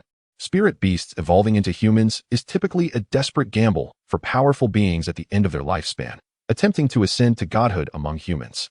However, under the influence of Tang San's mother and Xiao Wu's mother, this transformation has devolved into a perverse trend. Not only must one become human, but they also must engage in romantic relationships, and each time, they become another's spirit ring. For the sake of the future happiness of the imperial beast of 1,000 years hence, Yuan Xuanlu resolutely opposes this aberration of spirit beasts transforming into humans. This is pseudoscience that must be eradicated. Humanity's insidious ambition to seduce spirit beasts into transformation must be dismantled. Realizing her identity had been exposed, the iceberg decided to abandon pretense. Centuries ago, someone claimed that if I became his spirit ring, I could ascend to godhood alongside him and attain immortality. That man wasn't he named Hui Yuhao, was he? The iceberg cast a curious glance at Yuan Xuanlu, thinking that humanity seems to decline with each generation. The youth now are Ju Douluo, but lack acumen. I do not know. He was dressed in white. The iceberg shook her head. At that time, I did not agree. However, after reaching 100,000 years, I feared facing the impending tribulation, so I chose to transform into a human, hoping to seek him out and see if I still had a chance to ascend to godhood with him. Yuan Xuanlu nodded. So, did you find that individual? No. Upon arriving in human cities, I realized centuries had passed. If he had not ascended, he is likely deceased. Yuan Xuanlu felt a wave of frustration. This 100,000-year-old ice scorpion seemed rather lacking in intellect. What purpose does your transformation serve now, after all these centuries? He mused. Oh, the scorpion's brain capacity is limited. Well, no matter. Wait, I feel as though I have heard this story before. Yuan Xuanlu recognized a significant detail. He recalled reading a similar account in a book. The only tale that could have lingered in his memory for so long must be that of the White Knight he encountered in his quest for the path to godhood. As Yuan Xuanlu's predecessor in the pursuit of divinity, the White Knight had always been a focal point of Yuan Xuanlu's research, and only he could amass the most comprehensive information about the White Knight. The iceberg wore an expression of disbelief. What have you heard? At that time, that human was merely at level 89. A level 89 human could not possibly have lived for so long, nor could they have conveyed such tales to you now. We humans possess written language, defined as the symbols used to record and communicate speech. Clearly, the soul beasts, being predominantly low-intelligence creatures, have not developed written language or have lost the means to transmit it. Although soul beasts have attained a basic level of intelligence after 10,000 years, it is only upon reaching 100,000 years that they achieve a cognitive capacity akin to that of a normal adult human. Thus, soul beasts have historically possessed a unified spoken language, but no form of writing. Yuan Sun took out a specially treated leather-bound book from the soul guide device and began to recite the sentences inscribed within. Beyond the long, frozen forest lies the snowfield. Beneath the night sky, the earth is a shimmering white, and I have paused before this desolate land. Chapter 52, The Diary of the White Knight. May 3rd. Beyond the long, frozen forest lies the snowfield. Beneath the night sky, the earth is a shimmering white, and I have paused before this desolate land. The White Knight, clad in a snow-white robe, grasped his pen to inscribe these words, the ink having solidified, compelling him to employ his soul power to heat it. This is the land of the far north. In human legends, it is deemed a forbidden zone for life. In summer, the horizon of the far north is eternally bathed in a cold, white daylight, devoid of warmth, with dense fog enveloping the snowfield. While the forest behind remains the only bastion of life, the White Knight exhaled a long plume of white vapor from his nostrils, which dissipated amidst the endless whiteness of the snow. Step by step, he embarked on his quest to seek the divine. Light. I truly hope to discover the legacy of the god of light in the far north. The White Knight is now at level 89. In a secret realm, he heard the legend of the god of light and obtained a damaged necklace associated with the deity. Thus, he commenced a journey across the continent in search of this god's legacy. The far north is merely one of the places the White Knight has traversed in his quest. He left footprints in the snow, marking the first time an adventurer of non-tidal Douluo strength had ventured into the far north. May 7th. I am uncertain whether this is the core area of the far north, for the terrain of the snowfield and the extreme cold hinder my progress. Today, I encountered the queen of ice and snow, the ice blue scorpion. She shimmered with an otherworldly brilliance, resembling a true goddess of ice and snow, with her alluring green tail consisting of 5 segments. The final segment bore a diamond-like hook raised high, its tip glistening with a silvery sheen. This ice blue scorpion undoubtedly surpassed the 10,000-year mark in both age and power. I have dubbed her the Ice Empress. Human, a melodious voice echoed, and the White Knight beheld the azure ice blue scorpion, appearing like a clear and radiant emerald amidst the raging snowstorm. The cerulean light pierced through the thick blizzard, striking the White Knight's long sword with tremendous force. Justice shall retaliate. The black fifth soul ring of the White Knight gleamed momentarily, delivering a powerful blow back to the Ice Emperor, who promptly retreated. Each 10,000-year soul beast equated to a tidal Douluo, and at this moment, the White Knight was merely an 89th level soul Douluo, naturally hesitant to confront the Ice Emperor's might directly. The White Knight felt as if he had returned to his youth, reminiscent of the time he had ambushed the pseudo-emperor of Tindo, racing 1,000 miles in a day, relying solely on his speed. You humans are just like that insect. A coward. The Ice Emperor's piercing rebuke lingered amidst the howling blizzard, soon fragmented by the tumultuous winds and snow. In the extreme north, no one is favored. May 13th. I am lost, yet I sense I am progressing toward the core of the extreme north. I begin to mock myself as a fool. The god of light. The god of light. Such a name hardly suggests a deity whose legacy could be found in the extreme north. I am truly desperate. How foolish I am indeed. May 16th. I retract my previous statements. The true goddess of ice and snow is certainly not the ice blue scorpion, but the ice snow goddess. Her sword commands the heavens to freeze. The Emperor's sword in hand bring forth the coldest skies. This is the Snow Emperor's 3 peerless marvels recorded by the Spirit Hall. The White Knight gazed at the girl concealed within the flying snow, who appeared as if she had descended from the heavens, transcendently ethereal. She looked towards the White Knight, her expression devoid of joy or sorrow. The Snow Emperor, he murmured softly. The Snow Emperor frowned slightly, and in an instant, an expanse of 1,000 meters transformed into her domain, snowflakes swirling, obscuring the sun's radiance. This was a hell on earth, should the Snow Emperor desire. She could effortlessly manifest it, responding to the White Knight with seemingly just a single palm. The Emperor's palm, great cold, without snow. The color of the snow darkened. As if turning from white to black from within, a delicate palm strike aimed at the White Knight. The 89th level prowess of the White Knight appeared laughable in that moment. He stood there, awestruck, facing the Emperor's palm from the Snow Emperor's 3 peerless marvels, rendered dumbfounded. Suddenly, the White Knight recalled the records from the Spirit Hall. Although the power of the Snow Emperor's palm was immense, it was also bound by certain limitations. It required direct contact with the opponent to unleash its full potential. This time, however, the Snow Emperor did not strike the White Knight with her palm's true form. There is a way out. There is a way out. The White Knight wept tears of joy, having discovered a means of survival against the assault of a soul beast comparable to a top title Douluo. This was enough to fill him with pride. The White Knight pondered whether the Snow Emperor was overly confident in her strength or truly intended to spare his life. Regardless, the Emperor's palm was executed from a distance. As he turned to retreat, the Emperor's palm struck his arm. Yet the White Knight disregarded it and plunged into the dense fog of the snowfield, seeking a sliver of hope. May 20th. I feel as though I am on the brink of death. The Snow Empress has relented her grip upon me. Yet I am too feeble to withstand even a single blow. My right arm is entirely frozen, and I can only hope to return to the human village soon.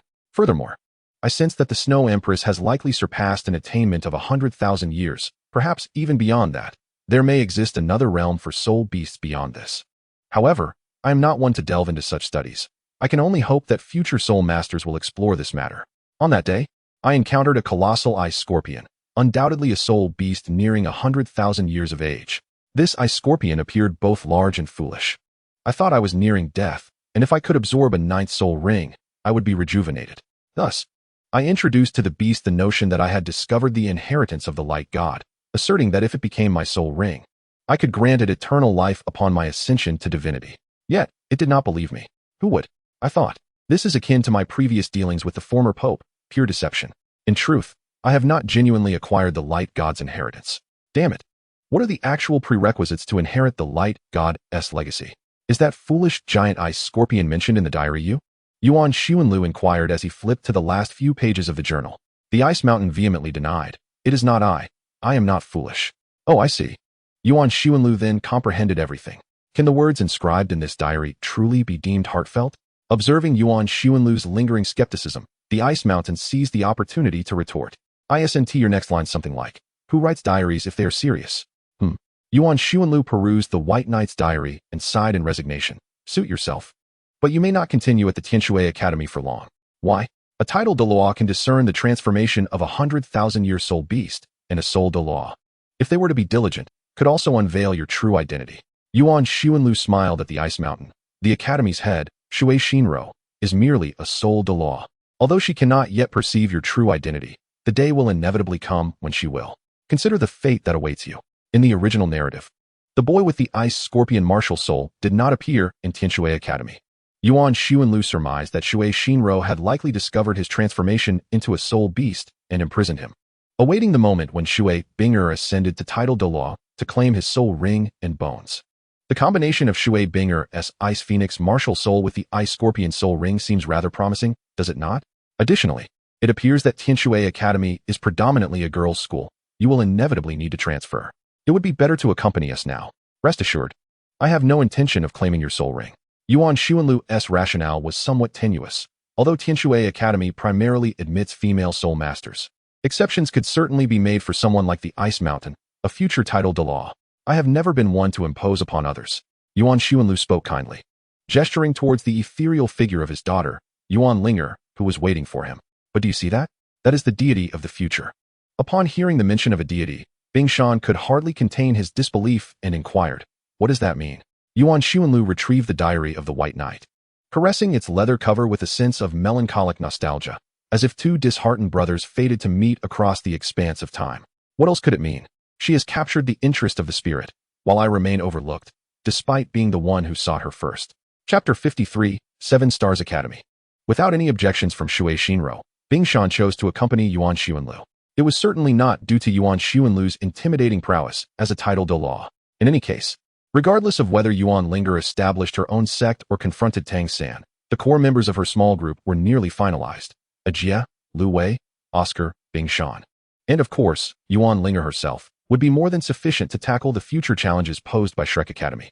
In the days following their return from the Tianshui Academy, while Yuan Xuanlu basked in the anticipation of a bright future for his daughter, Yuan Linger found herself troubled by the academy she was attending. She was aware that Yuan Xuanlu desired her to participate more effortlessly in the Continental Advanced Soul Master Academy elite competition. Thus, she had made her way to Tindo City, hoping to find an esteemed Advanced Soul Master Academy, yet discovered that suitable institutions for someone like her were almost non-existent in the area. Especially after conversing with Shui Binger, Yuan Linger gained a clearer understanding of the Advanced Soul Master Academies nearby Tindo City. The 5 elemental academies were well known. They catered to those with wind, fire, water, thunder attributes, and the soul masters of the Elephant Armor sect. Tindo Royal Academy, on the other hand, was a prestigious institution exclusively for the nobility. Thus, the only 2 advanced soul master academies that truly suited Yuan Linger and her companions were the Blue Tyrant Academy, seemingly backed by the Blue Lightning Tyrant Dragon sect, and the 7 Stars Academy, founded by a formidable soul sage. Of course, 7 Stars Academy could not compare to Blue Tyrant Academy, given the latter's apparent support from the Blue Lightning Tyrant Dragon sect. Furthermore, Yuan Linger had gathered ample information about the founder of 7 Stars Academy. It was said that she was a friend of her father's from their adventurous days on the continent, a female companion. Presently, many tales circulated within Tindo City regarding the romantic history between Yuan Xuanlu and her, tales of betrayal and unfulfilled love. It was unclear who propagated such unkind rumors, but it was evident that Yuan Xuanlu shared a close relationship with her, perhaps even more intimate than that with Shui Xinro. That day, Yuan Xuanlu led everyone outside, without disclosing their purpose. However, Yuan Linger suspected that it might be an occasion for him to meet with an old friend. Yuan Linger cast a glance at Yuan Xuanlu and couldn't help but marvel at her father's remarkable romantic endeavors. She curiously inquired, "Father, are we headed to the 7 Stars Academy now?" "Huh, how did you know?" Yuan Xuanlu was taken aback, as it seemed he had never explicitly mentioned his intention to attend the 7 Stars Academy. However, it soon dawned on him that Yuan Linger must have deduced it herself. "Truly, she is my daughter, so astute." Yuan Linger then asked, "Why is it called the 7 Stars Academy?" Because I had thought of assembling 7 individuals to rival the Shrek's 7 monsters," Yuan Xuanlu mused internally. Yet, he refrained from articulating this thought and vaguely replied, It was a name we came up with together back then, just 7 Stars Academy." Yuan Linger awaited Yuan Xuanlu to elaborate on his statement, and she immediately followed up with, "I've heard that the headmaster of the 7 Stars Academy is your old flame, right?" This revelation caught the attention of Oscar and the others, who leaned in, eager to catch every morsel of gossip. After all, this was prime conversation fodder. In future boastful tales, they could casually mention how the old flame of a titled Douluo would certainly command respect among lower-ranked soul masters. Yuan Xuanlu's expression shifted. How did all of his past indiscretions become public knowledge? Hadn't it been years since then? It was hardly accurate to label her as an old flame. He had momentarily faltered, unsure how to define that relationship. Yuan Linger, wearing an expression that conveyed mutual understanding, swiftly interjected, "We were merely friends." Southwest of Tindo City lies the 7 Stars Advanced Soul Master Academy. This institution, though modest in size, is nestled in the rural outskirts of Tindo City. Unlike the city's traditional architecture, the academy is entirely constructed in a modern style, as propagated by the Spirit Hall. Standardization and modernization are the hallmarks of this establishment. While the 7 Stars Academy is a member of the Tindo City Academy Alliance, it does not enjoy the same esteem as the 5 major elemental academies or the Tindo Royal Academy. Instead, it is often referred to alongside the Lambo Academy as a twin star of the commoners' institutions. Indeed, when compared to Lambo Academy, the 7 Stars Academy embodies a more thoroughly democratic ethos. In the reception room of the 7 Stars Academy, a middle-aged man with a gentle demeanor took a sip from his teacup. Behind him stood an elderly man of sharp bearing, clad in a pristine white robe, his silver hair neatly arranged behind him. Seated in the main position was a strikingly beautiful woman with flowing crimson hair casually tied back, her sharp brows lending her an air of elegance and valor. This was the Academy's headmaster, the formidable 75th level assault system Soul Sage, Gao Yi, unhurriedly. Gao Yi pushed a black card worth 1,000,000 gold soul coins across the table to Ning Fengji, her brow furrowed with curiosity as she asked, Sect Master Ning. It seems that our 7 Stars Academy has not offended your 7 Treasure Glazed Tile School, has it? Headmaster Gao, how could one possibly characterize this as an offense? The 7 Treasures Glazed Tile School merely wishes to extend a helping hand to the 7 Stars Academy. Ning Fengji, with a demeanor as gentle as jade, slowly shook his head, declining the returned black card, and smiled, saying, Our 7 Treasures Glazed Tile School aspires to collaborate with your esteemed institution to nurture more talents for the Empire. How eloquently he spoke. Ning Fengji truly possessed an innate emotional intelligence. He elevated the status of the 7 Stars Academy, expressed his loyalty to the Heaven Do Empire, and extolled his noble sentiments for the country and its people. Importantly, unlike Tang San, who was a mere opportunist, his methods were refreshing and uplifting. However, it must be noted that while Ning Fengji presented a polished exterior, the inner workings of the prominent families were far from pristine. Gao Yi was well aware of the tactics employed by Ning Fengji. Sect Master Ning, please speak plainly. Without any pretense, she stated, refusing to engage in any form of verbal sparring. As a swordswoman, she valued decisiveness and had no patience for delay. Ning Fengji responded with a smile. As you are aware, our disciples at the 7 Treasures Glazed Tile School lack offensive capabilities. The backbone of our sect consists of battle soul masters. My visit to invest in the 7 Stars Academy is motivated by the future development of our sect. The underlying implication was clear. He hoped that the graduates of the 7 Stars Academy would join the 7 Treasures Glazed Tile School. Gao Yi nodded, internally amused, realizing the truth of his words, while he framed his intentions as an investment and job placement. Accepting the investment from the 7 Treasures Glazed Tile School would mean that both the students and teachers here would become reserves for the sect. Though the 7 Treasures Glazed Tile School prided itself on being a clean stream among the 7 sects, the adage one who is near vermilion becomes red, and one who is near ink becomes black rings true. The 7 sects had stood the test of time, and none were entirely untainted. Though the specifics of their methods were best left unsaid, it can only be noted that the 7 Treasures Glazed Tile School appeared more virtuous in public perception than the Spirit Hall or the Haotian School. It is well known that the 7 Treasures Glazed Tile School's inherited battle soul is the 7 Treasures Glazed Tower, which possesses the ability to locate treasures. However, to presume that the sect thrived merely through the exploration of mineral resources, gems, and treasures would be a grave misconception. The true foundation of the 7 Treasures Glazed Tile School's prosperity lies in another enterprise, land acquisition. They became landlords. This land not only refers to agricultural land, but also encompasses mineral resources, forests, and a myriad of other businesses. For instance, during years of famine, they would forcibly consolidate the lands of self-sufficient farmers, converting them into tenants. They also discovered rare metal veins in copper mines and would intentionally cause mining accidents to take advantage of the situation, thereby lowering prices to acquire copper mines and extract rare metals. Furthermore, the reason the 7 Treasures Glazed Tile School now supports Prince Shui Qinghe is also due to his backing of their land acquisition efforts. The discussion between Ning Fengji and Gao Yi regarding the allocation of graduation packages for the graduates of the 7 Stars Academy is far from a mere expression of nurturing talent for the Empire. It seems that the 7 Treasures Glazed Tile School aims to leverage the Academy as an opportunity to expand its influence among commoner soul masters.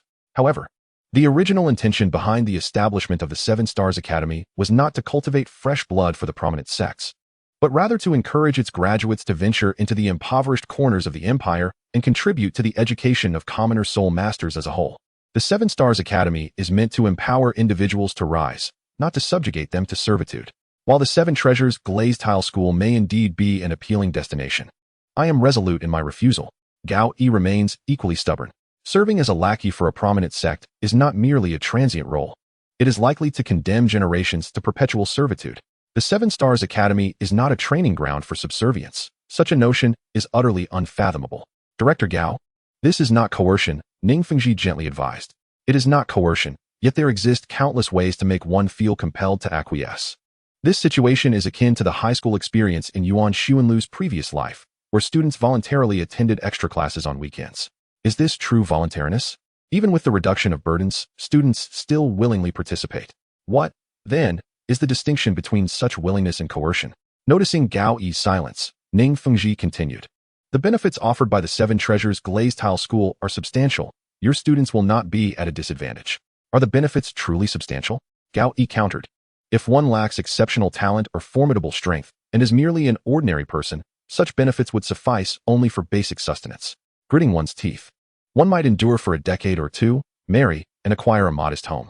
For commoners, being able to sustain such a life is already commendable. Even as a servant, one would at least be a servant with a roof over one's head, which is preferable to those bound to the land like serfs. Look at these conditions. They do afford some dignity to the servants, Gao Yi retorted, deflecting the conversation. However, I am not the sole decision-maker of this academy. It was established collaboratively between him and me. Although I hold the title of director, I am merely overseeing on his behalf. Is this he perhaps the Dragon Emperor Douluo? Ning Fengji inquired. Indeed, Gao Yi responded, recalling Yuan Xuanlu, her conviction strengthening. Despite being revered for her swordsmanship, she remained merely a soul sage of level 75. Ning Fengji, as the leader of the Seven Treasures Glazed Tile School, extending his personal visit to discuss matters with her was already a considerable gesture of respect. The Sword Douluo had grown increasingly arrogant within the ranks of the Seven Treasures Glazed Tile School, dismissing Gao Yi's standing with a scoff, exclaiming, "The younger generation truly lacks discernment. Countless individuals have strived desperately to gain entry into our esteemed sect. Now, our leader's willingness to invest in your Seven Stars Academy is a mark of respect. The common soul masters graduating from the Seven Stars Academy can directly join the Seven Treasures Glazed Tile School in the future. Is this not a fortunate opportunity for you? One must understand that securing a position in the Seven Treasures Glazed Tile School upon graduation is a coveted prospect that many soul masters aspire to. Yet few find the chance. Is this not akin to begging on one's knees?" Gao Yi pondered. However, common soul masters find themselves in a predicament. They lack the support of powerful families, noble titles, and formidable, high-quality martial souls. After laboriously graduating from a prestigious soul master academy, they harbor hopes of selling themselves into a formidable sect, yearning for a favorable destination that ensures their subsistence. This certainly augurs well for their future. Gao Yi felt a sense of discomfort. She harbored a deep-seated disdain for the aristocracy, who looked down upon others from their lofty positions, wielding dominion over the continent with an air of superiority, even more detestable than the nobility. The nobility may be transient, but the aristocracy is steadfast. As long as the lineage of martial souls endures, the aristocracy shall never perish. Naturally, the graduates of our Seven Stars Academy have their paths laid before them. Must they join your Seven Treasures Glazed Tile School to survive? Gao Yi remained resolute. Ning Fengji merely smiled quietly at her defiance. Noticing his calm demeanor, Gao Yi suddenly inquired, "Did you see the couplet hanging at the entrance of the Seven Stars Academy?" Ning Fengji, being a person of great stature, indeed remembered such matters and promptly replied, "For promotion and wealth, please go elsewhere. Those who fear death and crave life should not enter this door." Gao Yi nodded in agreement, stating, "Our school motto is to fight for the future of common soul masters." These couplets and the motto were penned by Yuan Xuanlu. He expressed a hope that one day all common soul masters would receive an education as commendable as that of the noble families. I believe he articulated the ideals of my life, which is why I partnered with him to establish this academy. He provided the funding while I contributed the effort. The students we painstakingly cultivate are certainly not destined for the grand sects. Their futures lie in the remote valleys. Helping the children there awaken their martial souls and imparting knowledge of soul masters. Enabling those children to continue passing on our torch and fight for the future of common soul masters. Gao Yi seemed to possess an inexplicable confidence in Yuan Xuanlu, and she spoke with considerable pride. This caused considerable discomfort to the Sword Douluo beside her, who perceived Yuan Xuanlu as hypocritical, pretending to champion the common folk while being of noble descent himself. How contemptible! Moreover, Ning Fengji had initially intended for him and the Sword Douluo to play contrasting roles, one being amiable while the other remained aloof. Thus, the Sword Douluo coldly remarked, forgetting one's roots. This was, of course, a derisive jab at Yuan Xuanlu, who, despite his noble background, engaged in theatrics as if he were a commoner. The Sword Douluo stood in high regard, being of noble lineage himself. He had never considered that Yuan Xuanlu, in essence, was a commoner. Indeed, it is true what they say, when one stands high for too long, they forget what lies below, they become blind and deaf, disconnected from the ground, and lose sight of their origins. Suddenly, a long howl echoed from outside the reception room. I am a devoted son. Chapter 54. My sword is not without its merits. At this moment, Yuan Xuanlu and his companions were en route to the Seven Stars Academy, which is situated on the outskirts of Tindo City in the southwest. After all, not everyone can establish an academy within Tindo City. Although the president of Seven Stars Academy is a seven-ringed soul sage, he does not rank among the city's most esteemed figures. What is the scale of Seven Stars Academy? Oscar inquired. Yuan Linger, well versed in the information regarding the academy, explained, although both 7 Stars Academy and the Tindo Royal Academy are located on the outskirts of Tindo City. The former is considerably smaller, perhaps only 1/4 the size of the latter. Is it truly that small? Lu Wei remarked. Even the Water Academy is larger than it. Yuan Xuanlu, noticing Lu Wei's disdain for his own academy, replied, a mountain need not be lofty. It is renowned if it harbors immortals. A river need not be deep. It is sacred if it shelters dragons. Ajia nodded in agreement, sensing Yuan Xuanlu's profound knowledge. Indeed, a smaller academy does not necessarily imply inferiority.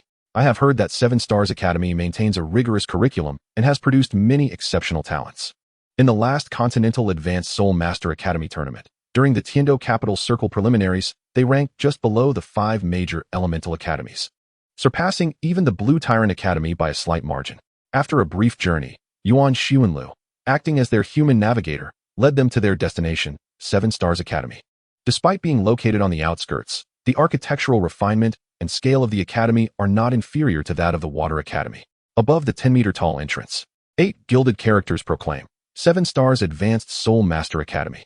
The grandeur is striking, exuding a sharp, refined aura, inscribed in the popular stone-splitting script of the continent, likely crafted by a master of swordsmanship.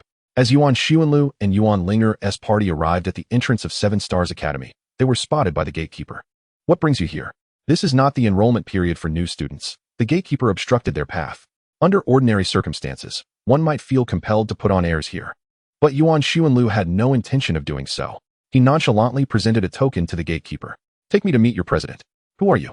The gatekeeper clearly did not recognize the token and, upon hearing someone from outside request to meet the president, laughed. Do you think our president is someone you can just meet at will? Let them in. A teacher, who happened to be passing by, interjected upon witnessing the scene. Oh, you are President Yuan? As the teacher approached and recognized Yuan Xuanlu, it dawned on him that this was indeed the Yuan president who co-founded the academy alongside President Gao. During his interview, it was this esteemed dean who proctored, thus he was quite familiar with the proceedings. The gatekeeper, utterly astonished, did not attempt to stop Yuan Xuanlu. Instead, he stood dumbfounded watching as Yuan Xuanlu entered with a group of children.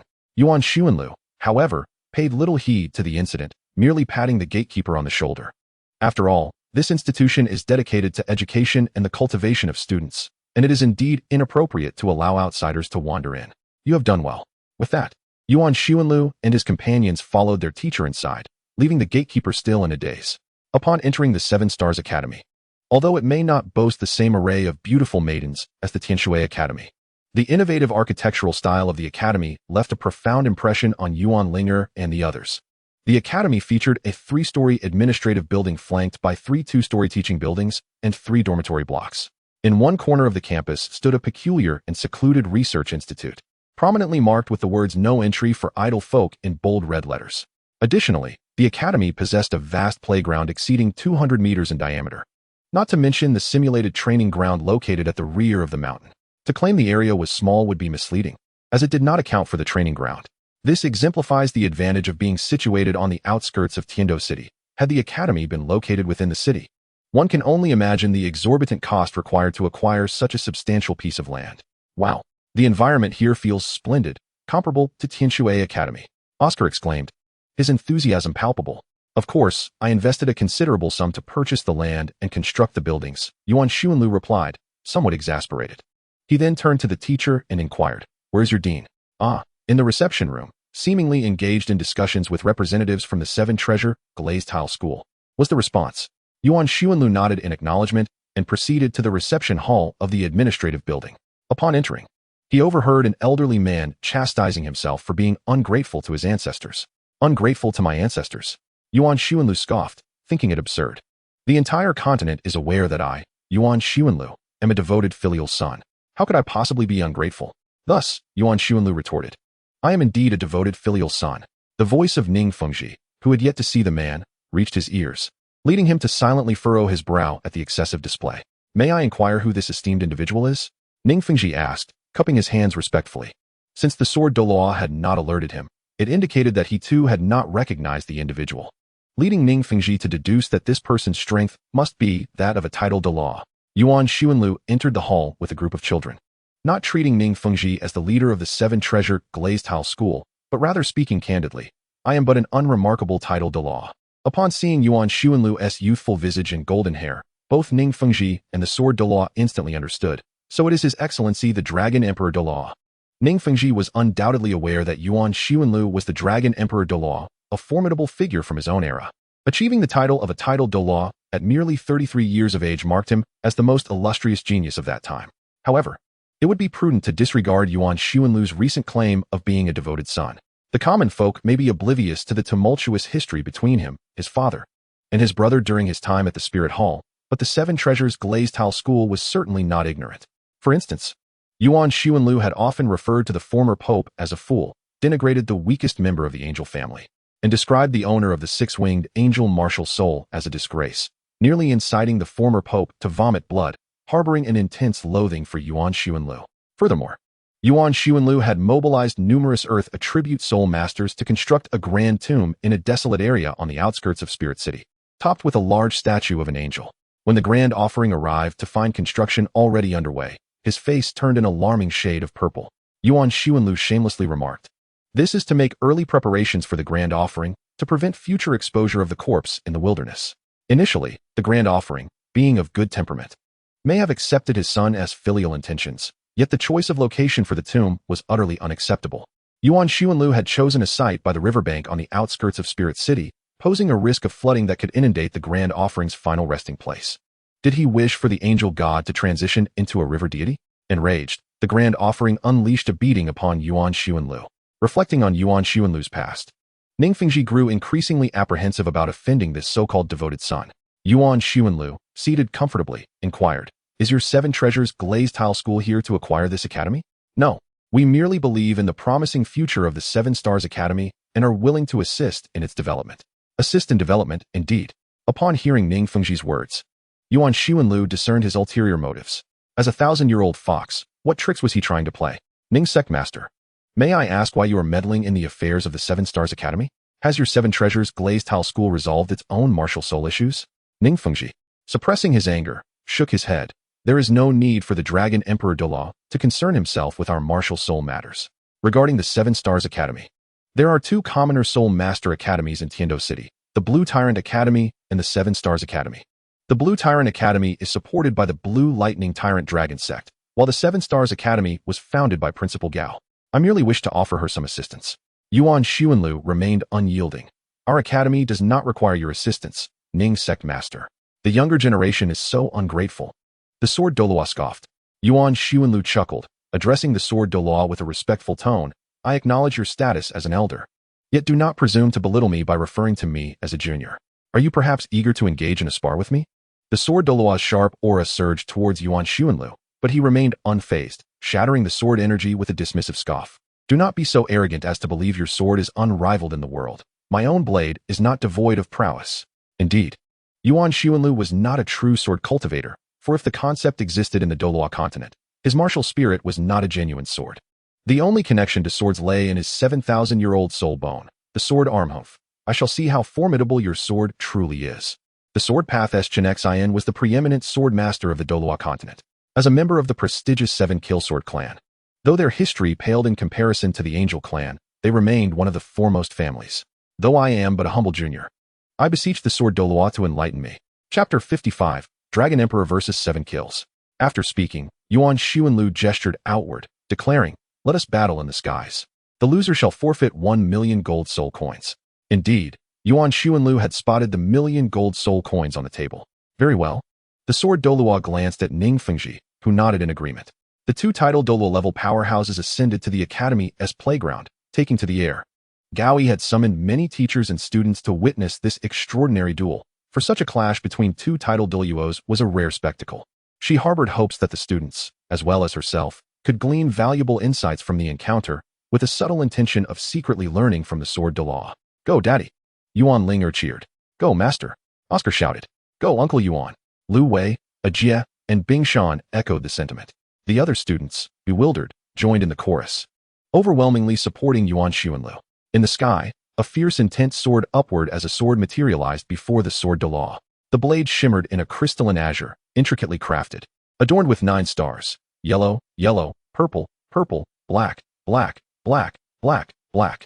This sword, infused with soul rings, demonstrated Wai Chen Xian was hailed as the foremost sword master.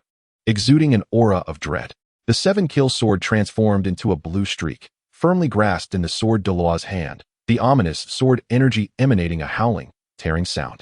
The sword measured 4 feet and 3 inches in length, 3 inches in width, and the hilt was a foot and 2 inches long, named Seven Kill. With the release of the seven-kill sword, a formidable attack sliced through the air. Martial spirit, manifest. Yuan Linger summoned his holy dragon martial spirit. In contrast to the sword Douluo's integration of soul rings, Yuan Linger's style was undeniably flamboyant. His configuration of 1 yellow, 2 purple, for black, and 2 red soul rings was unparalleled, surpassing that of all titled Douluos present. Relying solely on 200,000-year spirit rings, Yuan Linger could easily dominate opponents of equal rank. Is the sect master Ning not coming? Yuan Linger provoked. Ning Fengji clearly did not anticipate that Yuan Linger would invite him to assist the sword Douluo. It is well known that the 7-treasure glazed tile pagoda is the foremost auxiliary spirit in the continent, and with its support, the sword Douluo could rival even a 97th level super Douluo. Has the Dragon Emperor Douluo truly resolved to proceed with this? Ning Fengji inquired. Certainly. I am preparing for the future confrontation with your 7-treasure glazed tile sect. Of course, this thought lingered in Yuan Linger's mind. For the future interests of the Spirit Hall, adversaries like the 3 upper sects must inevitably be eradicated. The soul-hunting mission is not only Bibi Dong's initiative. In Yuan Linger's view, it is a necessary undertaking. Then let it begin. The sword Douluo raised the 7-killing sword, unleashing an indescribable aura. A sharp intent slicing through the air like a tempest directed at Yuan Linger. Any ordinary title Douluo would lose their will to fight against such a torrential onslaught of sword intent. However, Yuan Linger was no ordinary title Douluo. With a mere gesture, he summoned a luminous sword with his 5th soul skill, effortlessly neutralizing the sword Douluo's intent, and even began to counterattack. The sword of the Holy Court. Unfortunately, you are not a sword spirit.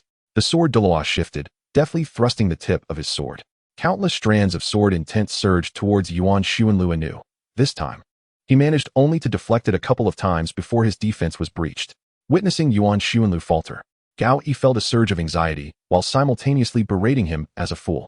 What were you thinking, competing with the sword Douluo in sword intent? Seizing this opportunity, the sword Douluo swung his sword once more, but this time it was not merely sword intent. It was a soul skill. The sword energy, akin to a tangible blade, swept forward, and Yuan Linger's instinctive defense caused him to retreat several steps. The 3rd soul skill of the 7-killing sword, flowing like water. The purpose of this soul skill is to force the enemy back 20 meters with overwhelming sword energy. Naturally, against an opponent of equal rank like Yuan Linger, this technique only pushed him back a few steps. Nonetheless, this momentary delay was sufficient for the sword Douluo to unleash a second strike. The 4th soul skill of the 7-killing sword, manifest killing intent. The 7-killing sword is inherently focused on lethality, and this skill combines sword intent with the innate murderous heart within a person, channeling a singular attack through the 7-killing sword. Sword intent and killing aura intertwined, devoid of malice, exuding instead of vast and profound grandeur. At this moment, Gao Yi's expression was one of reverence. This was not mere applause for an adversary or a display of power against one's own, but a profound respect and admiration for the path of the sword and its venerable practitioners. Despite Gao Yi's disdain for the sword Douluo, she could not deny that he was indeed the foremost sword saint of the continent. A swordsman, beyond possessing an unyielding sharpness, must also master the art of controlling his opponent within the rhythm of his own will. The holy sword in Yuan Linger's grasp had yet to fade. With a subtle twist, the domain of the god of slaughter fused with the blade, and with a single stroke, he unleashed his attack. At Yuan Linger's level, the mere thought would suffice for the murderous aura emanating from the god of slaughter's domain to be released along with his soul skills. In stark contrast to the overwhelming malevolence of sword Douluo's aura, Yuan Linger's sword intent, under the influence of the god of slaughter's domain, was imbued with a ferocity akin to a wild beast, yet untamed. As their blades clashed, the radiant light of their swords dissipated, and unexpectedly, sword Douluo vanished, leaving in his place a colossal 7-slaughter sword. The 7th soul skill of the 7-slaughter sword was unleashed, true body of the 7 slaughters. Sword Douluo had activated his 7th soul skill. As the embodiment of a title Douluo's martial soul, his power was nearly doubled under this transformation. His sharp aura akin to a tempest rising from the ground. If their previous encounter had been merely a probe, it had now escalated into a true confrontation. Yuan Linger's 7th soul ring ignited, and he too summoned his martial soul's true form. A resplendent white holy dragon spiraled against the azure sky. Beneath it lay the enormous seven slaughter sword. This grand spectacle elicited gasps of awe from the students and teachers below. It is important to note that for these students, the Soul Sage seemed a mere legend, let alone the formidable title Douluo. Yet, they were now witnessing a duel between two level 96 title Douluos. Even within the Spirit Hall, known for its abundance of title Douluos, such a confrontation was a rare sight. This was a tale they could recount for a lifetime. Sister Linger, who do you think will win? Oscar inquired. Having never witnessed such a monumental scene, title Douluo was but a myth to him, leaving him bewildered regarding their strength. Linger, in contrast to Oscar, was once a genuine limit Douluo, possessing far more experience. She had encountered Sword Douluo's caliber before. It may not be easy, she replied. Sword Douluo is the most formidable title Douluo in terms of offense. And the quality of the Seven Slaughter Sword's martial soul is not significantly inferior to the Haotian hammer. He is not to be underestimated. The Seven Slaughter Sword holds a status among assault-type soul masters that rivals that of the Haotian hammer from the Haotian school. However, the Haotian school has a larger number of disciples and a more extensive legacy, which made it more renowned across the continent, overshadowing the Seven Slaughter Sword. Sword Master Qinshin had nearly achieved the unity of man and sword. It was nearly impossible for Father to surpass Sword Douluo in this regard. Yet, with his formidable martial soul and 200,000-year soul rings, Father would certainly not be defeated. Linger reflected this comparison in her mind. In other words, does that mean the master cannot necessarily surpass this Sword Douluo? Oscar found this assertion to be as good as saying nothing at all. Naturally, one would think that defeating a title Douluo is not a trivial matter. The Ice Mountain scoffed, believing that this human child had never truly experienced the might of a title Douluo, especially since Ice Mountain had witnessed the two title Douluos already engaged in combat. And with no one able to discern his identity as a 10,000-year soul beast, he grew bolder, exuding an air of superiority as he explained the disparity in power between title Douluos to Oscar and the others. Having once transformed from a 10,000-year soul beast into a human, Ice Mountain was well aware of the combat prowess associated with the title Douluo rank. He began to boast, the difference in their levels is not that significant. Both are title Douluos at level 96, and the most likely outcome is a stalemate. Moreover, Ning Fengji has yet to unleash the Seven Treasures glazed tile. Turning to Ning Fengji, Ice Mountain feigned wisdom and remarked, the Seven Treasures glazed tile is the foremost auxiliary martial soul on the continent. If Ning Fengji were to join the fray, Uncle Yuan would stand little chance. As the group of young ones conversed below, the dragon and sword in the sky launched their assault. The Domain of Death. Chapter 56. The Golden Crow defeats the Sword Sect. The Domain of Death is the innate domain of the seven killing sword masters, capable of forming a circle with a diameter of 30 meters. Within this circle, a Soul Master's attack power is diminished by 10%, defense by 10%, and speed by 7%. Yuan Xuanlu now faced a fully powered, level 96 Super Douluo, who had already unleashed his domain and martial soul as true form. The God of Death's domain. Yuan Xuanlu also activated his own domain. A fierce darkness filled Yuan Xuanlu's eyes, and the sixth soul ring shimmered. Radiant Dragon's roar. This initial strike, a pure mental assault, momentarily disoriented the Sword Douluo. Perhaps the Sword Douluo's soul power foundation was deeper than Yuan Xuanlu's. Yet in the realm of mental fortitude, nearly all title Douluos on the continent were lacking. In that fleeting moment of daze, Yuan Xuanlu's second attack followed swiftly. The first and second soul rings ignited simultaneously, conjuring an ethereal golden fist that appeared before Yuan Xuanlu. The Radiant Dragon Fist and Radiant Dragon's Fury intertwined, unleashing a beam of light. The light sword, augmented by two soul techniques, surged towards the Sword Douluo's face, and he instinctively swung his sword. A reflex honed over 80 years of devotion to the sword. First to act, last to conquer, the Sword Douluo suddenly uttered. The azure-hued seven-killing sword emitted a flurry of shadowy black sword images, encircling Yuan Xuanlu, while a colossal character for kill, formed by strands of sword intent, materialized before Yuan Xuanlu. The sixth soul skill of the seven-killing sword, 10,000 swords returned to the origin. Yuan Xuanlu's light sword was bound to strike the Sword Douluo. Yet the Sword Douluo's 10,000 swords returned to the origin would also undoubtedly cleave towards Yuan Xuanlu. Yuan Xuanlu could hardly fathom that, under such circumstances, the sword-fighting Douluo would dare to engage him in a trade of injuries. So be it. Regrettably, most of Yuan Xuanlu's rationality had been scattered by the aura of the God of Slaughter, and a glint of ruthlessness flickered in his eyes. He had indeed become reckless. Sword Uncle, I shall assist you. At that moment, Ning Fengji, who had been silently enduring, suddenly unleashed the Seven Treasures glazed tower in his hands. 7 spirit rings shimmered simultaneously, and the 7 treasures manifested in their resplendence, The first was strength, the second, speed, the third, soul, the fourth, defense, the fifth, attack, the sixth, attribute, and the seventh, the true body of the seven treasures. 7 beams of colorful divine light surged into the sword-fighting Douluo's being, and in an instant, his aura surged even more robustly, transcending the barrier between level 96 and 97, bolstered by the 7 treasures' glazed tower. It was only now that Yuan Xuanlu comprehended why. In his previous life, while perusing the original text, the 2 title Douluo of the 7 treasures glazed sect could withstand 4 title Douluo of the Spirit Hall. With the assistance of Ning Fengji's 7-ringed 7 treasures glazed tower, the sword-fighting Douluo had crossed the threshold of level 97, thus rendering 1 title Douluo equivalent to 2. Easily capable of facing 3 adversaries without issue. Even Yuan Xuanlu found himself overwhelmed by this turn of events. Damn it, how despicable! Yuan Linger exclaimed in outrage. How could Ning Fengji, the old schemer, offer assistance at such a critical moment? Uncle Yuan should not have provoked him, had he not incited Ning Fengji. There would have been no reason for him to intervene in the duel. This was bound to end badly. Alas, the ice mountain sighed dramatically at Yuan Xuanlu's plight. The disparity between a level 97 title Douluo and a level 96 title Douluo was far greater than that between a 1-ringed and a 2-ringed spirit master.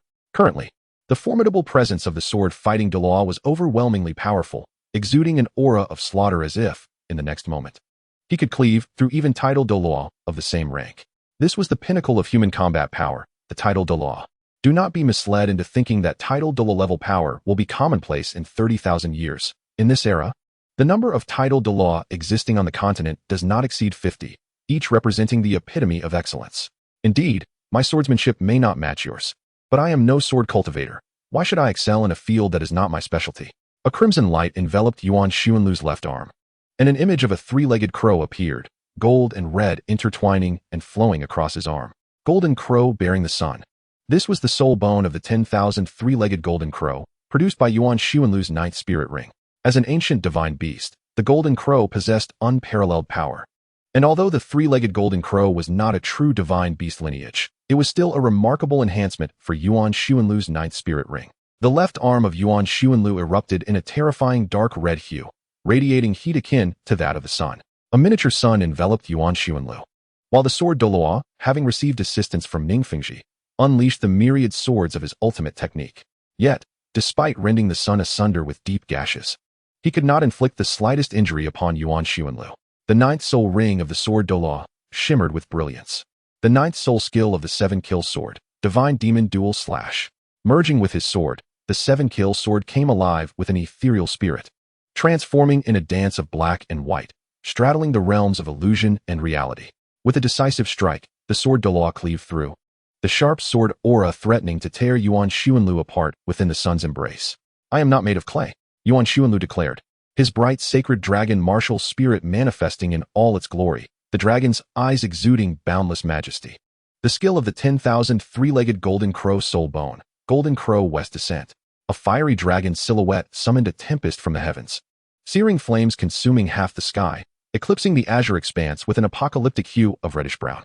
In his martial spirit's true form, the wings of the bright sacred dragon carved a new sun, illuminating the faces of every student, who instinctively lowered their heads, their eyes reflecting awe and trepidation.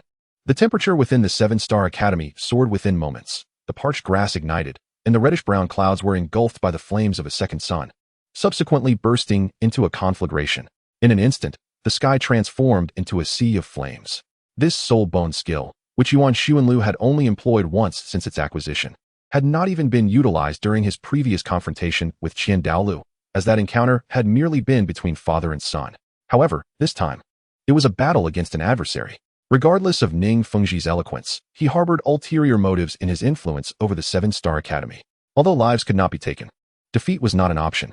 Is it truly necessary to go to such lengths? Oscar pondered, unable to comprehend Yuan Xuanlu's fervent determination. Even his own understanding hinted that this skill was anything but ordinary. Yuan Linger, a former limit Douluo, could affirm that this soul bone skill surpassed even the 9th soul skill of a typical title Douluo at the 100,000-year mark. Moreover, this was without Yuan Xuanlu expending his full soul power. With Ning Fengji's aid, the sword Douluo indeed stood as an equal to a 97th level title Douluo. Yet he was indisputably no match for the golden crow west descent. Was the 3-legged golden crow discovered within the volcanic depths of the south? The sword Douluo murmured. feeling himself shattered by the crimson radiance. In this reddish-brown sky, he recalled a distant afternoon, the year his father ascended to 97. His father had sought counsel from the Grand Priest of the Spirit Hall, only to meet with failure and demise. In his final hours, his father imparted to him the incredible strength possessed by a 99-level limit Douluo. The once formidable Yuan Douluo, who had slain his father, bears a striking resemblance to the current Yuan Linger. Swordmaster, Ning Fengji cried out, rushing forward. As the towering pillar of the seven-treasure, glazed tile sect. If Sword Douluo were to face any calamity, it would spell disaster for the sect. Rest assured, he is unharmed. I have yet to exert my full strength. Yuan Linger remarked, descending gracefully and stretching leisurely, as if he had merely taken a casual stroll. Coughing lightly, Sword Douluo awoke with a start. And upon witnessing Yuan Linger's demeanor, he couldn't help but exclaim, in my father's time, he reached the rank of title Douluo at 68. Only breaking through to level 97 at 108. Here you are, barely past your youth. Yet your soul power has already ascended to a formidable level of 96. Even a title Douluo at 97 would find you a formidable opponent. Perhaps in another 30 years, you might indeed reach the heights my father achieved. Truly, the younger generation commands respect. Yuan Linger could only chuckle modestly in response. Perhaps my talent is simply exceptional. Such gifts can be quite burdensome. Noticing Sword Douluo's growing introspection, Yuan Linger tactfully redirected the conversation towards Ning Fengji, suggesting, Sect Master Ning. If there are no further matters at hand, I advise the seven-treasure, glazed tile sect to focus on resolving your own soul-related challenges rather than pursuing expansion, particularly regarding the Seven Stars Academy. Your wisdom is appreciated, Ning Fengji replied, choosing not to linger any longer as he assisted Sword Douluo back to their sect. As they departed, Sword Douluo glanced back at Yuan Linger, lamenting the passage of his own era. Once Sword Douluo vanished from Yuan Linger's sight, he could no longer contain himself and expelled a mouthful of fresh blood. Dad, Yuan Linger rushed over, embracing her father. I'm fine. Chun Xin is undoubtedly more wounded than I am. Huh. He hasn't been able to rise from bed for 3 months. Yuan Linger laughed heartily, ruffling Yuan Linger's hair. Maintaining his carefree demeanor, I will definitely defeat him in one strike. Yuan Linger declared fiercely, shaking her small fist. Yuan Linger merely smiled in agreement, nodding in approval. While Sword Douluo perceived the end of his own era, Yuan Linger, gazing at Yuan Linger, sensed the decaying echoes of a bygone age within himself. Ultimately, the future belongs to the youth. Chapter 57, The Sword Fairy. Yuan Linger and Gao Yi strolled through the courtyard adorned with azure iron railings. Sunlight cascading upon the rows of evergreen trees, casting a dreamy golden hue. This was the back mountain. Gao Yi supported Yuan Linger, guiding him to walk slowly. I'm not that fragile, Yuan Linger chuckled, bemused. Although he had engaged in battle with Sword Douluo and had yet to fully recover over the past few days, he felt capable of walking unassisted. Indeed. Gao Yi tightly clasped Yuan Linger's hand, her whole being pressed against him as she spoke. A discontented snort emanated from behind, unmistakably belonging to Yuan Linger. To alleviate the awkwardness, Yuan Linger decided to change the subject. Please enlighten me about the Seven Stars Academy. As the dean, it is somewhat remiss of me not to be fully aware of the current state of the institution. We have a multitude of students now, Gao Yi replied, supporting Yuan Linger, her voice akin to a lark's. They are all of commoner descent.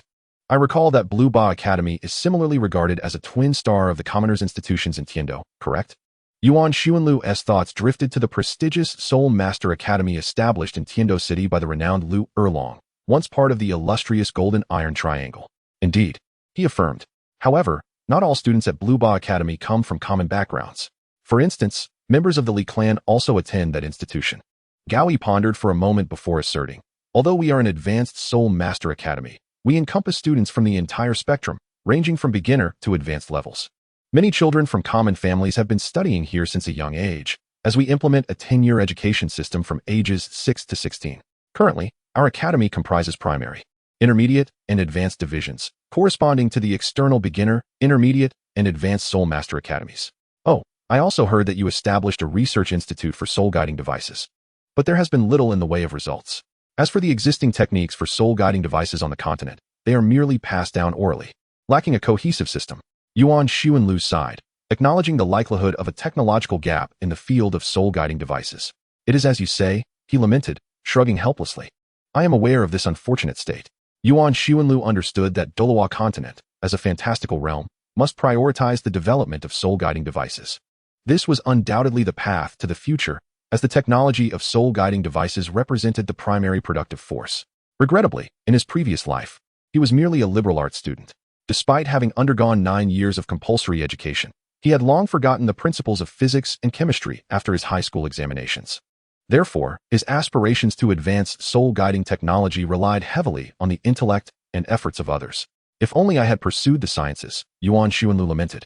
Feeling a pang of regret, the study of humanities cannot save the people of Douluo. He reflected, pondering the impending clash between the Sun and Moon continent, which would predominantly focus on soul-guiding device cultivation and Douluo continent. If Douluo did not strive to develop its own indigenous technology, even with a plethora of elite combat power on the battlefield, the best outcome would merely be a stalemate in strategy between Douluo's original nations and the Sun and Moon Empire. However, after a moment of anxiety, Yuan Linger reassured himself that perhaps he was overstepping. Let the children find their own fortunes. After I am gone, let the floodwaters rise. He declared with a sense of resolve.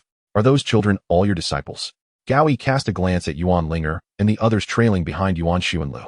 Yuan Linger turned back to observe the little ones and nodded, saying, Indeed, they are all remarkably close friends of my daughter. What of their capabilities? Upon hearing Gao Yi's inquiry, Yuan Linger felt an immense pride swell within him, responding, I have utmost confidence in Yuan Linger. She is destined for greatness. As for Oscar, my named disciple, though he can be somewhat capricious and a bit indolent at times, with diligent effort, he too shall strive for the rank of titled Douluo before the age of 30. Then there is a Jie, whose martial spirit I find rather enigmatic. Undoubtedly destined to become a titled Douluo himself. Lu Wei may possess slightly lesser talent among them, yet he is still commendable. And regarding that blockhead with the icy demeanor, his potential is quite remarkable. We must simply be vigilant about his safety. Gao Yi, upon hearing this, beamed with delight, exclaiming, You will have 5 titled Douluos springing from your tutelage in the future. You are truly extraordinary. Her praise resonated deeply. Do you intend for them to participate in the prestigious elite tournament of the Advanced Soul Master Academies across the continent? Gao Yi inquired. Yuan Linger nodded affirmatively, stating, Yes. I plan for them to compete around the ages of 14 or 15, as whispers from the Spirit Hall suggest that the next tournament may offer soul bones as rewards. By the time they are 14 or 15, they will stand a solid chance at victory. Gao Yi gazed at Yuan Linger, her expression one of disbelief. A full team from the Soul Sect? There may even be a Soul King among them. Yuan Linger glanced at Yuan Linger, feeling that his little one truly embodied the essence of divinity. They traversed the long corridor and arrived at the garden of the back mountain. However, they were currently only 5 in number. A formal team requires 7 members, and with substitutes, there should be at least 10. I have come to your school for this purpose, said Yuan Linger. Gao Yi nodded, to select the children and have them participate in the tournament together. Yuan Linger responded with an affirmative hum and then inquired, Do you believe that the 7 Stars Academy is facing challenges in its development? Not particularly, she replied. Although the noble offspring are reluctant to attend this institution, many children from commoner backgrounds can receive their education here. Our teachers strive diligently, ensuring that even those without exceptional talent can achieve success. Yuan Linger smiled. I recently purchased the headlines from the Spirit Hall's newspaper, requesting them to publish the article stating, Dragon Emperor Douluo triumphs over Sword Douluo, expressing strong support for 7 Stars Academy. In a few days, certain families will send their children to the 7 Stars Academy. It is said that Blue Tyrant Academy has the Blue Electric Tyrant Dragon backing them. Yet the sect has yet to confirm this. I wish to showcase to the continent that the 7 Stars Academy is under the aegis of the Dragon Emperor Douluo. In essence, Yuan Linger sought to leverage his titled Douluo status as a prestigious emblem to attract students, particularly those from middle-class families. After all, a school thrives best with a greater number of students. I hope to see Linger and the others join the 7 Stars Academy in the forthcoming elite competition of the Advanced Soul Master Academy across the continent. Should Linger and her companions secure victory, it would serve as a prestigious accolade for our 7 Stars Academy. After all, these are our cultivated students. Yuan Linger's ambitions are indeed audacious. What is that? Yuan Linger observed a charming young girl, currently practicing with her sword. From her, he seemed to perceive the aura of the Sword Douluo. At such a tender age, she already possesses the nascent essence of sword intent. Ah, this is my disciple, Muhi Guang. The students affectionately refer to her as the Sword Fairy. As Gao Yi spoke, an unmistakable pride illuminated her countenance.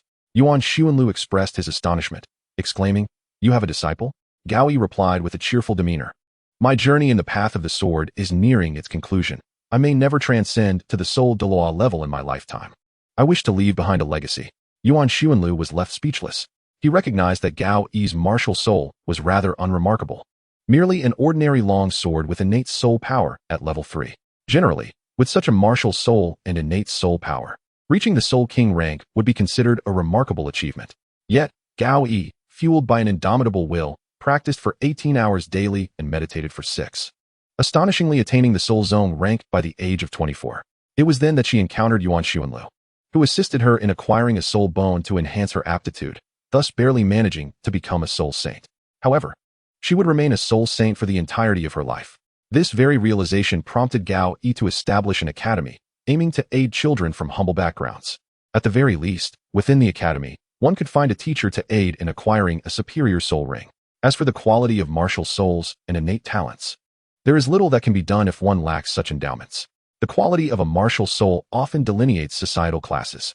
For individuals like Yuan Linger, consistent training at regular intervals allows for effortless ascension to level 90, while those like Gao Yi, who toil for 18 arduous hours daily, would likely remain stagnant at the Soul Zone rank, had she not crossed paths with Yuan Linger. Young Mu's martial soul appears to be a variant soul, certainly superior to mine. Let us observe further. Yuan Linger accompanied Gao Yi to Mu Higuang's training ground. The sword fairy, wielding her gleaming sword, had her eyes closed, a subtle energy circulating around her weapon.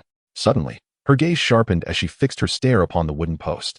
Without a single swing of her blade, she relied solely on the sword's aura to cleave the post in two. What martial soul does she possess? Yuan Linger contemplated that this young girl might be a prodigy destined for swordsmanship. According to her, it is termed the Absolute Sword. The Absolute Sword? I wish to inquire further. Yuan Linger regarded the young girl, sensing she could very well be the next Sword Douluo. Guang, come here. Gao Yi beckoned Mu Higuang forth. Greetings, master. Greetings, Dean Yuan. Mu Higuang displayed an air of decorum, her features imbued with a spirited vigor. Gao Yi introduced Yuan Linger to Mu Higuang, stating that she too was 9 years old and a rank 21 soul master. Indeed, the younger generation is formidable, he remarked with a chuckle. This level of prowess even surpassed that of Tang San, who had only broken through to Soul Sovereign at the age of 12. However, Mu Higuang was undoubtedly capable of achieving this milestone much earlier. Release your martial spirit, so that this esteemed dean may witness it, Yuan Linger urged. Nodding in agreement, Mu Higuang unleashed her martial spirit, a sword. Yet, when compared to the Azure 7 killing sword of the Sword Douluo, her weapon bore no remarkable features. It was merely a sword, disturbingly tranquil in its demeanor. Her 2 soul rings enhanced the speed and sharpness of her sword. Gao Yi elaborated.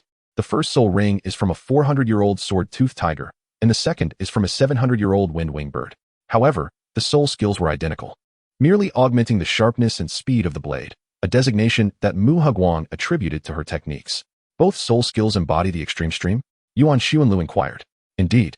The extreme stream is one of the 2 major schools within the realm of soul masters. The proponents of this school believe that a soul master's abilities should pursue a path of purity, honing their skills towards a singular focus, thereby amplifying that specific capacity. For instance, the Power Clan under the Haotian sect exemplifies this. Conversely, Mu Higuang absorbed any soul ring, augmenting her sharpness and speed.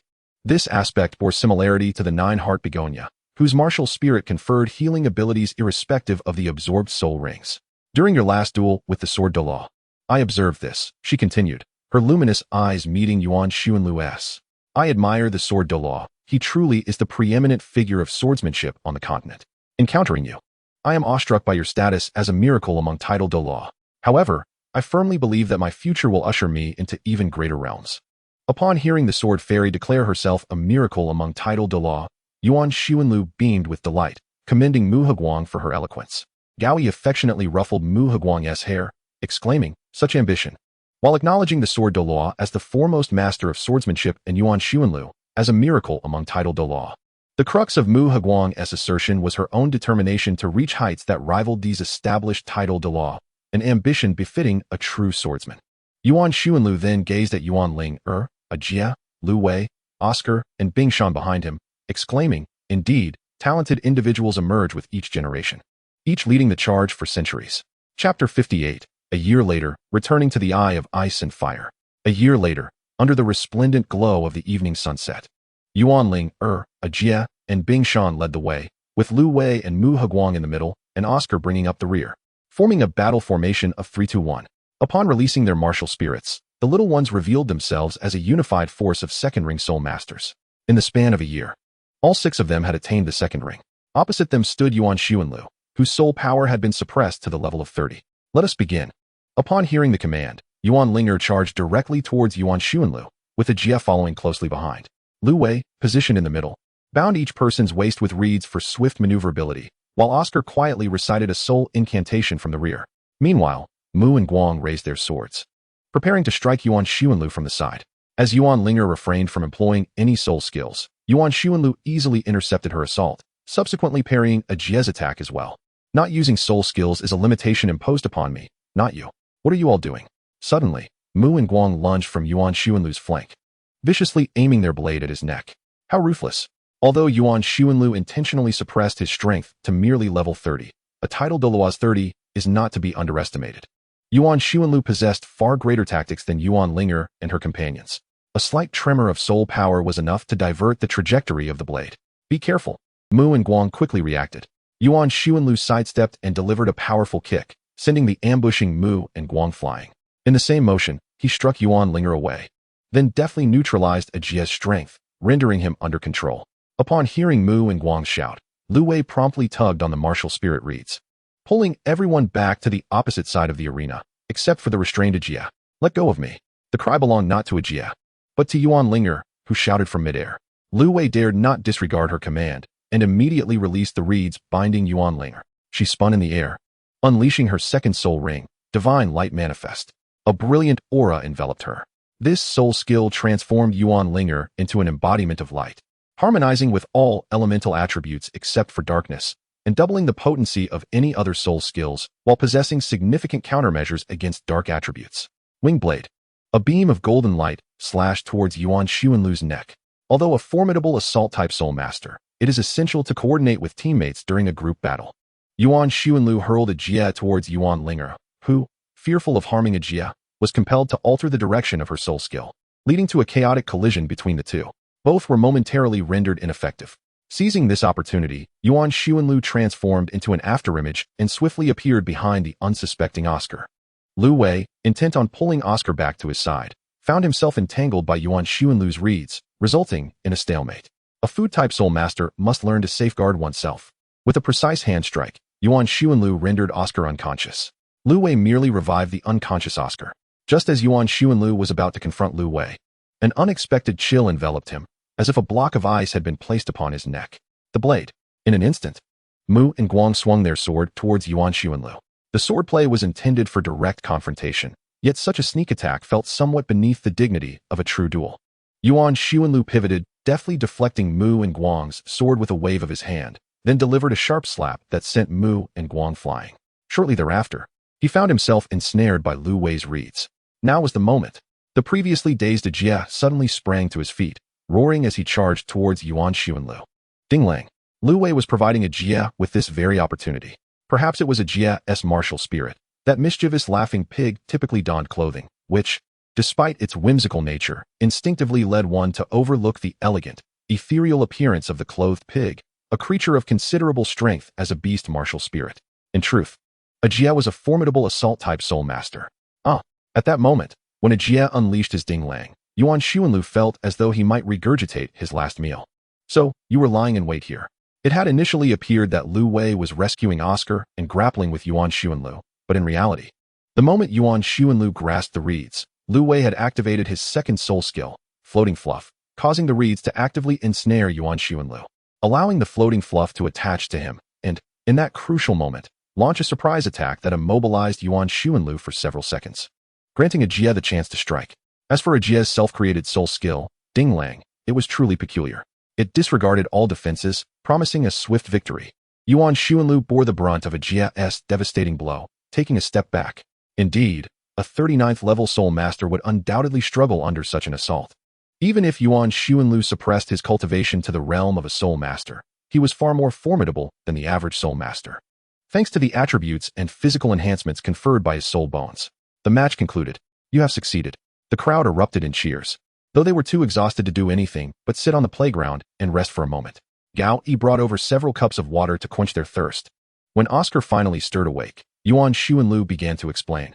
Though you have succeeded, there remain some issues. The group looked at Yuan Linger expectantly.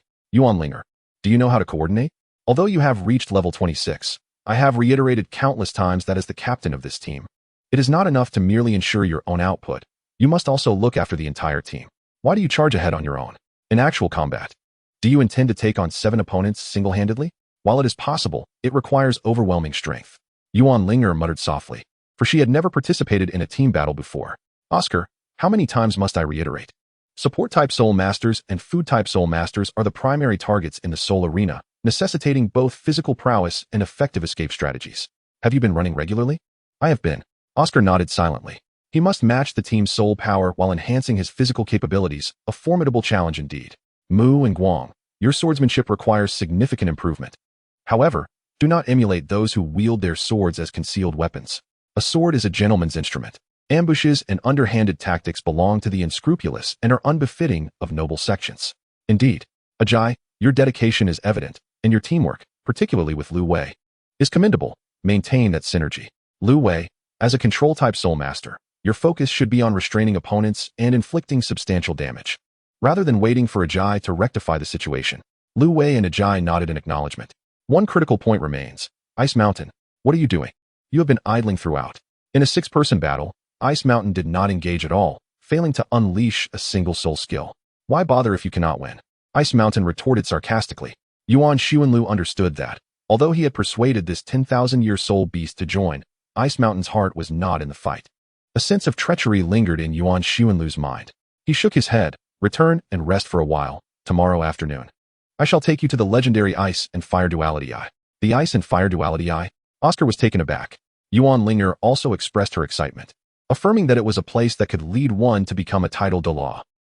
Following Sister Linger, it means there will be sustenance. Oscar had become Yuan Linger's most loyal supporter, frequently praising her. The reason being, over the past year, Yuan Linger and Shui Binger had forged a close friendship. Cultivating a good relationship with Yuan Linger would ensure she spoke favorably of him in Shui Binger's presence. This was Oscar's strategy. After their journey to the Ice and Fire Duality Eye, I have numerous matters to attend to, so I won't prolong this. Focus on your training. I have made it clear that you are to participate in the next Continental Advanced Soul Master Academy Elite competition, and you must secure victory, Yuan Xuanlu emphasized. Rest assured, we will triumph. Yuan Linger declared with confidence. She was determined to outshine Tang San in the upcoming competition. A day swiftly passed, and Yuan Linger and her companions prepared their gear, ready to embark on their journey to the fabled Ice and Fire Duality Eye. The city of Tindo is not particularly far from the Sunset Forest. Traveling by carriage, they traversed day and night, reaching their destination in just a few days. Why the haste? Ajia found it rather puzzling. In his eyes, Yuan Xuanlu was typically a person of calm demeanor, in other words, someone who approached tasks at a leisurely pace. However, urgency could indeed signify something extraordinary. Yuan Linger and the others were being propelled swiftly forward by Yuan Xuanlu's soul power. Was it truly that remarkable? The answer would soon unveil itself. Sister Linger would certainly not deceive them. Before long, they descended into a valley. The first sight to greet them was an extraordinary lake, displaying a mesmerizing duality of colors, one side a deep blue, the other a vibrant red, strikingly enchanting.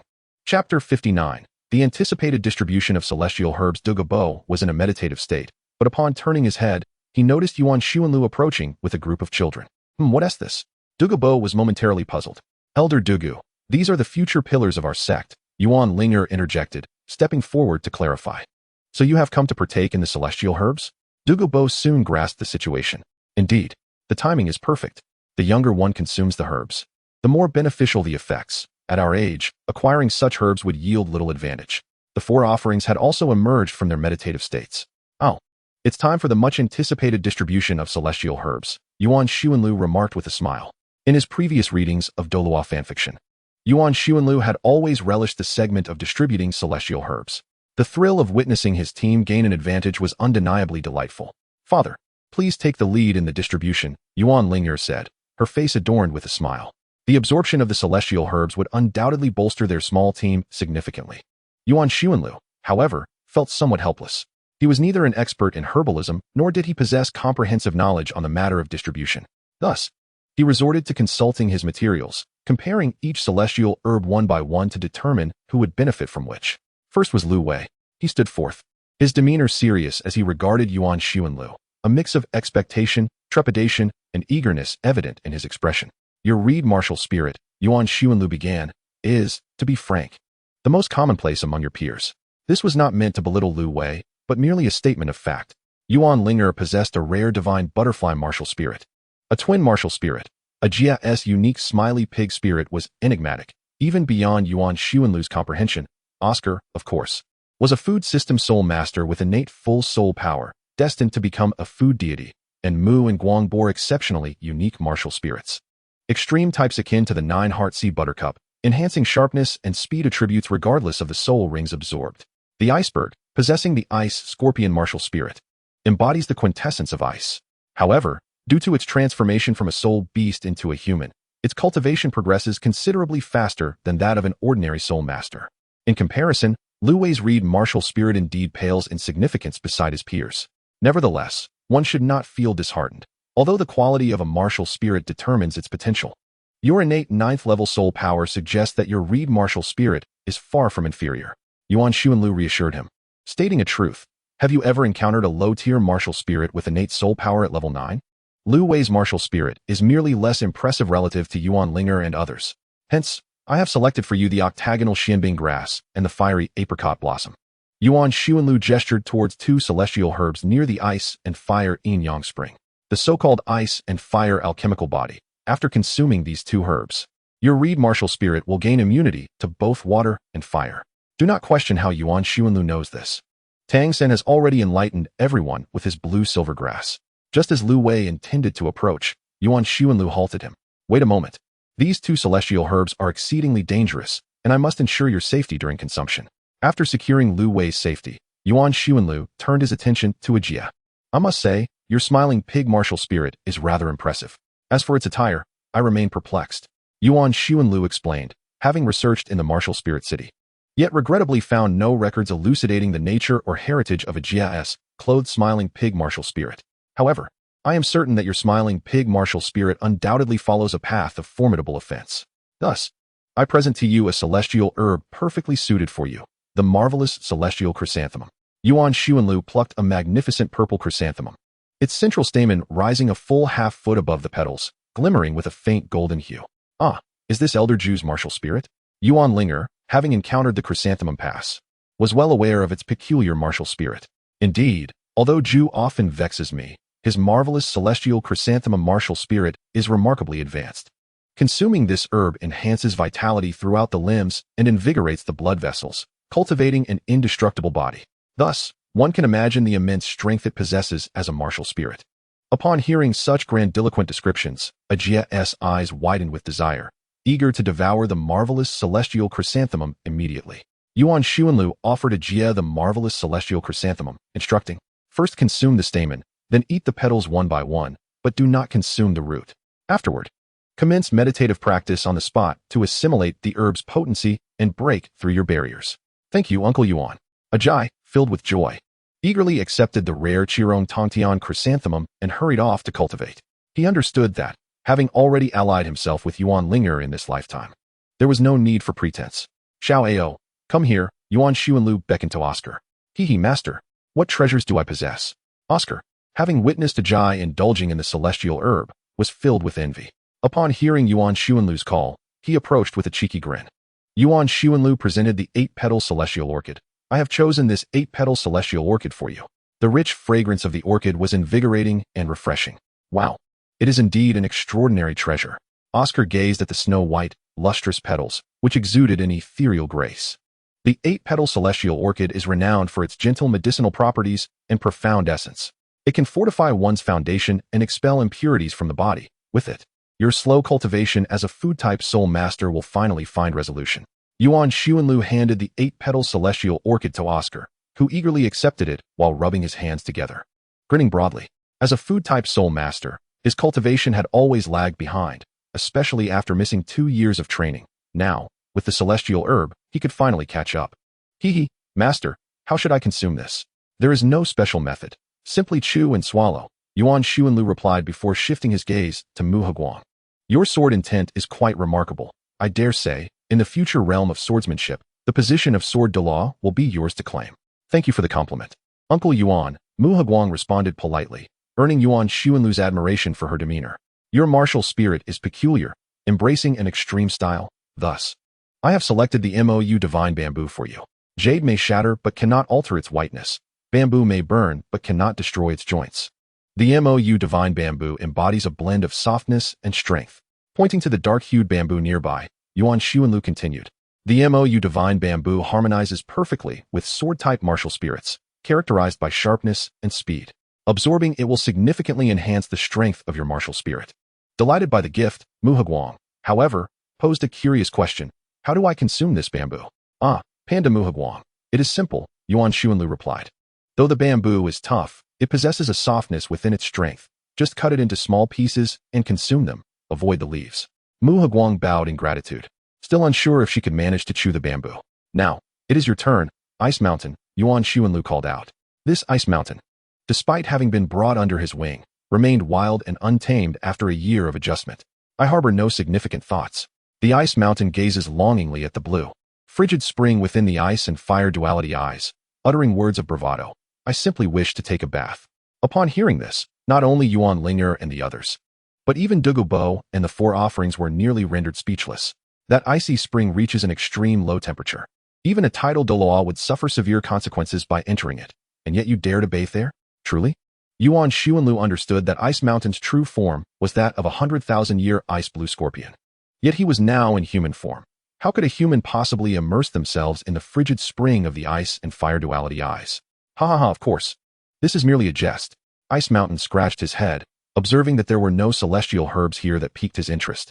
So he decided to cultivate beside the cold spring instead. After saying this, Ice Mountain directly approached the icy spring and sat down to meditate. Yuan Xuanlu fell silent. Although there were numerous ice attribute celestial herbs within the ice and fire duality eyes, the truth was that there was no record of other herbs in the data, and he dared not allow Ice Mountain to consume them. As a soul beast, Ice Mountain's senses were indeed more acute than those of a human. If there were valuable resources, he would undoubtedly discover them and would not simply forsake the celestial herbs. Thus, it seemed there truly were no herbs that Ice Mountain desired. Very well, I know of another location suitable for ice attribute soul masters. I shall take you there next time. After arranging for Ice Mountain, Yuan Xuanlu called to Lu Wei. Lu Wei, come here. Chapter 60. The refinement of ice and fire. Lu Wei approached nervously, barely able to stand steady. Do not be anxious, Yuan Xuanlu reassured him. I am here to help you acquire the 8-pointed xianbing grass and the blazing apricot flower. But I must make it clear that this endeavor is exceedingly perilous. If you are unwilling, I can select another celestial herb for you, of course. Its efficacy would not be as remarkable. Upon hearing that the alternative would be less effective, Lu Wei, without a moment's hesitation, feigned nonchalance and replied. Then I shall stick with the 8-pointed xianbing grass and the blazing apricot flower. Lu Wei possessed his own pride. Even with an inadequate martial spirit, he refused to concede to others. Yuan Xuanlu nodded, appreciating the ambition of this young man. Subsequently, he gently brushed his hand across the storage soul guide, summoning a dagger that shimmered with a cold light. The reason Yuan Xuanlu did not utilize his soul power as before was that to harvest the 8-pointed xianbing grass, one must employ a metallic tool. Channeling his soul power, Yuan Xuanlu slowly approached the celestial herbs beside the cold spring within the ice and fire duality eyes. Pausing before a white celestial herb. The white celestial herb at the top resembled a blooming flower, star-shaped, with its center shimmering like ice crystals, revealing the essence of the octagonal xianbing grass. Even as Yuan Xuanlu circulated his soul power, a faint mist enveloped his skin, showcasing the potent medicinal properties of this herb. With a swift motion, Yuan Xuanlu brandished his dagger, and as the cold light passed, the octagonal white flower fell in response. In an instant, a chilling aura permeated the air, cloaking the surrounding herbs in a delicate layer of frost. The unfortunate Ice Mountain, meditating nearby, nearly succumbed to the frigid onslaught. How absurd. I might freeze to death. Yuan Xuanlu paid no mind to Ice Mountain. The ice blue scorpion would perish, a truly hellish jest. Grasping the octagonal xianbing grass, he returned to Lu Wei's side and explained, though this herb is also a celestial variety, it is a rare and deadly poison known as the octagonal xianbing grass. Its chilling floral essence can freeze the heart and numb the senses. Within a 10-meter radius, the cold air is oppressive, and prolonged exposure will lead to a heart afflicted by its poison, with no cure in sight. Lu Wei remarked. I feel as if the king of hell is smiling at me. Without lingering, Yuan Xuanlu uttered a hasty farewell and dashed to the other side of the eye of ice and fire, the very center of the blazing sun spring. There, he stood before a plant resembling a cabbage, yet entirely aflame in vibrant red. A prepared jade knife materialized in his hand, replacing his dagger. With a decisive motion, Yuan Xuanlu severed the fiery apricot flower, which fell into his grasp. This flower, known as the fiery apricot blossom, is a rare celestial herb imbued with potent fire toxins. Flourishing solely in scorching environments, its properties directly opposing those of the octagonal xianbing grass. Returning to Lu Wei, he proclaimed, "I truly see the king of hell smiling at me. Quickly, consume them together." Yuan Xuanlu handed the celestial herbs to Lu Wei, who grasped them eagerly. Upon receiving the octagonal xianbing grass and the fiery apricot blossom, Lu Wei felt an alternating surge of heat and cold within, his face oscillating between shades of blue and red as his blood surged wildly. "This is it. I am truly destined to meet the king of hell." Observing Lu Wei's state, Yuan Xuanlu hurried to the junction of the red and blue springs of the Eye of Ice and Fire, retrieving a large, pale pink flower. This flower, devoid of leaves, boasted a 3-foot-long stem and a bloom measuring nearly a foot across, with petals that appeared crystalline and translucent. While the flower's core shimmered in a delicate lavender hue, resembling a collection of purple diamonds nestled within. Its fragrance was subtle yet delightful. This is the fragrant Chiluo celestial herb, a formidable antidote, possessing the ability to neutralize all toxins. With the fragrant Chiluo at hand, Lu Wei's body, which had nearly reached a breaking point, found some relief. "Quickly consume it." At this moment, a faint crimson glow enveloped the octagonal dark ice grass in Lu Wei's hand, while a delicate white mist surrounded the fire apricot flower. Heeding the urgent voice of Yuan Xuanlu, Lu Wei disregarded all caution and, with his mouth agape, voraciously stuffed both of the highly toxic immortal herbs into his mouth, causing his cheeks to bulge and his eyes to roll back in a fit of choking. When these two herbs intersected, their opposing essences would counteract each other, yet their effects would dissipate entirely after 10 breaths. Thus, the interval of 10 breaths was the optimal time for consumption. Observing Lu Wei consuming the herbs, Yuan Xuanlu finally found the opportunity to elucidate. In less than a breath's time, Lu Wei's body began to tremble violently, and a layer of ice blue energy surged up from beneath him, transforming his entire being into a shade of blue. Though it was rather impolite, Yuan Xuanlu, lacking formal training, couldn't suppress a chuckle. Soon after, a layer of red energy emerged, and Lu Wei shifted to a crimson hue. The blue and red colors alternated in a bizarre spectacle. While onlookers perceived Lu Wei as a radiant figure, his inner spirit was on the verge of collapse. This is not good. It seems he is about to be engulfed by the dual energies of ice and fire. Preoccupied with mocking Lu Wei for resembling a blue sprite, Yuan Xuanlu had neglected to assist him in absorbing the energy. Realizing this, Yuan Xuanlu promptly kicked Lu Wei into the confluence of the cold extreme Yin spring and the blazing Yang spring. Lu Wei did not even have time to scream. As he shut his eyes, he was instantaneously submerged within. The onlookers, even I, would hesitate to enter such perilous waters, silently mourning for Lu Wei for a brief moment. After all, they had endured a year together. Dugu Bo and the 4 offerings felt that Yuan Xuanlu had lost his humanity, and Yuan Linger couldn't help but twitch at the corners of her mouth. Noticing the grim expressions on everyone's faces, Yuan Xuanlu explained, "Although Lu Wei appears to be in grave danger, in reality, entering the Eye of Ice and Fire ensures his safety, as it will facilitate the conversion of the ice and fire energies into his being. No worries, I am aware of this," he added. The 4 offerings and Dugu Bo nodded perfunctorily, suggesting that Yuan Xuanlu's kick bore a hint of personal grudges.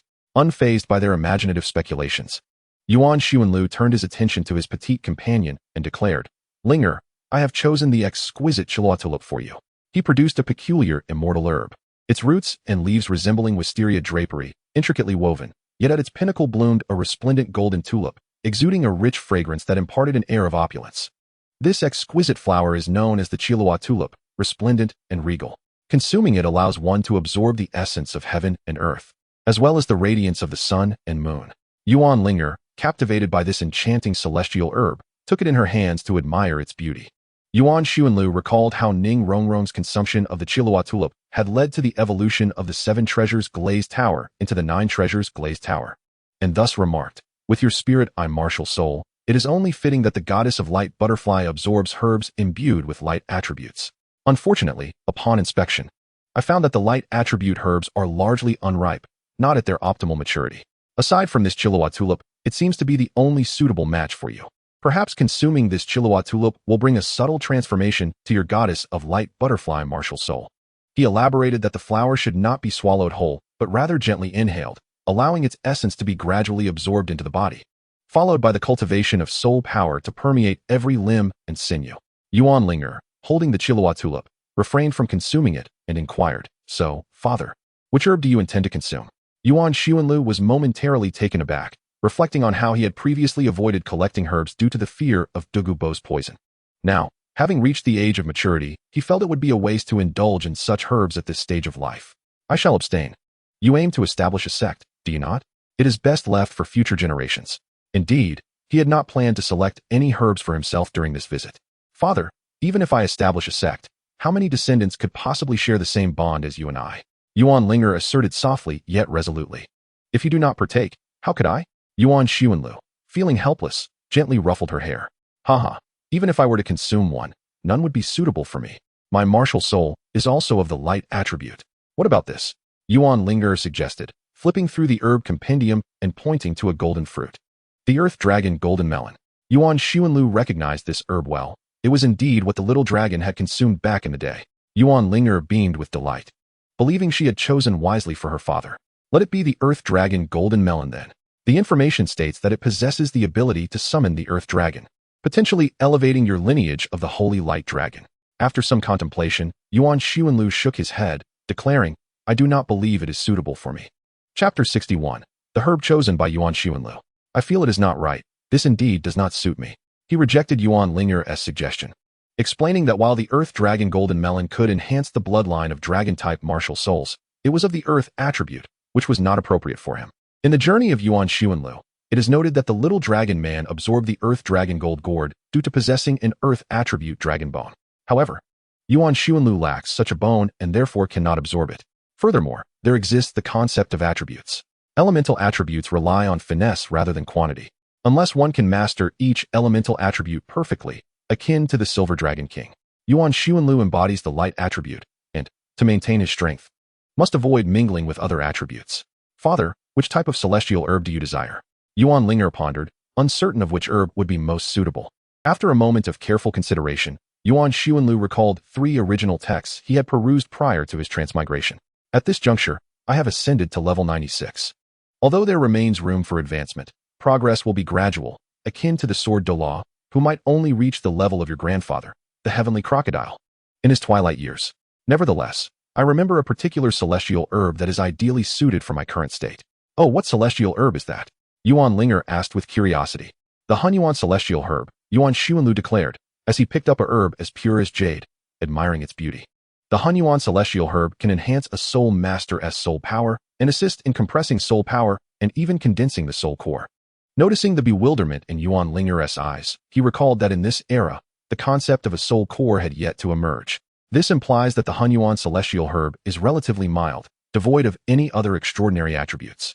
Moreover, legend has it that the Hunyuan celestial herb can transform without undergoing tribulation after 100,000 years, with its first heavenly tribulation occurring only after 150,000 years. How truly marvelous! Yuan Linger exclaimed. Yuan Linger further elucidated. The more singular the effect of a celestial item, the greater the enhancement it provides within that singular effect. Hence, there is no need to worry about any drawbacks. How does one consume it, Father? Each leaf should be ingested individually. By consuming one can absorb its essence through meditation, gradually elevating one's soul power. Yuan Linger estimated that the Hunyuan celestial herb's essence could significantly augment his soul power intensity, potentially surpassing others by over 30% at the same level. It is worth noting that this is a 30% increase over a tidal Douluo. Yuan Linger nodded and smiled. Then, Father, you should absorb this celestial herb. I will watch you as you do so. Ah, indeed. Yuan Linger consumed the Chihuahua tulip according to the prescribed method, beginning to refine its medicinal properties. At that moment, Du Douluo stealthily approached and whispered, Hey, Yuan kid, is that ice-cold little brat? Yuan Linger instantly comprehended Du Douluo's intentions and nodded in affirmation. Indeed, it is precisely as you surmised, yet I urge you not to provoke him. Ah, I comprehend, as Dong Douluo displayed a knowing expression. That ice-blue scorpion was presumably long reserved by Yuan Linger for Yuan Linger's soul ring and soul bone. Upon witnessing Dong Douluo's lecherous demeanor, Yuan Linger discerned his ulterior motives and stated with utmost seriousness, though it is a spirit beast, I regard it as a sentient being. I harbor no intentions of seizing its soul ring or soul bone. Ah, what is this? Dong Douluo thought Yuan Linger's mind had gone awry. Suddenly, the fourth elder emerged from the shadows, attempting to mediate, saying, Let us not dwell on this, Dong Douluo. What purpose would seizing his soul ring and soul bone serve? You already possess 9 soul rings and cannot absorb any more. However, it could indeed be of use to my granddaughter. Dong Gubo felt somewhat aggrieved by this. The fourth elder pointed at the primordial celestial herb in Yuan Xuanlu's hand and inquired, if this primordial celestial herb is as formidable as you claim, it should at least aid you in ascending to a higher realm. Yuan Xuanlu smiled faintly. The human spirit masters of this era are unaware of the existence of soul cores. Thus, consuming the primordial celestial herb merely elevates their rank rather than unlocking its true potential, consolidating a soul core. Unfortunately, Yuan Xuanlu did not possess the knowledge to condense a soul core, rendering him incapable of attempting to forge one for himself. Hence, the saying, new talents emerge with each generation, each leading the way for hundreds of years, truly resonates with everyone. Consider the individual who devised the method for cultivating soul cores. In their time, could they not be regarded as a paragon of excellence? The subsequent teachings regarding soul core cultivation have undoubtedly aided countless title Douluos and spirit masters in mastering their soul power more effectively. In comparison to the master who innovated the soul core technique, even Tang San, having ascended to divinity, pales in comparison. The creator of the soul core method has contributed immensely to all human spirit masters. What has Tang San accomplished? Has he, like the innovator of the soul core technique, assisted numerous spirit masters in better harnessing their soul power? Or has he, akin to Huagu, brought forth a spirit that incited an era-defining transformation? Perhaps like the White Knight, he has chronicled the diverse customs of the continent and its various secret realms. The sea god, Tang San, merely achieved personal divinity and obliterated the spirit hall, thwarting the unification of the continent. This offers no benefit to the entirety of human spirit masters. While Yuan Xuanlu may not claim the title of a master of martial soul research, nor has he instigated a transformative revolution like Huagu, at the very least, he stands in support of the spirit hall's ambition to unify the continent, unlike Tang San, who regresses history. Thus, he has rightly criticized San with political correctness. Yuan Xuanlu intended to utilize the Hunyuan immortal herb to thoroughly filter the soul power within himself, aiming to compress and refine it to a purer state. On this foundation, he would gradually absorb the medicinal essence, seeking to transcend the barrier between the 96th and 97th levels, a process that might span several years. Oh, the 97th level, a breakthrough that has troubled me for over a decade. The fourth elder sighed, expressing a sentiment towards Yuan Xuanlu. To be honest, given your age and cultivation, I am certain that you will undoubtedly reach the level of the Grand Elder in the future. Perhaps even higher realms are not beyond your grasp. Higher realms. Yuan Xuanlu understood this referred to the legendary attainment of godhood at the 100th level. However, how did the fourth elder know of such a state? Did he possess the legacy of a divine position? Uncle Fourth, do you truly know of the higher realms? Yuan Xuanlu inquired. The fourth elder chuckled. Isn't the angel god of the spirit hall a realm surpassing that of a title Douluo? After years of immersion in the spirit hall, the fourth elder had become a fervent devotee of the angel god. He continued, in ancient times, the angel god emerged during a chaotic era, leading humanity to vanquish the ferocious soul beasts, imparting knowledge of martial souls and soul rings, and dealing with the traitors among humankind. Those malevolent soul masters ultimately concentrated the faith of all humanity, attaining the 100th level of divinity. However, it seems the first generation of the angel god has perished. Yuan Xuanlu muttered softly, what did you say? The fourth elder did not catch his words. Yuan Xuanlu quickly corrected himself. I meant to say that only those with the six-winged angel martial soul can inherit the angel god's legacy. Although I belong to the angel family, my martial soul is not an angelic one. The fourth elder expressed his regret, lamenting, ah, what a pity. Such talent unable to reach that echelon. He sighed, this is reminiscent of Tang Chun. In his time, Tang Chun's status was akin to yours now, both being prodigies who overshadowed their peers. Unfortunately, he sought the legacy of the gods, and for many years, there has been no news of him. It is truly unfortunate. Currently, Tang Chun reigns as the king of slaughter in the city of slaughter. Yuan Xuanlu self-deprecatingly chuckled, let it be. I have pursued the divine legacy as well. But what is destined to be will be, and what is not cannot be forced. I have come to terms with it. Yuan Xuanlu ceased conversing with the fourth elder, retrieving a broken necklace from his soul guide device and placing it beside Yuan Linger. The White Knight pursued it for a lifetime, and I have searched for nearly 20 years, yet we have ultimately gained nothing. Linger, I hope fortune favors you. Chapter 62. Unleashed potential. Time passed inexorably, and in the blink of an eye, nearly 4 hours had elapsed since everyone began to refine the celestial treasures. The innate talents of these children were nothing short of astonishing. At their age, I was still playing in the mud, lamented Dugubo. However, the fourth elder disagreed with Dugubo's perspective, stating, While talent is indeed significant, you have only witnessed these children in their moments of glory, not the hardships they have endured. Look at this group of youngsters, the fourth elder remarked half-jokingly, all of them above level 20. Yet they are merely around 7 years old, awakening their martial souls at 6 and achieving the rank of a great soul master by 7. Could it be that they all possess innate soul power of level 20? As these two titled Douluos engaged in conversation, those who had consumed the celestial herbs began to stir. Ajia, having ingested the wondrous mushroom, had already manifested his martial soul, with the bones in his body cracking audibly.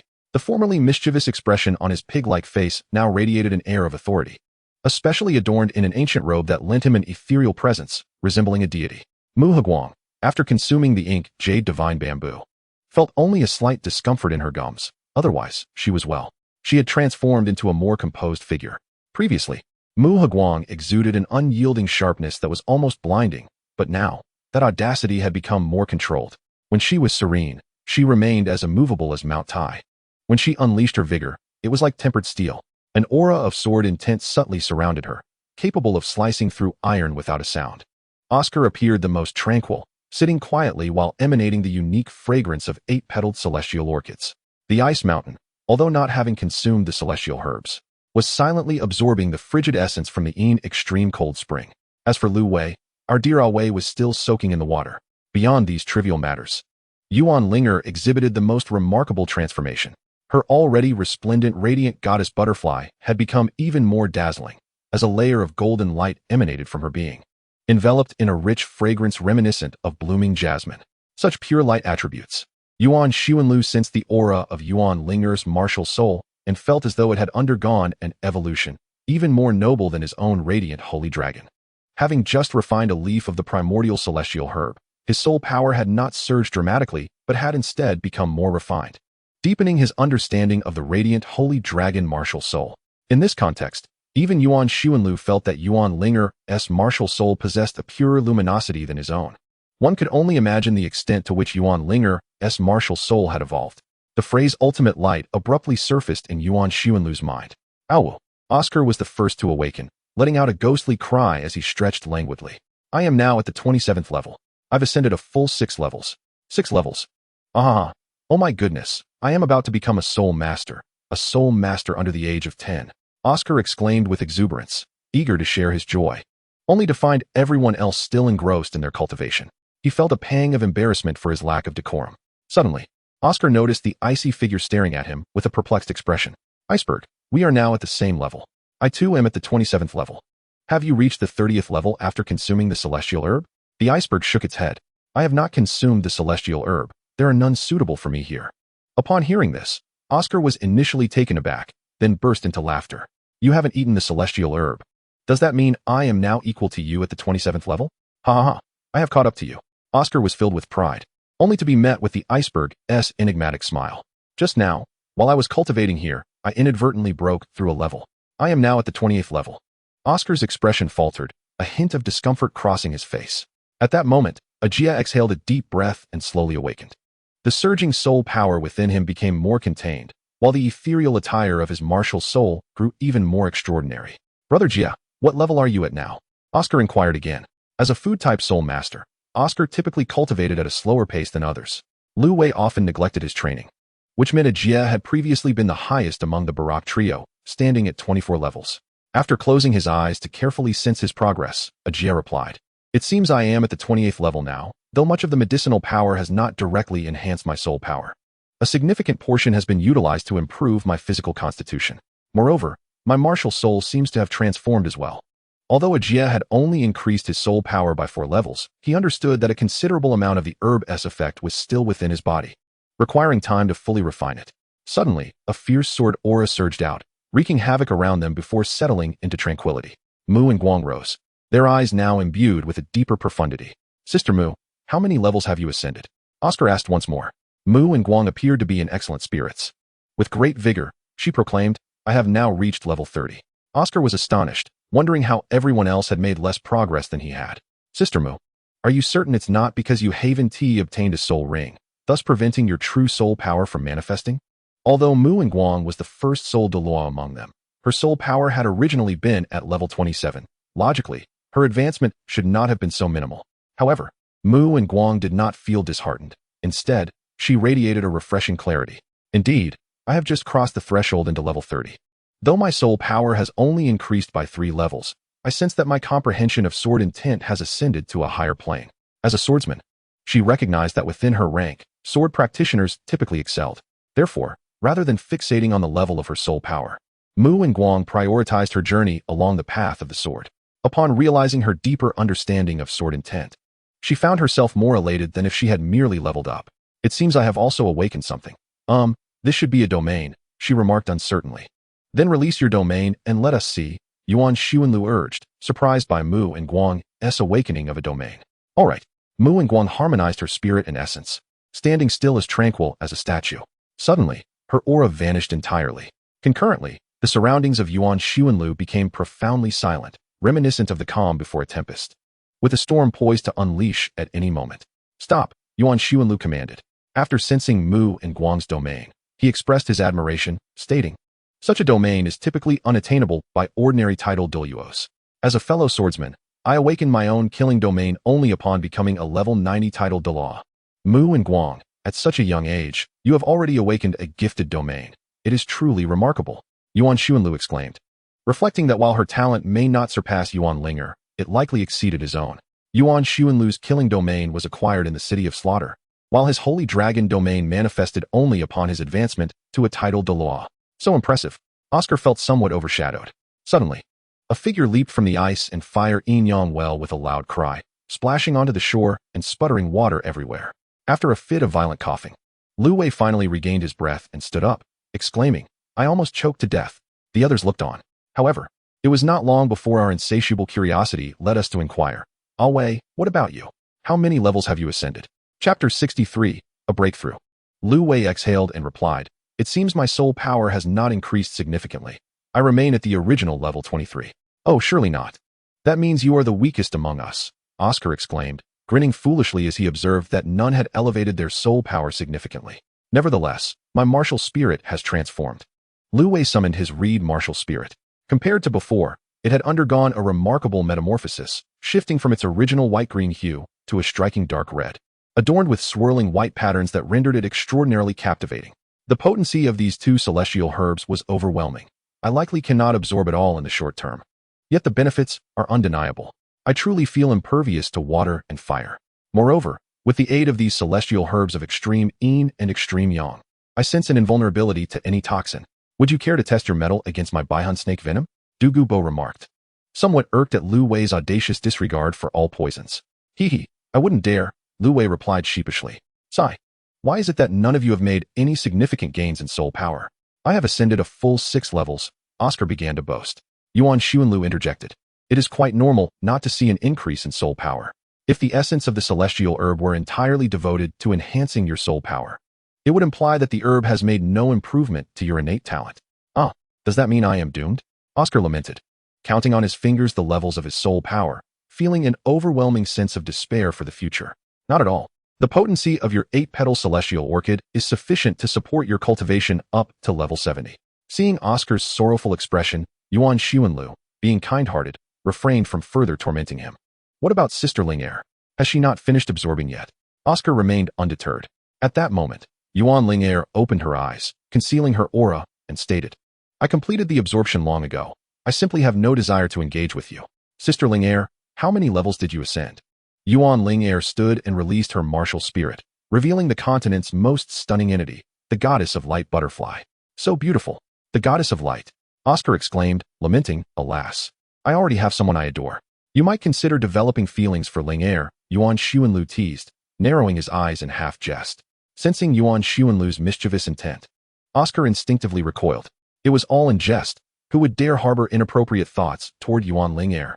Do you wish to experience the righteous iron fist of my father?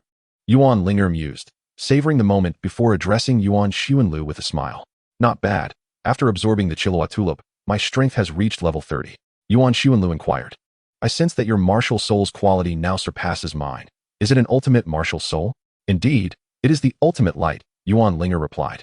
Yuan Xuanlu expressed his envy. It evolved directly into the ultimate light? It was merely fortune, Yuan Linger said, picking up a necklace from the ground and adorning it around her neck. This action undoubtedly caught Yuan Xuanlu's attention. He beheld Yuan Linger's swan-like neck, accentuated by the gleaming necklace, which appeared far from gaudy. Rather, it exuded an air of nobility akin to that of royal aristocrats, both regal and pure. Hey, what's with this necklace? Yuan Xuanlu finally detected the anomaly. Earlier, when he had placed the necklace beside Yuan Linger, it had not possessed such allure. Centuries ago, the White Knight had discovered it as a damaged trinket. And after enduring the ravages of time for hundreds of years, it had grown even duller in his possession. Yet now, upon Yuan Linger's neck, it radiated brilliance. Yuan Linger smiled at Yuan Xuanlu. Father, you know I've always been quite fortunate. Yuan Xuanlu, gazing into Yuan Linger's mischievous eyes, instantly understood. He was first struck with astonishment, followed by overwhelming joy, and then a tinge of melancholy. Astonished that Yuan Linger had indeed received a legacy. Elated that she had truly inherited such a gift, yet wistful that his own two-decade pursuit had yielded nothing. It was impossible not to feel a sense of loss. However, if his daughter had succeeded, could it not be said that he too had attained a form of legacy? Yuan Xuanlu's face beamed with paternal pride. Each generation surpasses the last, he thought, coming to terms with it. What legacy? Oscar chirped, inquiring of Lu Wei beside him. How would I know? Lu Wei had no awareness of the title Douluo. It is a realm beyond that of the title Douluo. Yuan Xuanlu decided to be candid, explaining. One attains godhood at level 100. Of course, it was not solely about being open. Appropriately showcasing a bright future could better unify team spirit. Yuan Linger claiming to have a divine position would certainly inspire confidence in her subordinates, who would feel that following this leader promised a prosperous future. Given Yuan Xuanlu's admission, Yuan Linger elaborated, I have inherited the legacy of a deity. Impressive. Lu Wei, Ajia, and Oscar exclaimed in unison, leaping in excitement. To follow Sister Ling, it means a guaranteed meal. The Ice Mountain, filled with envy and a hint of unwillingness, murmured.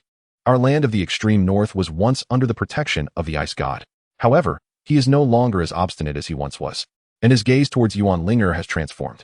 If one could attain divinity, might Sister Linger assist our soul beasts in achieving godhood? Bing Shan, lacking understanding of the divine realm's intricacies, continues to entertain whimsical notions. Mu He and Guang, curious, inquired, is there a sword god? Indeed, Yuan Xuanlu readily responded, urging you all to diligently cultivate, for there shall surely come a time when you can ascend to divinity. The unscrupulous boss is spinning grand tales, it seems. Casting aside his own melancholy, Yuan Xuanlu adopted a serious demeanor and declared, in any case, you must not disclose this matter. Discretion is the better part of valor. Lu Wei nodded earnestly. I understand. This is what they call quietly amassing wealth. Oscar exclaimed excitedly. Yuan Xuanlu felt that these youngsters were indeed perceptive, and he expressed his satisfaction. Henceforth, you shall enjoy a few years of ease, solidifying your foundation, for I shall teach you a method to refine your soul power. Lu Wei laughed heartily. Hooray! At last, I can refrain from sneaking out for a drink. The reason for Lu Wei's low level is his lack of seriousness in cultivation. Always yearning for leisure. Had it not been for Yuan Linger compelling him to train, he might not have even surpassed level 20 by now. Lu Wei, you are not included in this arrangement. You must remain at the Eye of Ice and Fire for a year of training.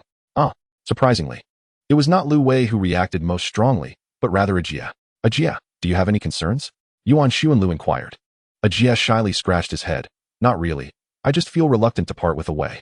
The medicinal properties of the octagonal mysterious ice grass and the fierce fire apricot blossom can only be refined in conjunction with the Eye of Ice and Fire, alas. Yuan Xuanlu explained. Lu Wei, you shall stay here for a year, diligently cultivate, and after 1 year, I expect to see you at level 30. I shall remain here for a year as well. Ice Mountain, who had been silent, spoke up. The extreme cold spring would greatly benefit me. Very well. Yuan Xuanlu nodded. Then you shall cultivate alongside Lu Wei at the Eye of Ice and Fire for a year. Lu Wei, aware of his lack of self-discipline, understood that Yuan Xuanlu was acting in his best interest, and he nodded. I understand. Away. Suddenly, Ajia tightly grasped Lu Wei's hands, his eyes filled with reluctance. Why are you crying? Oscar found their behavior rather peculiar. Crying? I shall return as a king after a year. I shall await you. Yuan Xuanlu, unable to bear the sight any longer, kicked Ajia in the rear. Get lost. Ha. Observing Ajia's pitiful expression, laughter erupted among the group. Chapter 64. Hee. Guess what? At this moment, the cultivation levels of Yuan Linger's small team have transformed as follows. Yuan Linger, age 7, level 30 Soul Master. Oscar, age 9.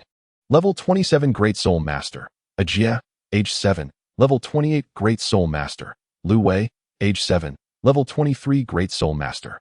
The Iceberg, aged 9, stands as a formidable level 28 Soul Master. Mu Guang, at 10, has attained the rank of level 30 Soul Zone. They utterly outclass their peers from Shrek Academy.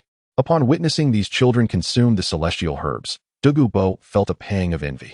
He approached Yuan Linger and handed him 2 celestial herbs, the Yuan snake fruit and the poison fire flower, requesting, "Please deliver these to Yan Yan, who is at the Tindo Royal Academy." After a moment of contemplation, Yuan Linger replied, "Elder Douluo, could I trouble you to emerge from seclusion in a month?" Ju Douluo was taken aback. Am I not meant to remain here for an extended period? The thought troubled him, especially after he naively inquired and discovered that the crown prince of the Tindo Empire is actually Yuan Linger's niece, condemning him to a lifelong imprisonment here at the Eye of Ice and Fire. Ju Douluo had never anticipated the possibility of escape. That was in the past. Yuan Linger said with a cheerful smile, "Do you not wish to witness your granddaughter consuming the celestial herb in person?" Ju Douluo was struck at the heart, for his granddaughter held a special place in his affections. Indeed, witnessing her partake in the celestial herb personally would be far more gratifying than having another deliver it on his behalf. The thought of his granddaughter filled Ju Douluo with hope for the future. Disregarding Ju Douluo, Yuan Linger stored the coxcomb phoenix sunflower in his treasure pouch, intending to present it to Qian Rinxue. At that moment, Yuan Linger approached, whispering, "Father, do you not wish to know what I discussed with the light god? Whether I know or not holds little significance. Your mere ability to inherit the light god's position is sufficient." Yuan Linger replied, having come to terms with it, as he affectionately ruffled Yuan Linger's hair. Indeed, Yuan Linger did not press the issue further, stating, "My first assessment entails absorbing 200,000-year soul bones within a 5-year time frame." Yuan Linger mused that the light god was indeed extraordinary, setting such high assessment criteria. No wonder they looked down upon him and the White Knight. After all, the initial requirement demanded the absorption of 200,000-year soul bones, which, when rounded, essentially meant defeating 200,000-year soul beasts. Quite a lofty expectation, indeed. Yuan Linger nodded, unfazed. "Leave it to me to procure them. You need only focus on the absorption." Yuan Linger beamed and embraced Yuan Linger, reveling in the privilege of having a title Douluo for a father. "Father, do you know why the light god did not choose you as the successor?" Yuan Linger whispered in his ear. "Why?" Yuan Linger's curiosity was piqued, having spent 20 years seeking a legacy. It was impossible for him not to be intrigued by the light god's inheritance. "I inquired of her." Before the imposing presence of a tall golden goddess, Yuan Linger suddenly asked, "Are you familiar with the White Knight?" The tall golden goddess nodded. "Ah, the one clothed entirely in white. I certainly remember him. Ever since he received one of my tokens, he calls upon me several times each day." The tall, golden goddess appeared quite irate, wondering who would pay her any heed. "Praying daily, do they think I am a deceased angel?" She lamented, exasperated. "Eventually, I severed my ties with the relic, leaving her to her own devices." Yuan Linger, the spirit, reflected on the White Knight who once sought the light god, dedicating his life to fervent devotion, only to be spurned by the very deity he worshipped. "Where does that leave my father?" She pondered, sensing a discrepancy. Yuan Linger had long been aware of the White Knight's existence, yet despite his exceptional gifts, he had never received the light god's inheritance. His aversion to prayer, was it the reason the light god overlooked his talents? Is the White Knight's aptitude commendable? Yuan Linger inquired. The light god, after a moment's contemplation, shrugged. "It's passable, though my recollection is somewhat hazy. Suppose a person possessed a radiant dragon martial soul, becoming a title Douluo by 30, reaching level 96 by 40, adorned with 2 10,000-year soul rings. Would you select him as your successor?" The light god, caught off guard, hesitated. That would indeed be a prodigy worth considering. It seemed she was oblivious to the existence of Yuan Linger. Yuan Linger deduced that the light god was aware of the White Knight, who likely had caught her attention at least once. However, perhaps due to the incessant prayers, he was ultimately dismissed. Meanwhile, Yuan Linger sought the light god's legacy armed with the White Knight's notes and documents. Yet perhaps over the past 30 years, he had failed to discover any means to invoke the light god, thus remaining unknown to her. What if such a person existed now? Would you choose him as your successor? She asked. "Ah, I see. You mean that young title Douluo, don't you?" The light god seemed to grasp something, yet shook her head. "I could never select him as my divine inheritor." "Why not?" Yuan Linger pressed, urgency in her tone. The light god tilted her head, responding curiously. "For no particular reason. A refusal is simply that. Regardless, you are now my chosen successor." Yuan Linger was taken aback. The tall, golden goddess continued. "Since I lack a representative in this realm, I shall bestow upon you the divine trial directly." After a moment of silence, Yuan Linger expressed her gratitude. "Thank you for your favor, great light god." With the divine legacy now hers, she realized the arduous journey of centuries to attain divinity was unnecessary. If her memories served her correctly, Tang San would attain the title of Sea God in his 20s. This time, I am determined to vanquish Tang San. Yuan Linger resolved within herself and inquired, might the Lord of Light bestow some blessings upon my father and companions? Perhaps a divine soul ring, or something of the sort. In her previous life, she had come across numerous legends about the sea god Tang San, among which the tale of the divine soul ring stood out as particularly remarkable. Such a soul ring did not necessitate the hunting of spirit beasts. Instead, it was graciously granted by the deities themselves, perfectly aligning with one's martial spirit and bestowing the finest soul skills. The Lord of Light chuckled softly and shook his head in refusal, stating, they are not my inheritors. I see no reason to grant them such favor. Yuan Linger found herself at a loss for words. The demeanor of this deity felt rather nonchalant.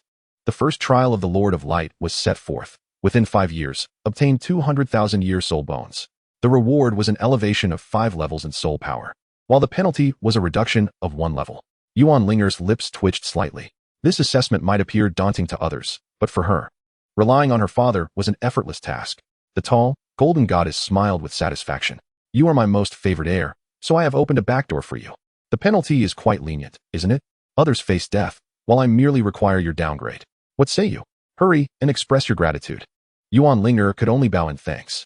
Lord of Light, can you truly not divulge why you did not choose the bright sacred dragon martial spirit for your title Douluo? The Lord of Light gave Yuan Linger a playful wink, responding, he guess.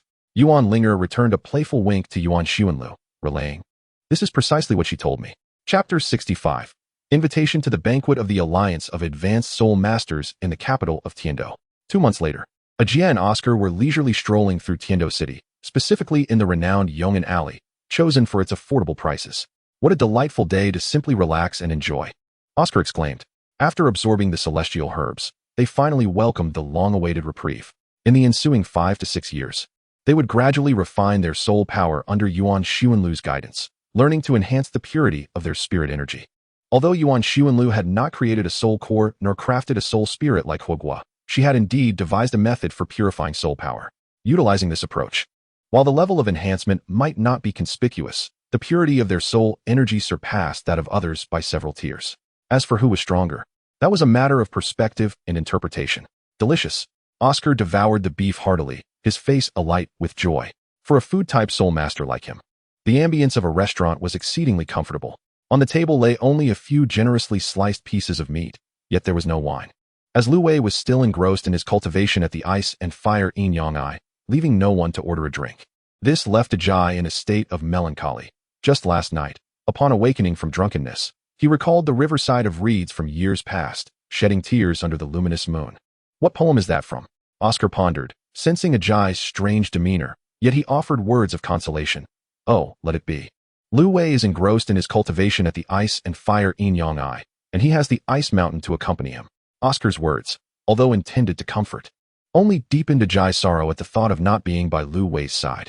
Oscar quickly sought to divert Ajai's attention, saying, the storyteller has arrived. He will narrate today's news from the Spirit Hall. The Spirit Hall's newspaper had yet to expand its circulation, available only at the Spirit Temple in Tindo City.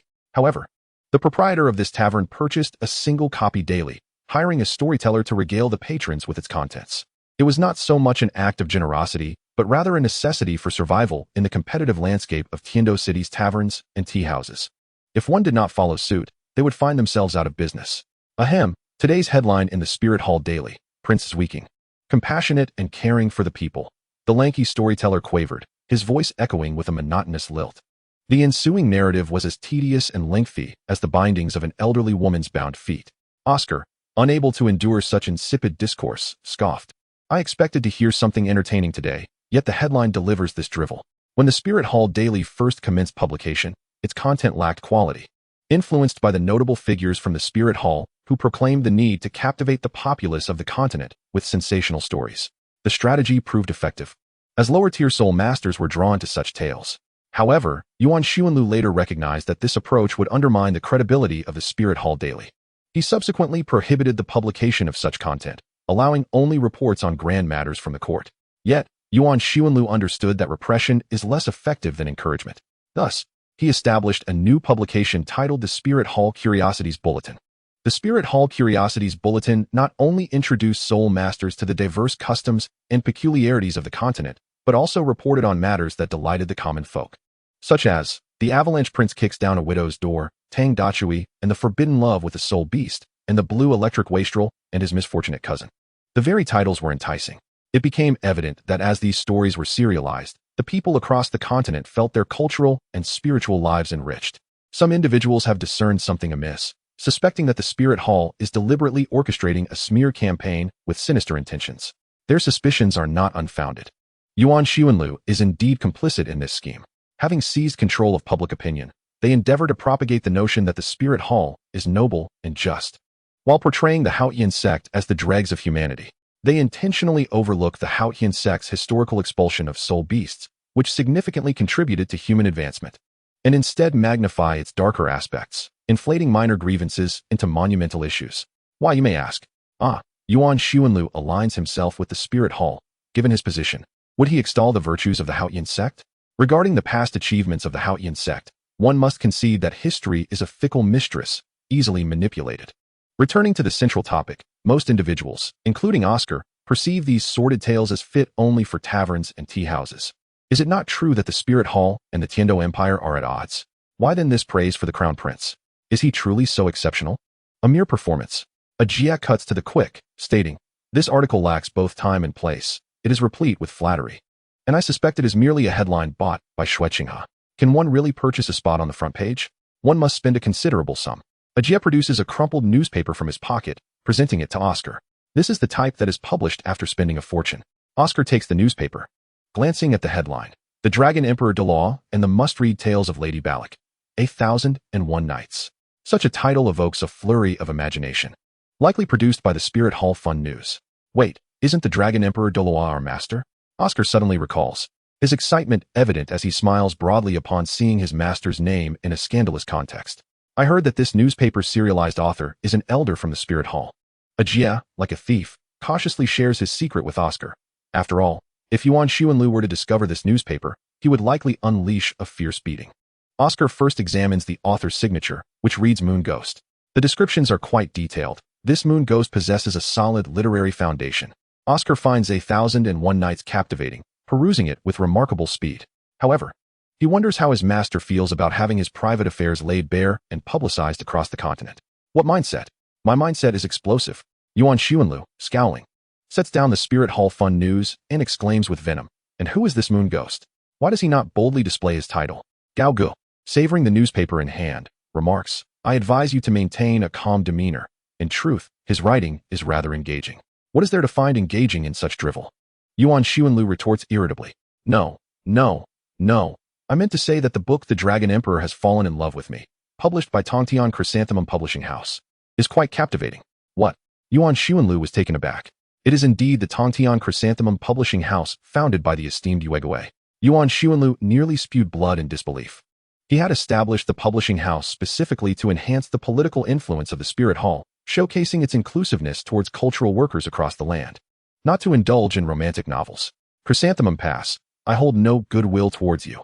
Yuan Linger shouted in anger, filled with both indignation and embarrassment. He could already envision what his legacy would be in the future. Below is Yuan Linger's imaginative scenario. 10,000 years later, Hu Hao, after much effort, acquires his first spirit ring and enrolls in the Spirit City Capital Academy. A diligent student, during the weekend, ventures to the Grand Library of Spirit City to conduct research. In the section dedicated to Dragon Emperor Douluo, he finds nothing but such novels. After all, 10 millennia have passed. And the paper romantic novels now held by Gao Yi might very well become artifacts studied by experts delving into the historical life of Dragon Emperor Douluo. "Dean?" A voice from outside interrupted. "Cough. Come in." Yuan Linger regained his composure. A teacher entered and handed Gao Yi an invitation. "Dean, we have received an invitation from the Alliance of Advanced Soul Master Academies in the Tindo Capital Circle. They invite us to attend a banquet." I understand." Gao Yi accepted the invitation. The teacher then exited. What does the invitation signify? Yuan Linger, unfamiliar with the customs of the Tindo City Academies, inquired. It was merely the trend of noble salons that had infiltrated the Soul Master Academies. Gao Yi evidently had little interest in such gatherings. "However, this is our first invitation," she remarked. "First? Why?" Yuan Linger asked. Gao Yi rolled her eyes playfully and replied, We were not deemed worthy before, being mere commoners with only one sole sage dean. How could the Five-Element Academy and the Tindo Royal Academy regard our Seven Stars Academy? Yuan Xuanlu understood this implicitly and chuckled. I suppose they have heard about my confrontation with the Sword Douluo. Indeed, Gaoyi nodded and then asked, shall we attend this time? Will His Highness the Crown Prince be present? Yuan Xuanlu did not respond directly, but countered with a question. His Highness the Crown Prince? Gaoyi pondered for a moment and said, typically, the Crown Prince attends such gatherings to consolidate the power of the advanced Soul Master Academies. Yuan Xuanlu smirked. Then we certainly must go. I shall invite Douluo as well, to bolster our academy's confidence. Yuan Xuanlu had one more thought unspoken, lingering on the tip of his tongue. Summon Douluo to assist my niece in honoring her nominal father. Chapter 66, Goddess of Light. Night. In a resplendent palace situated near the outskirts of Tindo City. Lights blaze brightly. This is the Tindo Royal Palace, specifically the Phoenix Emperor's Palace, constructed during the reign of the War Empress. It is an exquisite edifice built with considerable resources and manpower. The palace boasts an imposing architecture with a flat roof, exuding an air of grandeur and solidity. Atop its outer walls stand lifelike marble statues of generals, while before the main palace lies a uniquely styled grand garden. Within the garden, the arrangement of trees and flowers is crafted with ingenuity. Nearby, two pools of azure water reflect the sky, adorned with bronze sculptures of soldiers wielding weapons. It is said that this palace is the War Empress's favorite abode. Gao Yi, accompanied by Mu and Guang, Ajie, and Oscar, arrived at the front of this grand palace in a carriage, while Yuan Ling'er and Yuan Sun rode in another carriage. Why? Although Oscar had heard many tales about the War Empress, they were all derived from the narrations of storytellers. It is well known that these storytellers often embellish their tales. Thus, many of the accounts can only be regarded as entertainment rather than historical fact. Gao Yi elucidated, at the time of the defeat, the false emperor amassed timber and flammable materials within the Tindo Palace and subsequently set it ablaze. After the War Empress emerged victorious, she was unable to inhabit the old imperial palace of Tindo, and thus, she was compelled to establish her residence in the outskirts, which gradually expanded to form the present-day Phoenix Emperor's Palace. As locals of Tindo, Mu and Guang harbored a profound hatred for the false emperor's act of incinerating the palace, exclaiming, that false emperor is nothing but a beast. A millennium-old palace, countless historical artifacts and books, treasures cherished by generations of emperors. He reduced it all to ashes. Ajie nodded in agreement. Historical records state, the false emperor's torch, a pitiful scorched earth. Oscar surreptitiously glanced out of the carriage window at the Phoenix Emperor's palace, suddenly pondering whether the War Empress had constructed her new palace to forget the old wounds. A single fire had consumed the place where the War Empress had spent the first 20 years of her life, burying her amiable father and brothers. Her childhood sweetheart with bright eyes and a cheerful smile, along with all her cherished memories of youth. Henceforth, the girl and her companions roamed for over a decade before finally returning to her former home. Although the world proclaimed that the Empress had become the sovereign of Tindo, the girl felt utterly displaced. Thus, she constructed this palace, and whenever the moon ascended the night sky, she would stand at the highest point of the palace, gazing at the old city of Tindo, reminiscing about the companions with whom she had endured the ravages of civil war. It is no wonder that such a palace is adorned with numerous bronze soldiers wielding spears. Perhaps the war queen finds solace in the clamor of the battlefield.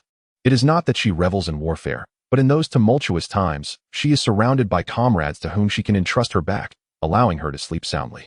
Outside the palace, the paparazzi affiliated with the Seoul Hall Daily and the Seoul Hall Gossip Journal are poised, akin to old hounds scenting a bone, eagerly anticipating to capture whispers of intrigue, particularly those concerning the royal family.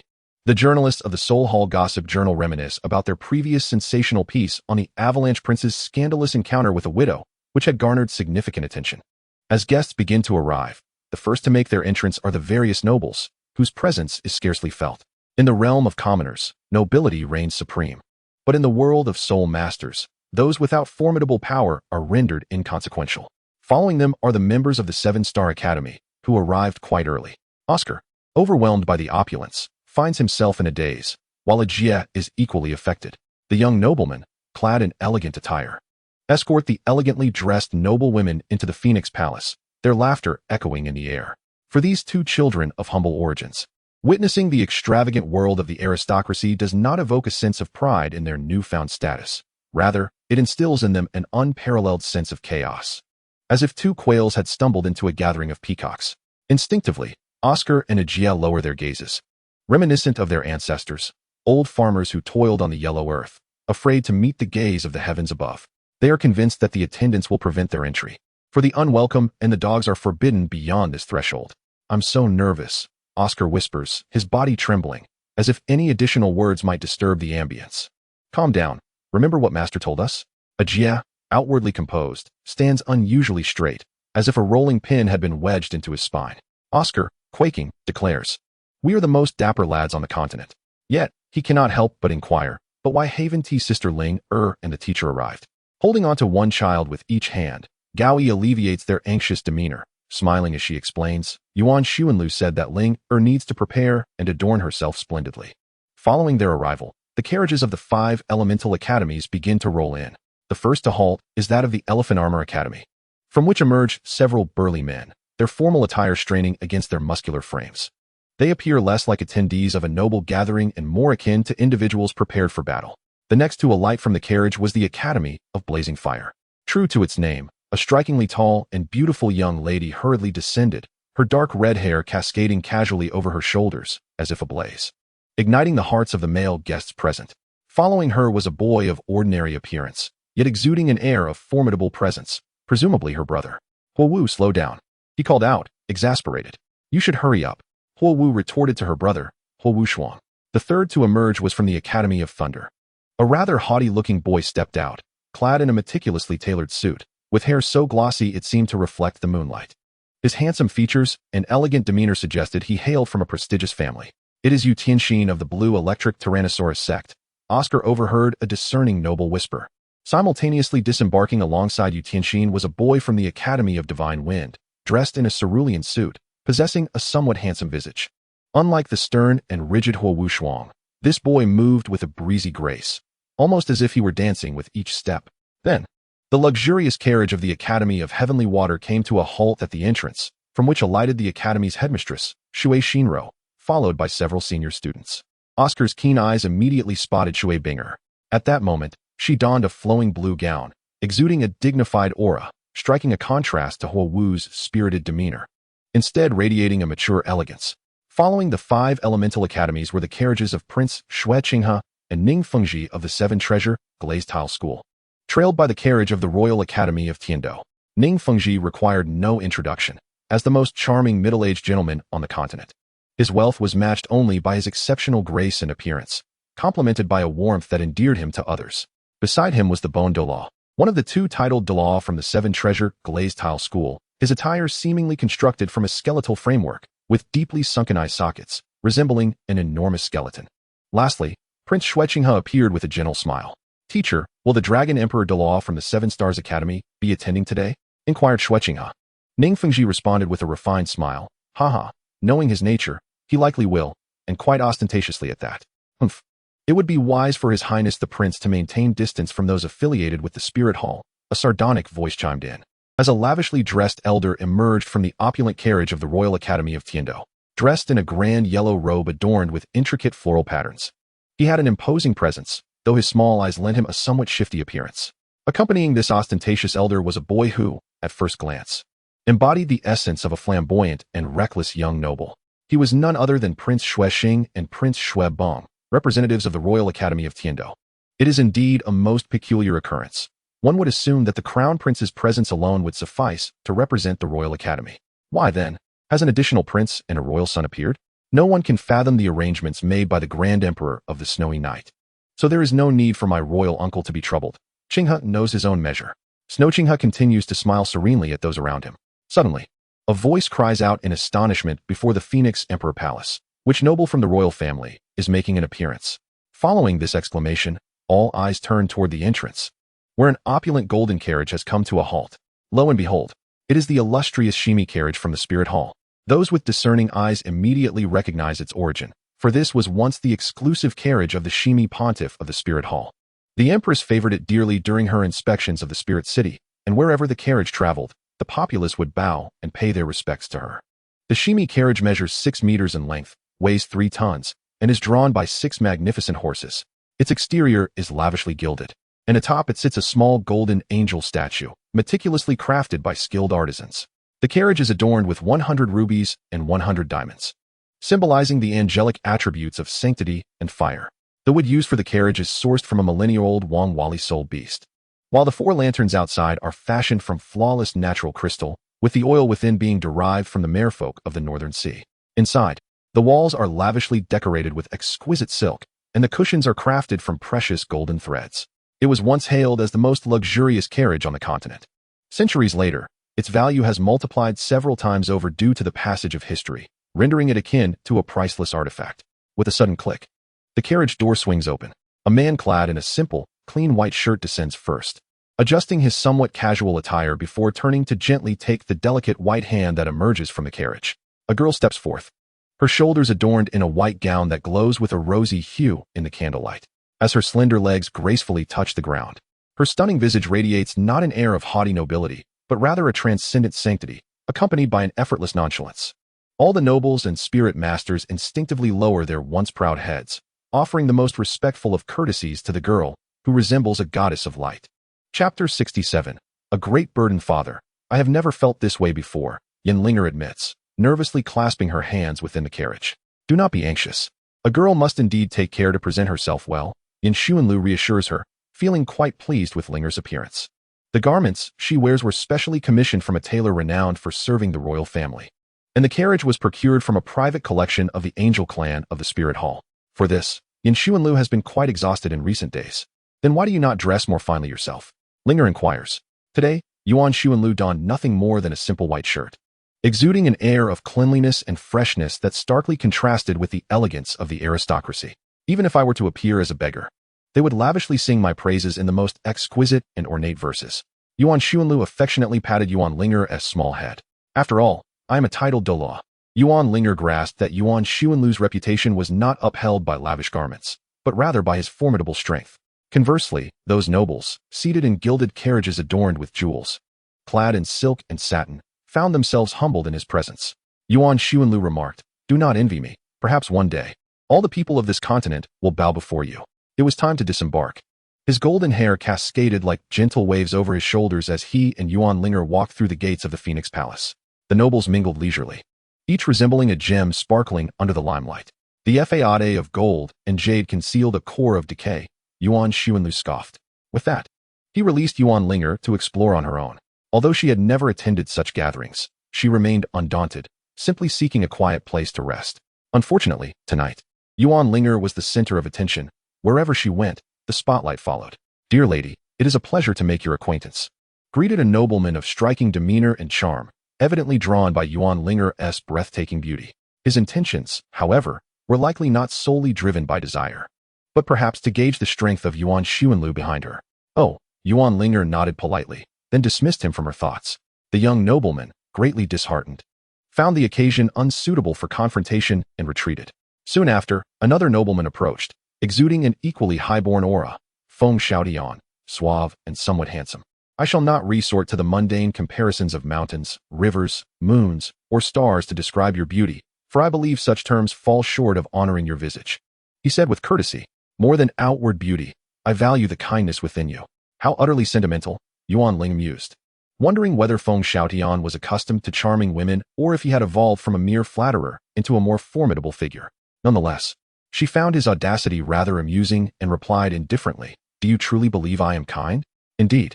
Feng Shaotian, seemingly invigorated, raised his head like a peacock and began to perform a courtship dance beside Yuan Linger, composing an impromptu long poem lauding her kindness. Yuan Linger wondered, had the devoted admirer transformed into a fierce warrior? Wait, his martial soul was indeed the gale double-headed wolf. Oh, that changes everything. Although I have resided in Haotian City for quite some time, my heart remains with my hometown, Shihai City, located on the western coastline of the empire. As Feng Shaotian continued to court Yuan Linger, Fire Dance wore a discontented expression. Who was that girl? Despite her seemingly casual attire today, her clothing and jewelry were undoubtedly of high quality, yet all the attention had been snatched away by a mysterious figure, an apparent goddess of light. She seemed to be a student from the Seven Stars Academy. Fire Wushuang paid little mind to this, casually dismissing it before retreating to converse with a few close companions about the nuances of martial soul cultivation. Humph. Fire Dance glared at her brother, that wooden head, whose thoughts revolved solely around cultivation. Pouting, Fire Dance adjusted her dress and approached Yuan Linger with a smile. Feng Shaotian, what are you doing? Despite the smile gracing her lips, her eyes burned with indignation. Has your girlfriend arrived? Yuan Linger gazed at Feng Xiaodian, who was still enthusiastically explaining the delights of the seaside. Huh, no.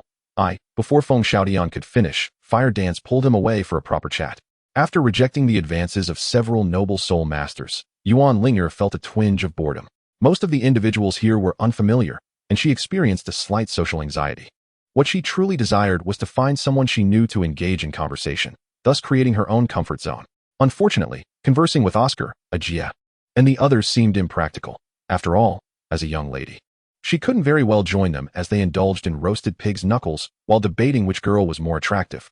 Mu and Guang evidently encountered a similar situation to Yuan Linger, but their attire was unremarkable, lacking the allure that drew attention to Yuan Linger. Thus, they sought a secluded corner to begin their cultivation. Mu and Guang, taking heed of Gao Yi's advice, planned to devote themselves to training in order to absorb a higher quality spirit ring. For them, since soul skills remained the same, the quality of the spirit ring became exceedingly significant. A spirit ring exceeding 100 years in age could dramatically enhance their third soul skill. Yuan Linger, not wishing to disturb Mu and Guang's training, sat quietly with a glass of fruit wine.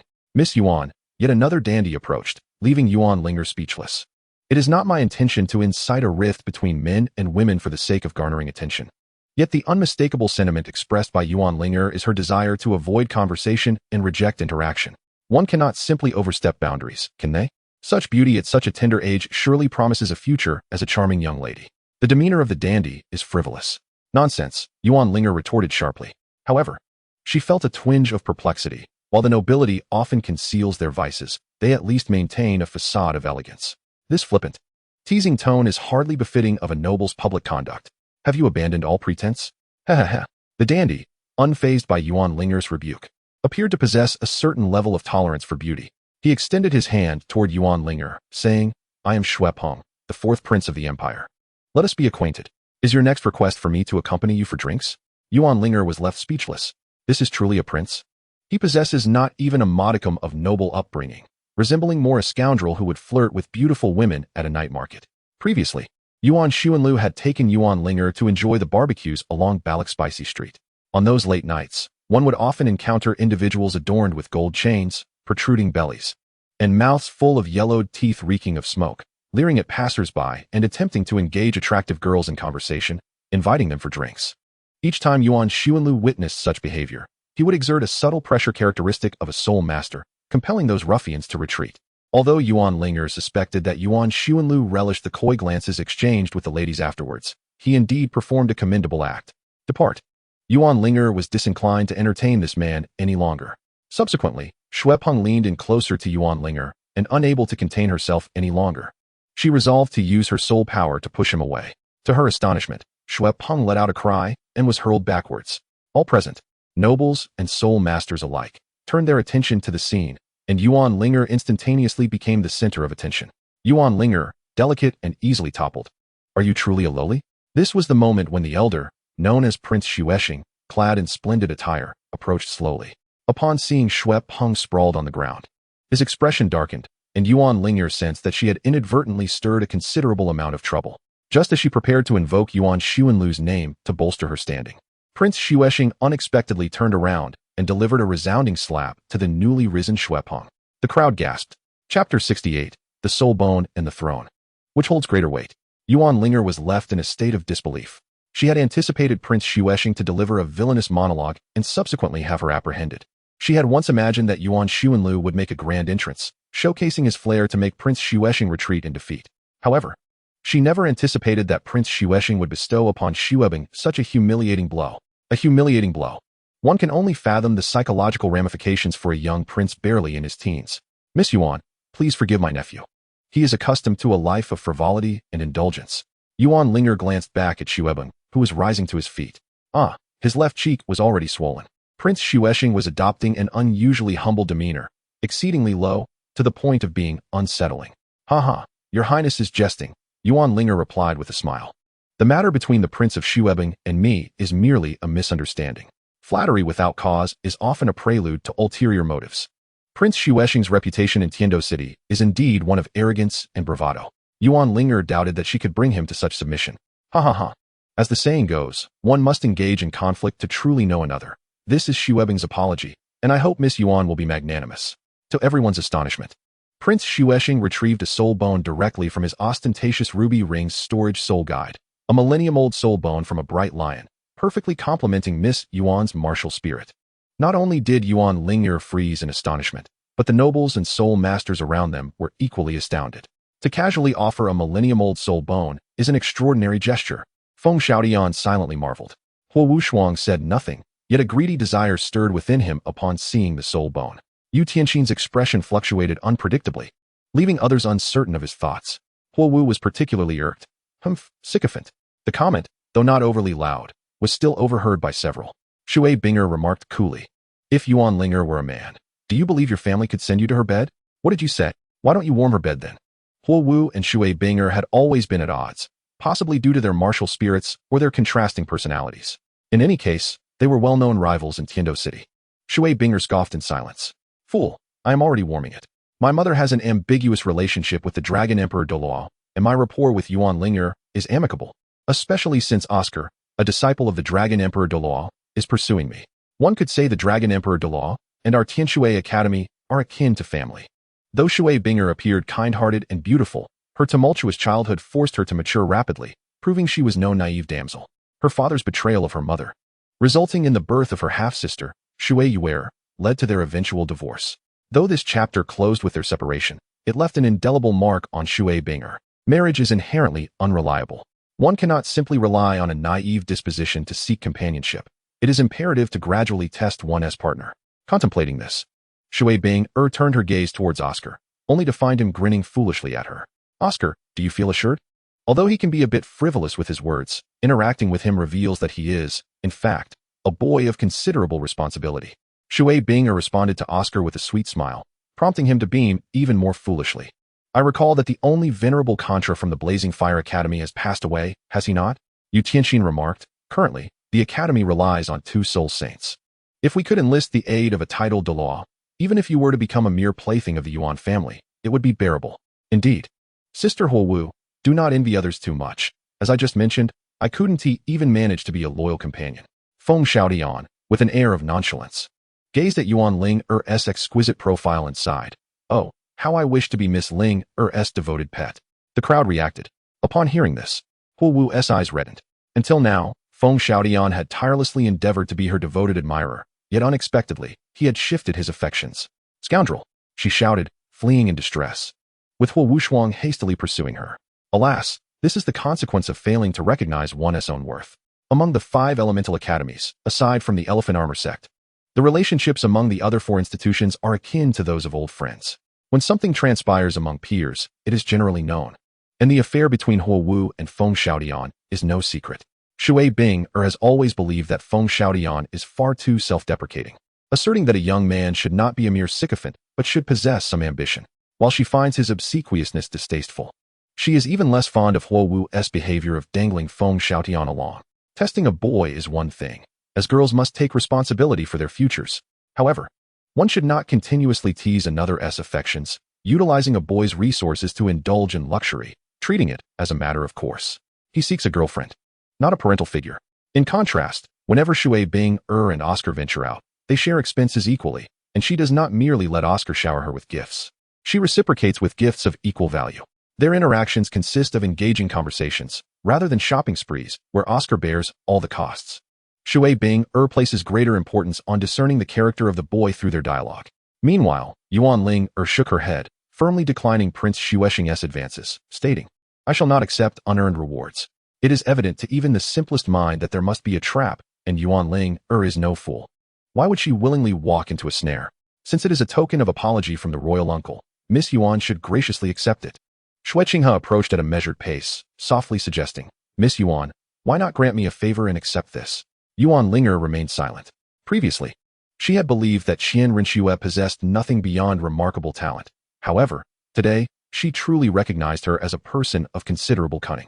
Yuan Linger was aware that the crown prince of the Heaven Do Empire standing before her was, in fact, the nephew of Yuan Xuanlu, making her, in an indirect sense, a cousin of Qian Rinxue, devoid of any blood relation. At that moment, Prince Xuexing's countenance began to shift ominously. Since it is the crown prince's request, Linger, you should accept it. The long-absent Yuan Xuanlu emerged from a nearby location, holding a glass of red wine. Upon hearing this, Prince Xuexing's expression soured, akin to that of a liver, yet he was compelled to swallow his pride, presenting the soul bone to Yuan Linger, stating, "Miss Yuan, please accept this." Without waiting for Yuan Linger's consent, Prince Xuexing thrust the soul bone into her hands and departed with Shui Beifeng. "Haha, my apologies, Miss Yuan. My uncle's temperament can be rather peculiar. I shall go persuade him." After greeting her, Xuexing intercepted Prince Xuexing. Yuan Xuanlu approached with a smile and gently ruffled Yuan Linger's hair, asking, "Did you not comprehend?" "I grasped a bit, but not entirely," Yuan Linger nodded. The events that had transpired were so swift that, upon reflection, she sensed something amiss, yet it remained shrouded in ambiguity. Yuan Xuanlu took a sip of his wine, continuing, "Shui Beifeng may be frivolous, yet he is not foolish. His audacious provocation of you must surely serve some ulterior motive." Yuan Linger inquired, "What could that motive be?"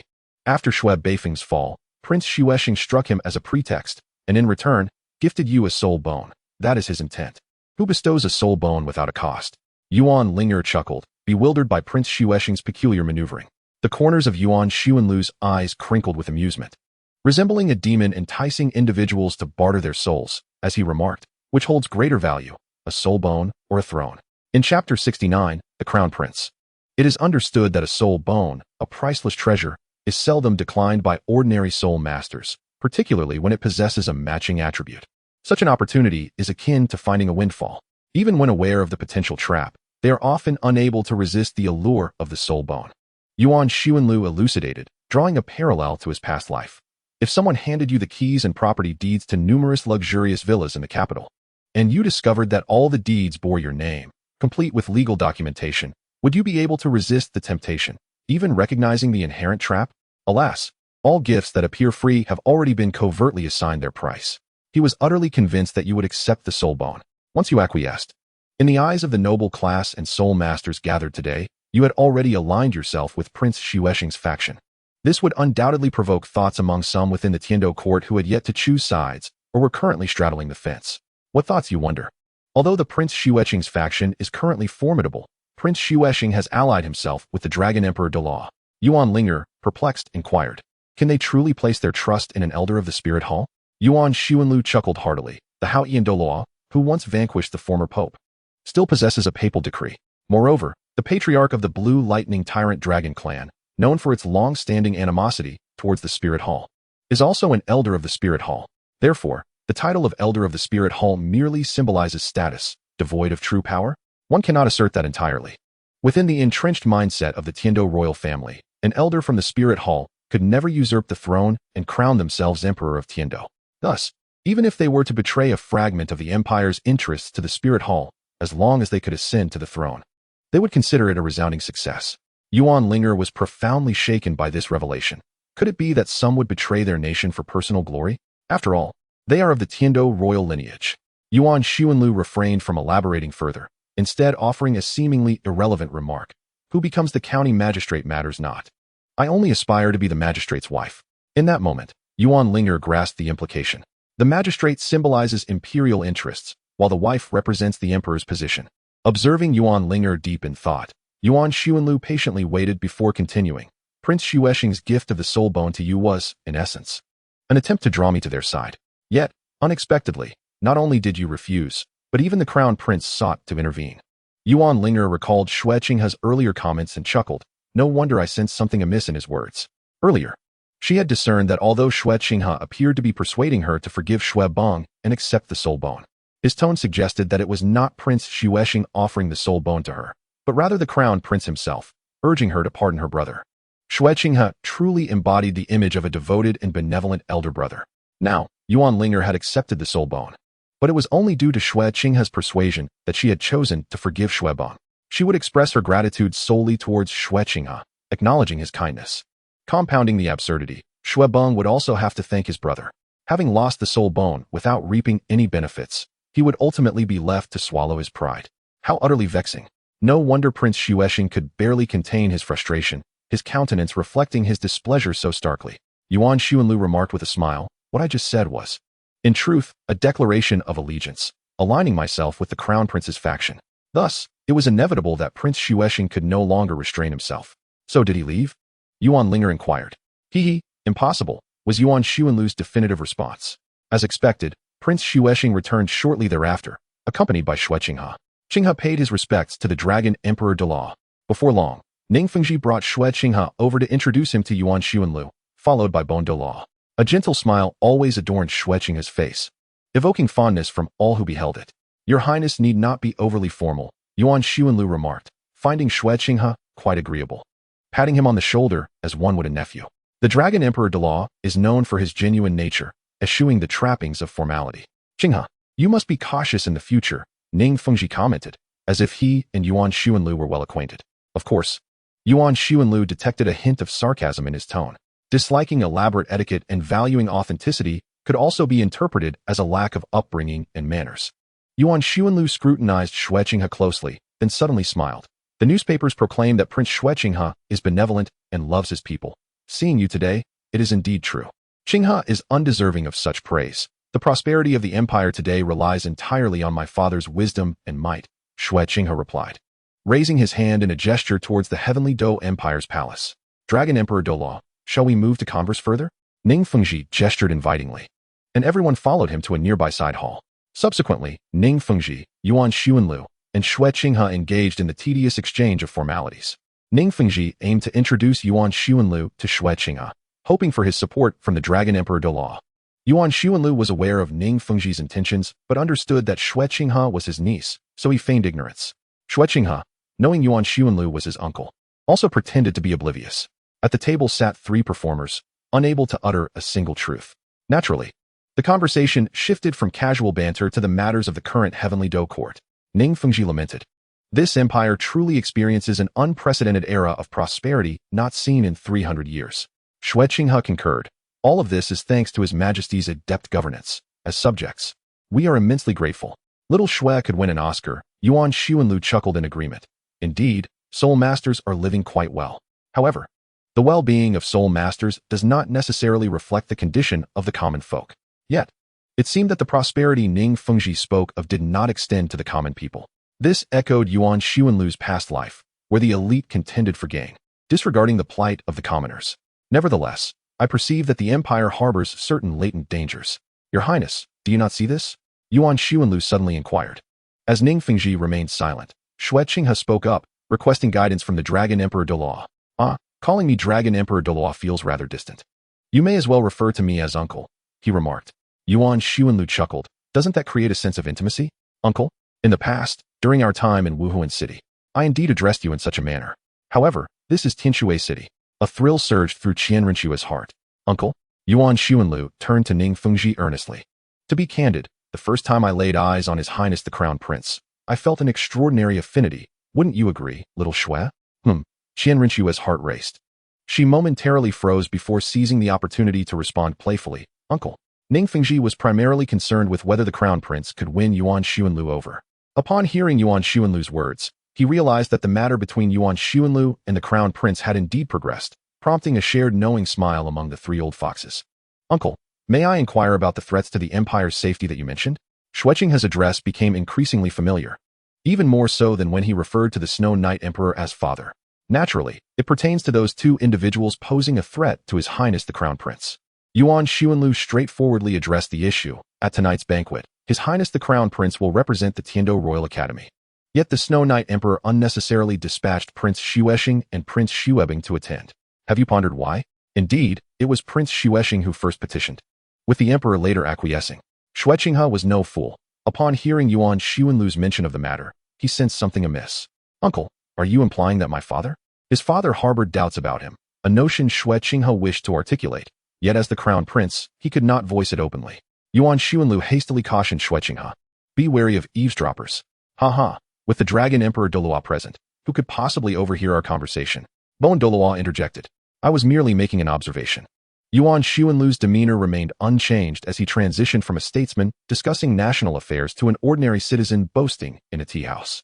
If Xuebing were truly a frivolous individual, Prince Xuexing would not have consistently kept him by his side, for one cannot uplift a sinking ship. I have been enlightened, Xueqinghe replied with a subtle smile. Little Xue has grown distant. Yuan Xuanlu patted Xueqinghe's shoulder. Once their discussions concluded, they departed from the side hall, leaving Xueqinghe alone. Reclining in a chair, he remained still, the steaming tea swirling before him. After a long sigh, Qian Rinxue broke the silence with a warm male voice. What an exhilarating experience. Chapter 70, Second Uncle. Years later, Qian Rinxue would reminisce about that distant afternoon when her second uncle took her to tour the Douluo Palace, standing before the Papal Palace. Over a decade ago, in Wuhuan City, the Papal Palace. Get lost. A thunderous roar echoed through the air. Young Qian Rinxue, tears brimming in her eyes, slowly lowered the paper crane she had raised aloft as a precious offering to Bibi Dong. Bibi Dong. Her gaze fixed upon Qian Rinxue's delicate face and the child's signature golden hair, felt a surge of irritation. The sight of Qian Rinxue reminded her all too vividly of her father, a nauseating reminder. Mother, get lost. Bibi Dong rose, ready to strike Qian Rinxue across the face.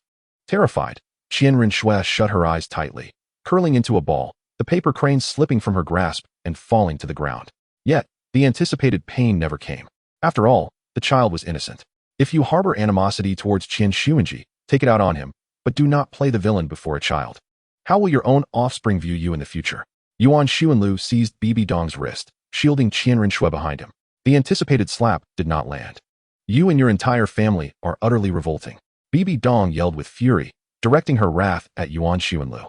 In a sudden fit of rage, Bibi Dong resembled a lion, causing little Qian Rinxue to instinctively clutch Yuan Xuanlu's sleeve tightly. That matter concerns Qian Xuanji. It has nothing to do with me. Yuan Xuanlu gazed at Bibi Dong's exquisite visage, pondering how this infatuated mind could truly be a source of trouble. Are you not the least bit angry? Bibi Dong abruptly halted, seemingly taken aback by her own words.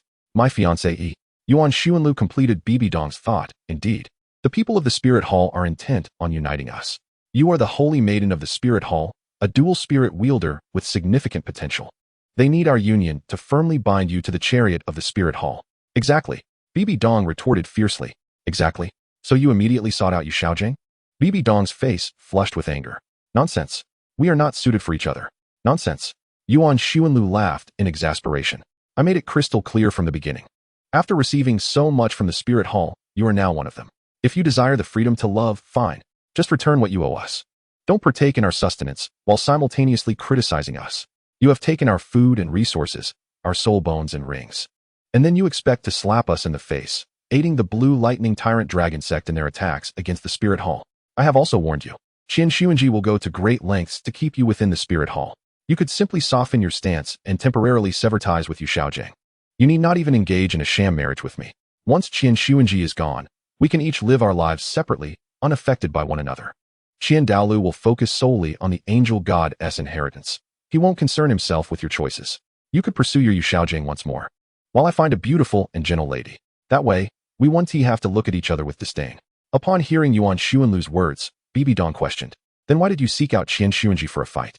Yuan Xuanlu stroked his chin thoughtfully, glancing at Bibi Dong's expression before speaking candidly. I shall be straightforward. Do not cast the shadow of objectifying women upon me. Bibi Dong nodded in acknowledgement. To me, you are akin to a soul bone with a dark attribute spanning 100,000 years. Upon hearing this, a flush crept onto Bibi Dong's cheeks. Soul bones are treasures beyond measure for soul masters, and those from 100,000 years are particularly rare. I once possessed a soul bone of such age, and everyone proclaimed it was destined to be mine, even though I knew its attributes did not align with my martial spirit. The intrinsic value of a 100,000-year soul bone is undeniable. Alas, that soul bone was absorbed by Qian Xuanji. Initially, I was engulfed in fury, but once the tempest of anger subsided, I confronted Qian Xuanji, demanding restitution for my lost soul bone. He acquiesced. Bibi Dong, having felt immense emotion moments ago, was now engulfed in indignation. You possess no feelings whatsoever. You are merely a creature of interests. Yuan Xuanlu retorted with a cold smirk. With Qian Douluo and Qian Xuanji, we engage solely in matters of profit, devoid of sentiment. Your beauty is but superficial. I am no sycophant. My prior caution was an act of benevolence. And to speak frankly, even a dog nurtured for a decade would not follow another merely because they beckoned. You call me a dog. Bibi Dong seized upon this point, her anger flaring. You show me no respect. Yuan Xuanlu merely chuckled.